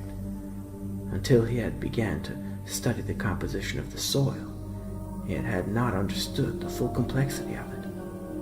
But now he saw it clearly. One had to build worlds from the bottom up, beginning with what was below the soil. Gen grunted, then looked across again, giving a terse nod. This is good. You must show me the book where you found this. It may have other things we can use. Atrus looked down. Maybe Gen would forget. Maybe he'd be distracted by something else. Or if worse came to worse and he insisted, the book could have had an accident somehow. All right, Gen said, taking the slide from the viewer, then beginning to pack away the microscope. Let us clear up and get back to Denis. I think our work here is done for a time. Done? Gen nodded, then clicked the lid shut on the box that held the microscope. I think we should leave this age alone for a week or two and see how things develop. If there are any side effects, they should show up in that time.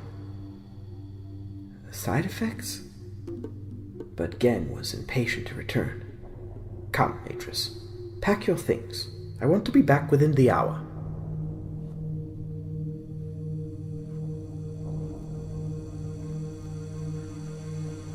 Two days had passed now since their return from the 37th age, and in all that time Atrus had not seen hide nor hair of his father. He knew where Gen was, of course, for the very moment they had linked back, Gen had rushed up the stairs to his study and locked himself in. Atrus had thought his father might reappear at mealtimes, but he had not come down even then. And now the darkness was falling on another day, and still he had no idea of what his father was up to.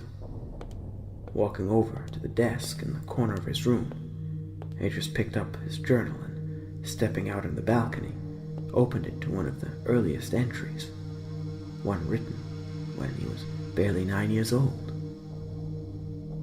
Anna says that the cleft is an environment, and that an environment is composed of many different elements, all of which have an effect upon each other.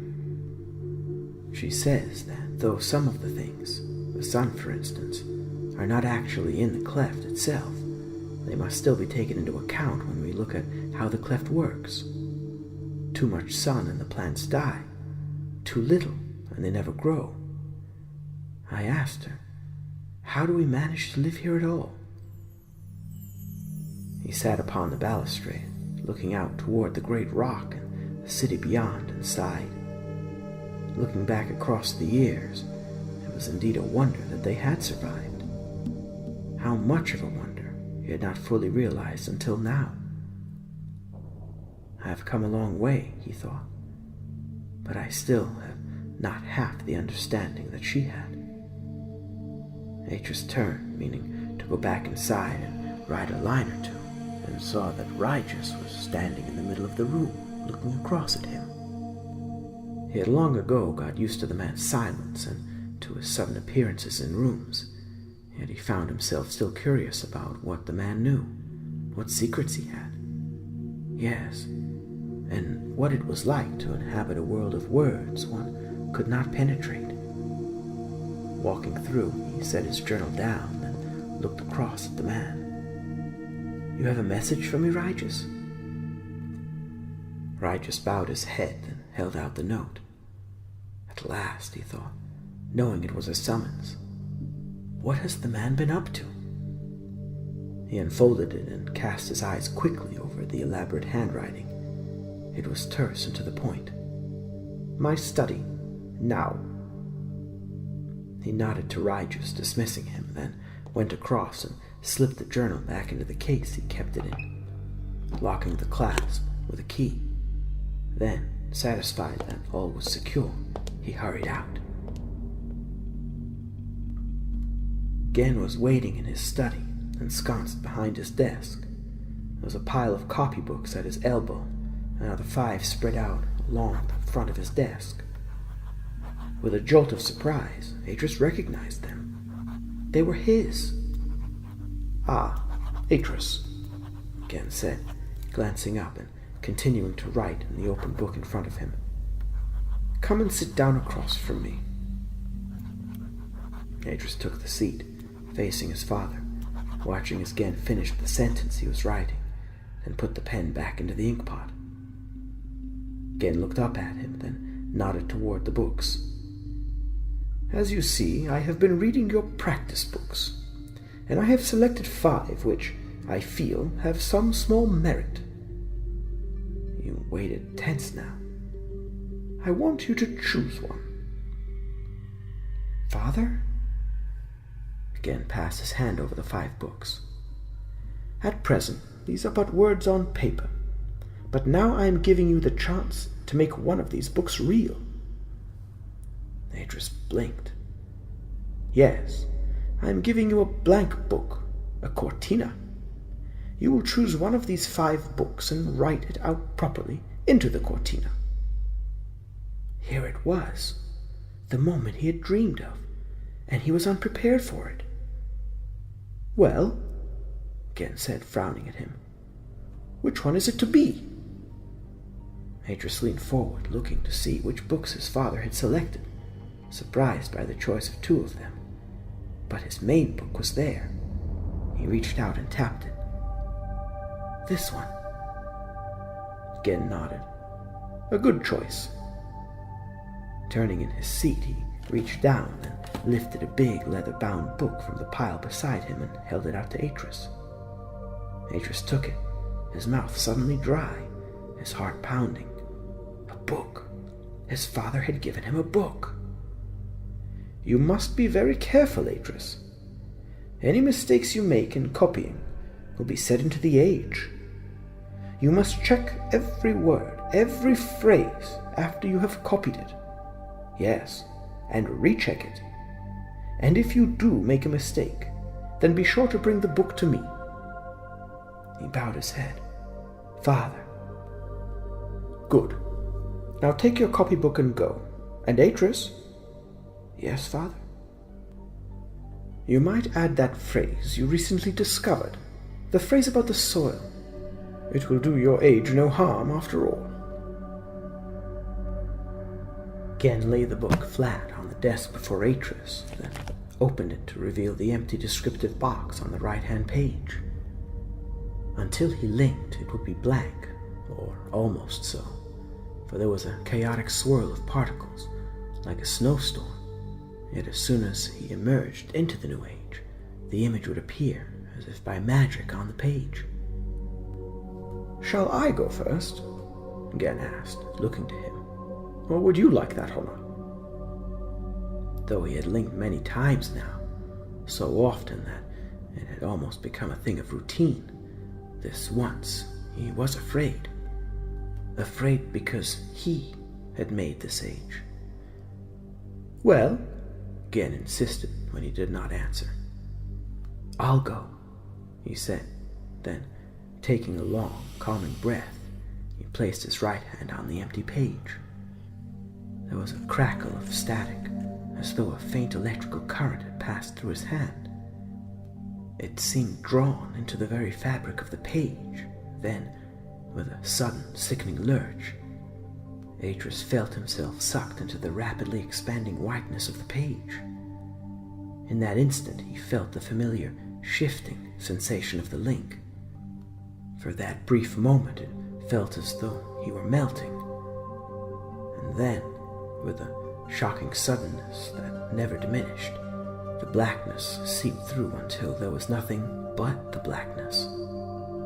And as he finally surrendered to that blackness, so he found himself back in his body, standing on the cold, damp earth inside a low-ceilinged cavern.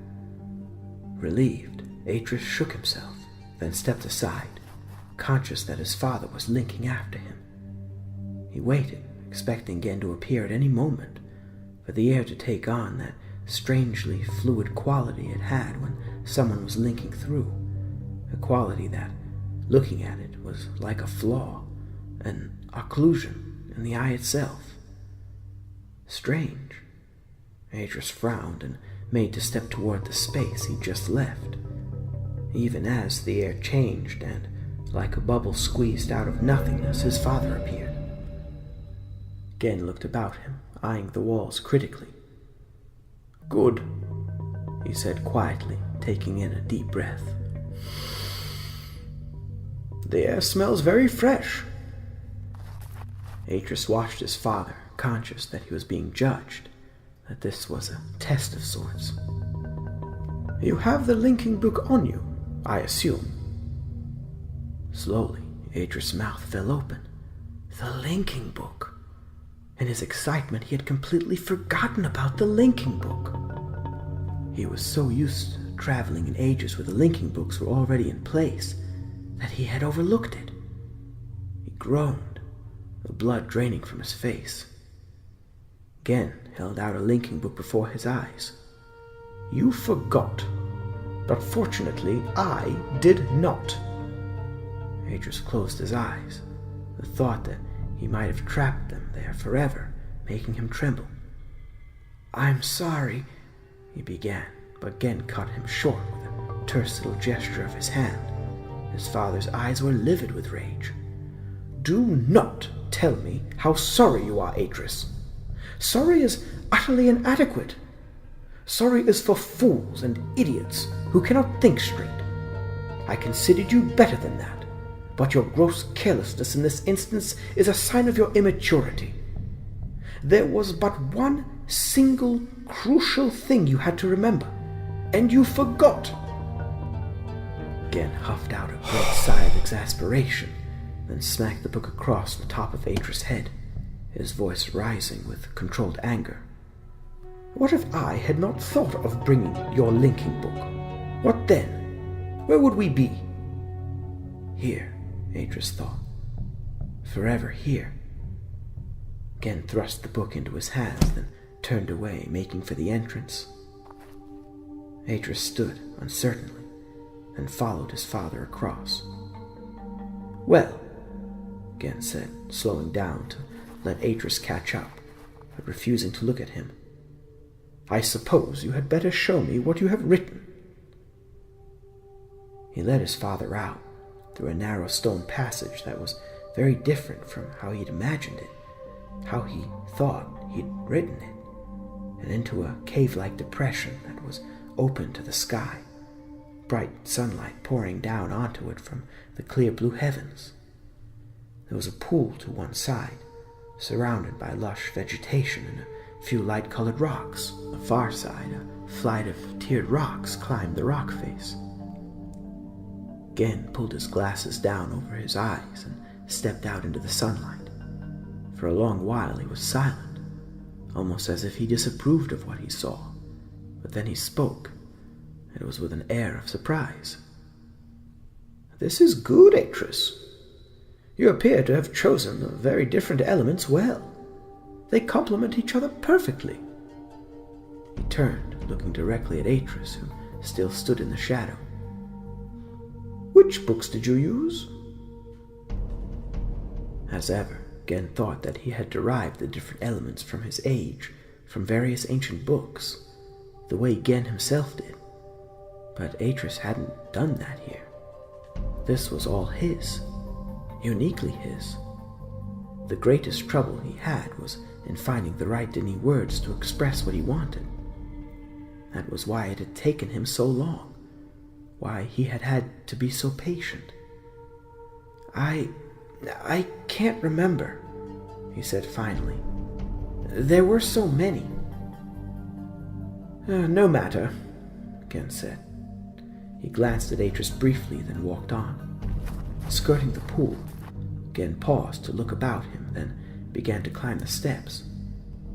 Pulling down his glasses, Atrus hurried after, surprised that Gen had made no other comment. Didn't this remind him of something? Couldn't Gen see what he had tried to do here? It was the cleft. Simplified, admittedly, and without the buildings that had been in the original, but the shape of it, the physical materials were, as far as he could make it, precisely as he remembered them. Halfway up the steps he stopped and turned, scanning the floor of the cleft to see whether the one specific he had written in had taken as he'd hoped. His eyes searched for a moment, seeing nothing. Then, with a jolt of pure delight, he saw them, just there in the deep shadow of the far side. Flowers. Tiny, delicate blue flowers. He grinned, then began to climb again. It had taken him a lot of time and effort choosing the precise soil type and the balance of the minerals in the soil. But it had worked. Gen was waiting for him up above, one hand stroking his chin as he surveyed the view. Joining him, Atrus looked out, seeing for the first time the age he had created. It was a rolling landscape of hills and valleys, with lush pasture and thick, dark green forests. Rivers threaded their silver way through the verdant paradise, winking now and then into the blue of lakes. To the far left, in the distance, there were mountains, snow-capped and majestic, and beneath them a blue-green stretch of sea. And over all a rich blue cloudless sky, dominated by a large yellow sun, like the sun of Earth. Atrus stood there, entranced, listening to the peaceful sound of birdsong. For a moment he didn't even notice. Then he half turned, his eyes widening. Birds? I didn't write birds. His father stepped up beside him. You should have experimented more. Atrus looked to his father, surprised by his comment, which seemed a complete contradiction of his own style of writing. You might have tried a different sun, for instance, Gen said, pointing to it, or chosen a different kind of rock to make those mountains. But next time you should use a few less conventional touches, Atrus. It would not do to make your worlds too staid. Atrus looked down, dismayed by his father's words. But what about that view? Wasn't that spectacular? And the air and the soil here, wasn't it good that they were so healthy? Oh, he knew his age was simple, but he had planned to take one step at a time, and this age wouldn't fall apart. Still, Gen added, you need not keep this age. Now that I know you can write, I shall give you other books. You can experiment in them. Then, once you have finally made an age that I am happy with, you can call that your first age. But I've named this world. Named it? Gen laughed dismissively. That was a trifle premature. I could understand, perhaps, if there were people here, but I called it Inception. Gen stared at him a moment, then turned away. Walking across, he pulled a leaf from a bush, rolling it between his gloved fingers, then lifted it to his nose to sniff it before he threw it away. All right, I think we had better go back now. Atrus, who had been about to walk down the slope, turned to face his father again. Go back? Gen barely glanced at him. Yes. But I thought, Atrus swallowed. I thought we could see more of this age. I wanted to take samples of the soil and catch one of the creatures for study. I wanted... You heard me, Atrus. Now come. If you must, you can come back another time, but right now I must get back. I have a great deal to arrange before the Corfa Vajah. Atrus had never heard of the term before. Corfa Vajah? Gen looked at him. Tomorrow, at noon, on the 37th age. And with that, he walked on.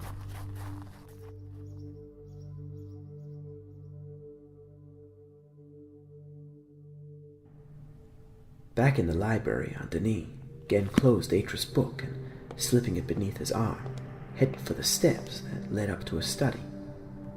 Quickly now, he said, gesturing for Atrus to follow. We need to prepare you.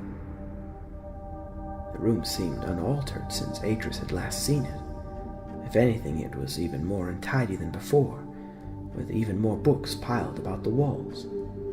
Gen's cloak lay carelessly discarded over the back of the chair beside the fireplace, the grate filled with the ashes of recent fire.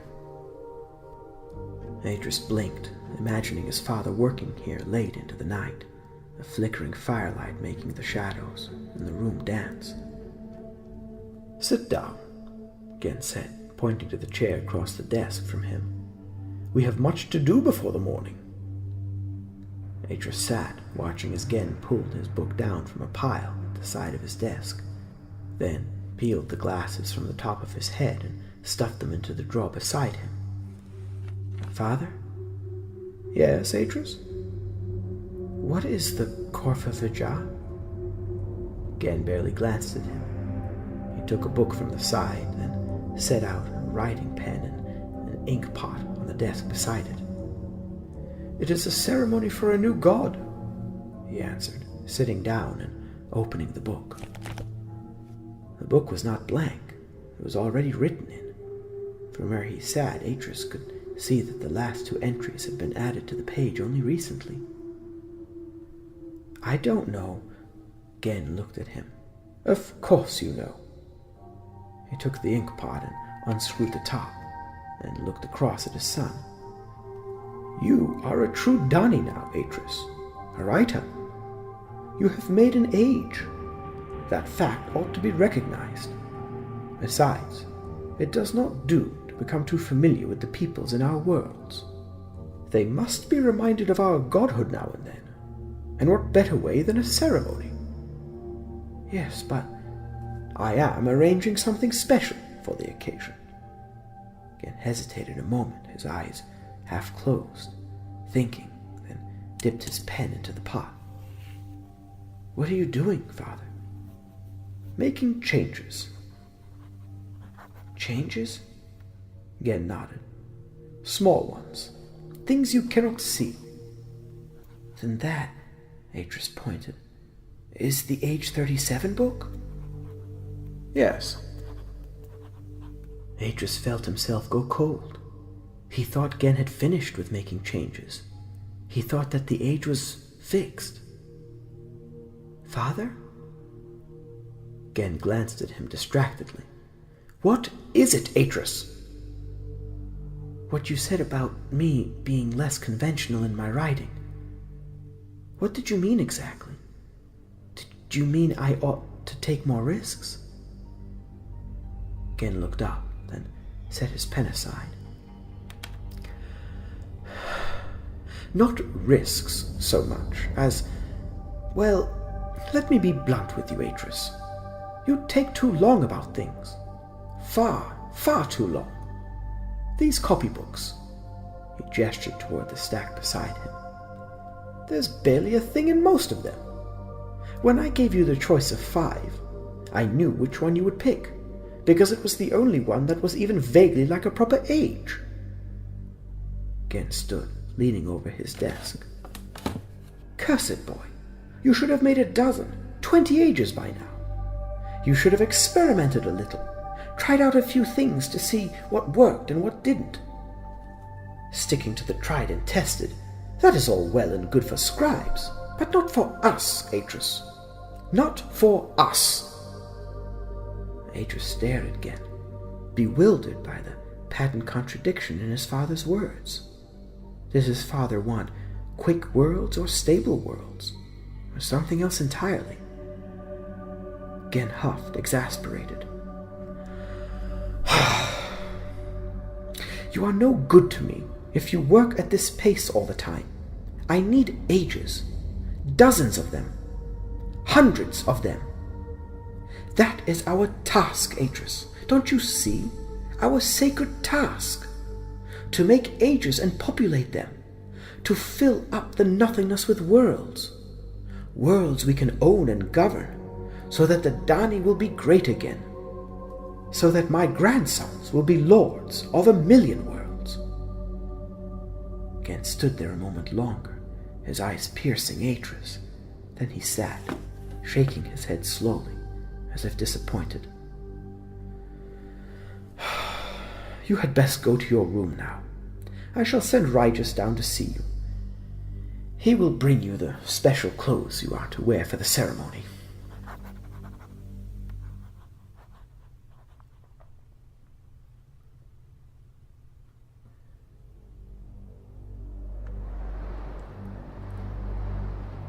Something was wrong. They knew it even as they stepped out beneath the dark, cloud-dominated sky of the 37th Age. As they stood there, a warm, unsavory wind blew into their faces, gusting as if from a vent, its normal strong salinity tainted by other, more bitter presences. Atrus looked to his father and saw how Gen grimaced and touched his tongue against his upper palate, as if to get a better taste of the unwholesome air. What is it? Gen concentrated a moment longer, then, ignoring Atrus' question, strode on. But he had not gone more than a dozen paces before he stopped dead, his whole face drained of expression, his lips parting the merest fraction. Atrus walked across and stood beside his father on the ridge, looking out over the village and the lake, shocked by what he saw. The lake was dry, its exposed surface filled with dark cracks. 24 fishing boats lay on their sides in the bone-dry mud. Atrus turned, looking toward the sea. There, through the gap in the hills where the channel ended and the sea had once began, was a ledge of solid rock. Dry rock, crusted with dried-up seaweed and barnacled rocks. Like a desert scrubland, he thought, recalling the first time he had had the thought in the boat with Tarkuk and his son. And beyond that ledge, nothing, only air. A great sound of wailing and groaning came up to them on the wind. Atrus looked, trying to locate its source in the village, but the village was deserted. Then, suddenly, he saw them, on the other side of the bridge, in front of the meeting hut. They were all there, huddled together in fear, staring out across the gouged eye of the lake or looking woefully up at the black and hostile sky. Only Kowina stood, moving among them, bending down to talk to this one or lay his hands upon that one's arm. "What's happened here?" he asked, turning to Gen once more. Gen slowly shook his head. There was a look of disbelief in his face. "It was all right," he said quietly. "We fixed it. Those phrases. There was nothing wrong with them." And yet, something was wrong. Something had drained the lake and left the island stranded above the level of the surrounding sea. Something had caused that. It must have, because things like this did not happen on their own. A phrase swam into Atrus' mind. He made the ocean warm. Was that it? Had that seemingly small alteration set up a contradiction? Or, to achieve it, had Gen tampered with some other crucial element in this age? Had he tilted the axis of the planet, perhaps to bring it closer to the sun so that the water was warmer? Or was it something else? What if he'd tampered with the plates beneath the ocean? What if Gen had set up a weakness in the ocean floor that had finally succumbed to the great pressures down there, causing the lowering of the ocean's level? Or what if he had simply picked a phrase from a Denis book that referred to a warm ocean without understanding where it came from or what its context was? He would never know, not without consulting the age 37 book, and Gen was quite adamant that he was not to read his books.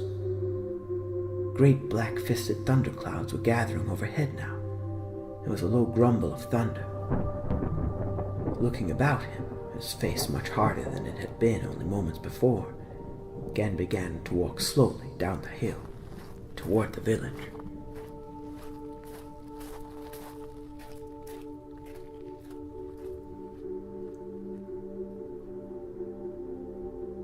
But Master, you have to help us. You must. Must? Gen turned his head and stared at the kneeling man disdainfully. Who says I must? An hour had passed since they had come, and Gen sat in his chair, at his desk in the great tent, the glowing pipe cradled in his hands. The first thing Gen had done was to send the islanders back to their huts, forbidding them to set a foot outside. Then he had come here and lit his pipe. Since then he had not moved, but had sat there, silently brooding, his brows heavily knitted. And now Kowina had come to petition his master, afraid to defy his command, yet equally afraid to leave things be. His world was dying, and there was only one person who could save it, the Lord Gen. Atrus, standing just behind Kowina, felt a great wave of respect and admiration for the man swell up in him. Forgive me, Master, Kowina began, his eyes not daring to meet Gen's. But have we angered you somehow? Is this our punishment? If so, tell us how we might make amends. But please, I beg you, save us. Bring back the sea and fill the lake for us. Master, I implore you. Gen slammed the pipe down on the desk and stood. Enough! He seemed to take a long, indrawn breath, then slowly stepped around the table until he stood over the cowering Kowina. You are right, Gen said, his voice cold and imperious. This is a punishment, a demonstration of my awesome powers. Gen paused, then turning his back on the man, began to pace the floor. I thought it necessary to show you what would happen should you ever think to defy me. I felt it appropriate. Atrus stared at his father, open-mouthed, in the silence that followed. Gen made a slow circuit of the tent, moving behind Atrus as if he wasn't there. Then, as if the thought followed on from the last, he threw a question at Kowina. Are the preparations complete? Master? The kneeling man dared the smallest glance. The preparations, Gen repeated, as if speaking to a child. For the ceremony.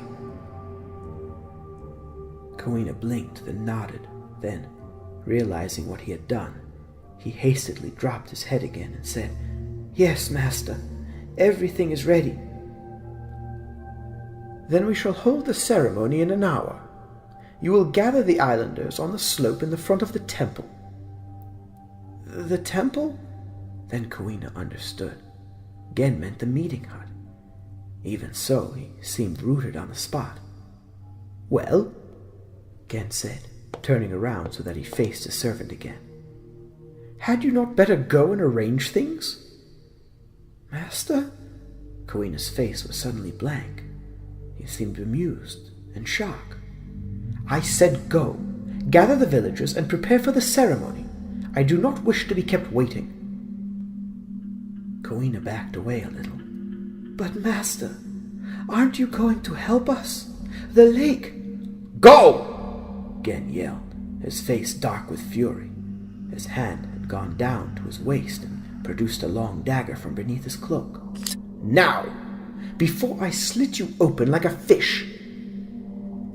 Kawina's head jerked up, his eyes staring fearfully at the razor-sharp blade. Then, with a tiny bow, he turned and almost ran from the tent. Atrus took a step toward him. "Father?" But Gen wasn't listening. He stared blackly at the tent flap where Kawina had just departed, then made a sour movement of his mouth.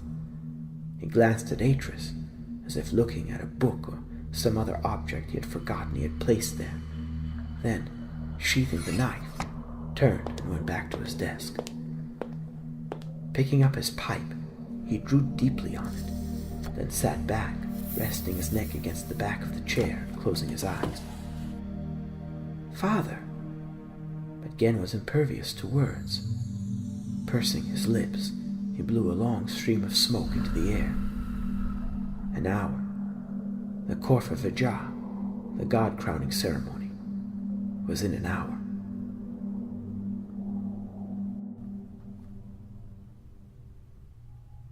Kawina had gathered the islanders, all 200 of them, and made them kneel, heads bowed, on the slope before the meeting hut.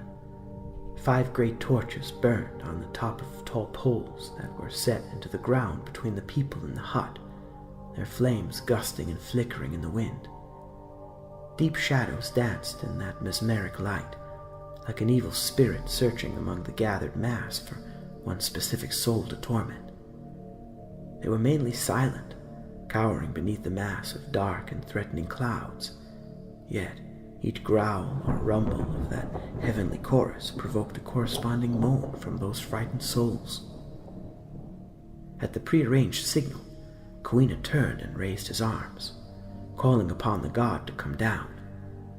At once, Gen stepped from the darkness between the wooden pillars, resplendent in a long, flowing cloak of pure gold thread lined with black silk, his white hair framed by a strange pentagonal halo of gold that flashed in the flickering torchlight.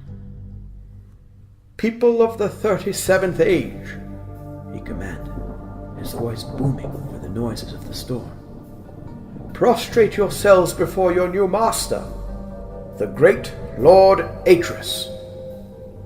Reluctantly, Atrus came down the steps until he stood beside his father.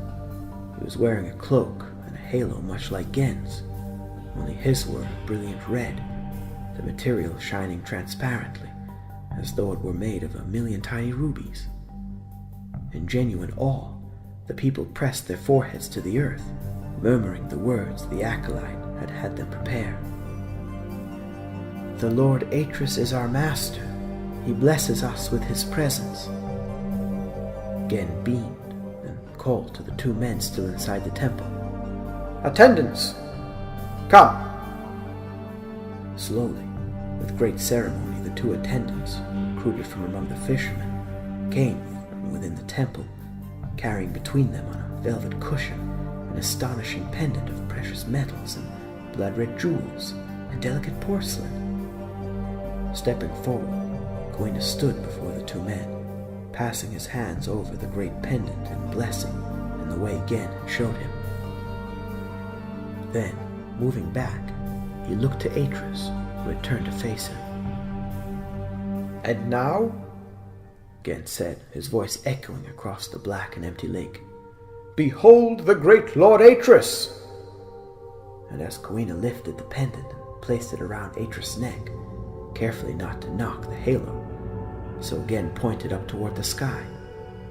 There was a great clash of thunder and a flash. For the briefest moment, Atrus saw the surprise in his father's face and knew the moment was sheer coincidence. Yet, in an instant, Gen's face changed, swelling with pride, his eyes blazing with a fierce intelligence. "Behold the rain!" And then, as if he really had commanded it, the heavens opened up. The torrent so heavy that each drop seemed to rebound from the earth, drenching things in an instant. The earth trembled like a beaten drum. Atrus stared, astonished. Before him on the slope, 200 faces were turned up in awe as the precious water fell on them like a solid weight. Kawina looked to his master, as if to ask whether or not he should continue, but Gen seemed undaunted by the downpour. It was almost as if he had planned it. The handmaiden! Where is the handmaiden? Kawina turned, then gestured toward the girl, Salar, who was clutching the garland of woven flowers, like the one that they had presented to Gen when Atrus had first come to the age. But Salar could not move. Salar was petrified.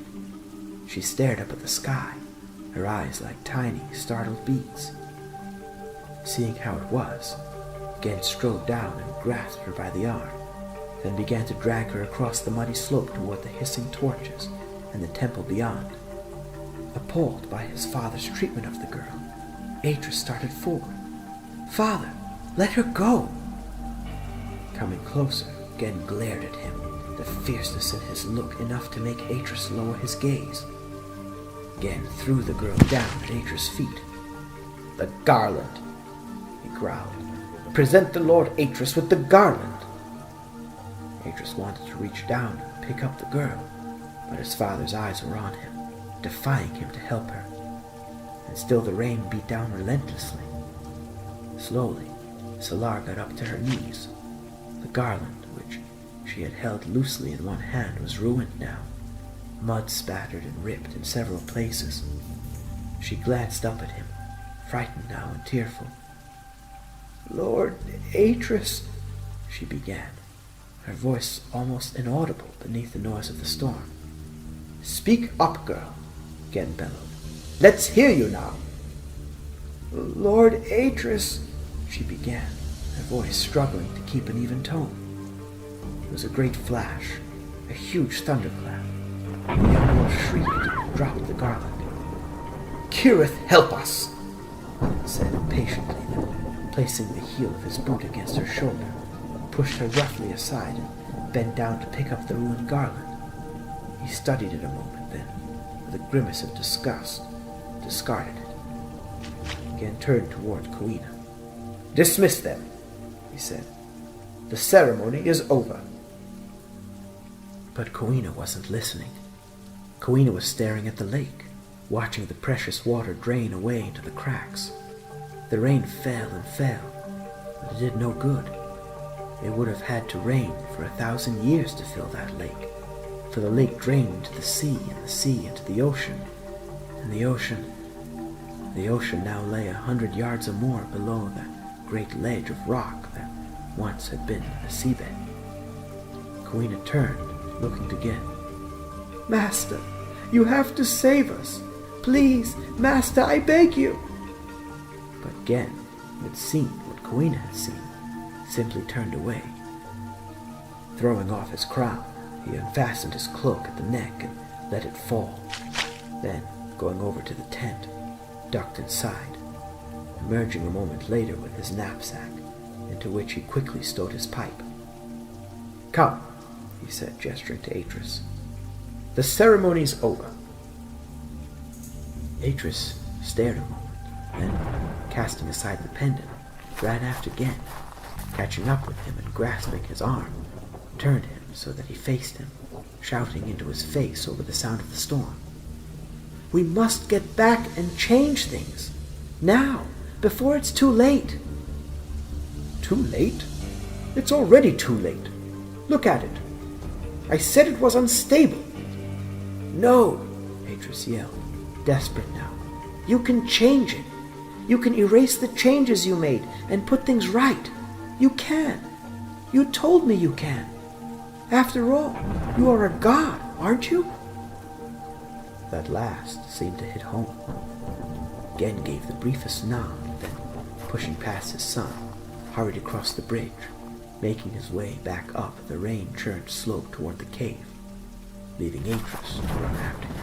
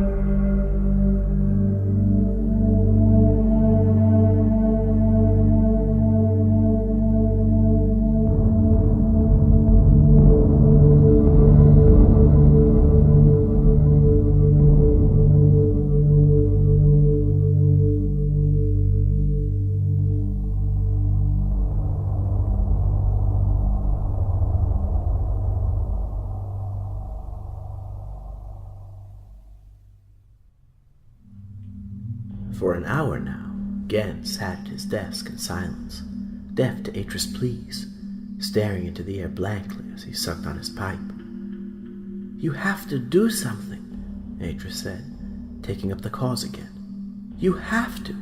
They're dying back there." Nothing. Not even the flicker of an eyebrow. Atrus grimaced, trying not to imagine their suffering back there on the 37th age, trying not to think of the old woman and the girl. But it was impossible. He stared at Gen. It was the first time he had seen this side of his father, this indecisiveness, this hideous indifference. "Won't you help them, Father? Won't you?" Nothing. Something snapped in him. Stepping up to the desk, Atrus leaned across, meaning to take the book. "If you won't, then let me..." Gen's hand gripped his like a vice. He looked up into Atrus' face, his eyes hard. "You?" It was the first thing Gen had said for ages. Atrus pulled his hand free.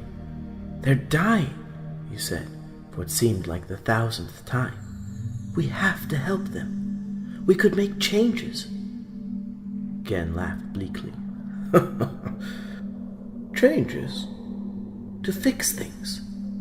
Gen's eyes held his a moment, then looked away.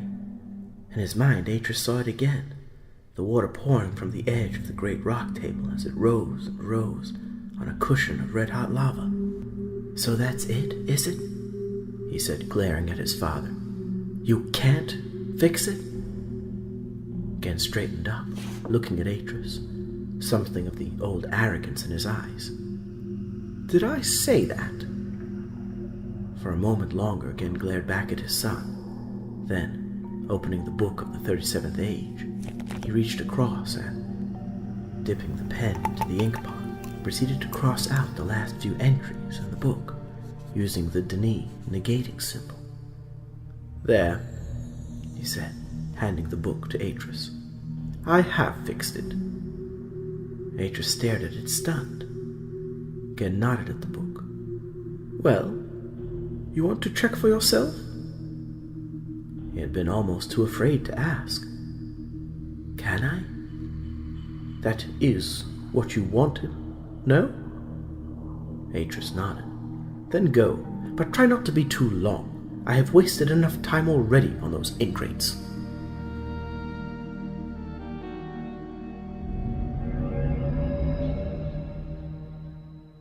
The air in the cave was musty, but no more so than on the other occasions he had gone there. It was, and this is the important point, free of the hideous stench of sulfur. The very normality of it raised his spirits. "There," he heard his father say, handing him the book. "I fixed it." Well, now he'd know. Atrus climbed up out of the cave and stood on the boulder, overlooking the slope, breathing in the clear, sweet air. It was true. Gen had fixed it. There was the water in the lake and rich grass on the slopes.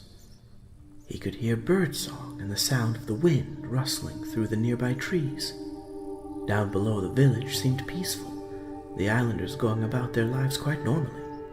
He laughed, then jumped down, hurrying now, keen to ask Salar just what exactly had happened in his absence, what changes she had witnessed. But coming around the hump, he stopped dead, perturbed by the sight that met his eyes.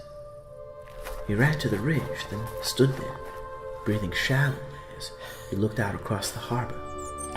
The boats were there, moored in the tight semicircle just as before, and there was the bridge. But beyond? He gasped, his theory confirmed in a moment. The meeting hut was gone, and the tent. In their place was a cluster of huts, like those on this side of the bridge. Hearing a noise behind him, he turned, facing Koina, surprised to see that the man was in ordinary village clothes. "Koina?" The man tensed at the word, the thick wooden club he held gripped tightly. There was fear in his face. "What is it?" Atrus asked, surprised. "Ushua Uma Imuni?" Coina asked, his hostility unmistakable now. Atrus blinked.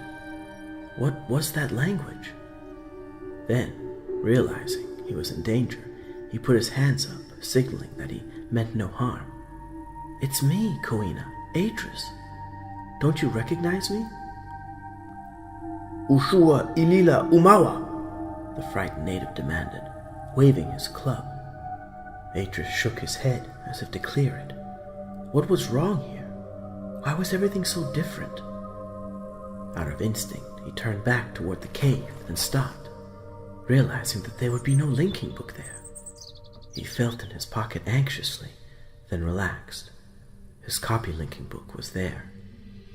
Coina was still watching him, his eyes narrowed. But, of course, he wasn't Coina, or not the Coina he knew anyway, for his father had never been here to make him his acolyte. No, Atrus thought, and nor have I. For this was not the 37th age, or, at least, not the same age his father had created and he, Atrus, had lived in. This was another world entirely, like it. So like it to be frighteningly familiar, and yet somewhere else. His head swam, as if the solid ground had fallen away from him. I am in another universe entirely, in another age, one that my father tampered into existence. No, he told himself, thinking it through. That's wrong. My father didn't create this. This was here all along, merely waiting for us to link to it.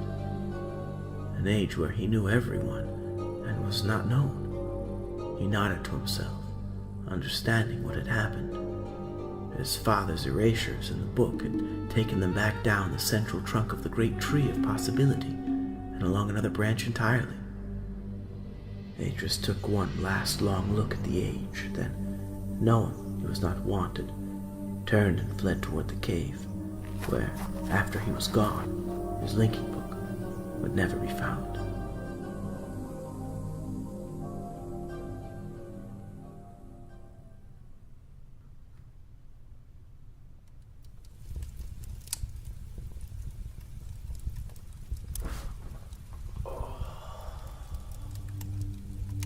In Atrus' absence, Gen had lit the fire and had sunk into the chair beside it. That was where Atrus found him, slumped back, his pipe discarded on the floor beside him, his mouth open in a stupor. Gen was not sleeping, or if he was, it was a fitful kind of sleep, for his eyelids fluttered and from time to time he would mutter, then give a tiny groan. Looking at him, Atrus felt angry and betrayed. Gen had said that he was going to fix it, but he hadn't. That other world, the real 37th age, had been destroyed. Or, at least, his link to it. And that was all Gen's fault, because he hadn't understood what he was doing. Atrus stood over his father, feeling a profound contempt for him. "Wake up," he shouted, leaning over Gen and giving him a shake. "I need to talk to you." For a moment he thought that he hadn't managed to wake Gen, yet as he went to shake him again, Gen reached up and pushed his hand aside. "Leave me be," he grumbled. Go on to your room, boy, and leave me in peace." "No," Atrus said defiantly. "I won't. Not until this is settled." Gen's left eye pried open. A kind of snarling smile appeared at the corner of his mouth. "Settled? We need to talk," Atrus said, keeping firm in his purpose, determined not to let his father browbeat or belittle him this time. "Talk?" Gen's slow laughter had an edge of mockery to it now. "What could we possibly have to talk about, you and I?" "I want to talk about the art, about what it is, what it really is." Gen stared at him disdainfully, then, sitting up, reached beside his chair for his pipe. "Go, and get some sleep, boy, and stop talking such nonsense. What do you know about the art?" enough to know that you're wrong, Father. That your ages are unstable because you don't understand what you've been doing all this while. Atrus had only guessed about most of Gen's worlds being unstable, but it seemed he'd hit the bullseye with that comment. For Gen sat forward, his pallid face suddenly ash-white. "You're wrong," Gen hissed. "You're just a boy. What do you know?" "I know that you don't understand the whole," Gen roared with amusement. "Ha ha ha ha! And you think you have all the answers, eh, boy?" Atrus leaned over the table, determined to outface his father. "Some of them, but they're not the ones you want to hear. You'd rather carry on as you are, stumbling blindly through the ages, copying this phrase out of that book and that one out of another, as if you could somehow chance upon it that way." Gen's hands had slowly tightened their grip on the arms of the chair. Now, pulling himself up out of the chair, his anger exploded as Atrus reeled back. Gen shouted into his face, spitting with fury. "How dare you think to criticize me? Me, who taught you all you know, who brought you here out of that godforsaken crack and educated you? How dare you even begin to think you have all the answers?" He poked Atrus hard in the chest. "How long have you been doing this now, eh, boy? 3 years? 3.5? And how long have I been studying the art?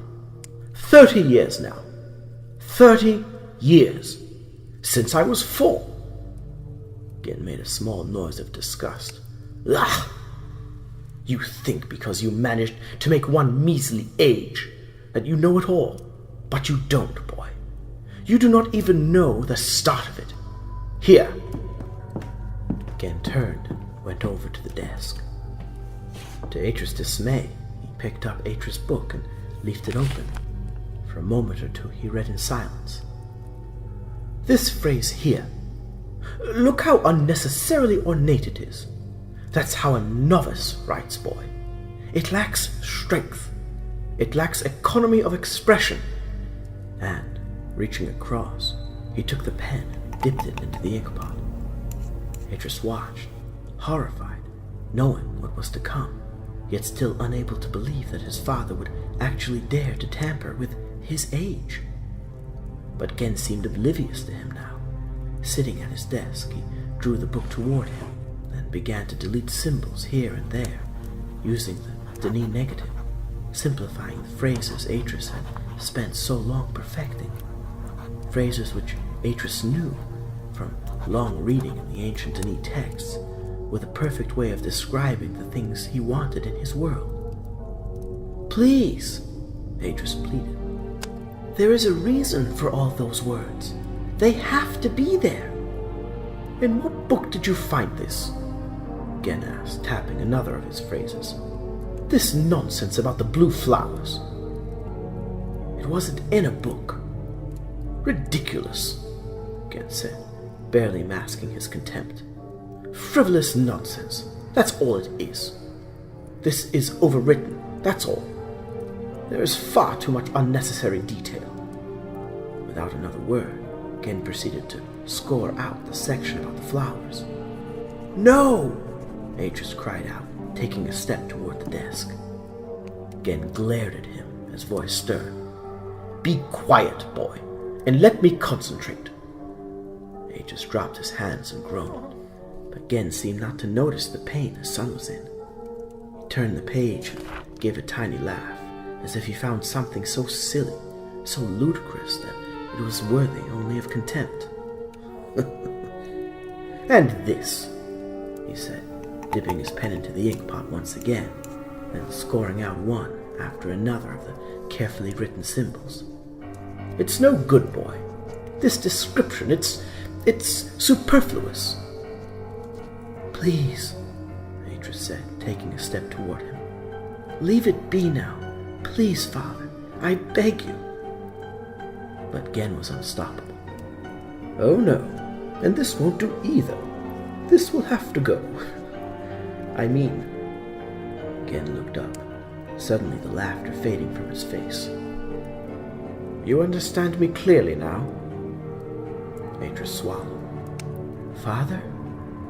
Gen's eyes were cold now, colder than Atrus had ever seen them. You must understand one thing, Atrus, and that is that you do not understand. Not yet, anyway. And you don't have the answers. You might think you have, but you're mistaken. You can't learn the Denise secrets overnight. It's simply not possible. Atrus fell silent under his father's stern gaze. Gen sighed, then spoke again. I misjudged you, Atrus, didn't I? There is something of your grandmother in you. Something headstrong. Something that likes to meddle. Atrus opened his mouth to speak, but Gen raised his hand. Let me finish! Atrus swallowed deeply, then said what he'd been meaning to say all along, whether it angered Gen or not, because he had to say it now or burst. You said that you fixed the 37th age. Gen smiled. I did. Atrus shook his head. Gen met his eyes calmly. Yes? I mean, it's not the same. Oh, the lake's the same, and the village, even the appearance of the people, but it's not the same. They didn't know me. Gen shook his head. It's fixed. But my friends, Salar, Koina. Gen stared at the cover of the book a while, then picked it up and turned toward the fire. Atrus took a step toward him. Let me fix it. Let me help them. Gen glanced at him contemptuously, then took another step toward the flickering grate. Father? The muscle beneath Gen's right eye twitched. The book is defective. No! Atrus made to cross the room and stop him, to wrestle the book from him if necessary, but the desk was between them. Besides, it was already too late. With a tiny movement, Gen cast the book into the flames and stood there watching as its pages slowly crackled and curled at the edges, turning black, symbols burning up one by one, dissolving slowly into the ash and nothingness. Atrus stood there, looking on, horrified, but it was too late. The bridge between the ages was destroyed.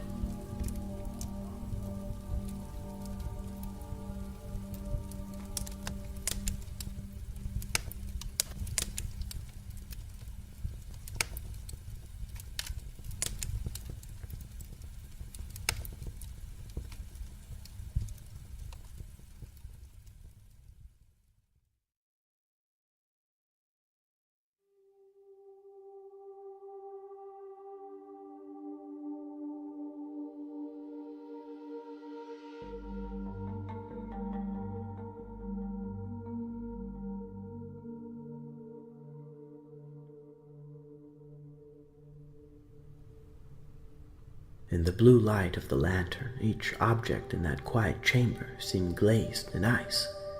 Each chair and cupboard, the massive wooden bed, the desk. In contrast, the shadows in the room were black, but not just any black. These were intensely black, the empty blackness of non-existence.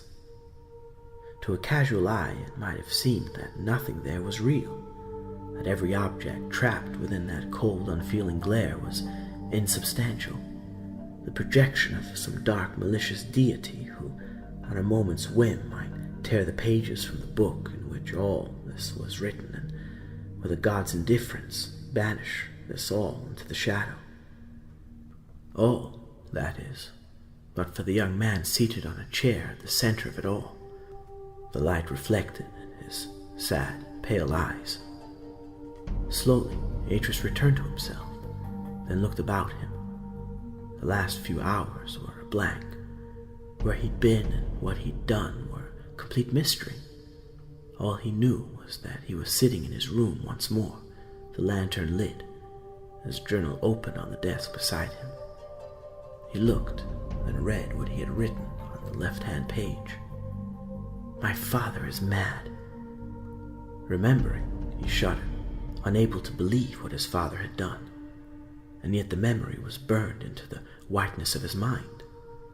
If he closed his eyes, he could see the pages slowly charring, each one lifted delicately by the flame, as if the fire had read each phrase before consuming it. Unless, of course, that memory is false, and I, too, am one of my father's creations. But he knew beyond question that wasn't so. The experience on the 37th age had proved that to him beyond all doubt. Gen was no god. No, he was simply a man, a weak and foolish man, irresponsible and vain. Yes, and for all his bluster about making Denis great again, he had forgotten precisely what it was that had made the Denis extraordinary, the reason why their empire had lasted for so long. It was not their power, nor the fact that they had once ruled 1,000,000 worlds. It was their restraint, their astonishing humility. Gen claimed that he, Atrus, knew nothing, but it wasn't so. He had read the histories of the Denis, and had seen in those pages the long struggle of the Denis elders to suppress the baser side of their nature, to instill in their people the virtues of patience, service, and humility. Yes, and for the best part of 60,000 years they had succeeded, until the Ovis. So where did it go from here? What were his options? Should he try to get back to Anna in the cleft? Or should he, perhaps, find a hiding place in the city? Whatever, he had to go and see Gen one last time to say goodbye, and to tell him, face to face, just why he had to leave. The thought of it disturbed him. He had grown a great deal this last year and was almost the physical equal of his father, yet Gen still intimidated him. Even so, it had to be done. He could not simply run away with his tail between his legs, for if he did, he would be forever in his father's shadow. He went out, climbing the levels of the dark and twisted house, until he stood there in the library, at the foot of the steps that led up to his father's study. Up there, on the landing, the lantern was still lit, the door still open as he'd left them. He went up, steeling himself against his father's anger, against that mocking laugh that made him feel a little boy again. But he was no boy anymore. He had grown beyond mere boyishness, and now Gen must be made to recognize that fact, must be forced to acknowledge it once at least before he left his house. Atrus paused in the doorway, surprised to find the room so dimly lit. The fire had gone out. The lantern on the table faded to the faintest glimmer. As for Gen, there was no sign. He turned, taking the landing lantern from its hook, and stepped inside.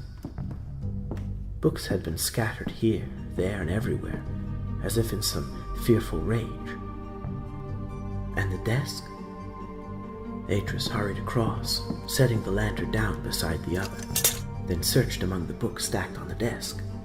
There was no sign of his own book. He turned, looking to the fire anxiously, fearing the worst, and almost tripped over his father. Gen lay on the floor just behind the desk, sprawled out before the guttered fire. For a moment, Atrus thought his father dead. He was so still.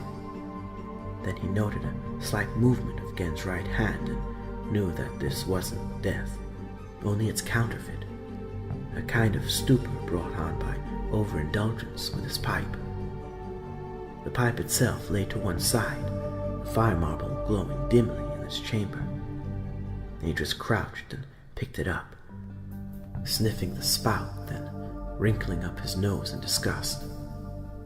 He was about to leave, turn away and go, when he noticed, just beyond his father's outstretched hand, the notebook with the tanned leather cover he was always consulting.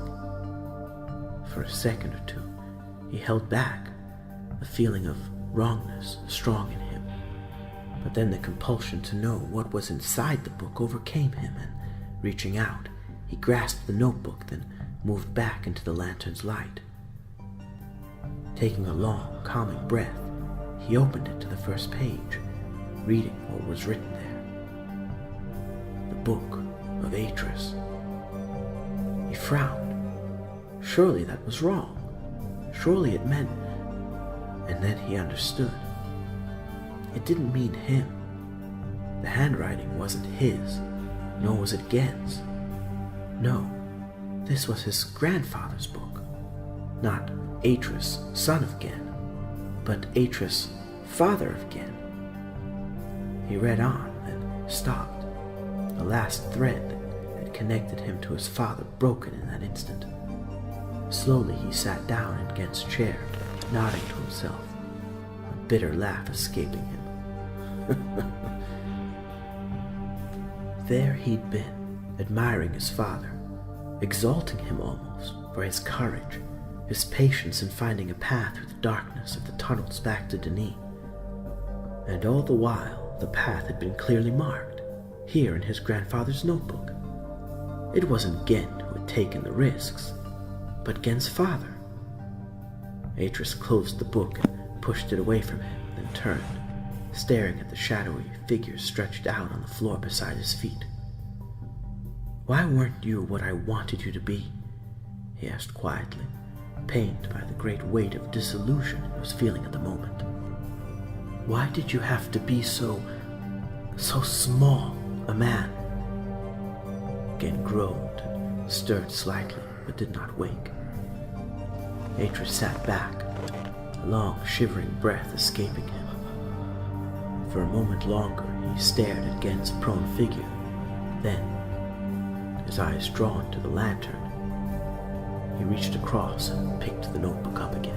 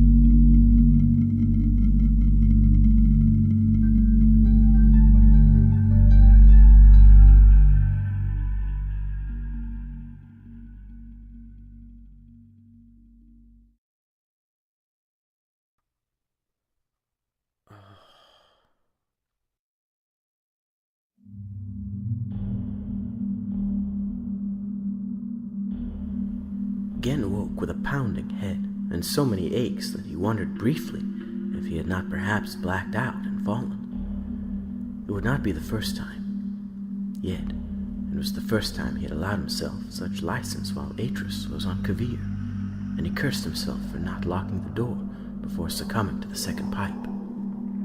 He got up, groaning softly. Aches, yes, but nothing broken.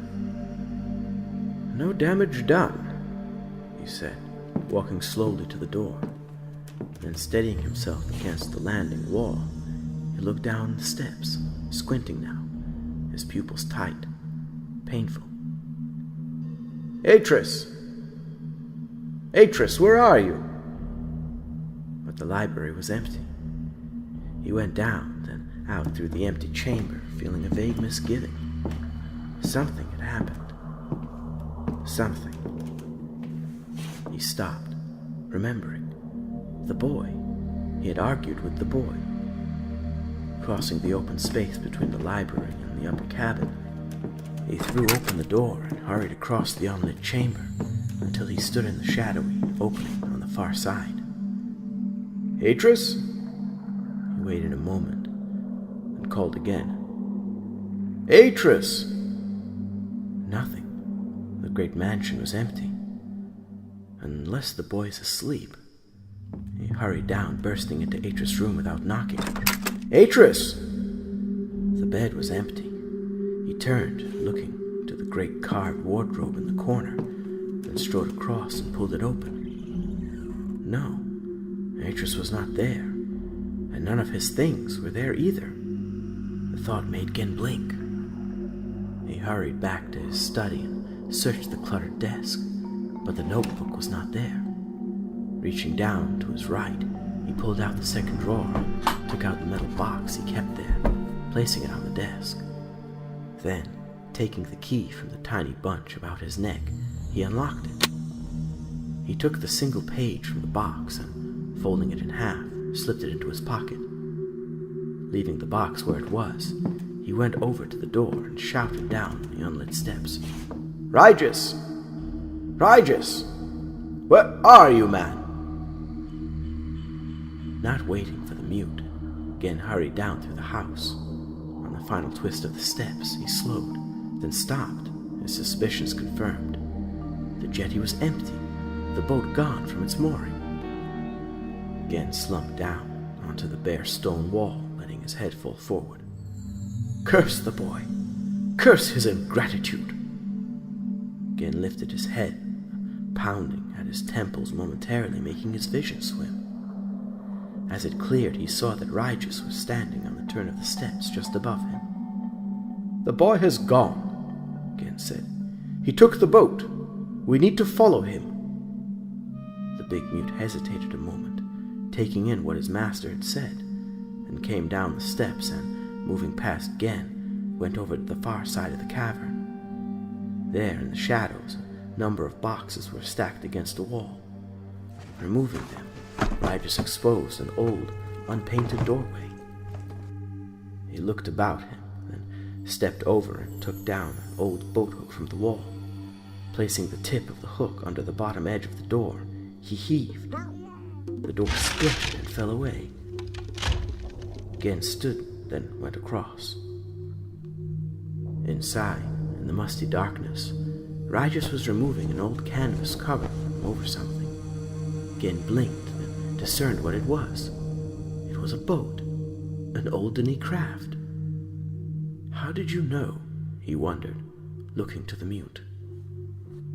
Ignoring the stabbing pains in his head, Gen stepped inside and helped Rygus haul the ancient boat out to the jetty. It was a strangely long and elegant craft, more a canoe than a raft, and, handling it, he realized that it was made of a durable but curiously lightweight stone.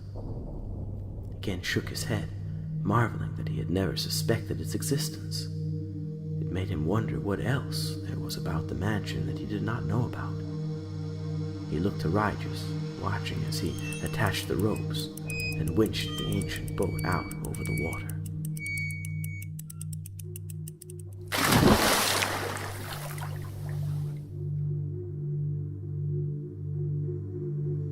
Atrus held the lantern up, studying the page a moment longer, then closed the notebook and slipped it back into his tunic pocket. Left. He had to turn left at the next fork.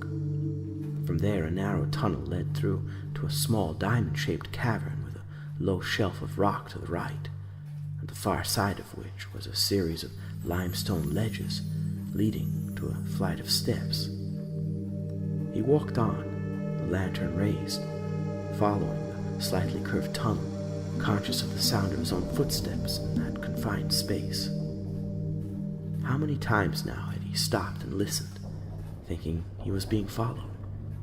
And how many times that he had heard nothing but the silence of the rocks surrounding him? Ahead now, the tunnel widened, then spilled out into a kind of groin in the rock. There the tunnel split in two. That much, at least, accorded with the diagram in the notebook.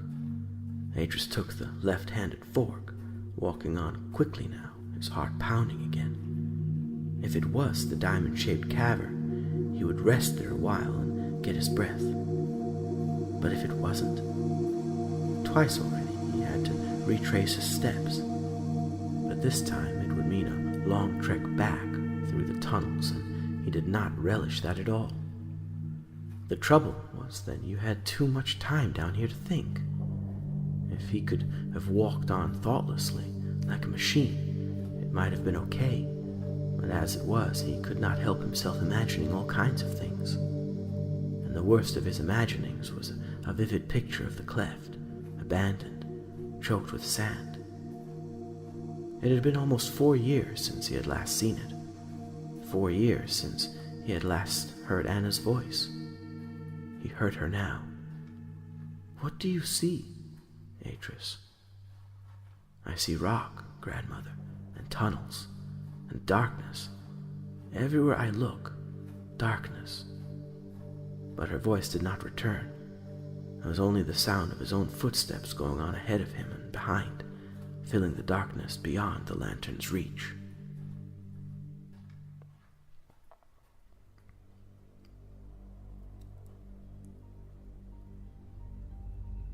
Atrus looked at the notebook again, turning the page, then turned it back again and frowned. Then, with a tiny start, he felt between the pages, locating the torn edge of the missing page, and groaned. He looked about him, trying to remember, to retrieve from memory the path he'd taken all those years ago. Had he descended into the cavern, or had he come up into it? If he chose wrongly, he would be lost. And if he chose correctly, then, judging by the other pages, he would face the same kind of choice another 5, maybe 6 times before he could be sure he was back on course, before he reached the safety of the next page. He swallowed bitterly, wondering just when his father had torn the page from the book, then looked up. "So, you thought he would make the journey, did you?" Atrus froze, then slowly turned, facing his father, noting at once the cloth wrapped about his boots. "I thought it time I kept my promise to my grandmother." "Your promise?" Gen laughed humorously. "What of your promise to me? Besides, I think you have something that belongs to me, and I mean to have it back." "Then you'll have to take it from me." "I see."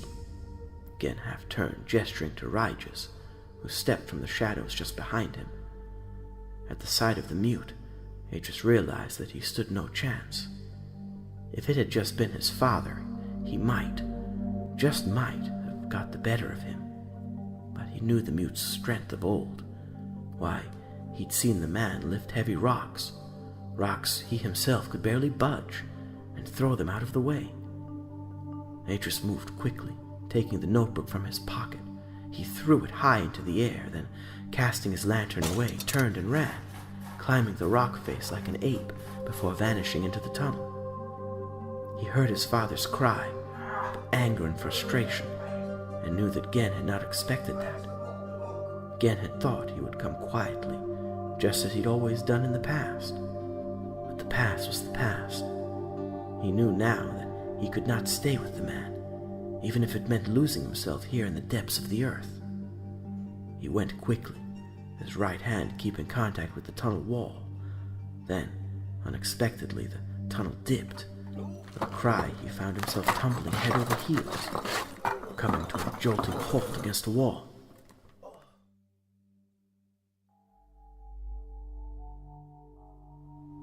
He lay there a moment, stunned, listening to his father's shouts. "Atrus! Atrus! Come back here, boy!" Atrus groaned and sat up. For a moment he blinked at the darkness, wondering which way he was facing now, then saw, distant but unmistakable, the glow of a lantern above him, and to his right, the head of the tunnel. He had to go on into the darkness. Pulling himself up, he stumbled on, making his way down as quickly as he dared, away from the approaching light. And now, strangely, it came to him. He remembered where he was. If he closed his eyes, he could see it vividly, Just ahead the path branched to the right, then climbed. Where it opened out, there was a broad ledge of rock, and beyond that, a gap, a narrow chasm, straddled by a tiny rope bridge. If he could get to that, then maybe he had a chance. Maybe he could hold off somehow, or find a way of destroying the bridge so that they could not pursue him. Feeling a faint breeze coming from his right, Atrus stopped and turned, searching with both hands until he found the entrance.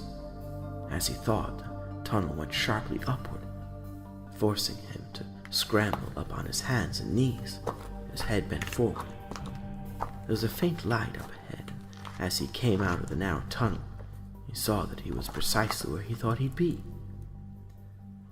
Only the edge was brightly lit, a lantern standing off to one side, while ahead, Atrus groaned. Once more, his father had anticipated him. Once more, again, had the final laugh. The rope bridge was gone. The 4 metal pins jutted up nakedly from the rock. He went across and stood there, looking down into the chasm. It was too deep, the jump too great. Or was it? Atrus turned, hearing the noises in the tunnel behind him. There was a flicker of light, growing stronger by the second. In a moment, they would be upon him. He turned back, staring at the chasm. It was now or never. Stepping back, he took a deep breath, then ran at it, hurling himself across the gap. Atrus! His chest slammed against the edge of the rock, winding him. Yet even as he began to slide, his right hand reached out and grasped one of the metal pins. He spun about, his shoulder thudding against the rock. His right arm almost pulled from its socket as he held on for dear life. Yet he could feel the strength draining from his fingers. He could feel them slowly slipping, the sweat from his palms sliding on the metal. And then a shadow passed over the top of him. There was a deep grunt, and then something gripped his upper arm and began to lift him slowly up. Surprised by the strength of the grip, Atrus turned his head, expecting to see Ryjas. But it was Gen who stared back at him, a sullen anger in those pale eyes. "Ah, boy," he said, his fingers pinching mercilessly into Atrus' flesh as he hauled him inch by inch to safety. "Did you really think you could out-jump me?"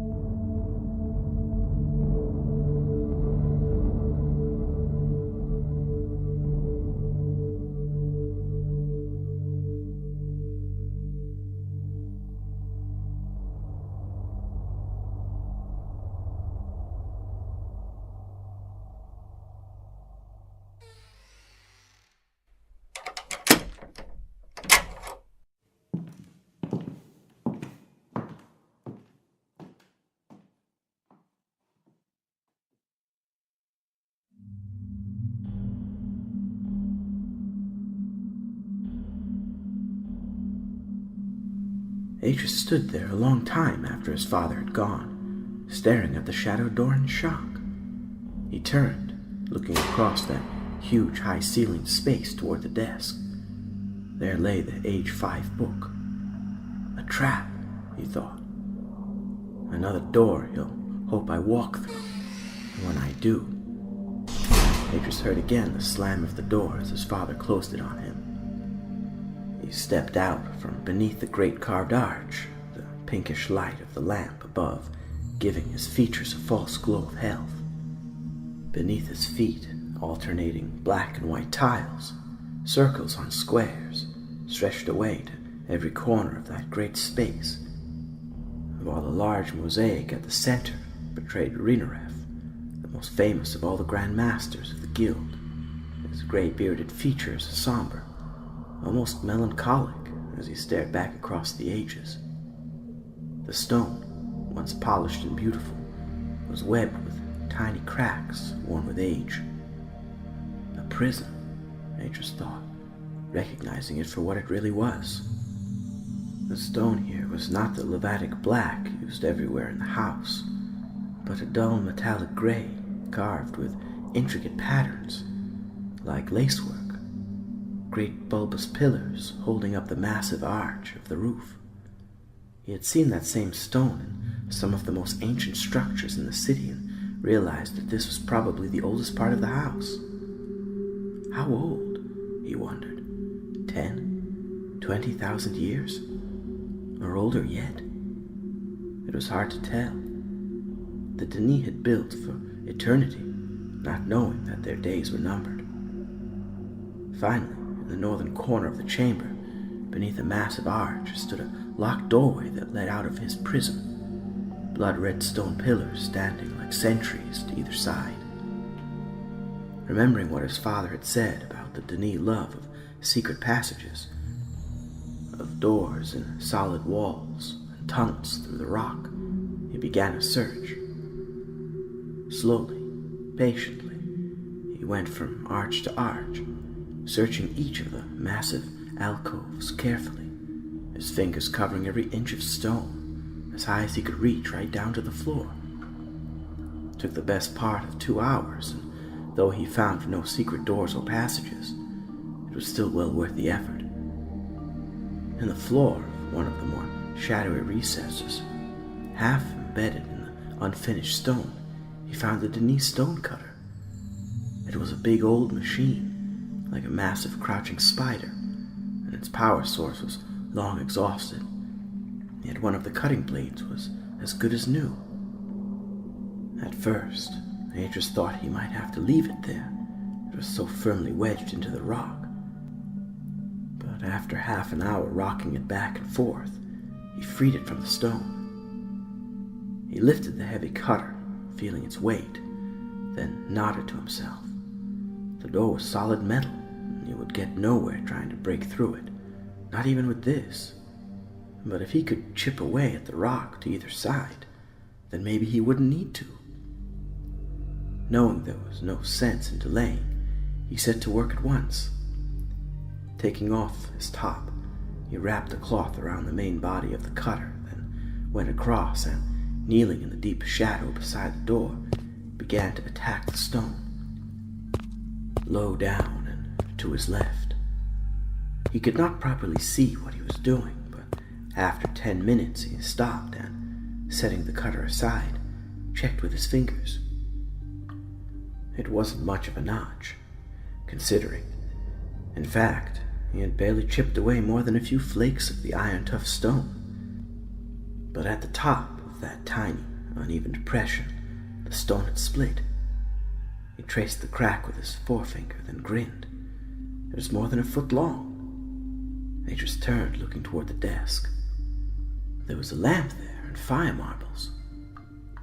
Hurrying across, he brought them back and, placing the lamp to one side so that it threw its light over the door, set to work again, aiming each blow at the split, aiming to widen it and crack the stone. The first few blows did nothing. Then, with a sharp cracking noise, the split widened dramatically. Atrus smiled and lifted the cutter again, meaning to extend the fissure, but even as he did, he heard the rock above him crack and groan. He looked up. In the light of the lantern, he could see that the roof directly above him was badly cracked. Even as he looked, tiny splinters of rock began to fall as those cracks widened. Snatching up the lantern, Atrus scrambled backward, and not a second too soon. With a great sigh, the two pillars collapsed in. A huge section of the roof caved in with a great crash. Atrus lay on his back, some dozen paces off, staring back at the great pile of rock that had fallen, the dust in the air making him cough violently. As the dust slowly settled, he saw that the door was totally blocked.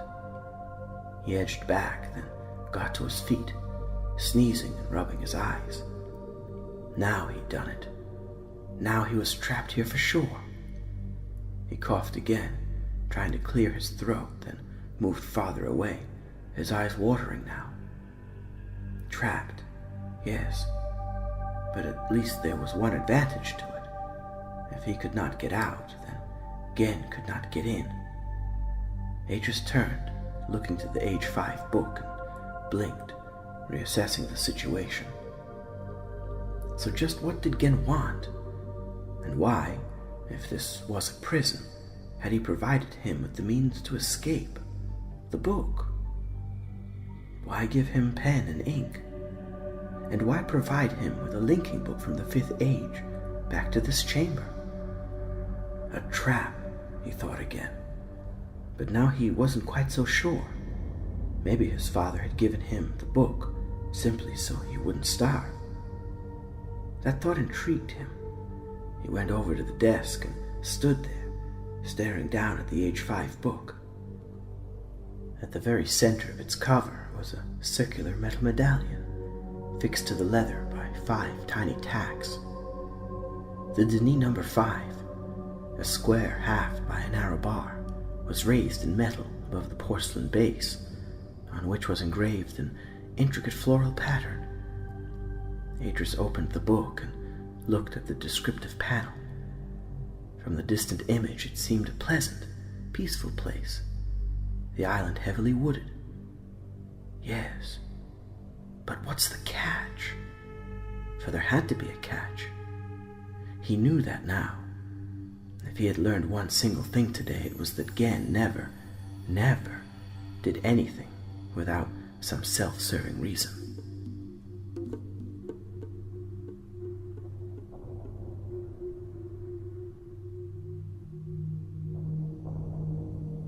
It was many hours before he finally decided to venture into Gen's 5th age, deciding before he did that he would read it first, for if it really was a prison, he should at least know beforehand what kind of age he was to end his days in. For several hours he sat there, slowly leafing through the pages, noting all the flaws, all the possible contradictions that Gen's particular writing style threw up.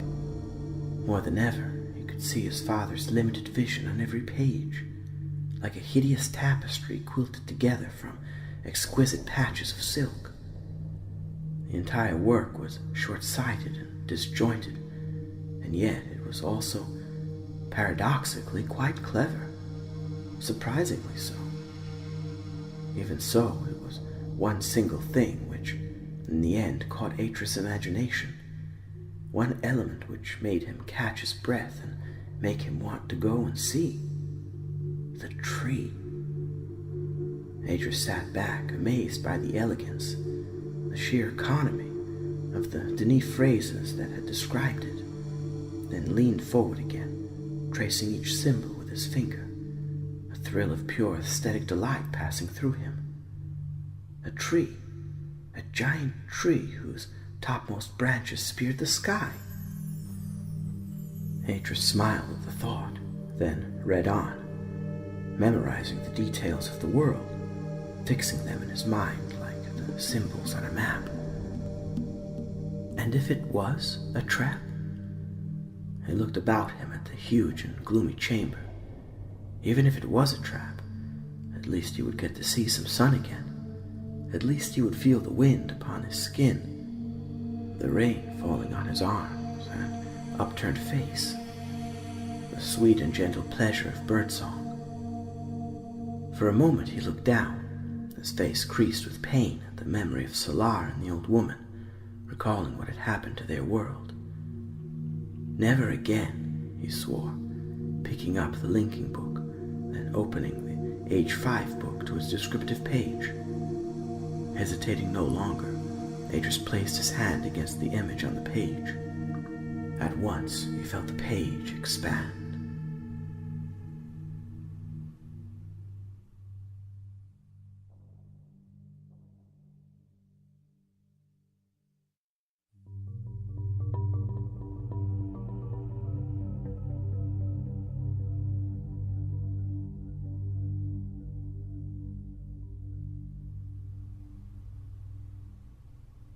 He had linked into a dense corpse of tall, bearded grass which grew beside a circular pool that bulged strangely. He had stared at it, fascinated by the apparent motion of its convex structure. Then, hearing voices, had hurried from the spot quickly, making his way over a lightly wooded hill, then along a narrow dirt path that led steeply down a sheer cliff wall, dropping beneath an overhang of rock and down onto a rocky beach. An azure ocean lapped gently against the shore, washing over a line of smooth, tapered rocks that edged the beach like the teeth of some great submerged creature. Then he paused, getting his breath, listening to the gentle slush and hiss of the sea. Turning, he looked about him, searching for somewhere safe to hide the linking book he'd brought. Almost at once his gaze fell on the sandstone cliff beneath the overhang, the face of which was poked with hundreds of tiny holes. Atrus walked across and, choosing from among a number of likely candidates, picked one of the larger ones, some way up, well above what he saw was the normal tidal level. He glanced about him, then, convinced no one was watching, climbed up, using the lips of the other holes as footholds. Squeezing his whole body into that narrow space, he crawled a little way along, then set the linking book down on the dry ledge, wedging it with a loose rock so that it wouldn't slide. Satisfied, he backed out, then jumped down onto the sand again, wiping his hands against his sides. He had noticed a sloping path around the edge of the enclosed bay, over to his left, and headed there now, picking his way slowly up the jumble of rock. For a moment, he was in shadow, the rock ledge blocking his view of the sky. Then, as the path turned slightly, there was a break in the rock, and he came out into a sloping meadow. It was surprisingly windy. A strong, gusting breeze bent the heads of the long grass stalks and tugged at his cloak. Pulling it tight about him, Atrus walked on, head down, and noticing how the shadow ended in a jagged line just above him, he looked up. Slowly, very slowly, he turned to his right until he was facing it, his mouth fallen open in astonishment, his head going back to try to take it all in. The tree. It seemed to rest on a peninsula of rock, its roots like the pillars of some huge stone temple, reaching down the cliff face to pierce the rocky beach, great humps of roots, like the slick backs of a dozen massive sea serpents, stretching out into the ocean. Its trunk, likewise, was monumental. It was not by any means as tall as Atrus had imagined, yet the sheer breadth of it was enough to make him feel not simply small in its presence, but insignificant. Like time itself, Atrus thought, letting his eyes slowly climb its branches. Then, realizing how exposed he was to watchful eyes, he hurried on, making for the rock face just ahead. A set of steps were cut into the rock, leading up through the trees. And there, in a clearing, the sunlight filtering down upon it through the treetops, was a large wooden hut. Atrus walked up to it, his heart hammering in his chest, recognizing it at once. It was like the meeting hut, Gen's temple on the 37th age, almost identical in fact. Seeing it, Atrus knew suddenly exactly where he was on the island, picturing it in his mind as on a map.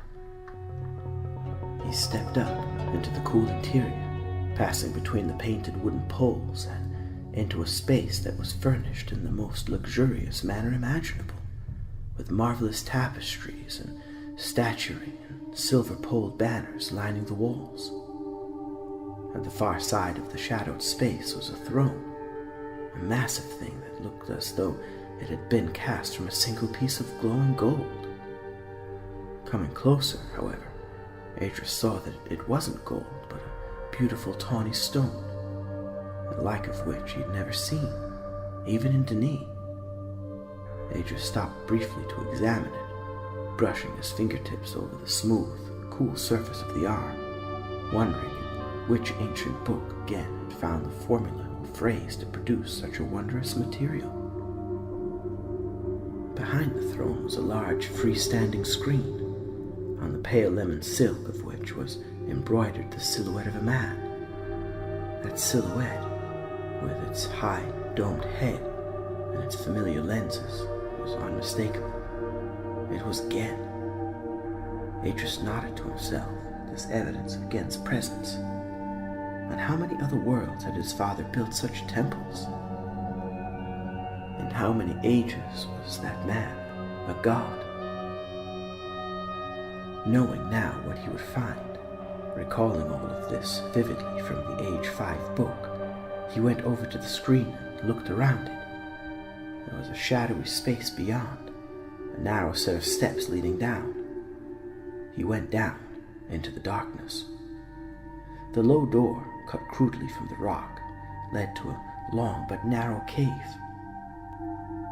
From what he'd read, he knew that farther back, the walls were pocketed with thousands upon thousands of tiny holes in much the same manner as the cliff face. It's there, he realized, peering through the half-light. Gen's linking book is there. He was about to turn away, to go back through the temple and explore the woods surrounding it, when he remembered that the cave actually led somewhere. He couldn't recall exactly what it led to. There had been several areas in the Age 5 book where Gen's phrasing was unclear, and this was one of them, but he had a definite recollection that it was important somehow. He walked on. The warm stuffiness of the cave was making him sweat, yet the cave was definitely leading somewhere. He might be imagining it, but just as the air grew constantly warmer, so there seemed to be a faint, shimmering blue light in the tunnel now, enough to allow him to see a couple of feet in front of him. As he went on, the light grew until he found himself in a second, smaller cave, filled with that same shimmering blue light. It was hot in the second cave, unbearably hot, steam rising from a great vent in the floor, but Atrus' eyes were drawn upward, into the roof of the cave. There, the most astonishing sight met his gaze. The flat gray rock of the ceiling was pierced at its center by a large, roughly circular hole, perhaps 8 or 10 feet in diameter. Within that hole, suspended above the cave, was a pool of water, its gently shimmering surface flush with the rock surrounding it. Beside it stood a metal ladder leading up into the pool. Atrus stared, open-mouthed. It was an illusion. It had to be. Yet, if that were so, what power sustained it? He frowned, willing himself to understand. He walked across and stared. The massive natural vent glowed redly far below. He looked up into the pool. Sunlight was filtering down through the water, the carved walls of which seemed to form a kind of well. He narrowed his eyes, trying to estimate its length, but it was difficult to tell. He knew from his reading that the refractive quality of water could distort such things. Besides, who knew even if this was water? For when had he ever seen water behave in such a fashion? Up there, On the far side of that unnatural barrier, however, there was something. There had to be. Or why the ladder? Atrus stepped over to the ladder, taking hold of it determinedly. How far is it? He wondered, pausing, his head only inches beneath that strangely quivering surface. 20 feet? 30? Raising his right hand, he tentatively immersed it in the pool. It was extremely warm and felt like water, except that when he withdrew his hand, the drips flew upward, merging with the pellucid surface of the pool. Atrus closed his eyes, then pushed up, immersing his head and shoulders. For 5 full seconds he held himself there, then ducked down again, sputtering.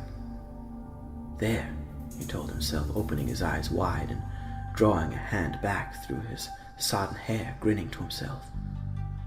He closed his eyes again and counted, taking slow, calming breaths. At 20, he thrust upward, dragging himself up the last few feet of the ladder with his hands. Then, suddenly, he was fully immersed. Opening his eyes, he let go of the ladder and kicked, reaching up instinctively, trying to claw his way to the surface. Slowly, very slowly, it came toward him, the wall sliding past. His lungs were aching now, but he was very nearly there. And then, suddenly, there was a shadow on the sunlit surface just above him, the outline of a human figure. He tried to hold back, putting out his arms, trying to slow his upward drift, fighting to stay where he was, but it was impossible. In this struggle, something gave. The sudden choking pain was awful. It was like swallowing hot tar. His lungs were suddenly on fire, his mind flaring like a bonfire with the pain. He spasmed and threw his arms out, trying to grasp the edges of that strange, unnatural well. Yet even as he did, the blackness leaked in again, robbing him of consciousness.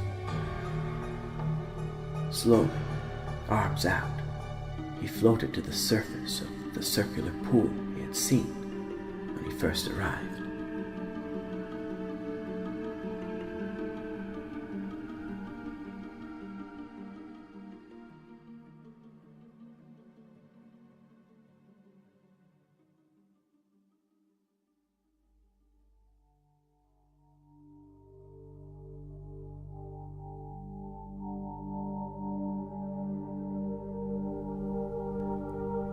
The hut was dark after the bright sunlight of the bay, and as Katran sat herself in the corner, out of the way of her 2 cousins who were tending to the stranger, it took a while for her eyes to adjust to the shadows.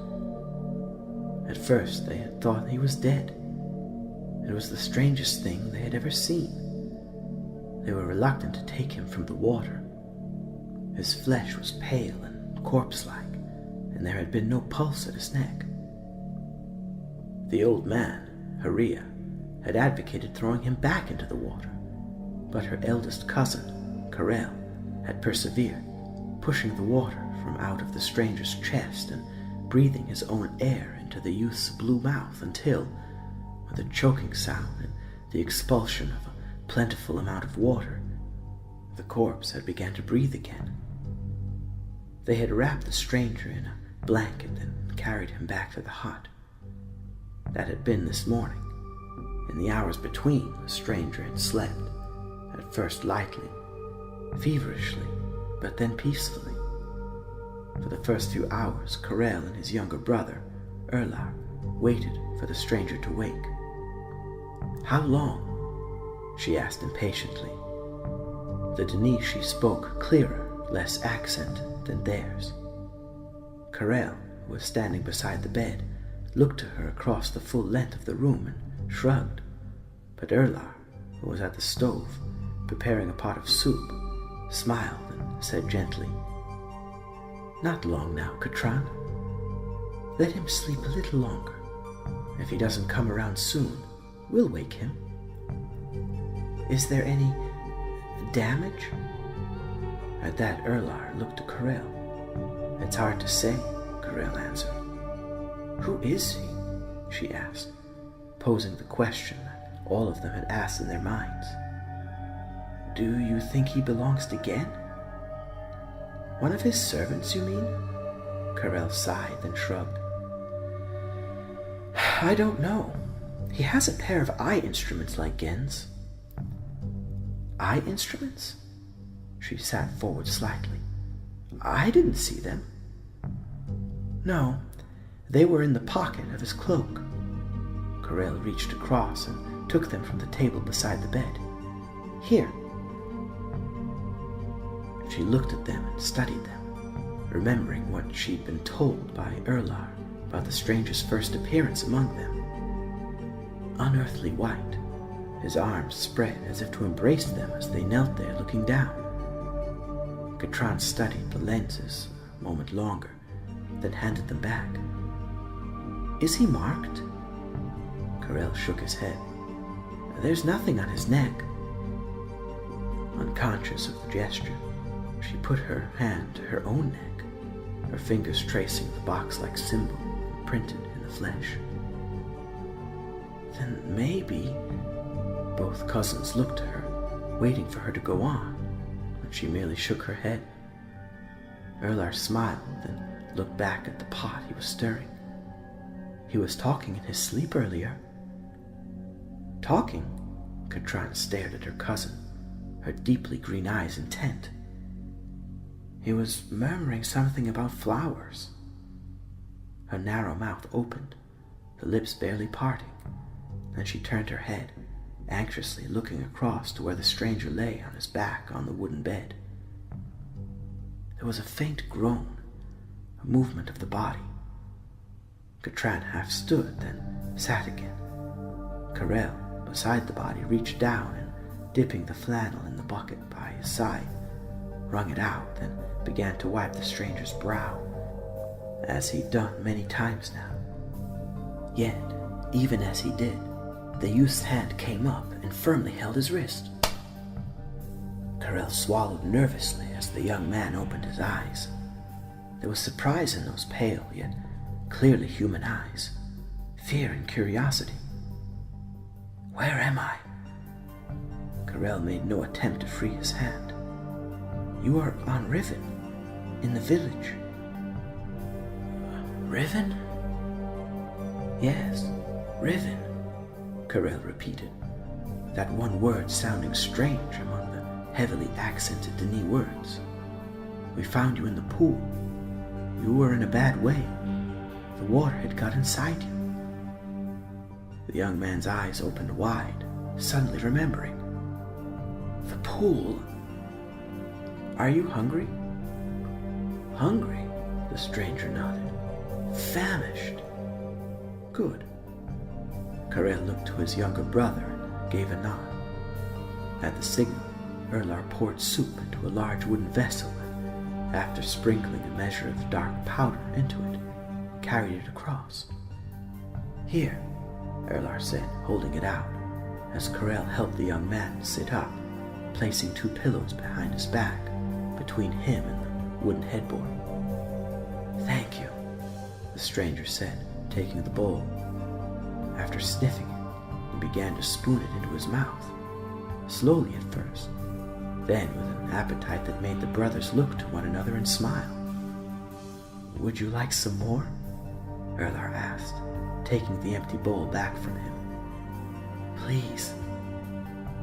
They watched, astonished, as he ate a second bowl, and then a third. Then, drowsy once more, the effort, it seemed, too much for him, he slept again. And all the while, Katran sat there in the corner, her green eyes watching.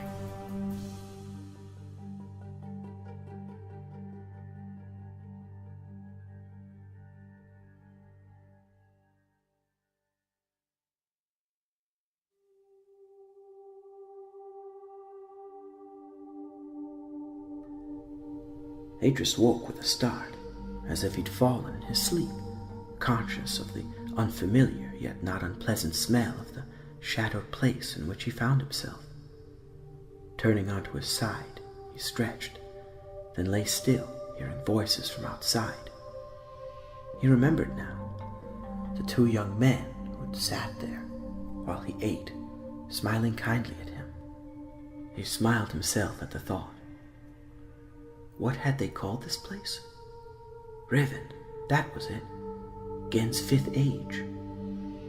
He yawned, then lay still again, staring at the far wall. It was a simple mud and daub hut, not so dissimilar from those on the 37th age, but bigger, and with a finish to the walls that spoke of a high level of technical skill. And they had stoves, too, cast metal stoves on which they cooked. That spoke of complexities to this age that age 37 did not have. They would have to have a supply of metal, yes, and the skills to use it. His eyes went to the stove, noting its simple, unadorned shape, so unlike all of the Denis artifacts he was used to. Such simplicity appealed to him. Idly, his eyes traveled upward, searching the shadows of the ceiling, curious to see what kind of structure this was, what materials they used here. So much of this, as ever, had not been in the descriptive book.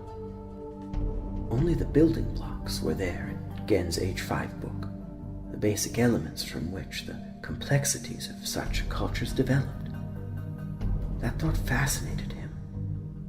It made him think of subtle ways he himself might have influenced the mix, what factors he personally would have built into the equation of this age. His eyes traveled down from the shadows, noting the simple square-cut window, the undecorated plainness of the whitewashed wall, then stopped, surprised to find the eyes of a young woman staring back at him. Green eyes. Startlingly green eyes. For a moment he simply stared, his lips slightly parted, taking in the strange, almost delicate beauty of her face. Then, realizing what he was doing, he averted his eyes, suddenly acutely embarrassed. How long had she been there, he wondered. How long has she been watching me? He heard her soft footsteps on the bare earth floor. You almost died, she said. What were you doing in the pool? Atrus turned to find her kneeling beside the bed, her face almost on a level with his own. He found that strangely disconcerting, as if she were some kind of threat to him. Unlike the young men who had nursed him, her face was tense, almost ill-humored. I don't know, he answered. She blinked and looked away, allowing Atrus a chance to study her. The others had been tanned, and so was she, but he noticed that the skin of her lower arms was strangely banded, pale and tanned, as if she had at some point placed strips of cloth about them to create that pattern. She was wearing a simple dark green dress. There were tiny white feathers braided into her hair, and about her neck was a wide, embroidered choker. But his gaze kept returning to her eyes, which were deep and mysterious, so deep and dark. Where did you come from? She asked, her face still turned from his. Another place, he said, thinking that it could do no harm, but he could see that his answer didn't satisfy her. There was a flash of irritation in her eyes. Atrus sensed as much as she stood and turned away from him. He risked a tiny glance. There was something tense about the way she stood there, her head slightly tilted forward, her hands up to her mouth. She turned back, focusing those dark eyes on him once again. What's your name? Atrus. What's yours? Katran. He nodded. Catherine. That's Katran, she said again, placing the emphasis on the final syllable. I dreamed of you. You dreamed? Then, without another word, She turned and quickly left the hut, leaving the door wide open, the sunlight spilling in a wide bar of gold that climbed the far wall. Atrus lifted his head, staring at the doorway, wondering what all that had been about. Then, swallowing, his throat strangely dry, he let his head fall back.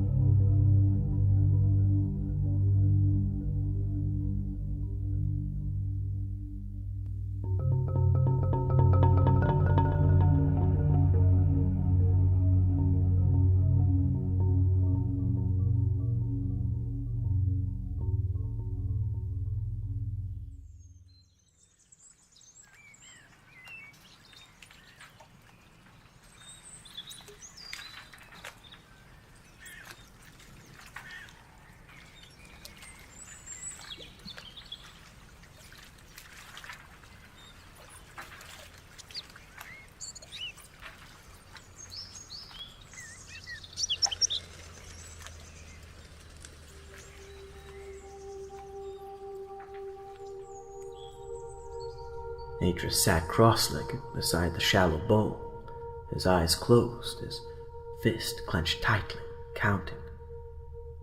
"Atrus?" He turned, looking up at her. "Yes, Catherine?" There was a slight flicker of annoyance in her face at the mispronunciation of her name, but she had given up trying to correct him. "What are you doing?" At the count of 60, he relaxed his hand, letting his fingers unfold. As he did, a small bubble of water, its surface fluid and reflective like a drop of mercury, floated up, out of his palm. Atrus looked at her. She had a slightly quizzical look on her face. "Water shouldn't do that when it gets warm." "No? Then what should water do?" Atrus shrugged. "Well, it shouldn't float, and it shouldn't give me a stomachache." She laughed, then quickly grew serious again. Atrus stared at her, surprised. It was the first time she had laughed since he had met her, and the change it made to her face was quite remarkable. "I'll get you some of the powder." "Powder?" Catherine gave a single nod. For a moment, she simply stared, as if trying to fathom something about him. Then, without even the slightest movement, she seemed to shrug and look away. Her eyes were still on him, but she was no longer there. Not looking out at him, anyway. It was as if, briefly, she had gone into a trance. Atrus reached out and picked up the brass cooking pot he had been examining earlier, pleased by its symmetry, by the way the double pans, top and bottom linked by 4 strong brass spindles, like all the cooking implements in H5, were designed to cope with water which, when heated, rose into the air. Everything here had special catchment lids and spouts with tiny valves which did not open unless you tilted the thing a certain way. He looked at Catherine again and saw she was still distracted. "What are you thinking?" She turned to face him. "I'll tell you what I'm thinking. You have those pale eyes and wear those strange eye instruments. What have you to do with Lord Gen?" "I am Atrus, his son." There was a brief look of triumph in her eyes. Then, as if she suddenly saw what it meant, she took a step back. "So what do you want?" He paused as he considered the question. sweeping away the cloud of Gen and all he'd witnessed over the last few years. "What do I want? I want to go home," he said softly. "Home? To the cleft." "The cleft? It's where I was born," he said. "Where I grew up. It was just a crack, a hole in the earth surrounded by desert," he added, thinking of what Gen had said of it. "Yet it was like paradise." "And your father lived there with you?" Atrus shook his head, looking away as he answered her. "No, I didn't know my father. Not until I was 14. I grew up with my grandmother, Anna. She fed me, clothed me, taught me. She gave me everything." Catherine stared at him intensely. "And then your father came?" Atrus nodded. Standing, he brushed himself down and looked past her down the grassy slope. The village was in the crater behind him, just the other side of the slope. Literally in the crater, the mud and dub huts fixed onto the crater wall using great wooden stakes, like the rooms in the cleft had been.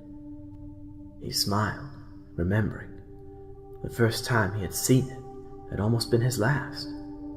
Feigning sleep, he had let the elder of the two brothers, Karel, leave the hut, then had slipped out of bed, intending to go outside and look around. It had only been his natural caution that had stopped him from falling into the bay 50 feet below.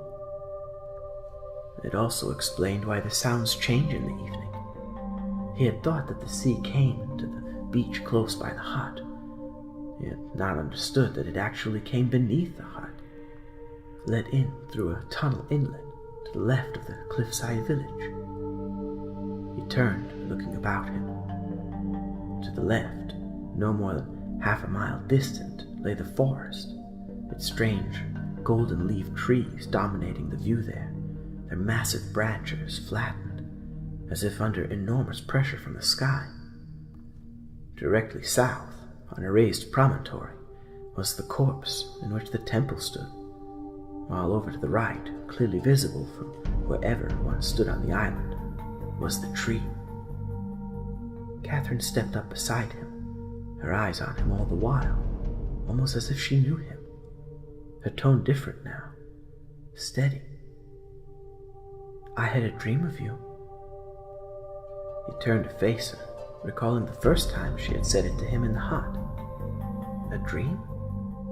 "Yes," she said, slowly walking down the slope away from him, her green dress flowing about her, her bare feet seeming almost to float upon the grass.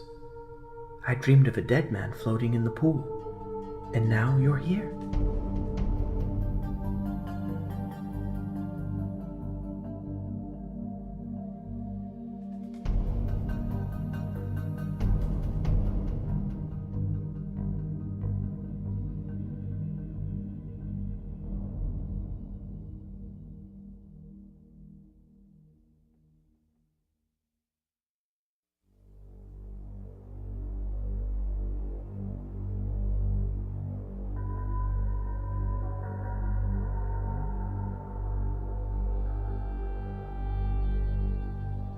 "Well," Gen asked, sitting down in front of the young woman, "has anything unusual been happening?" Katran looked up from the copybook and met her master's gaze, her own eyes innocent. "Nothing unusual." "Good," he said, turning away, sucking deeply on his pipe. "Shall we pick up where we left off?" The lesson went well, but then they always did. Katran was a good student, his best, and he never had to tell her anything more than once. Some of the other guild members were good at copying, but none of them, with the exception of Katran, had began to grasp the true meaning of the symbols they were copying. She, by contrast, had understood at once, and now, after only 2 years' tuition, she was almost fluent. Almost, he thought, thinking of all the keywords that he had kept from her, certain Garo Harti words, without which it would be impossible to write. But soon he would begin to give her those keys, one by one, if she was good. He had formulated his plan long before he had imprisoned Atrus. Furious with his son, but determined to fulfill his dream of a great Dini resurgence, he had found himself wondering if it were not possible to go about things in a different manner. He still needed Atrus, there was no doubt of that, for such talent should not be squandered. Yet it seemed impossible to work with him. But did it have to be Atrus at his side? Wouldn't another do just as well? Someone not quite as talented, perhaps, yet certainly more docile than his son? Someone he could control much easier than Atrus? At once he had thought of Katran. Again smiled and turned to face her, setting his pipe down on the desk. "There's something I have to tell you, Katran. Something important." "Master?" She stared back at him, intent, yet obedient. Her eyes, the eyes of the perfect acolyte, the perfect servant. "I want you to prepare yourself. There is to be a wedding, you understand? 30 days from now. I will give instructions to the other guild members as to the ceremony, but you must make special preparations." "You are to take a bride, Master?" "Yes, Katran," he said, looking at her fondly now. "You are to be my wife. You will sit at my right hand and rule 1,000 worlds with me." But Master," she said, bowing her head, "I am not deserving of this honor." Again laughed softly, pleased by her humility. "Maybe not, but I have chosen you, Katran, and you will prepare yourself. 30 days you have. 30 days, and then the ceremony will take place."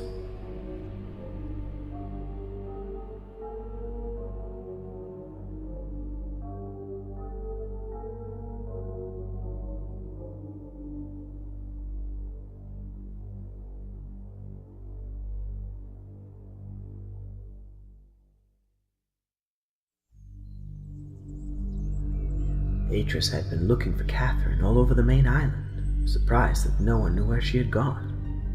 Then, suddenly, she was there again, standing among the trees at the edge of the forest.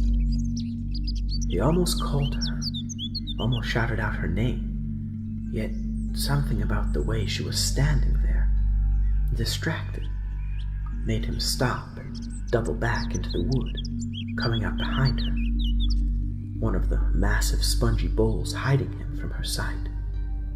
In the mottled shade of the massive branches, her slender figure seemed unreal, a thing of earth and grass, the green of her cloak, the raven black of her hair blending with the surrounding shadows.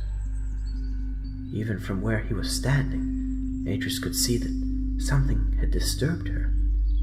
Her eyes, which were normally so bright and inquisitive, were now deep in thought, while her hands were clasped tightly in front of her.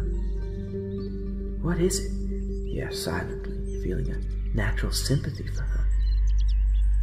Slowly, his feet carefully finding their way over the thick leaf cover between the trees, he moved toward her until he stood less than a dozen feet away. "Catherine?" She did not turn, merely looked up. "Catherine, are you all right?" She nodded. "Shall I walk you back to the village?" "All right," she said quietly, turning and walking beside him as they moved out from beneath the great overhang of branches into the sloping meadow.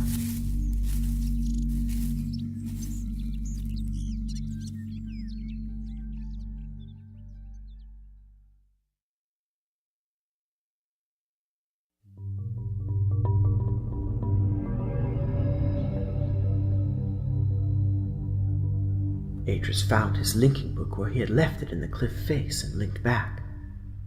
The chamber was as he had left it, the H5 book open on the desk, the ink pots and pens undisturbed. Returning to the desk, Atrus settled in the chair, then drew the book toward him and began to read it, more carefully this time, seeing how each phrase, each small description contributed to the totality of what he'd seen. Now that he had been there, he understood just how good it really was. The Fifth Age of Gen was quite remarkable, yet there were clear flaws in the way the book had been put together, particularly in the structure of the writing. Elegant passages lay side by side on the page, each uniquely beautiful, yet disturbingly unrelated to each other. It was the trademark of his father's style. The boldness of Gen's eclecticism, his drawing from such disparate sources, was indeed astonishing, close to brilliant. Had Gen built his ages from structural principles, they might have been different, for it was possible that in doing so he might have reconciled the gaps. As it was, his method was piecemeal, and the flaws that resulted quickly compounded into a complex network of interrelated faults that could not be tackled by simple solutions. Atrus turned the final page, nodding to himself as he read the last few entries, seeing there his father's crude attempt to make small changes to the Age 5 world to stabilize its inherent faults. All wrong, he said quietly, wishing he could just score out those final entries, but remembering what had happened to the 37th Age, fearing to do so. No. If he was to make changes, he would do so only with great care and after long and patient deliberation. One could not meddle with an age, at least not with an age as complex as Gen's Fifth Age. Riven, he thought. She called it Riven. And as he looked up, it was to find Catherine standing there, looking down at him, a large blue book clutched to her chest.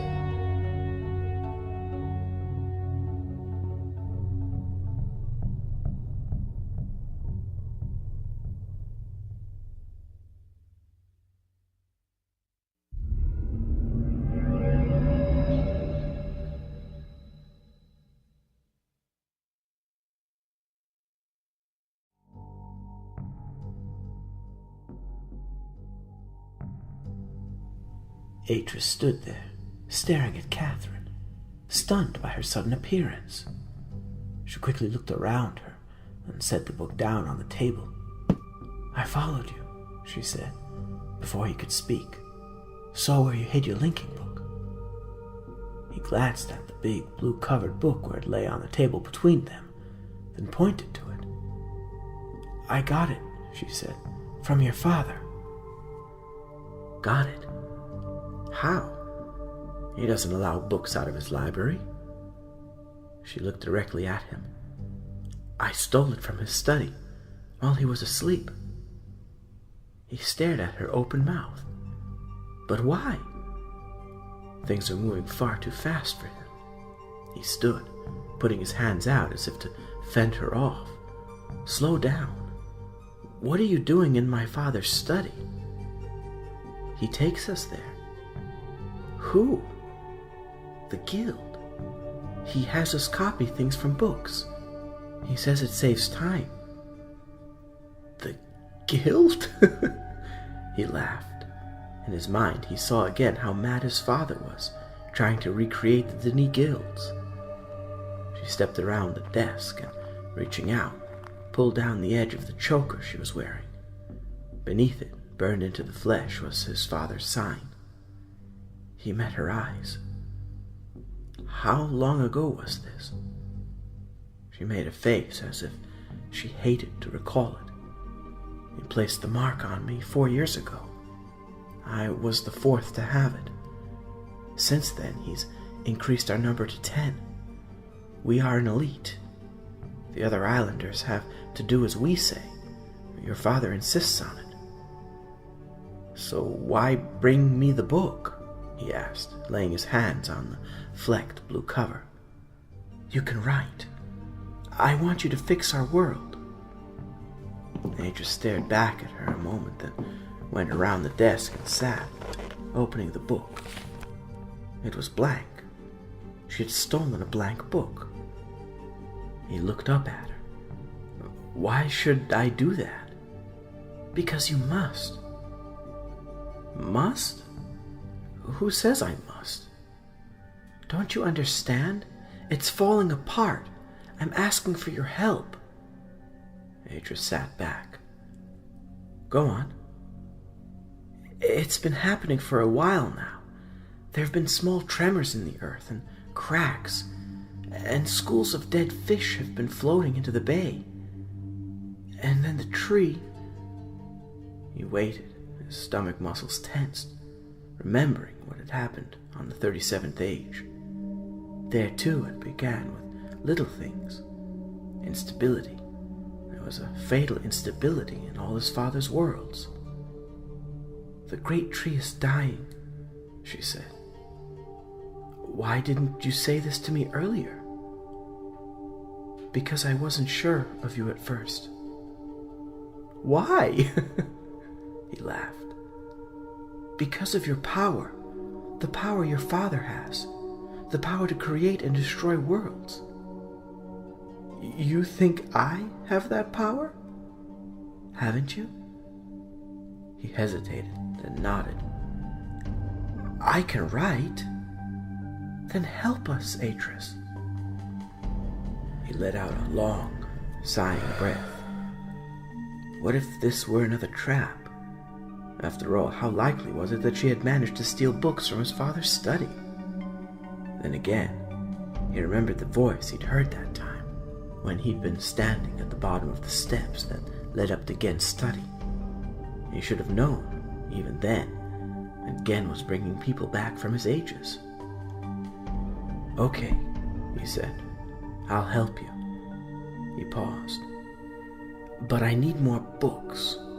More blank books." "Why?" He studied her momentarily. "There are things I have to try out. Experiments. I have more books on Riven. You'll need to help me carry them." "You've..."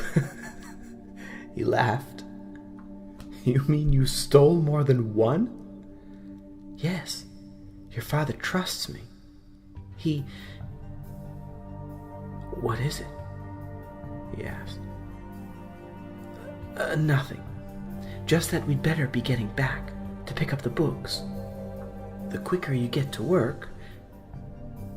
He shook his head. "Why are you in such a hurry? It can't be rushed. Fix an age." She leaned closer. "They're only 30 days. Atrus sat back. "I don't understand. What's happening in 30 days? But Catherine did not answer him. Instead, she reached across and, placing her hand over the H5 image on the page, linked back, leaving Atrus staring at the empty air, open-mouthed, his heart pounding in his chest.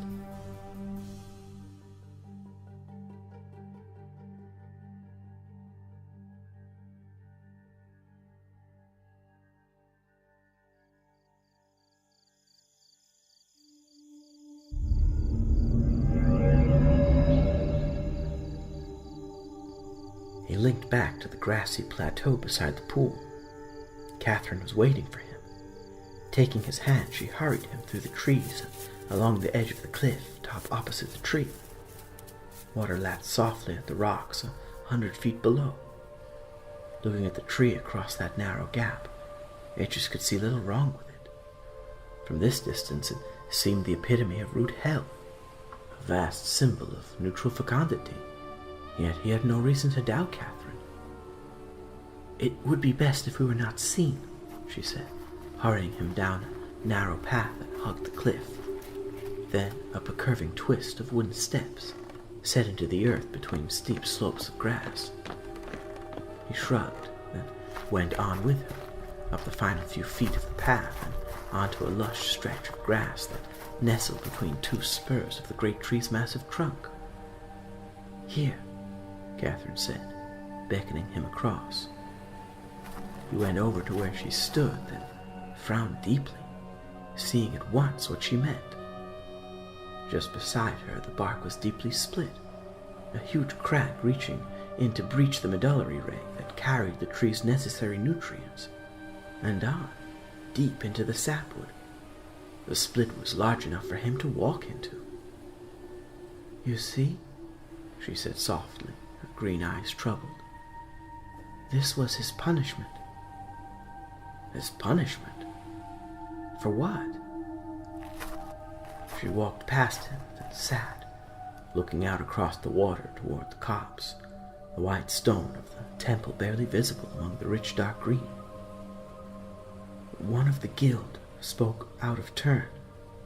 He questioned something the Lord Gen said to him. Your father was angry. I've never seen him so angry. He had us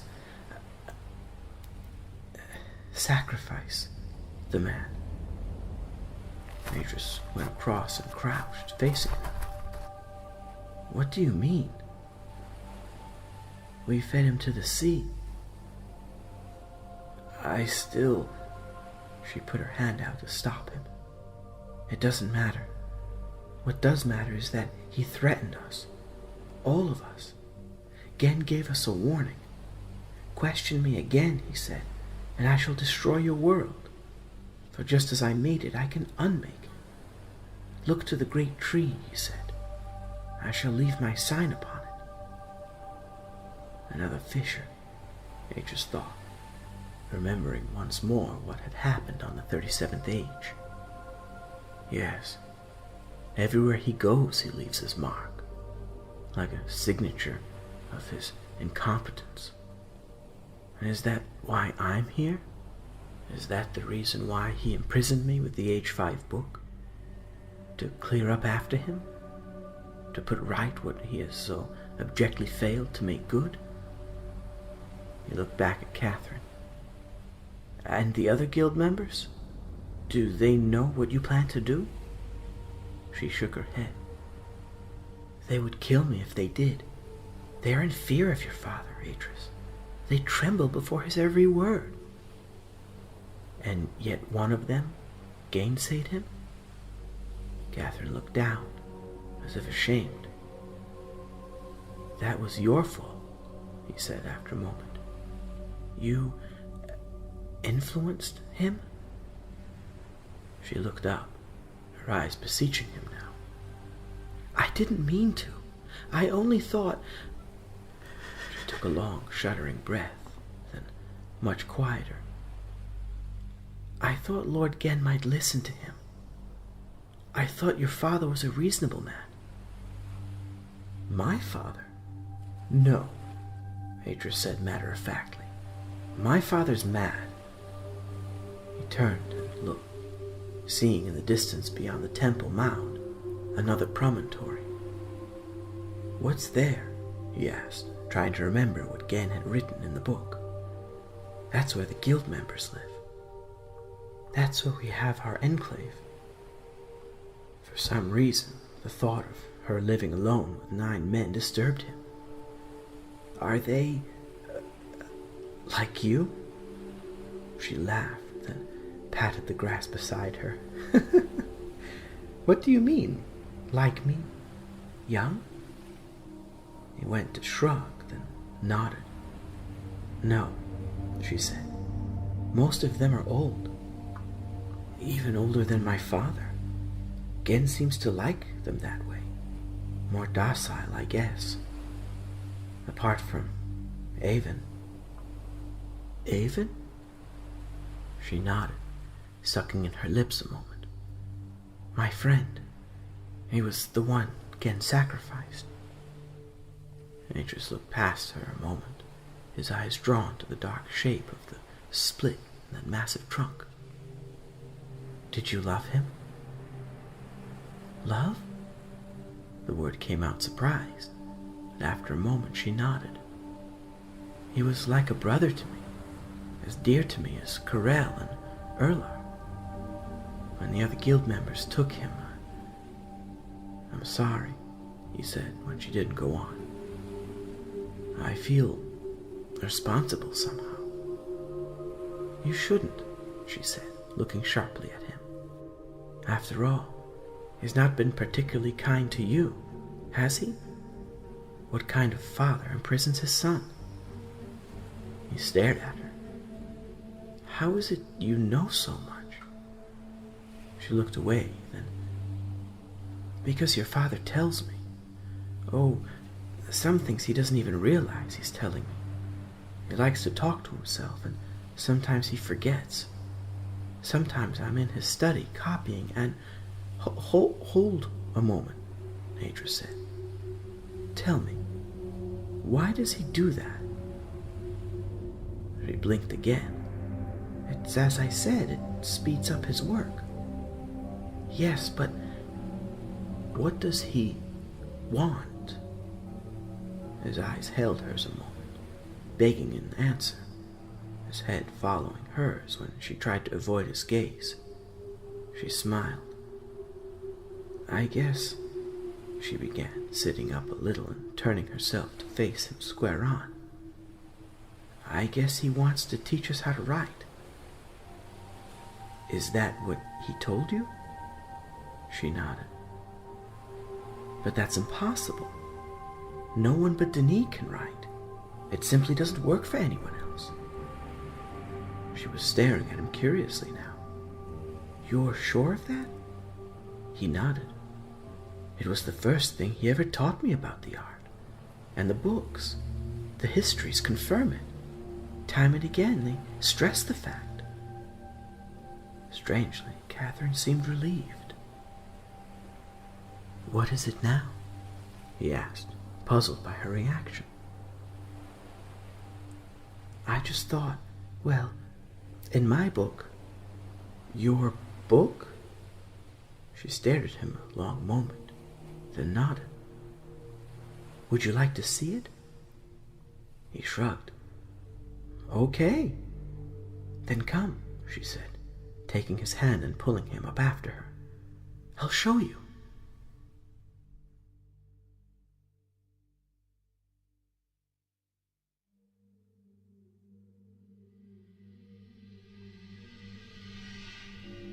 Katran had always been somewhat uncomfortable with the idea that she could make a book.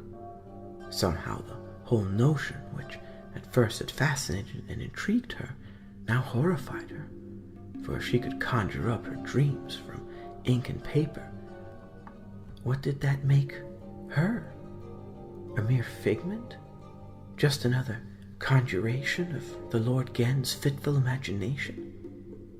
She turned, looking across the shadowed hut to where Gen's son, Atrus, sat cross-legged on the narrow bed, reading her book. So different from his father, so true.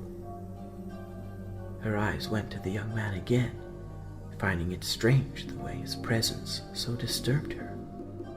It was just...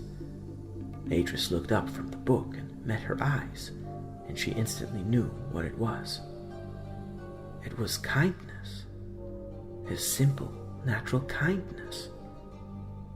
This is quite beautiful, he said.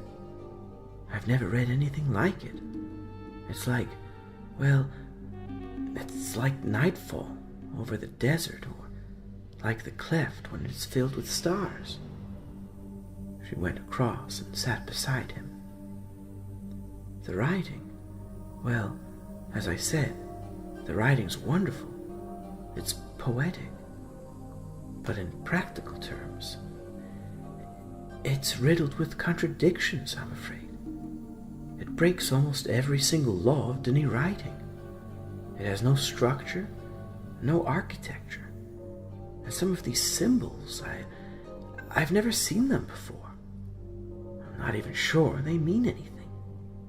Where did you learn them? Gen never taught these to me.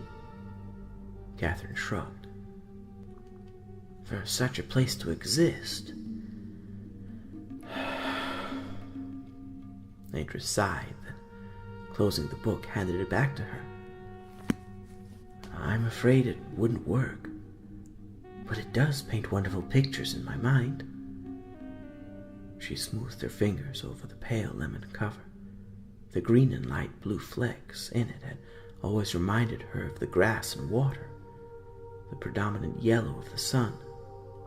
Fecund it was, like the world surrounding her, but inside. "That's good," she said. "It must be like a dream." He stared at her, not understanding.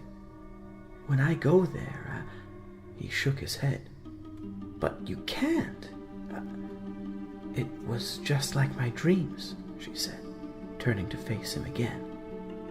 "No," he said forcefully, taking the book back from her. "It simply wouldn't work. Writing isn't like that. It's a science, a precisely structured equation of words." She leaned across him and opened the book, pointing to the descriptive image on the right-hand page. It was dark, so intensely dark that he had thought it blank, but there was something there. He looked at her. "I want you to see it. It's," he said, softer now, the word almost a whisper. Yet even as he said it, she leaned across him and placed his hand upon the image, smiling at him, her smile dissolving in the air as he linked.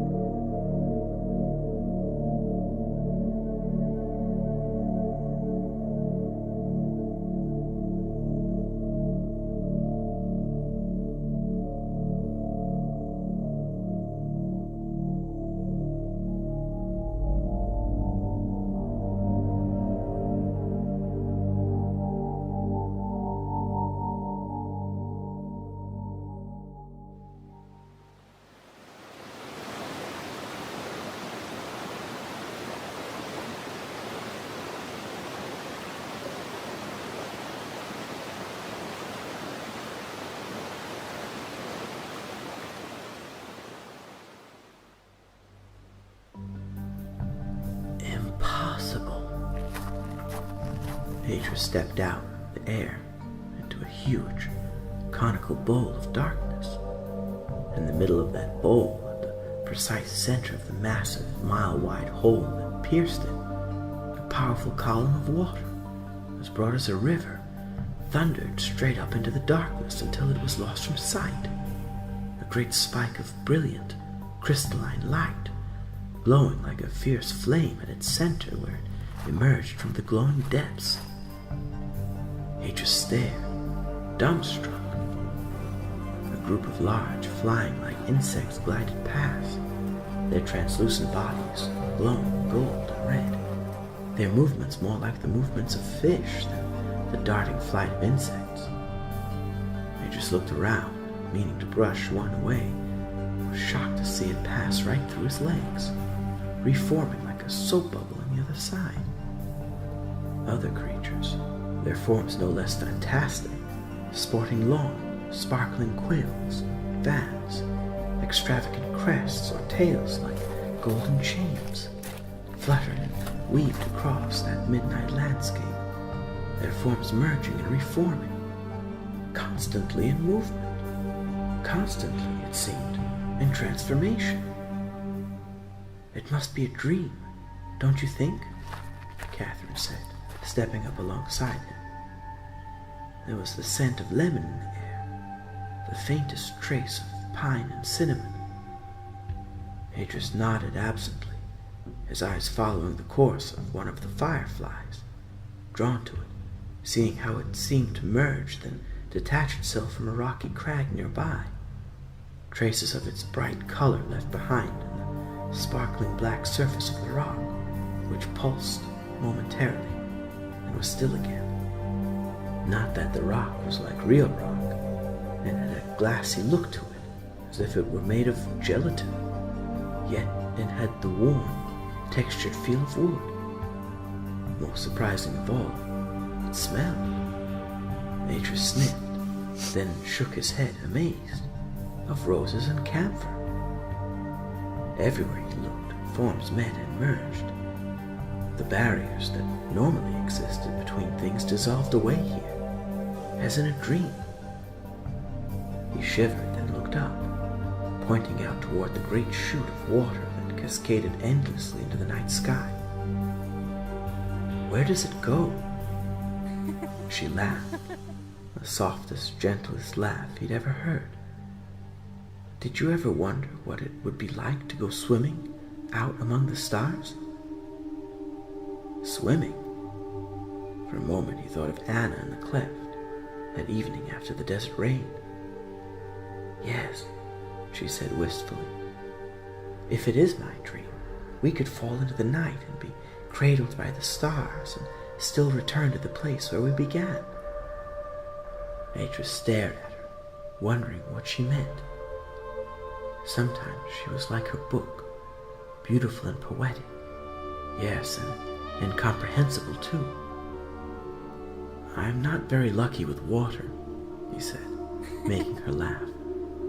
"But this," he turned, raising his arms to indicate the aid she'd made, "I can't understand it." He looked at her, shaking his head in amazement. "I just can't see how it works."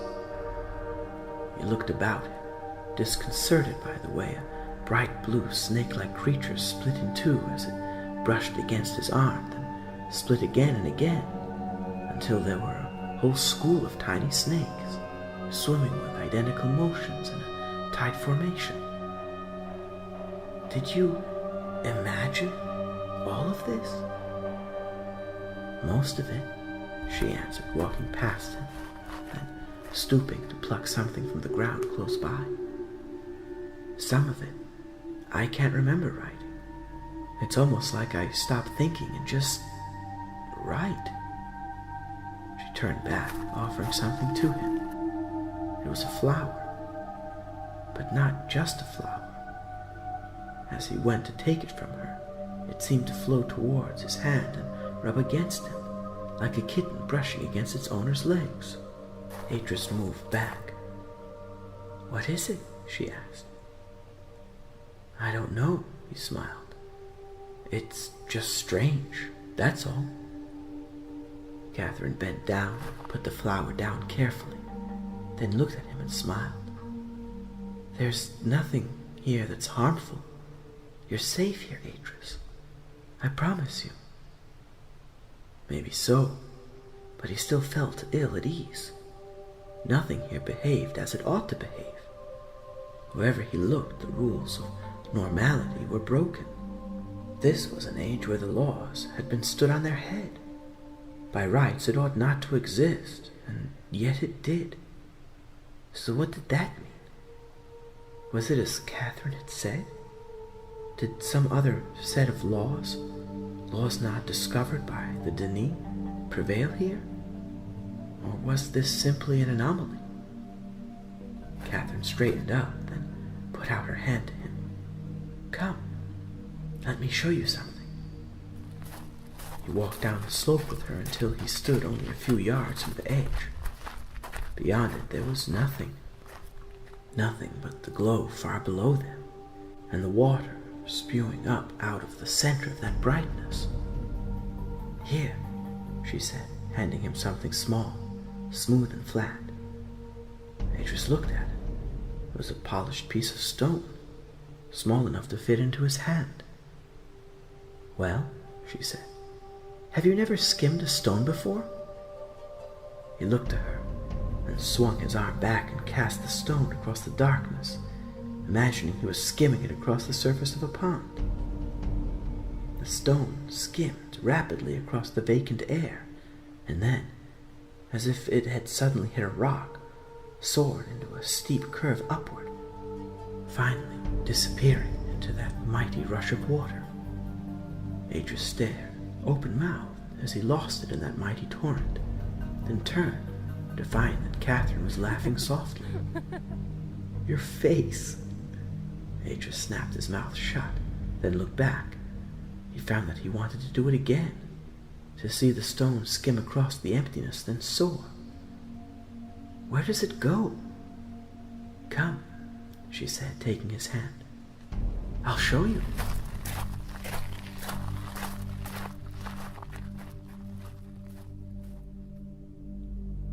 The tunnel through which they walked was small, just big enough for them to walk upright and perfectly round, like a wormhole through a giant apple, the passage unevenly lit by some property within the rock itself.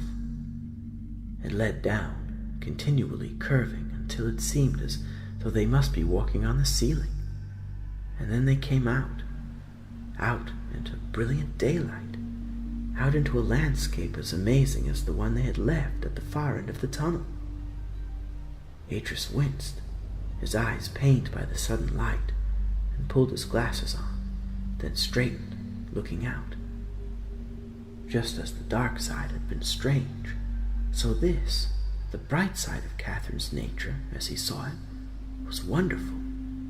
They stood at the top of a great slope, a large rocky hill in the midst of an ocean, one of several set in a rough circle, each hill carpeted with bright, gorgeously scented flowers over which 1,000,000 butterflies danced and fluttered.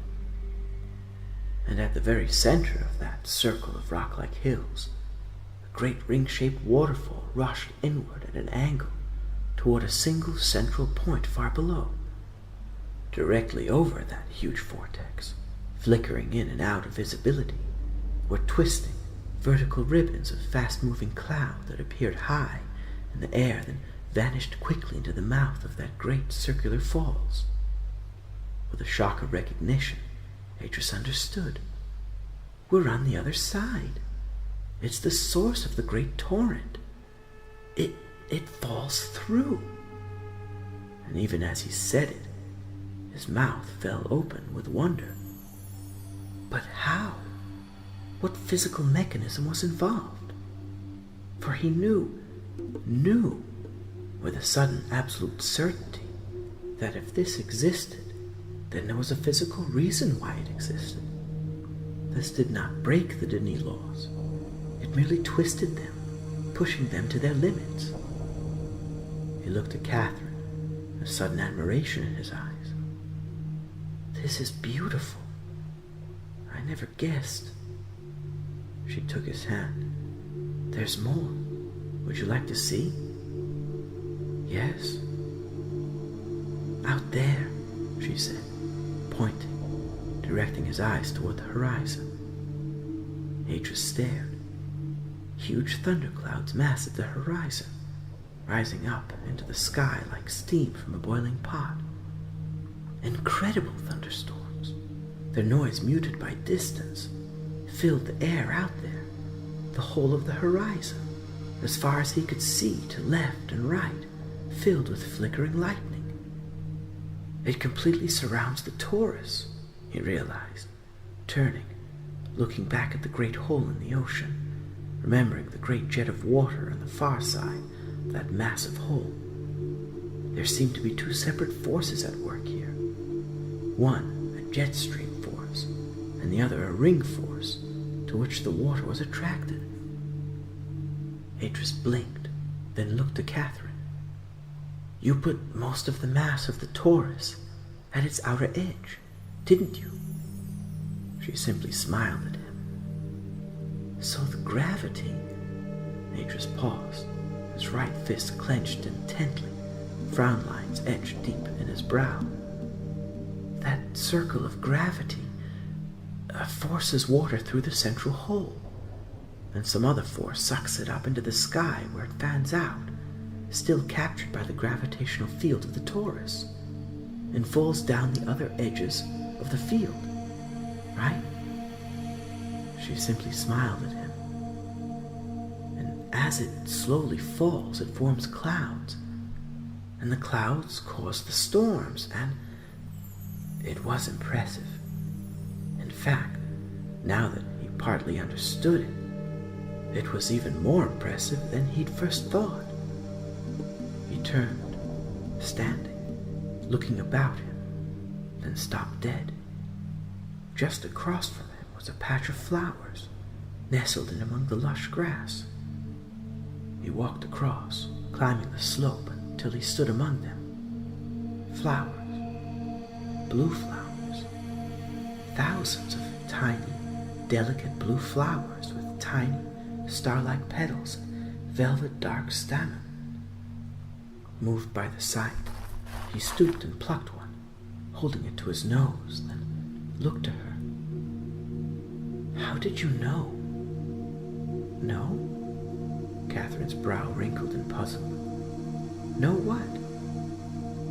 "I thought...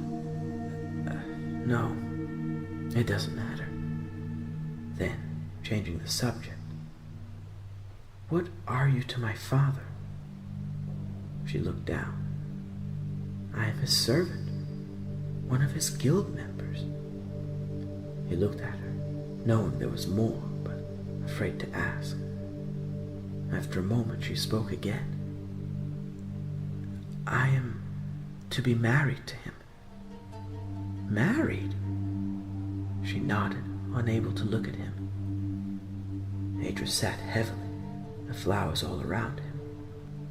He closed his fingers, squeezing the tiny, delicate bloom, then let it fall.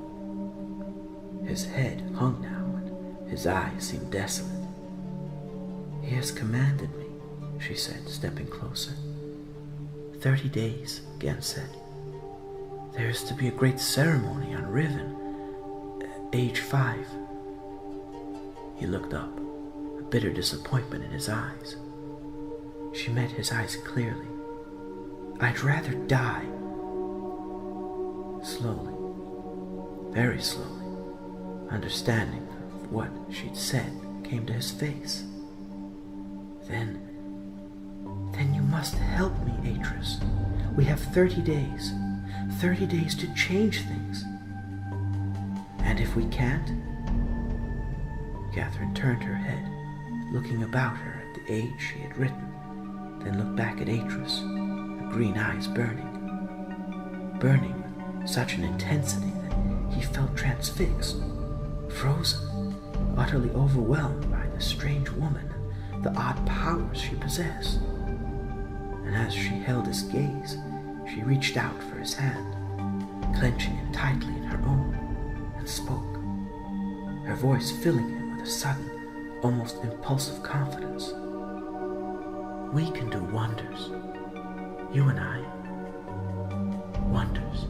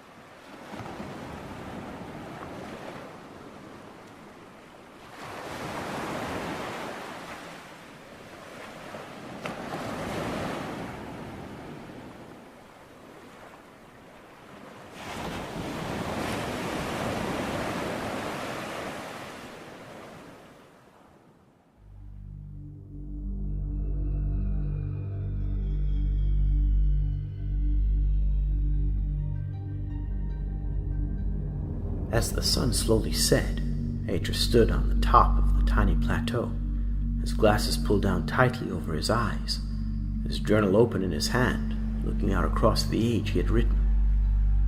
Below him lay a cold, dark sea, its surface smooth like oil, or like a mirror blackened by age, its sterile waters filling the great bowl that lay between the blood-red sandstone cliffs.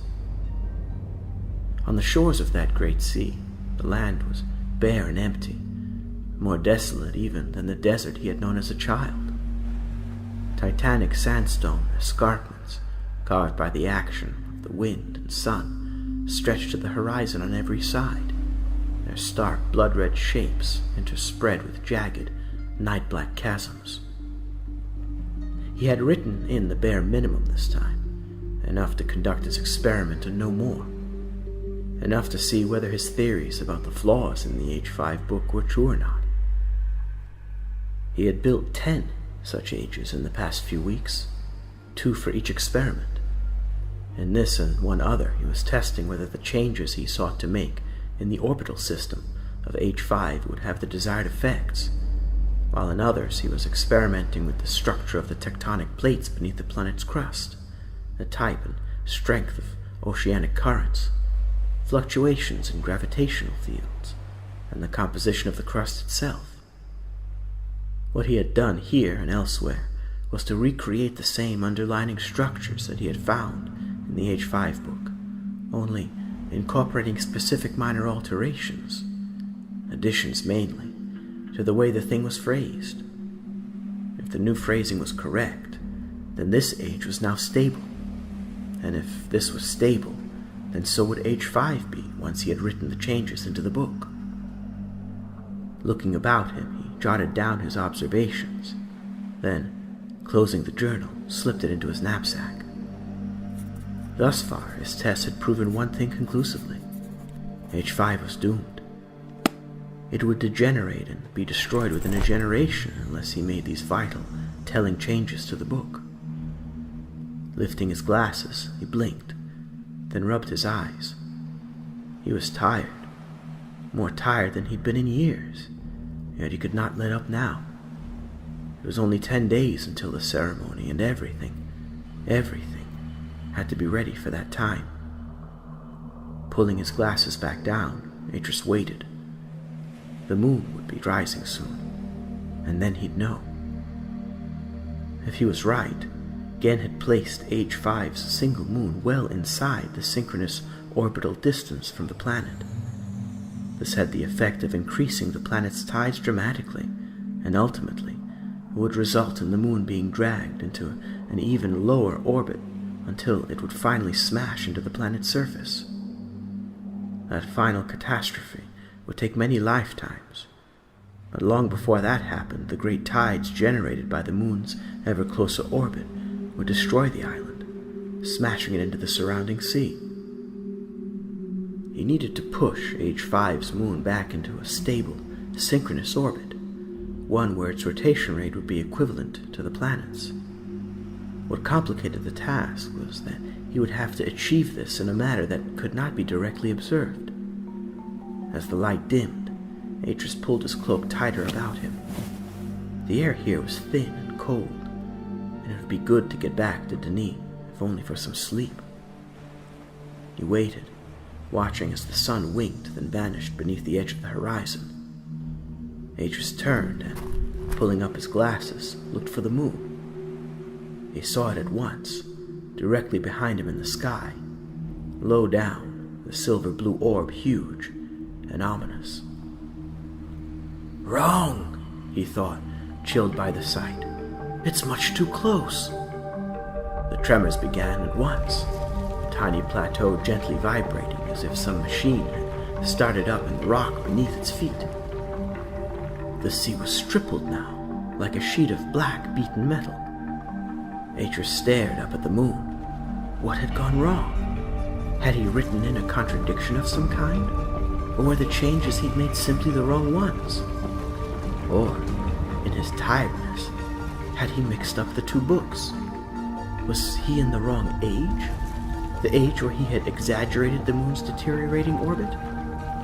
The trembling grew, became a steady shaking.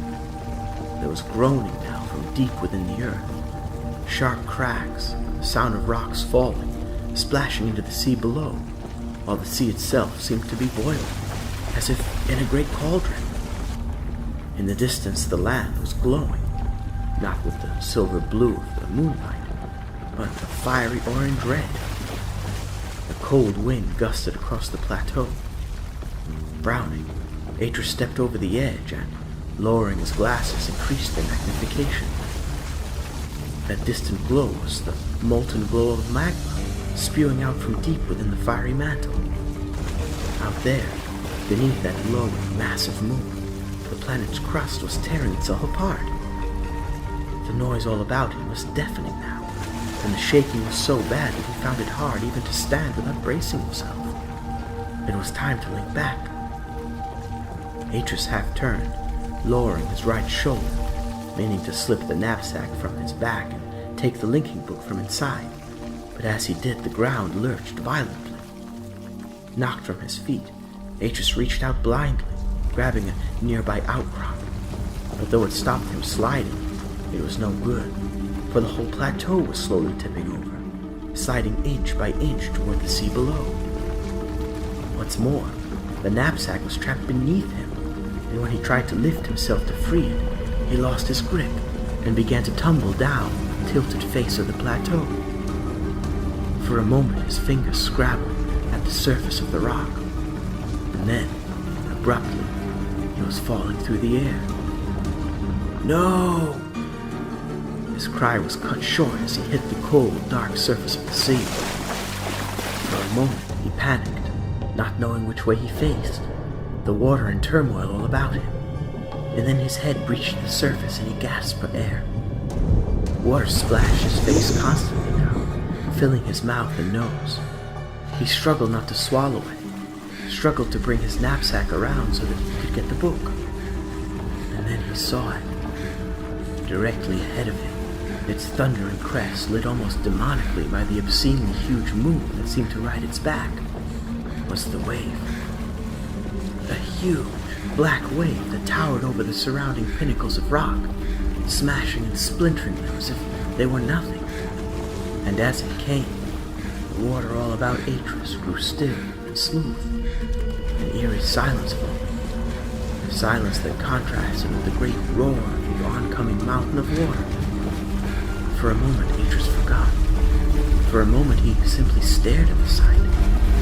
Then, abruptly, he snapped into action, and, scrambling at his sack, his fingers numb with the coldness of the water, he took the linking book out and flipped it open. Home. And even as Atrus placed his hand upon the page, the moon blinked out, and the whole of the sea in which he rested seemed to lift up to join that great black wall of water. The noise so loud, it made his whole skull tremble, as if at any moment it would shatter.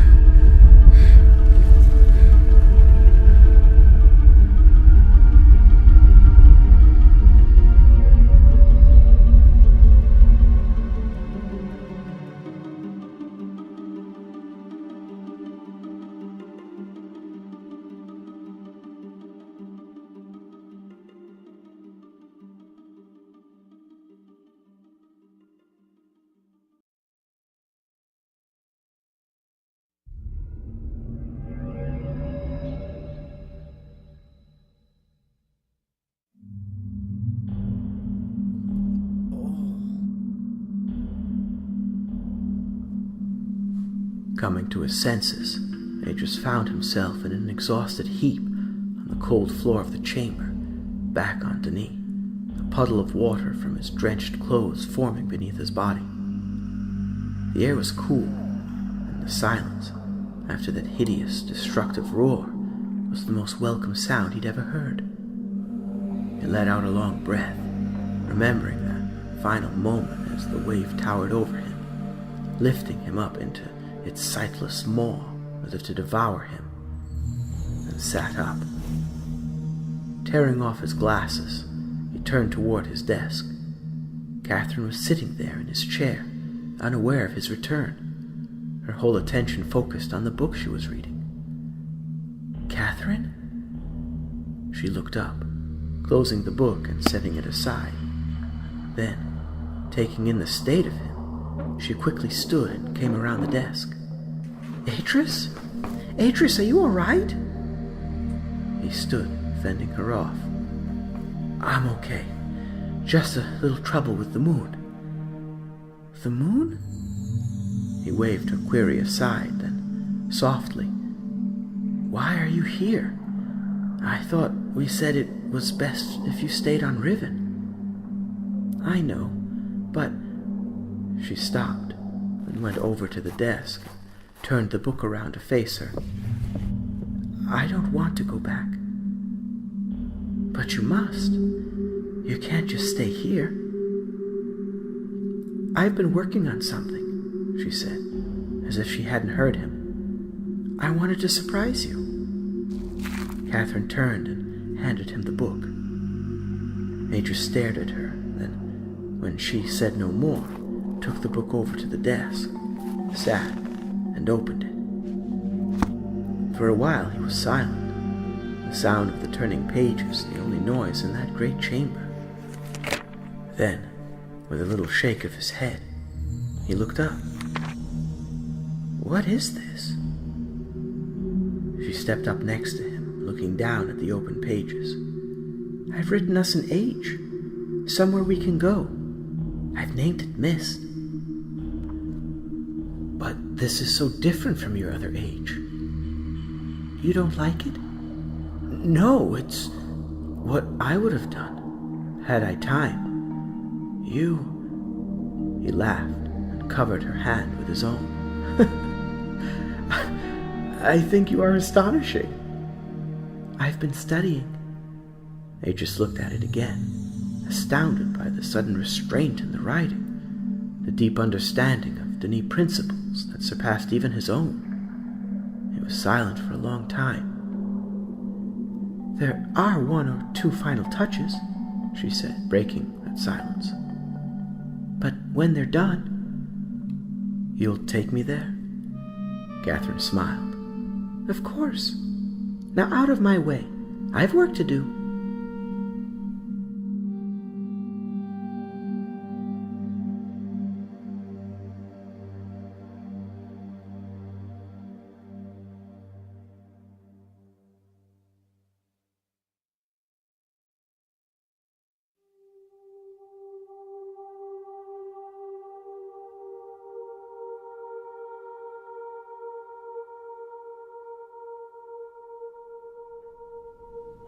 Atrus sat back after Catherine had gone. Whatever he felt for Catherine, whatever she might feel for him, this was far more important. If his father was allowed to triumph on age 5, then he would triumph everywhere, for there was no end to Gen's ambitions. Having seen what Catherine had, through chance or design, created in her 2 ages, he knew now it was possible that Gen might yet achieve his dream of resurrecting the Dani Empire, or at least a shadow of it, of creating countless slave worlds, with himself as lord, the fate of millions subject to his will. There was but one solution: to trap Gen on age 5 and destroy all of the linking books that led out of that age. But to do so, he would have to take the risk that he, too, might be trapped there. And now that Catherine had created Myst Island for them, as a sanctuary away from Gen, the thought of failure seemed suddenly quite hideous.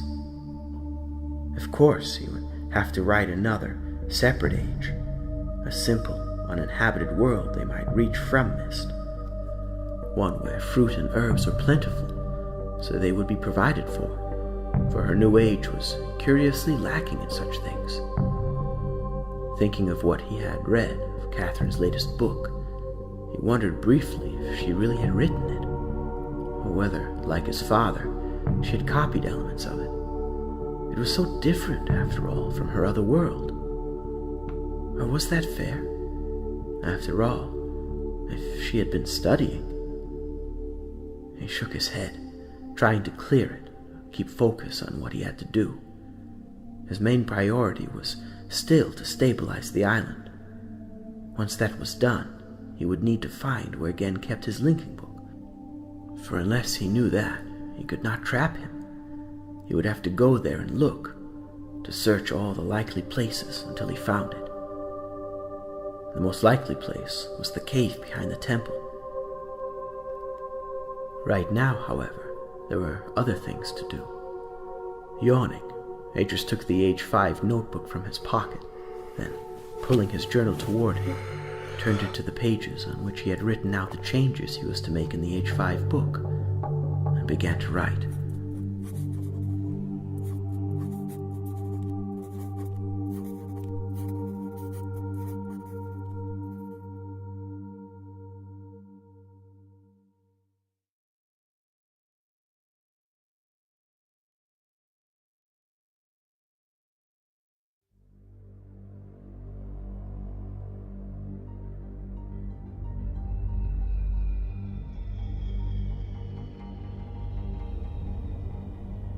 Atrus! Atrus! He woke, wondering what on earth was happening. Catherine was standing over him, shaking him by the shoulders, calling his name time and time again. Atrus! Come on, wake up! You have to listen to me! He sat up, groggy, barely able to open his eyes. What? It's Gen. He's moved the date forward. The date? Atrus was suddenly wide awake. Moved it to when? 3 days. We've got 3 days. He groaned. Then it was impossible. There were still more tests to be made before the 5th age could be put right. And then there was the matter of Gen's linking book. Unless he could get a hold of that. Catherine, you know where Gen keeps his linking book? She nodded. Could you take me back to Riven and show me where? Again she hesitated, then, what are you going to do? Does my father expect to see you again, before the wedding ceremony? Catherine shook her head. Good. He looked about him at the cluttered desk. Then we'll take all of this to Myst, all but the Myst and age 5 books. Then I want you to stay there, Catherine. I want you to keep away from both Denis and Riven. But you'll need help. Atrus looked at her sternly. The biggest help to me will be to know that you're safe. But what are you going to do? He stood up and came around the desk, taking her arms gently in his hands. Do you trust me, Catherine? She smiled, then nodded. Then wait for me. As soon as I've dealt with my father, I'll come and join you on Myst Island. There was a slight flicker in her expression, as if, for a moment, she was going to disagree. Then she nodded. Good. Then let's get back to Riven. It's time you showed me where my father keeps his linking book.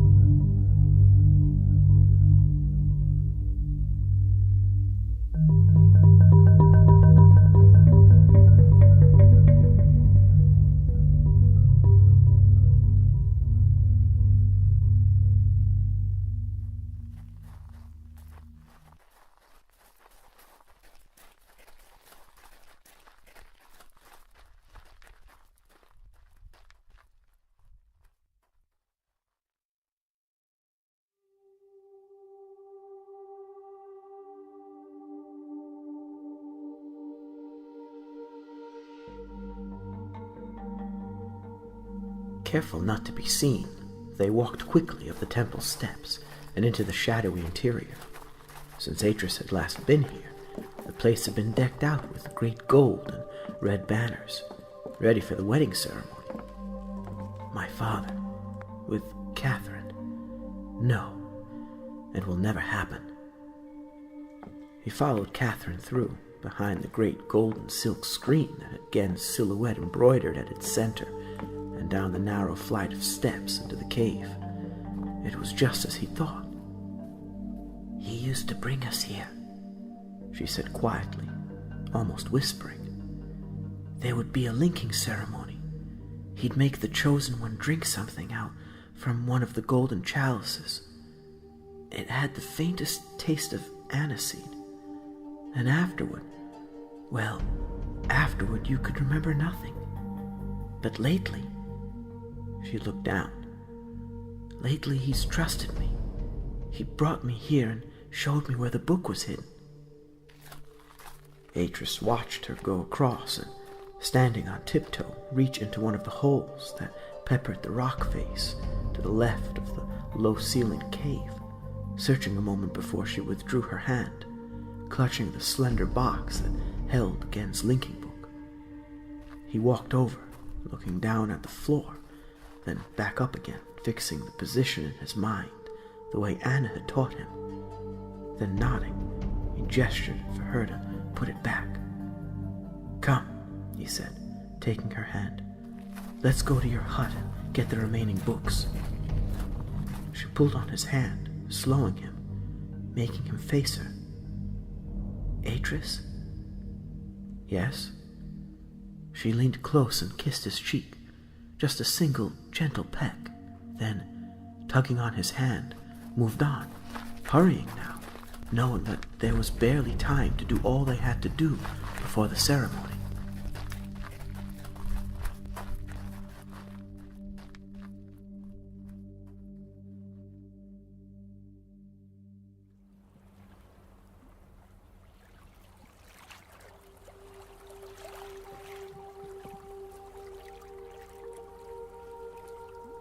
Atrus blinked, the bright sunlight hurting his eyes after the dullness of his prison, and pulled his glasses down over his face.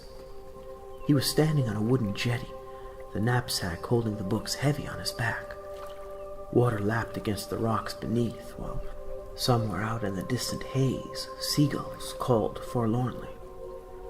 To his right, the sea was calm and green, stripped by the light breeze that blew across the island from the northwest. Facing him, directly east from where he stood, a barren rock, 20 feet in height and 30 or 40 in width, rose from the sea like a swan tree trunk. To its left, the land rose to a sharp peak, over 100 feet in height, while behind him and to his left, beyond a narrow shelf of rock, tall pines filled the west end of the island.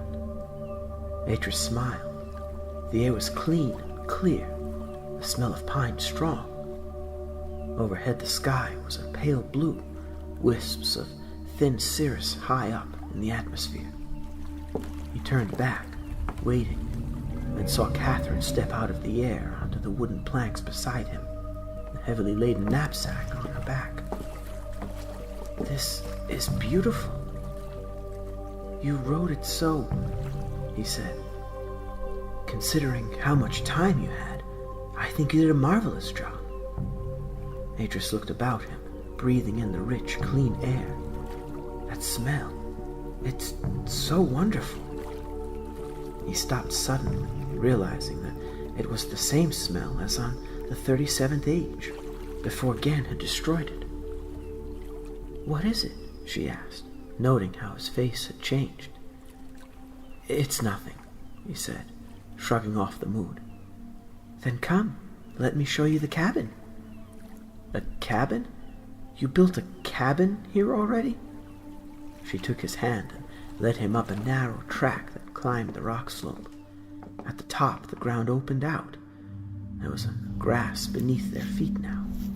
The sound of the wind was stronger here, strangely desolate sound, punctuated by the more peaceful sound of birdsong.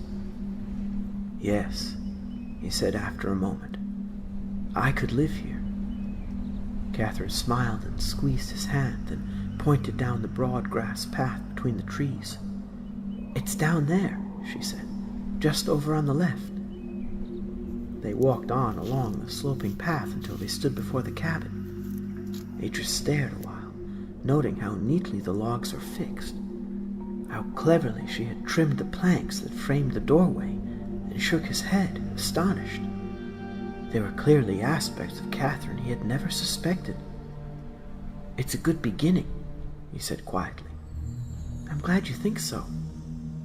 He turned, looking back up the slope toward the peak. "We could build things here. Perhaps finally a library of my own." "Shh," she said, amused by his eagerness. "There'll be time after we dealt with Gen." Yes, the reminder sobered him. "I'll see you settled in, then. I'd best get back. 2 more journeys should see me finished." "Atrus?" "Yes?" "Are you sure I can't help?" He hesitated, then drew her close and kissed her gently. A proper kiss this time. There first. "No," he said, staring into the green depths of her eyes. "Just wait for me here. All right?" "All right," she answered, leaning forward to kiss his nose gently. "You promise?" "I promise." "Then come. I'll drop the books and go back."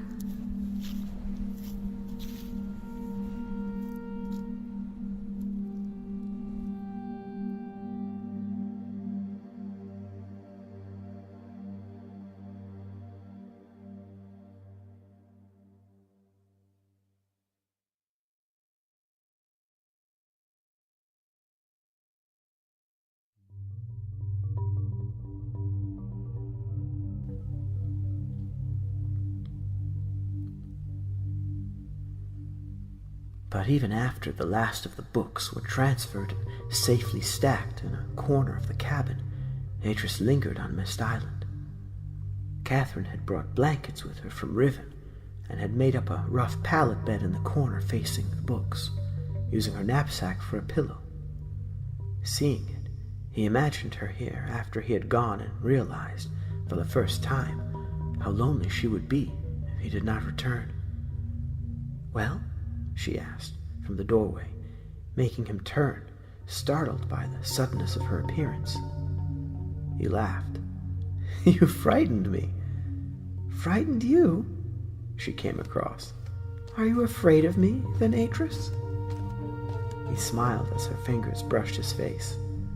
"No, I could never be frightened of you. Surprised, I meant." "Then I shall keep surprising you." She moved past him, placing the stalk of a small white flower she had picked in the gap between 2 of the logs, so that it hung just above the space where she would sleep. He stared at it, then met her eyes.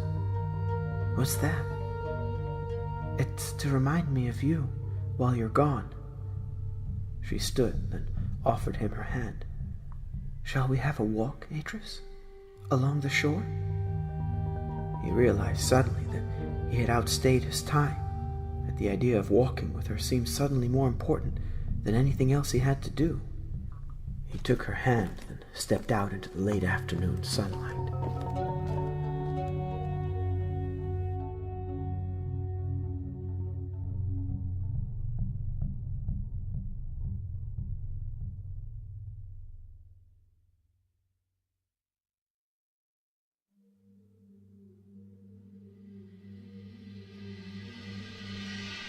The wind had dropped, and it was much warmer now, the sky above them clear.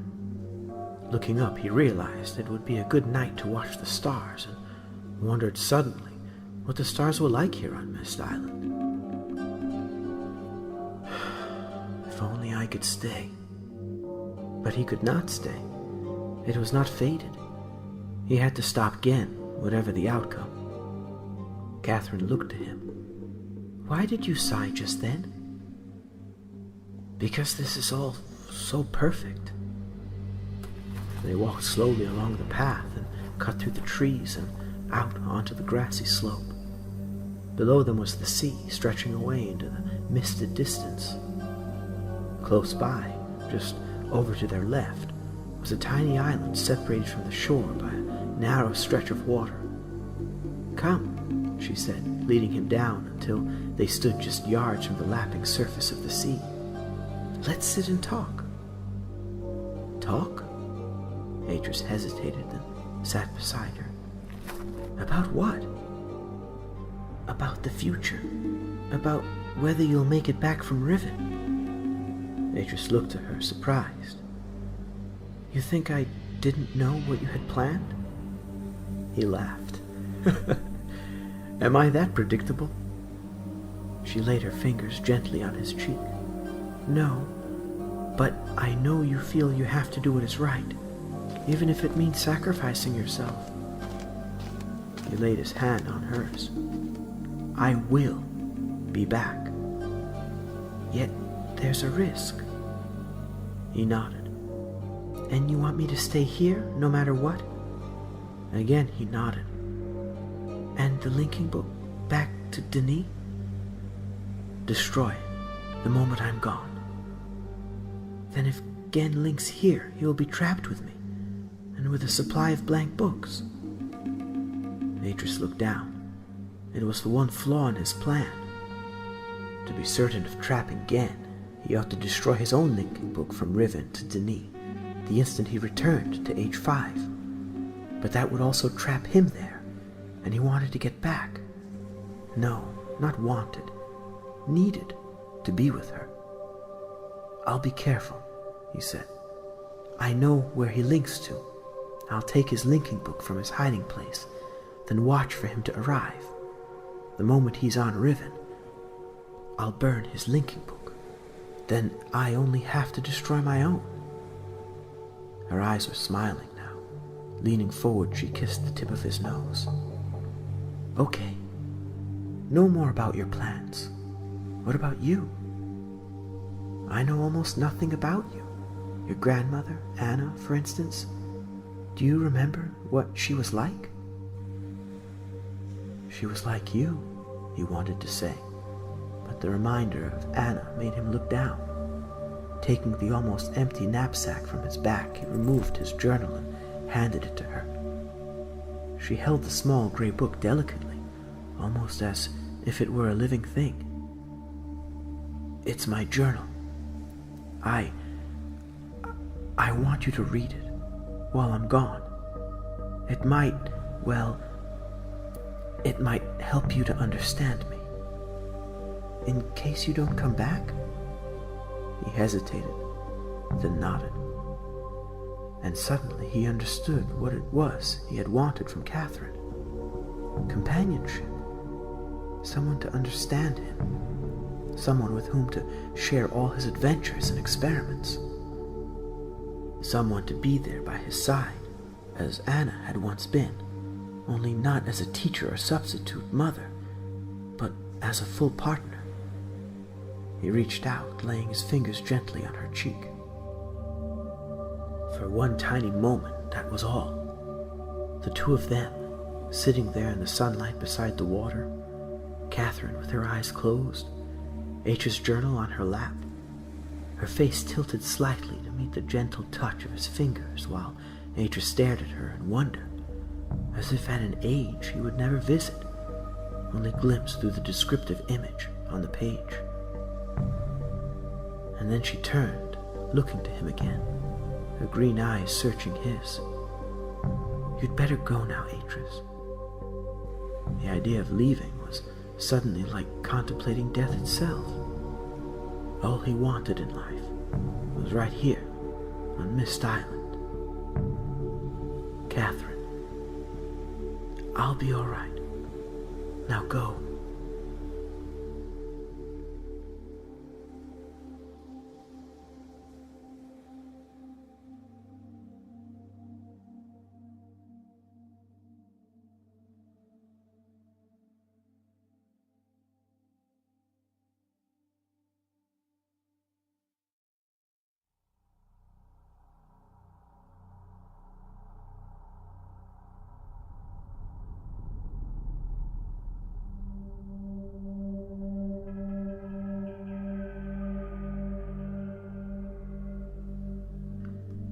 As he sat in his chair back on the knee, Atrus stared sightlessly at the cover of the age 5 book, his heart heavy, resigned now to his fate.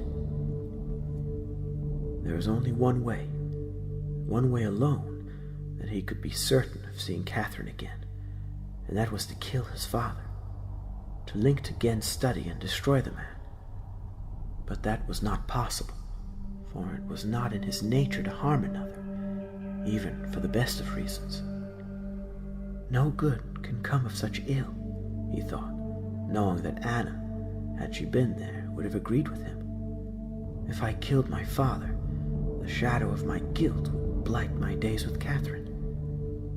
He knew it for a certainty, and so his fate was set. He had to take the risk of losing her forever. If I cannot have her, I shall at least have something that keeps her memory alive. He sighed, wishing now that he had asked Anna about his mother. It was only now he realized that he didn't even know what she looked like. She looked like you, Atrus, a voice answered in his head, so clear that he looked up surprised. Yes, he said, smiling suddenly. Atrus drew the age 5 book toward him and opened it to the final page. There, reaching across, he took the pen from the stand and began to copy the phrases into the age 5 book.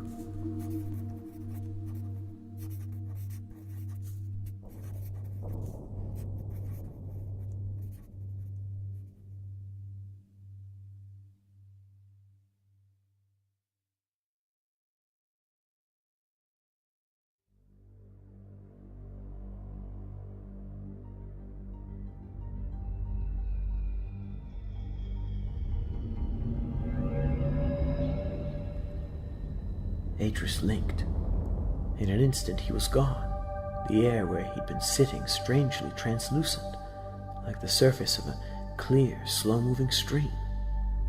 Then, abruptly, another figure appeared from the nothingness. It was Catherine.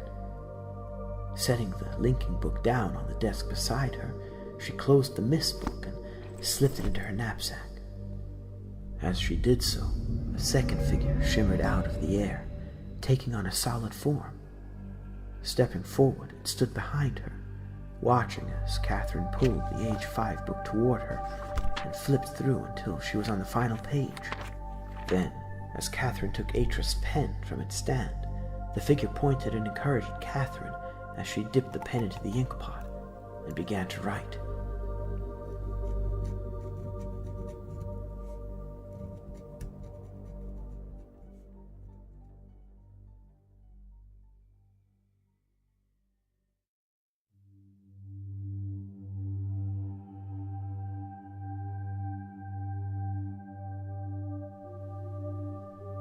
The cave behind the temple was dark, a smell of incense strong, wafting down from the great censers hanging from the temple ceiling.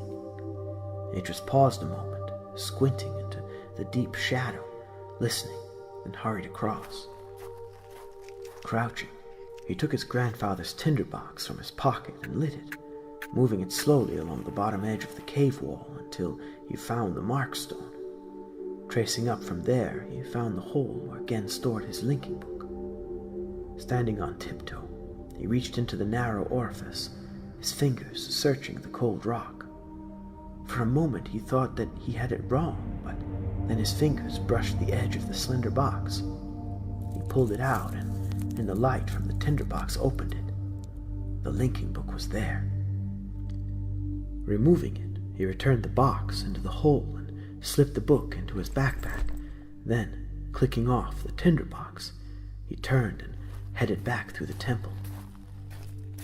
He ducked under the low lintel and out, climbing the steps quietly.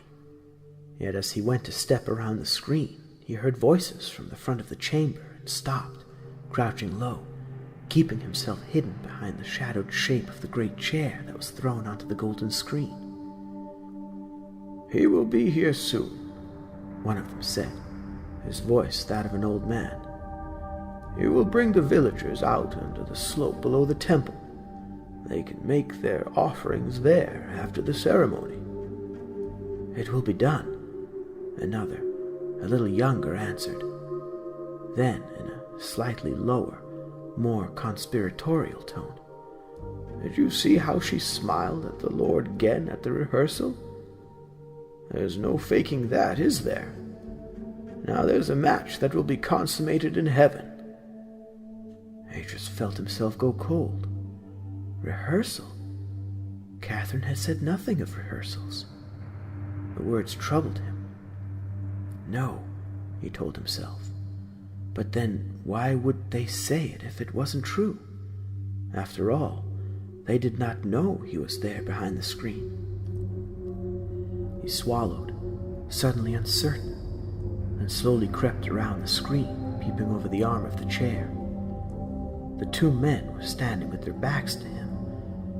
Their cloaks, copies of Denis Guild cloaks, covered with the Guild's secret symbols.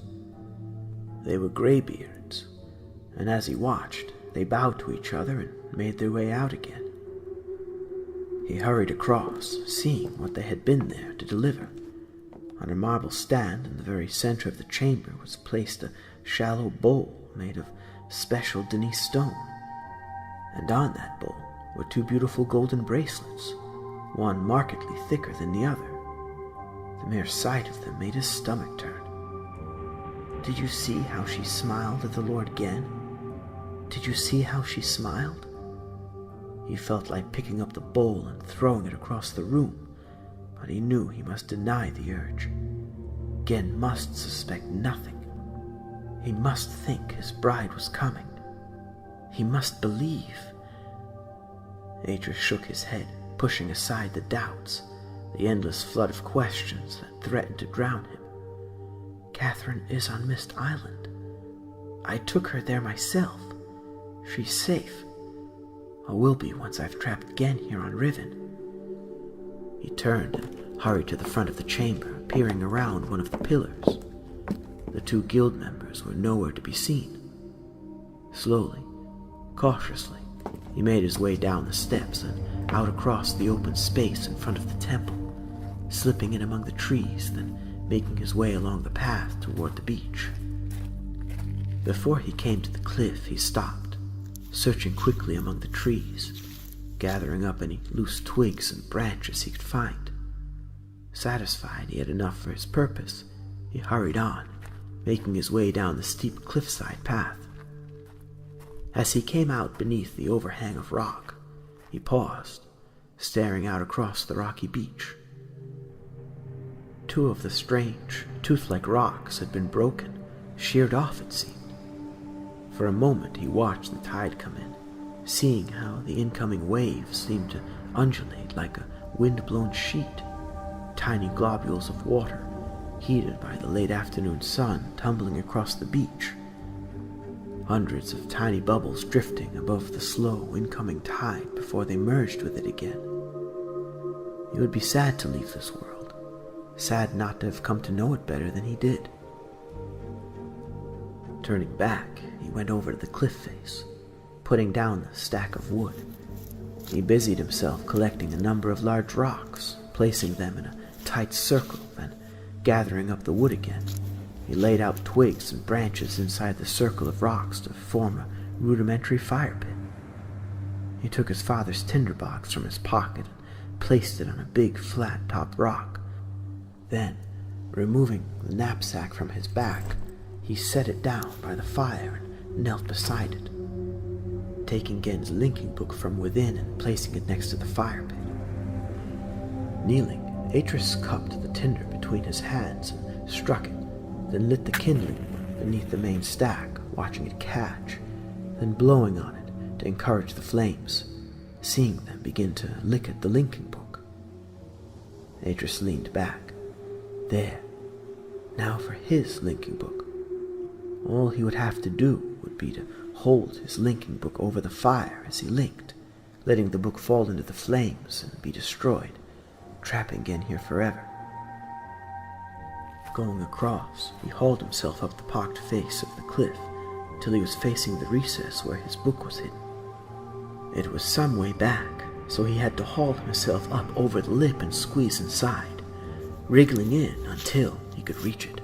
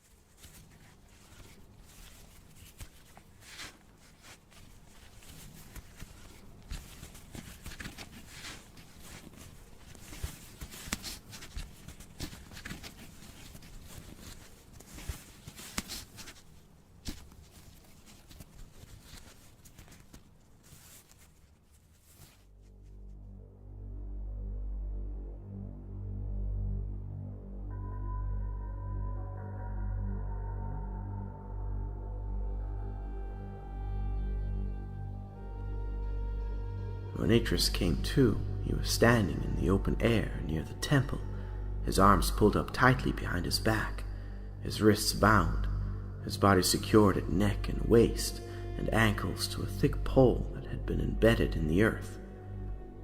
The blood pounded in his head, and when he tried to open his eyes, the pain was intense. Slowly, he let his eyes grow accustomed to the failing light. Then, moving his head as much as the binding allowed, he looked about him. Close by, on a small table, so close that, had his hands been unbound, he could have reached them, were the two linking books. He groaned, remembering, and felt a touch on his shoulder, felt his father's breath upon his cheek. "So you are back with us, Atrus," Gen said quietly, speaking to him alone. "I thought for a while that I had lost you. It seems I do not know my own strength sometimes." Atrus hung his head, grimacing at the thought of Catherine. She was there, on Myst, waiting, and now he had failed her. Catherine. Ah, clever Catherine. Gen spoke, as if he had heard Atrus' thoughts. "You really didn't think she would miss her own wedding?" With that, Gen turned to face a figure who stood just beyond him in the shadows of the surrounding trees. Atrus went limp as the figure stepped forward into the sunlight. It was her! Atrus closed his eyes and groaned, remembering the old man's words, recalling the sight of the two golden bracelets laying there in the shallow red-black bowl. She is marrying my father. The thought was unbearable. He could almost hear their laughter. Yet, when he opened his eyes again, it was to see Gen, alone, standing before the age 5 islanders, his hands raised, his appearance that of a great king come among his subjects. "People of the 5th Age," Gen began, his voice powerful, commanding. "It had come to my notice that some of you," Gen pointed to a little group Atrus had not noticed, or who had possibly not been there until that moment, who knelt there abjectly, just below Gen, their hands bound. The two brothers, Karel and Erla, are among them. "Some of you, as I say, have taken it upon yourselves to help my enemies, to nurse this impostor," he turned, this time indicating Atrus, "who dares to call himself my son." Gen turned back, raising his hands again. "Such behavior cannot be tolerated. Such defiance must be punished." There was a great murmur of fear from the watching islanders. "Yes," Gen went on. "You were warned, but you did not listen. And so, in punishment, there will be great tides." "No," Atrus said, finding his voice. "And the sun will turn black." "No." "And the ground, the very earth will shake, and the great tree fall." "No," Atrus cried out a third time, this time loud enough for some among the crowd to hear him. "No, he's wrong. I fixed it. All of those things. All of the weaknesses in the book. I've put them right. Atrus stopped, seeing the hideous grin of triumph on his father's face as he stepped up to him. "Well done, Atrus. I knew I could count on you." Gen's smile was suddenly hard and sneering. "I shall be most interested to read the changes you have so graciously crafted for me." Then, stepping away, he clicked his fingers, calling to the nearest of the guild members. "Untie him." Turning to face the crowd again, Gen raised his hands. "People of the Fifth Age, you are most fortunate. I have asked my servant here to do my bidding, and he has done so. Your world is safe now. Yet, if you transgress again, if I find that any among you have sought to help my enemies, then the full weight of my wrath shall fall upon you. I shall destroy your world just as I have created it." He sniffed deeply. "But let us not dwell upon that now. Now is a time to look forward and to celebrate. For tonight, at sunset, I shall take a daughter of this age to be my bride and to rule 1,000 worlds with me." There was a great cheer at that. Gen turned, looking to Atrus, his whole demeanor triumphant. Atrus, seeing that look, turned his head, stung by it, all fight gone from him now. He had been duped, used by the two of them, betrayed. He pressed his hands together, the pain suddenly unbearable, then gently rubbed at his wrists where the binding rope had chafed him. He was beaten. There was nothing more he could do. But Gen was not done. Stepping up to Atrus, he pressed his face close to Atrus, speaking so only he could hear. "Don't think that I have finished with you, boy. You have caused me an inordinate amount of trouble, and I shall not forget that. As far as I am concerned, you are no longer my son. Do you understand me? I do not need you any more, Atrus. You have served your purpose." Gen looked at Catherine and smiled. A hideous, gloating smile. "Yes, you see it, don't you? Catherine and I?" He laughed. "She's a strong young woman. Perhaps my next son will not fail me." Atrus groaned. It was a nightmare. Had he still been bound to the post, he could not have felt more impotent. Catherine. My beloved Catherine. He looked up, surprised. The ground was trembling. No, he was imagining it. And then the ground shook violently, as if a great rock had been dislodged beneath them. From within the temple came the sound of the marble stand toppling, the tray with the two bracelets on it clattering across the marble floor. "No," Gen said, looking about him wide-eyed. "No!" But even as he said it, a great crack opened in the ground before the temple steps.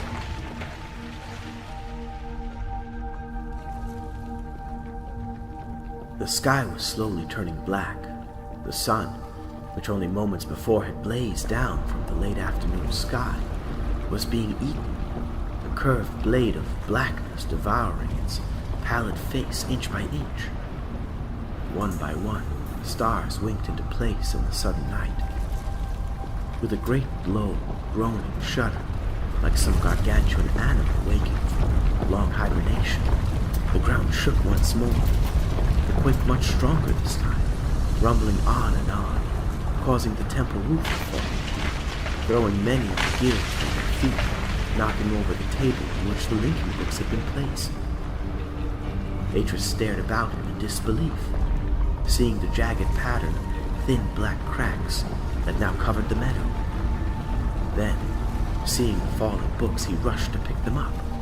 Yet as he did, Gen stepped out in front of him, wielding a massive ceremonial spear that he had grabbed from one of the guild, the gold and the red pennant still fluttering from its shaft.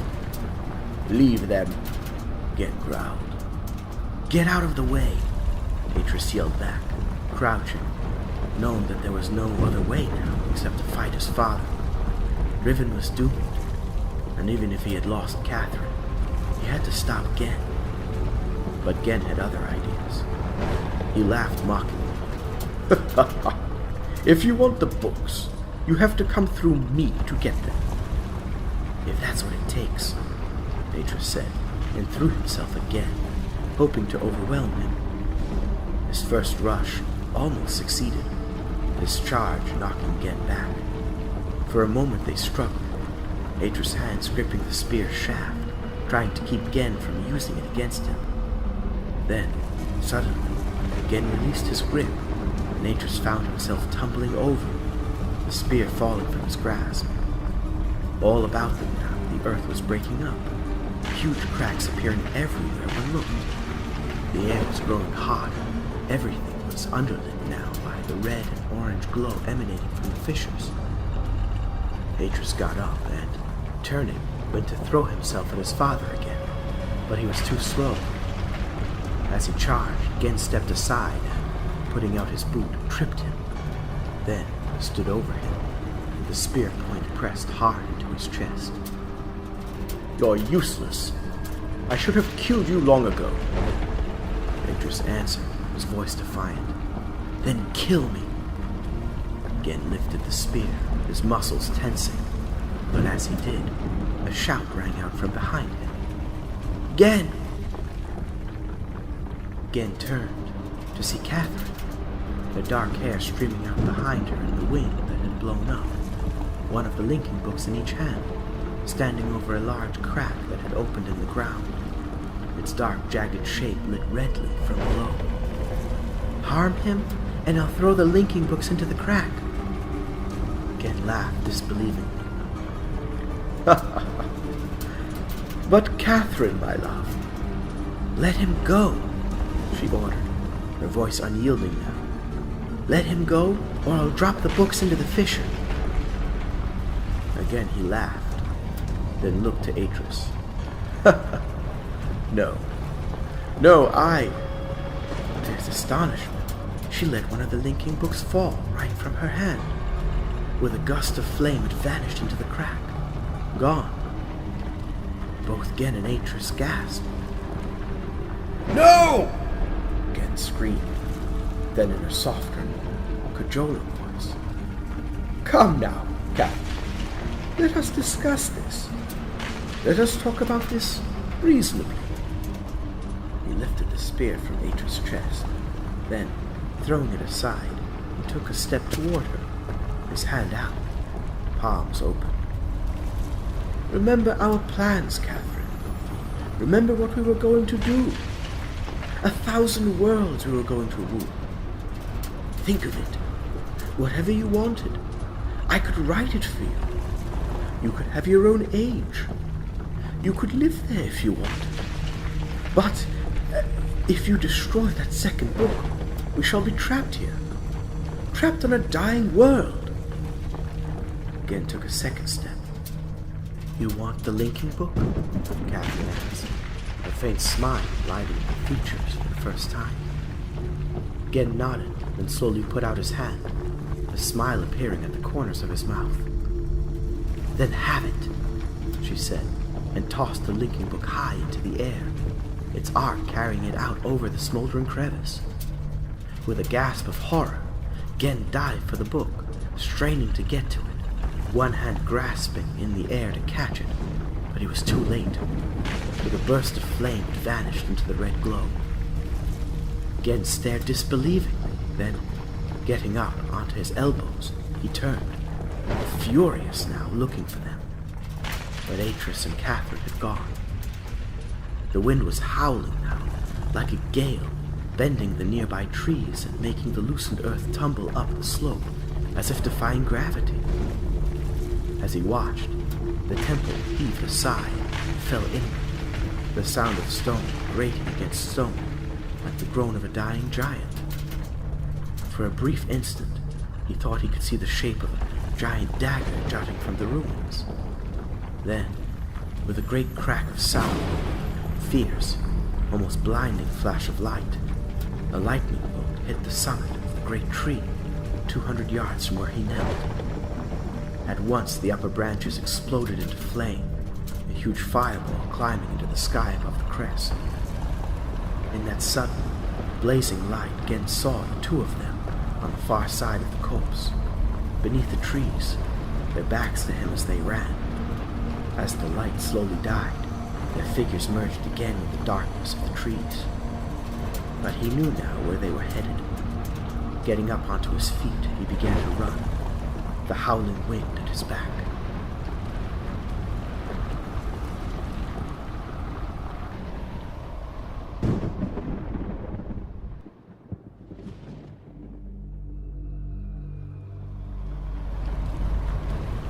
Wait! Wait! Atrus shouted, pulling Catherine back, barely able to hear himself over the noise of the storm. You've got to tell me what's happening. Don't worry, she yelled back at him, pulling her hair back from her face. Everything's going just as we planned. He stared at her. As who planned? Anna and I. His mouth fell open. Anna? Overhead, the branches of the trees were thrashing wildly in the wind. As she made to answer him, the crash of a falling tree made them both jump. It isn't possible. Atrus stared at Catherine a moment longer, then numbly let her lead him on through the trees. They were following a narrow crack. At first he thought it was just like all the others that had opened up. There was something very strange about this one. It glowed, not red, but blue, a vivid ice-cold blue. To either side, dirt and leaves, broken branches and small stones jumped and tumbled, dragged along by the wind that seemed not so much to blow from behind as to draw them on. And where those tiny particles brushed against the crack, they vanished, sucked into that ice-cold fissure. They ran on between the trees, the crack slowly widening beside them, and then suddenly, there where the trees ended, the fissure opened out to form a kind of cleft, the edge of it outlined by cold blue light. Inside, however, it was dark, an intense, vertiginous darkness filled with stars. Atrus stopped, astonished. The wind still tugged at his legs, but its noise was not as strong here as it was among the trees. Even so, he had to struggle to keep his footing. His right hand gripped Catherine's tightly, afraid to let go in case she, too, was sucked into that strange, star-filled hole. He looked to her, wondering if she was as afraid as he was, only to find her strangely calm, a beatific smile on her lips and in her beautiful green eyes. "What is it?" he asked, his eyes drawn back to the fissure, seeing how everything seemed to be sucked into it, how leaves and earth and lumps of rock tumbled over the edge and seemed to wink into non-existence, and other things. Atrus blinked, noticing some of Catherine's fireflies melting and merging, pulsing with brilliant color as they flickered across the dreamlike landscape. Turning to Atrus, Catherine freed her hand and took the knapsack from her back and opened it. "Here," she said, handing him a book. Atrus stared dumbfounded. It was the Myst book. "But what?" She put her finger to his lips, silencing him. "Did you ever wonder what it would be like to go swimming out among the stars?" Catherine smiled, and then, opening the linking book, she placed her hand against it. "We could fall into the night and be cradled by stars, still return to the place where we began." The last word was an echo as she vanished. "But what do I do?" he called out after her, holding up the book. The answer came from behind him. "That's easy, Atrus. You give the book to me." Atrus turned, facing his father.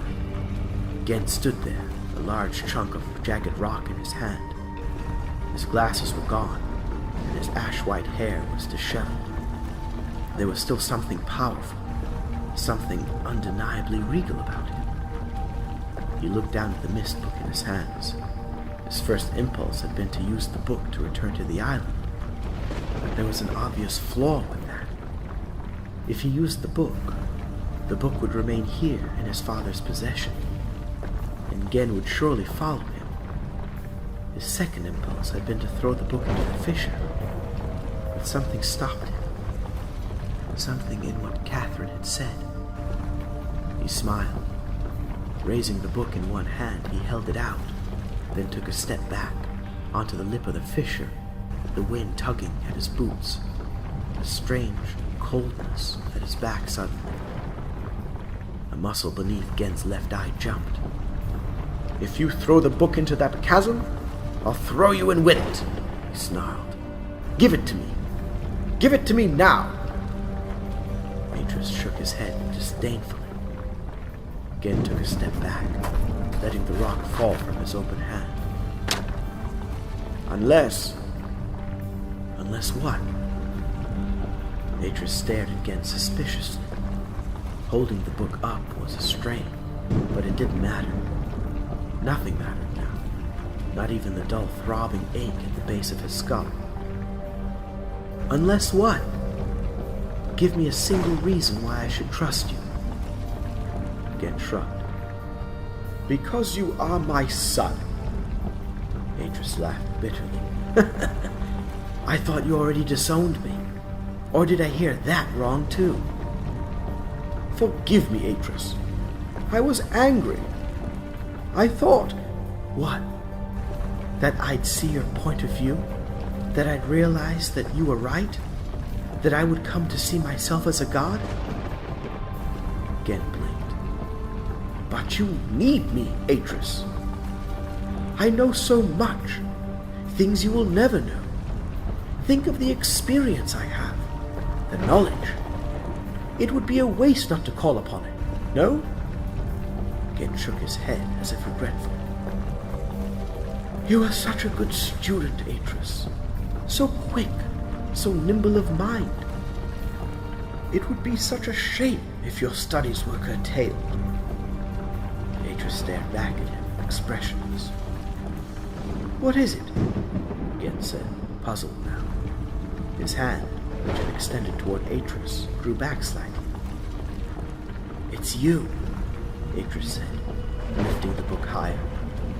"All those things you taught me, they were just words, weren't they? Empty, meaningless words. As empty as your promises." There was a momentary hurt in the young man's eyes. Then, "I wanted so much from you, so much. But you failed me." "But I taught you, Atrus. Without me..." Atrus shook his head. "No, Father. Anything I learned that was of value to me, anything important, I got from Anna, long before I met you. You taught me nothing." Gen glared at him. The sky was growing lighter, the wind slowly dying. "I should never have left you with her," Gen said after a moment. "She spoiled you. You were a blank book, waiting to be written. You would have ruined me, just as you've ruined everything you've touched. Yes, and then discarded me. No! I loved you, Atrus. Love? What kind of love is it that binds with ropes and locks its loved ones in a cell? That was never intended to be a prison, Atrus. Again swallowed. It was only a test. All of it. Atrus stared back at him, silent now, the fissure behind him dark and cold, glistening with stars, the mist book edged by the strange blue light. Again studied his son a moment, taking in the situation, then took a step toward him, putting out a hand. Please, Atrus, there is still a chance for us. No, Father. Whatever linked us once has been destroyed. You burned it with those books you burned. You erased it along with those phrases in my book. Little by little, you destroyed it. Don't you see that? Well, now you've got the justice you deserve. You can stay here in the little heaven you've created for yourself, in your tiny island universe, and play God with your creations. And as he spoke it, Atrus stepped back, out over the lip of the fissure, falling, tumbling down into that great expanse of stars, his hands gripping the book, opening the cover as he fell into the darkness. What do you see, Atrus? I see stars, grandmother. A great ocean of stars.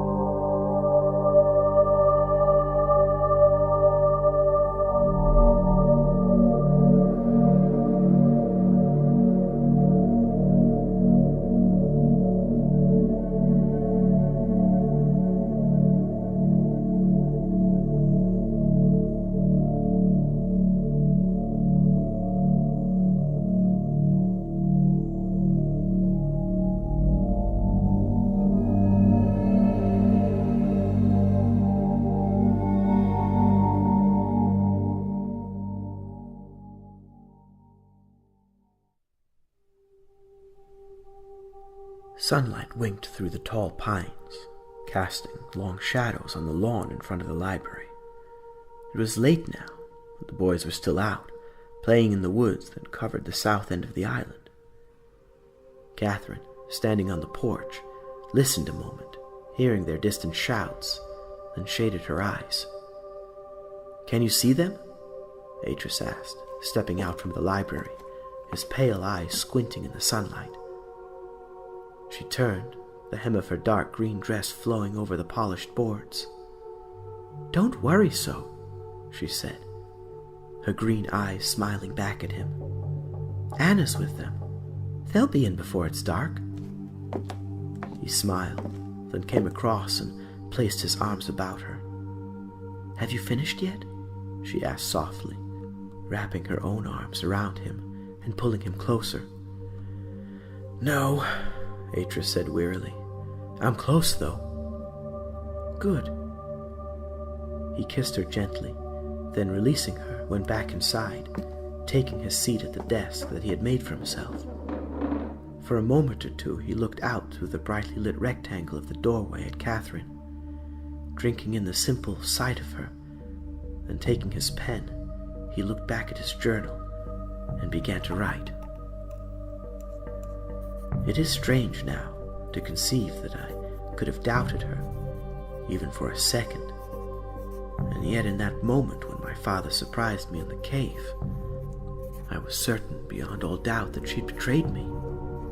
Certain, yes, and at the same time heartbroken, for I had transferred to her person all that love, all of that natural affection that my father had so unnaturally rejected, love given freely and without hope of repayment.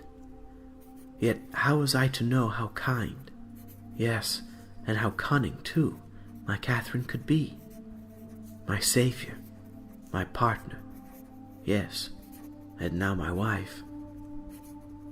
Atrus paused, recalling the shock he'd felt that moment when Catherine had revealed to him that Anna was behind it all.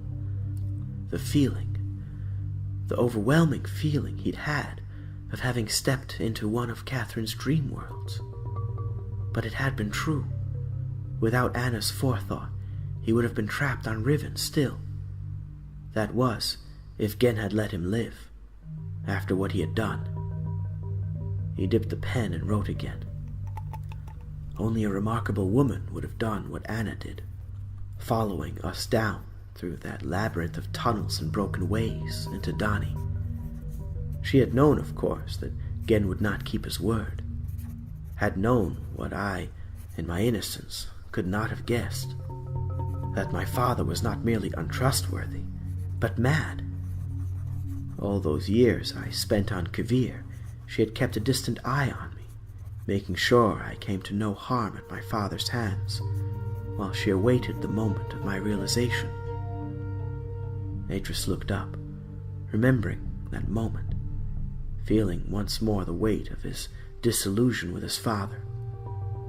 Such things, he knew now, could not be passed on like other things. They had to be experienced. A parent, a good parent, that is, had to let go at some point, to let their children make choices, for choices were part of the Maker's scheme, as surely as all the rest. He dipped the pen, then wrote again, faster now, the words spilling from him. Anna saw me flee Kavir, and sought to find me in the tunnels once again, but Gen had got there first. Even then, she would have intervened, but for the mute. Seeing them carry me back, unconscious to Kavir, she had known she had to act. That evening, she had gone to Kavir, and, risking all, had entered my father's study, meaning to confront him. But Gen was not there. It was Catherine she met. Catherine, who, for the first moment of shock and surprise, had chosen to trust and help her. So it was that Catherine had known me even before she met me in the hut on Riven.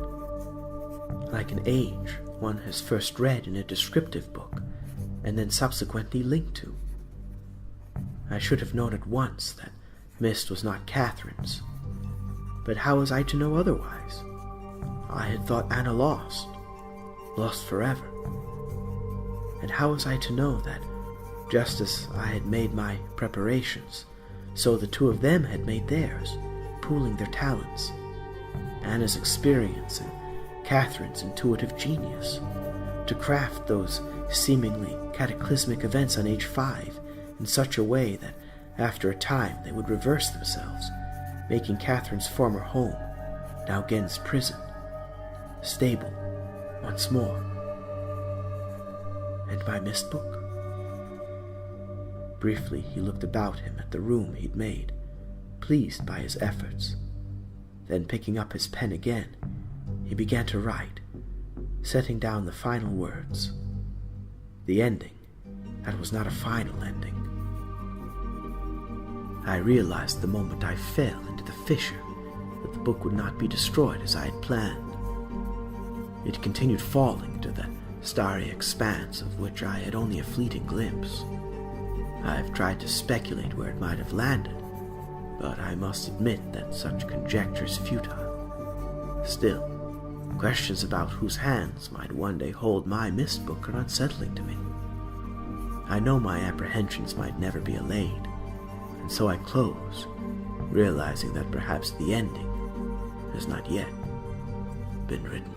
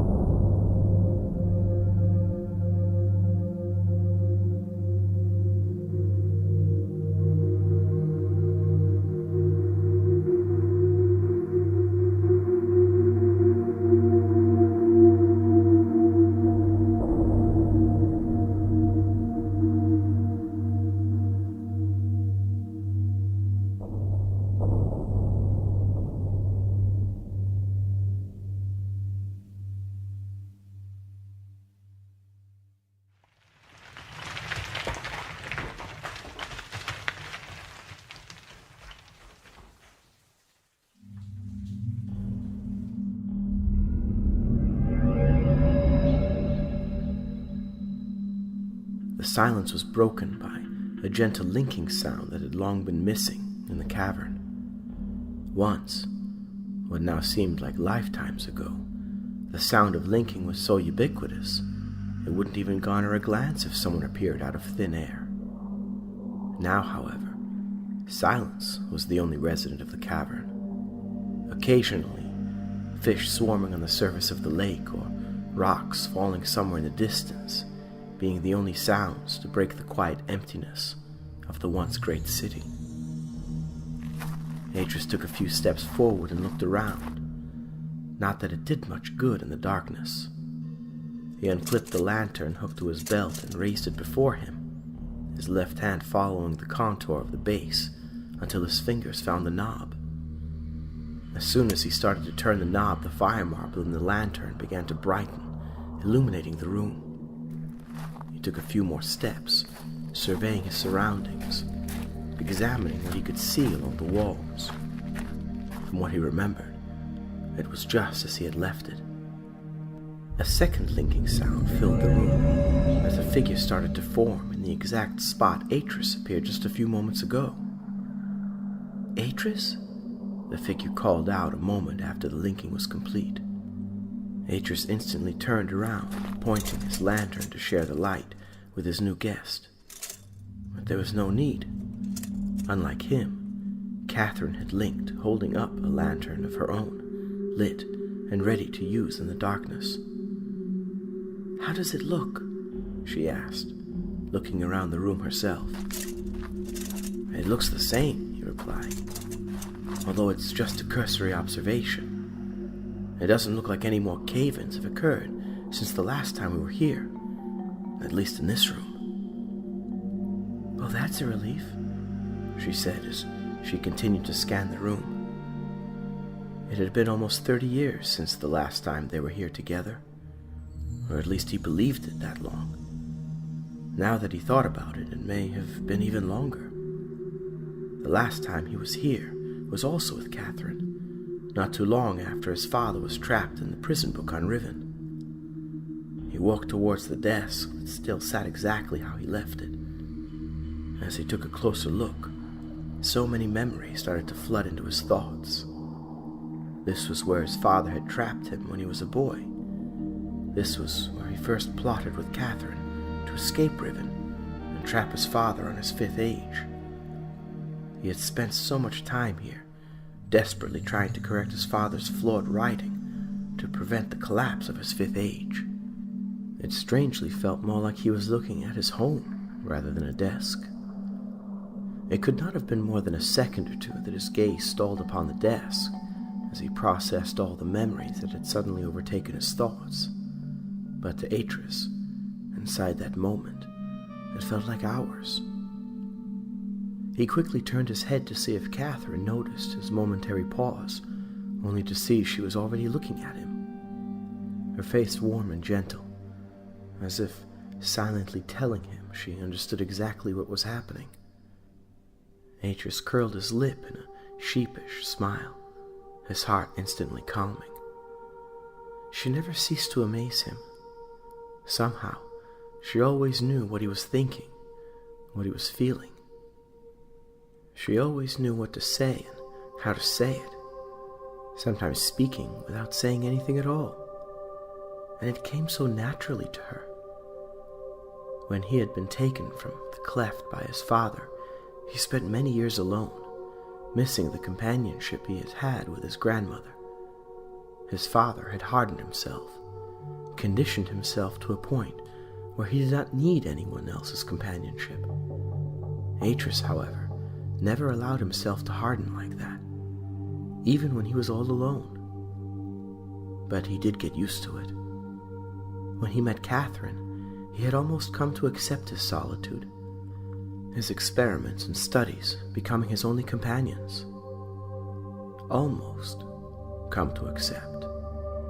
The moment he met Catherine, it all changed. From the moment he met her, he knew she was special. And after all this time, she effortlessly continued to prove his original estimation of her with everything she did. His lip curled up into an endearing smile as he looked at her, the smile saying more than his words ever could. She smiled back with the same loving look, reassuring him she knew exactly what he was thinking. He stepped past the desk a few paces and shone the light in the direction of a small opening in the wall where 2 support pillars had collapsed many years ago. "It still looks open," he said, keeping his eyes on the hole while turning his head ever so slightly to make sure his words reached Catherine clearly. "It looks like the reinforcements held up after all this time.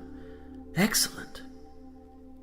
He waited the few seconds it took for Catherine to catch up with him, and after giving her one more glance, he crouched down a few inches and started to move through the opening, Catherine close behind.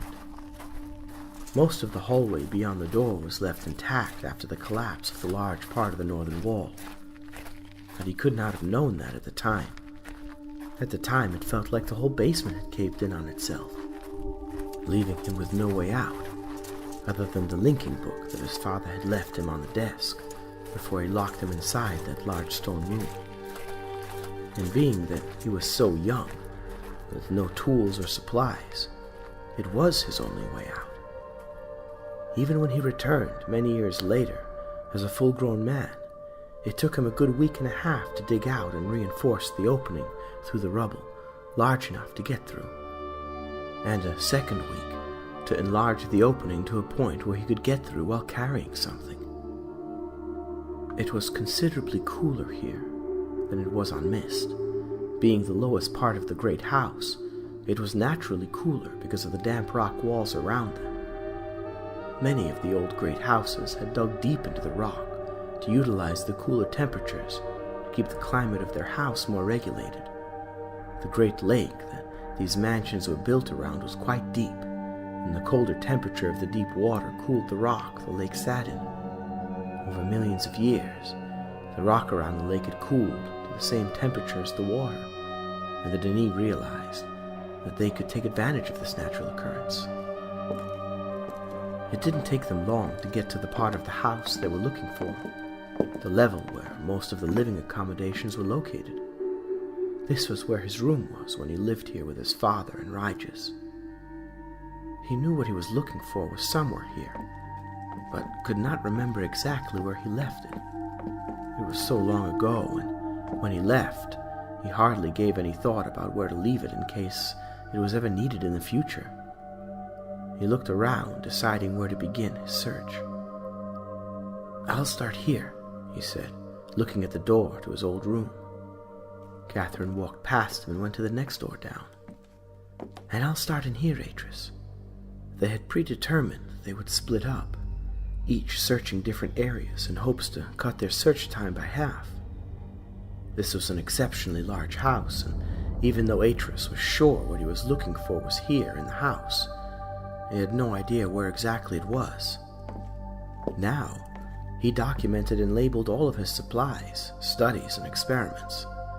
All his libraries were carefully organized and methodically kept in their place, so he knew exactly where everything was if ever a need would arise for anything in the future. In his younger years, he did not expend as much effort in organization. "And Atrus," Catherine said, raising the tone of her voice slightly as she said his name, "don't get distracted, my love. You told Yisha we would be home for dinner." And with that, she opened the heavy wooden door and disappeared into the room, ready to begin her search. Atrus laughed to himself as he thought about what Catherine just said. She was right. There were so many things here to distract him. He could easily spend hours in each room, recalling the memories and events associated with every area and item he came across.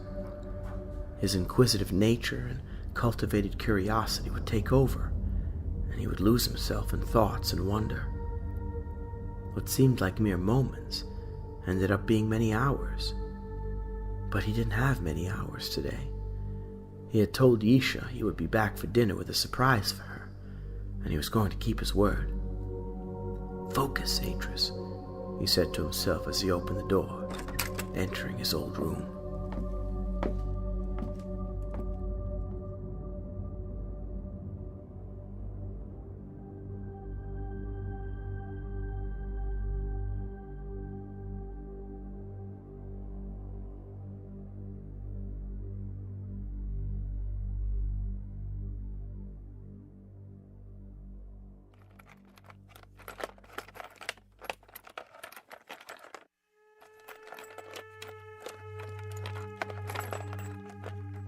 They had searched for over an hour now with no success.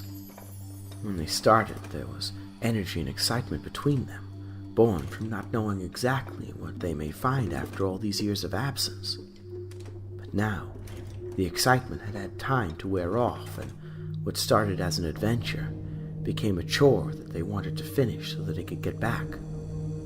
They met up in the hallway on the second level as Atrus came out of the last room to be searched on the floor.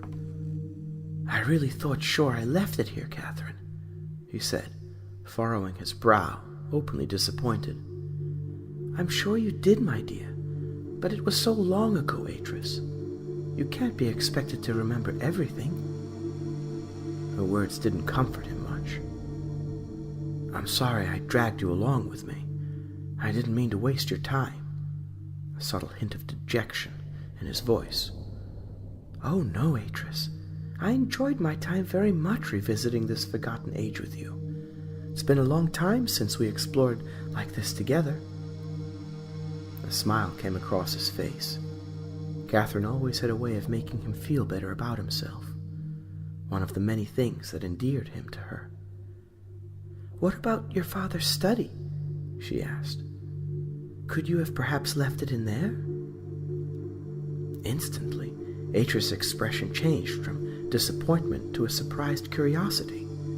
His mind started to race, going over each fragmented memory he had of the house. Yes, I may have," his voice energized with excitement. He came up to Catherine and took hold of her hand, and in an instant they were heading towards the stairs that led up to the 3rd floor. Atrus' excitement seemed to make the ascent effortless. Perhaps not so effortless for Catherine, but she did like seeing Atrus excited, and it was her suggestion, after all, that reignited his enthusiasm, so she tried her best to keep up with him. A few moments later, they stood outside the door of his father's study. He came up close to the door, his left hand pushing against the old wood as his right hand reached up so his fingers could feel along the top of the doorframe. "Ah," he said, when his fingers felt the key he was looking for. The whole time he had spent living here, his father had religiously locked the doors to his study each time he had left the room unoccupied. After the events of Riven, Atrus had found a second key in his father's belongings. The day he left Denis with Catherine, he had taken what books he needed from the study. After closing the doors and starting to walk away, he found himself pausing. For a moment he just stood there, realizing the strangeness of leaving the doors unlocked for the first time in his life.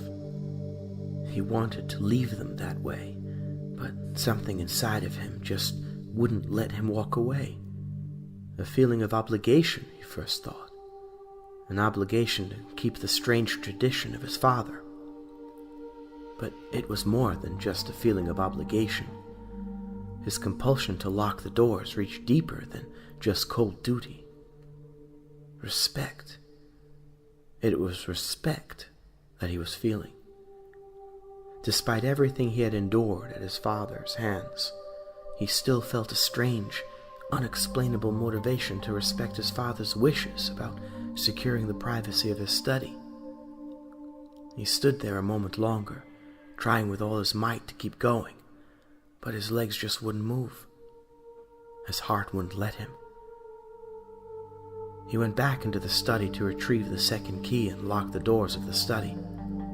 The moment he turned the key and heard the sound of the bolt falling into place, locking the door, a long-awaited sensation of freedom washed over him. Any type of familial debt his father brainwashed him into believing he owed him was now paid in full. He was finally free of his father's self-sacrificing grip, this action being the last thing that tied his sense of family and obligation to his father, the key being the last vestige of his relationship with him. Now, he was only Gen. He had no desire to keep the key, but at the same time didn't want to discard it. Not just because of its obvious practical use if he ever needed to open the doors again, but because of what it symbolized now. He had looked around for an out-of-the-way place he could leave the key, somewhere safe for future retrieval that was also away from any unwelcomed eyes. As his sight came to the top of the doorframe, he knew it was exactly the right hiding spot he was looking for. A bit cliché, he knew, but the frame had a groove between the frame and the wall that would facilitate his purpose perfectly. And after all these years, it was still there, just as he left it. The door opened with the same smoothness it had always done. With both of their lanterns in the room, there was enough light to easily see everything around them. His father had left dozens of books spread all around the room, some in piles, others in piles that have since fallen over. Many books opened to specifically marked pages, What they were looking for, though, would not have been buried in the mess. He would have left it somewhere near the top of whoever he left it, narrowing the criteria of their search by a considerable amount. After only a few minutes, it was Catherine that broke the silence. "Atrus? Is this it?" she asked, pulling a greenish book from one of the piles next to the desk. "It's green, like you described it to be." Atrus quickly paused his own search and came up to Catherine, a feeling of hopefulness and excitement coming over him. The moment his eyes met the book, he instantly felt a feeling of familiarity go through him. As he gently took the book from her hands, he walked a few steps to be closer to the lanterns, where he placed it on the desk. He blew on it and brushed his hands over the cover several times, attempting to see what was written under the decades-long collection of dust. A moment later, he realized that Catherine had indeed found what they were looking for. His eyes moved slowly over the markings etched into the hard leather cover, and as they did, he began to read them aloud. The Book of Tiana.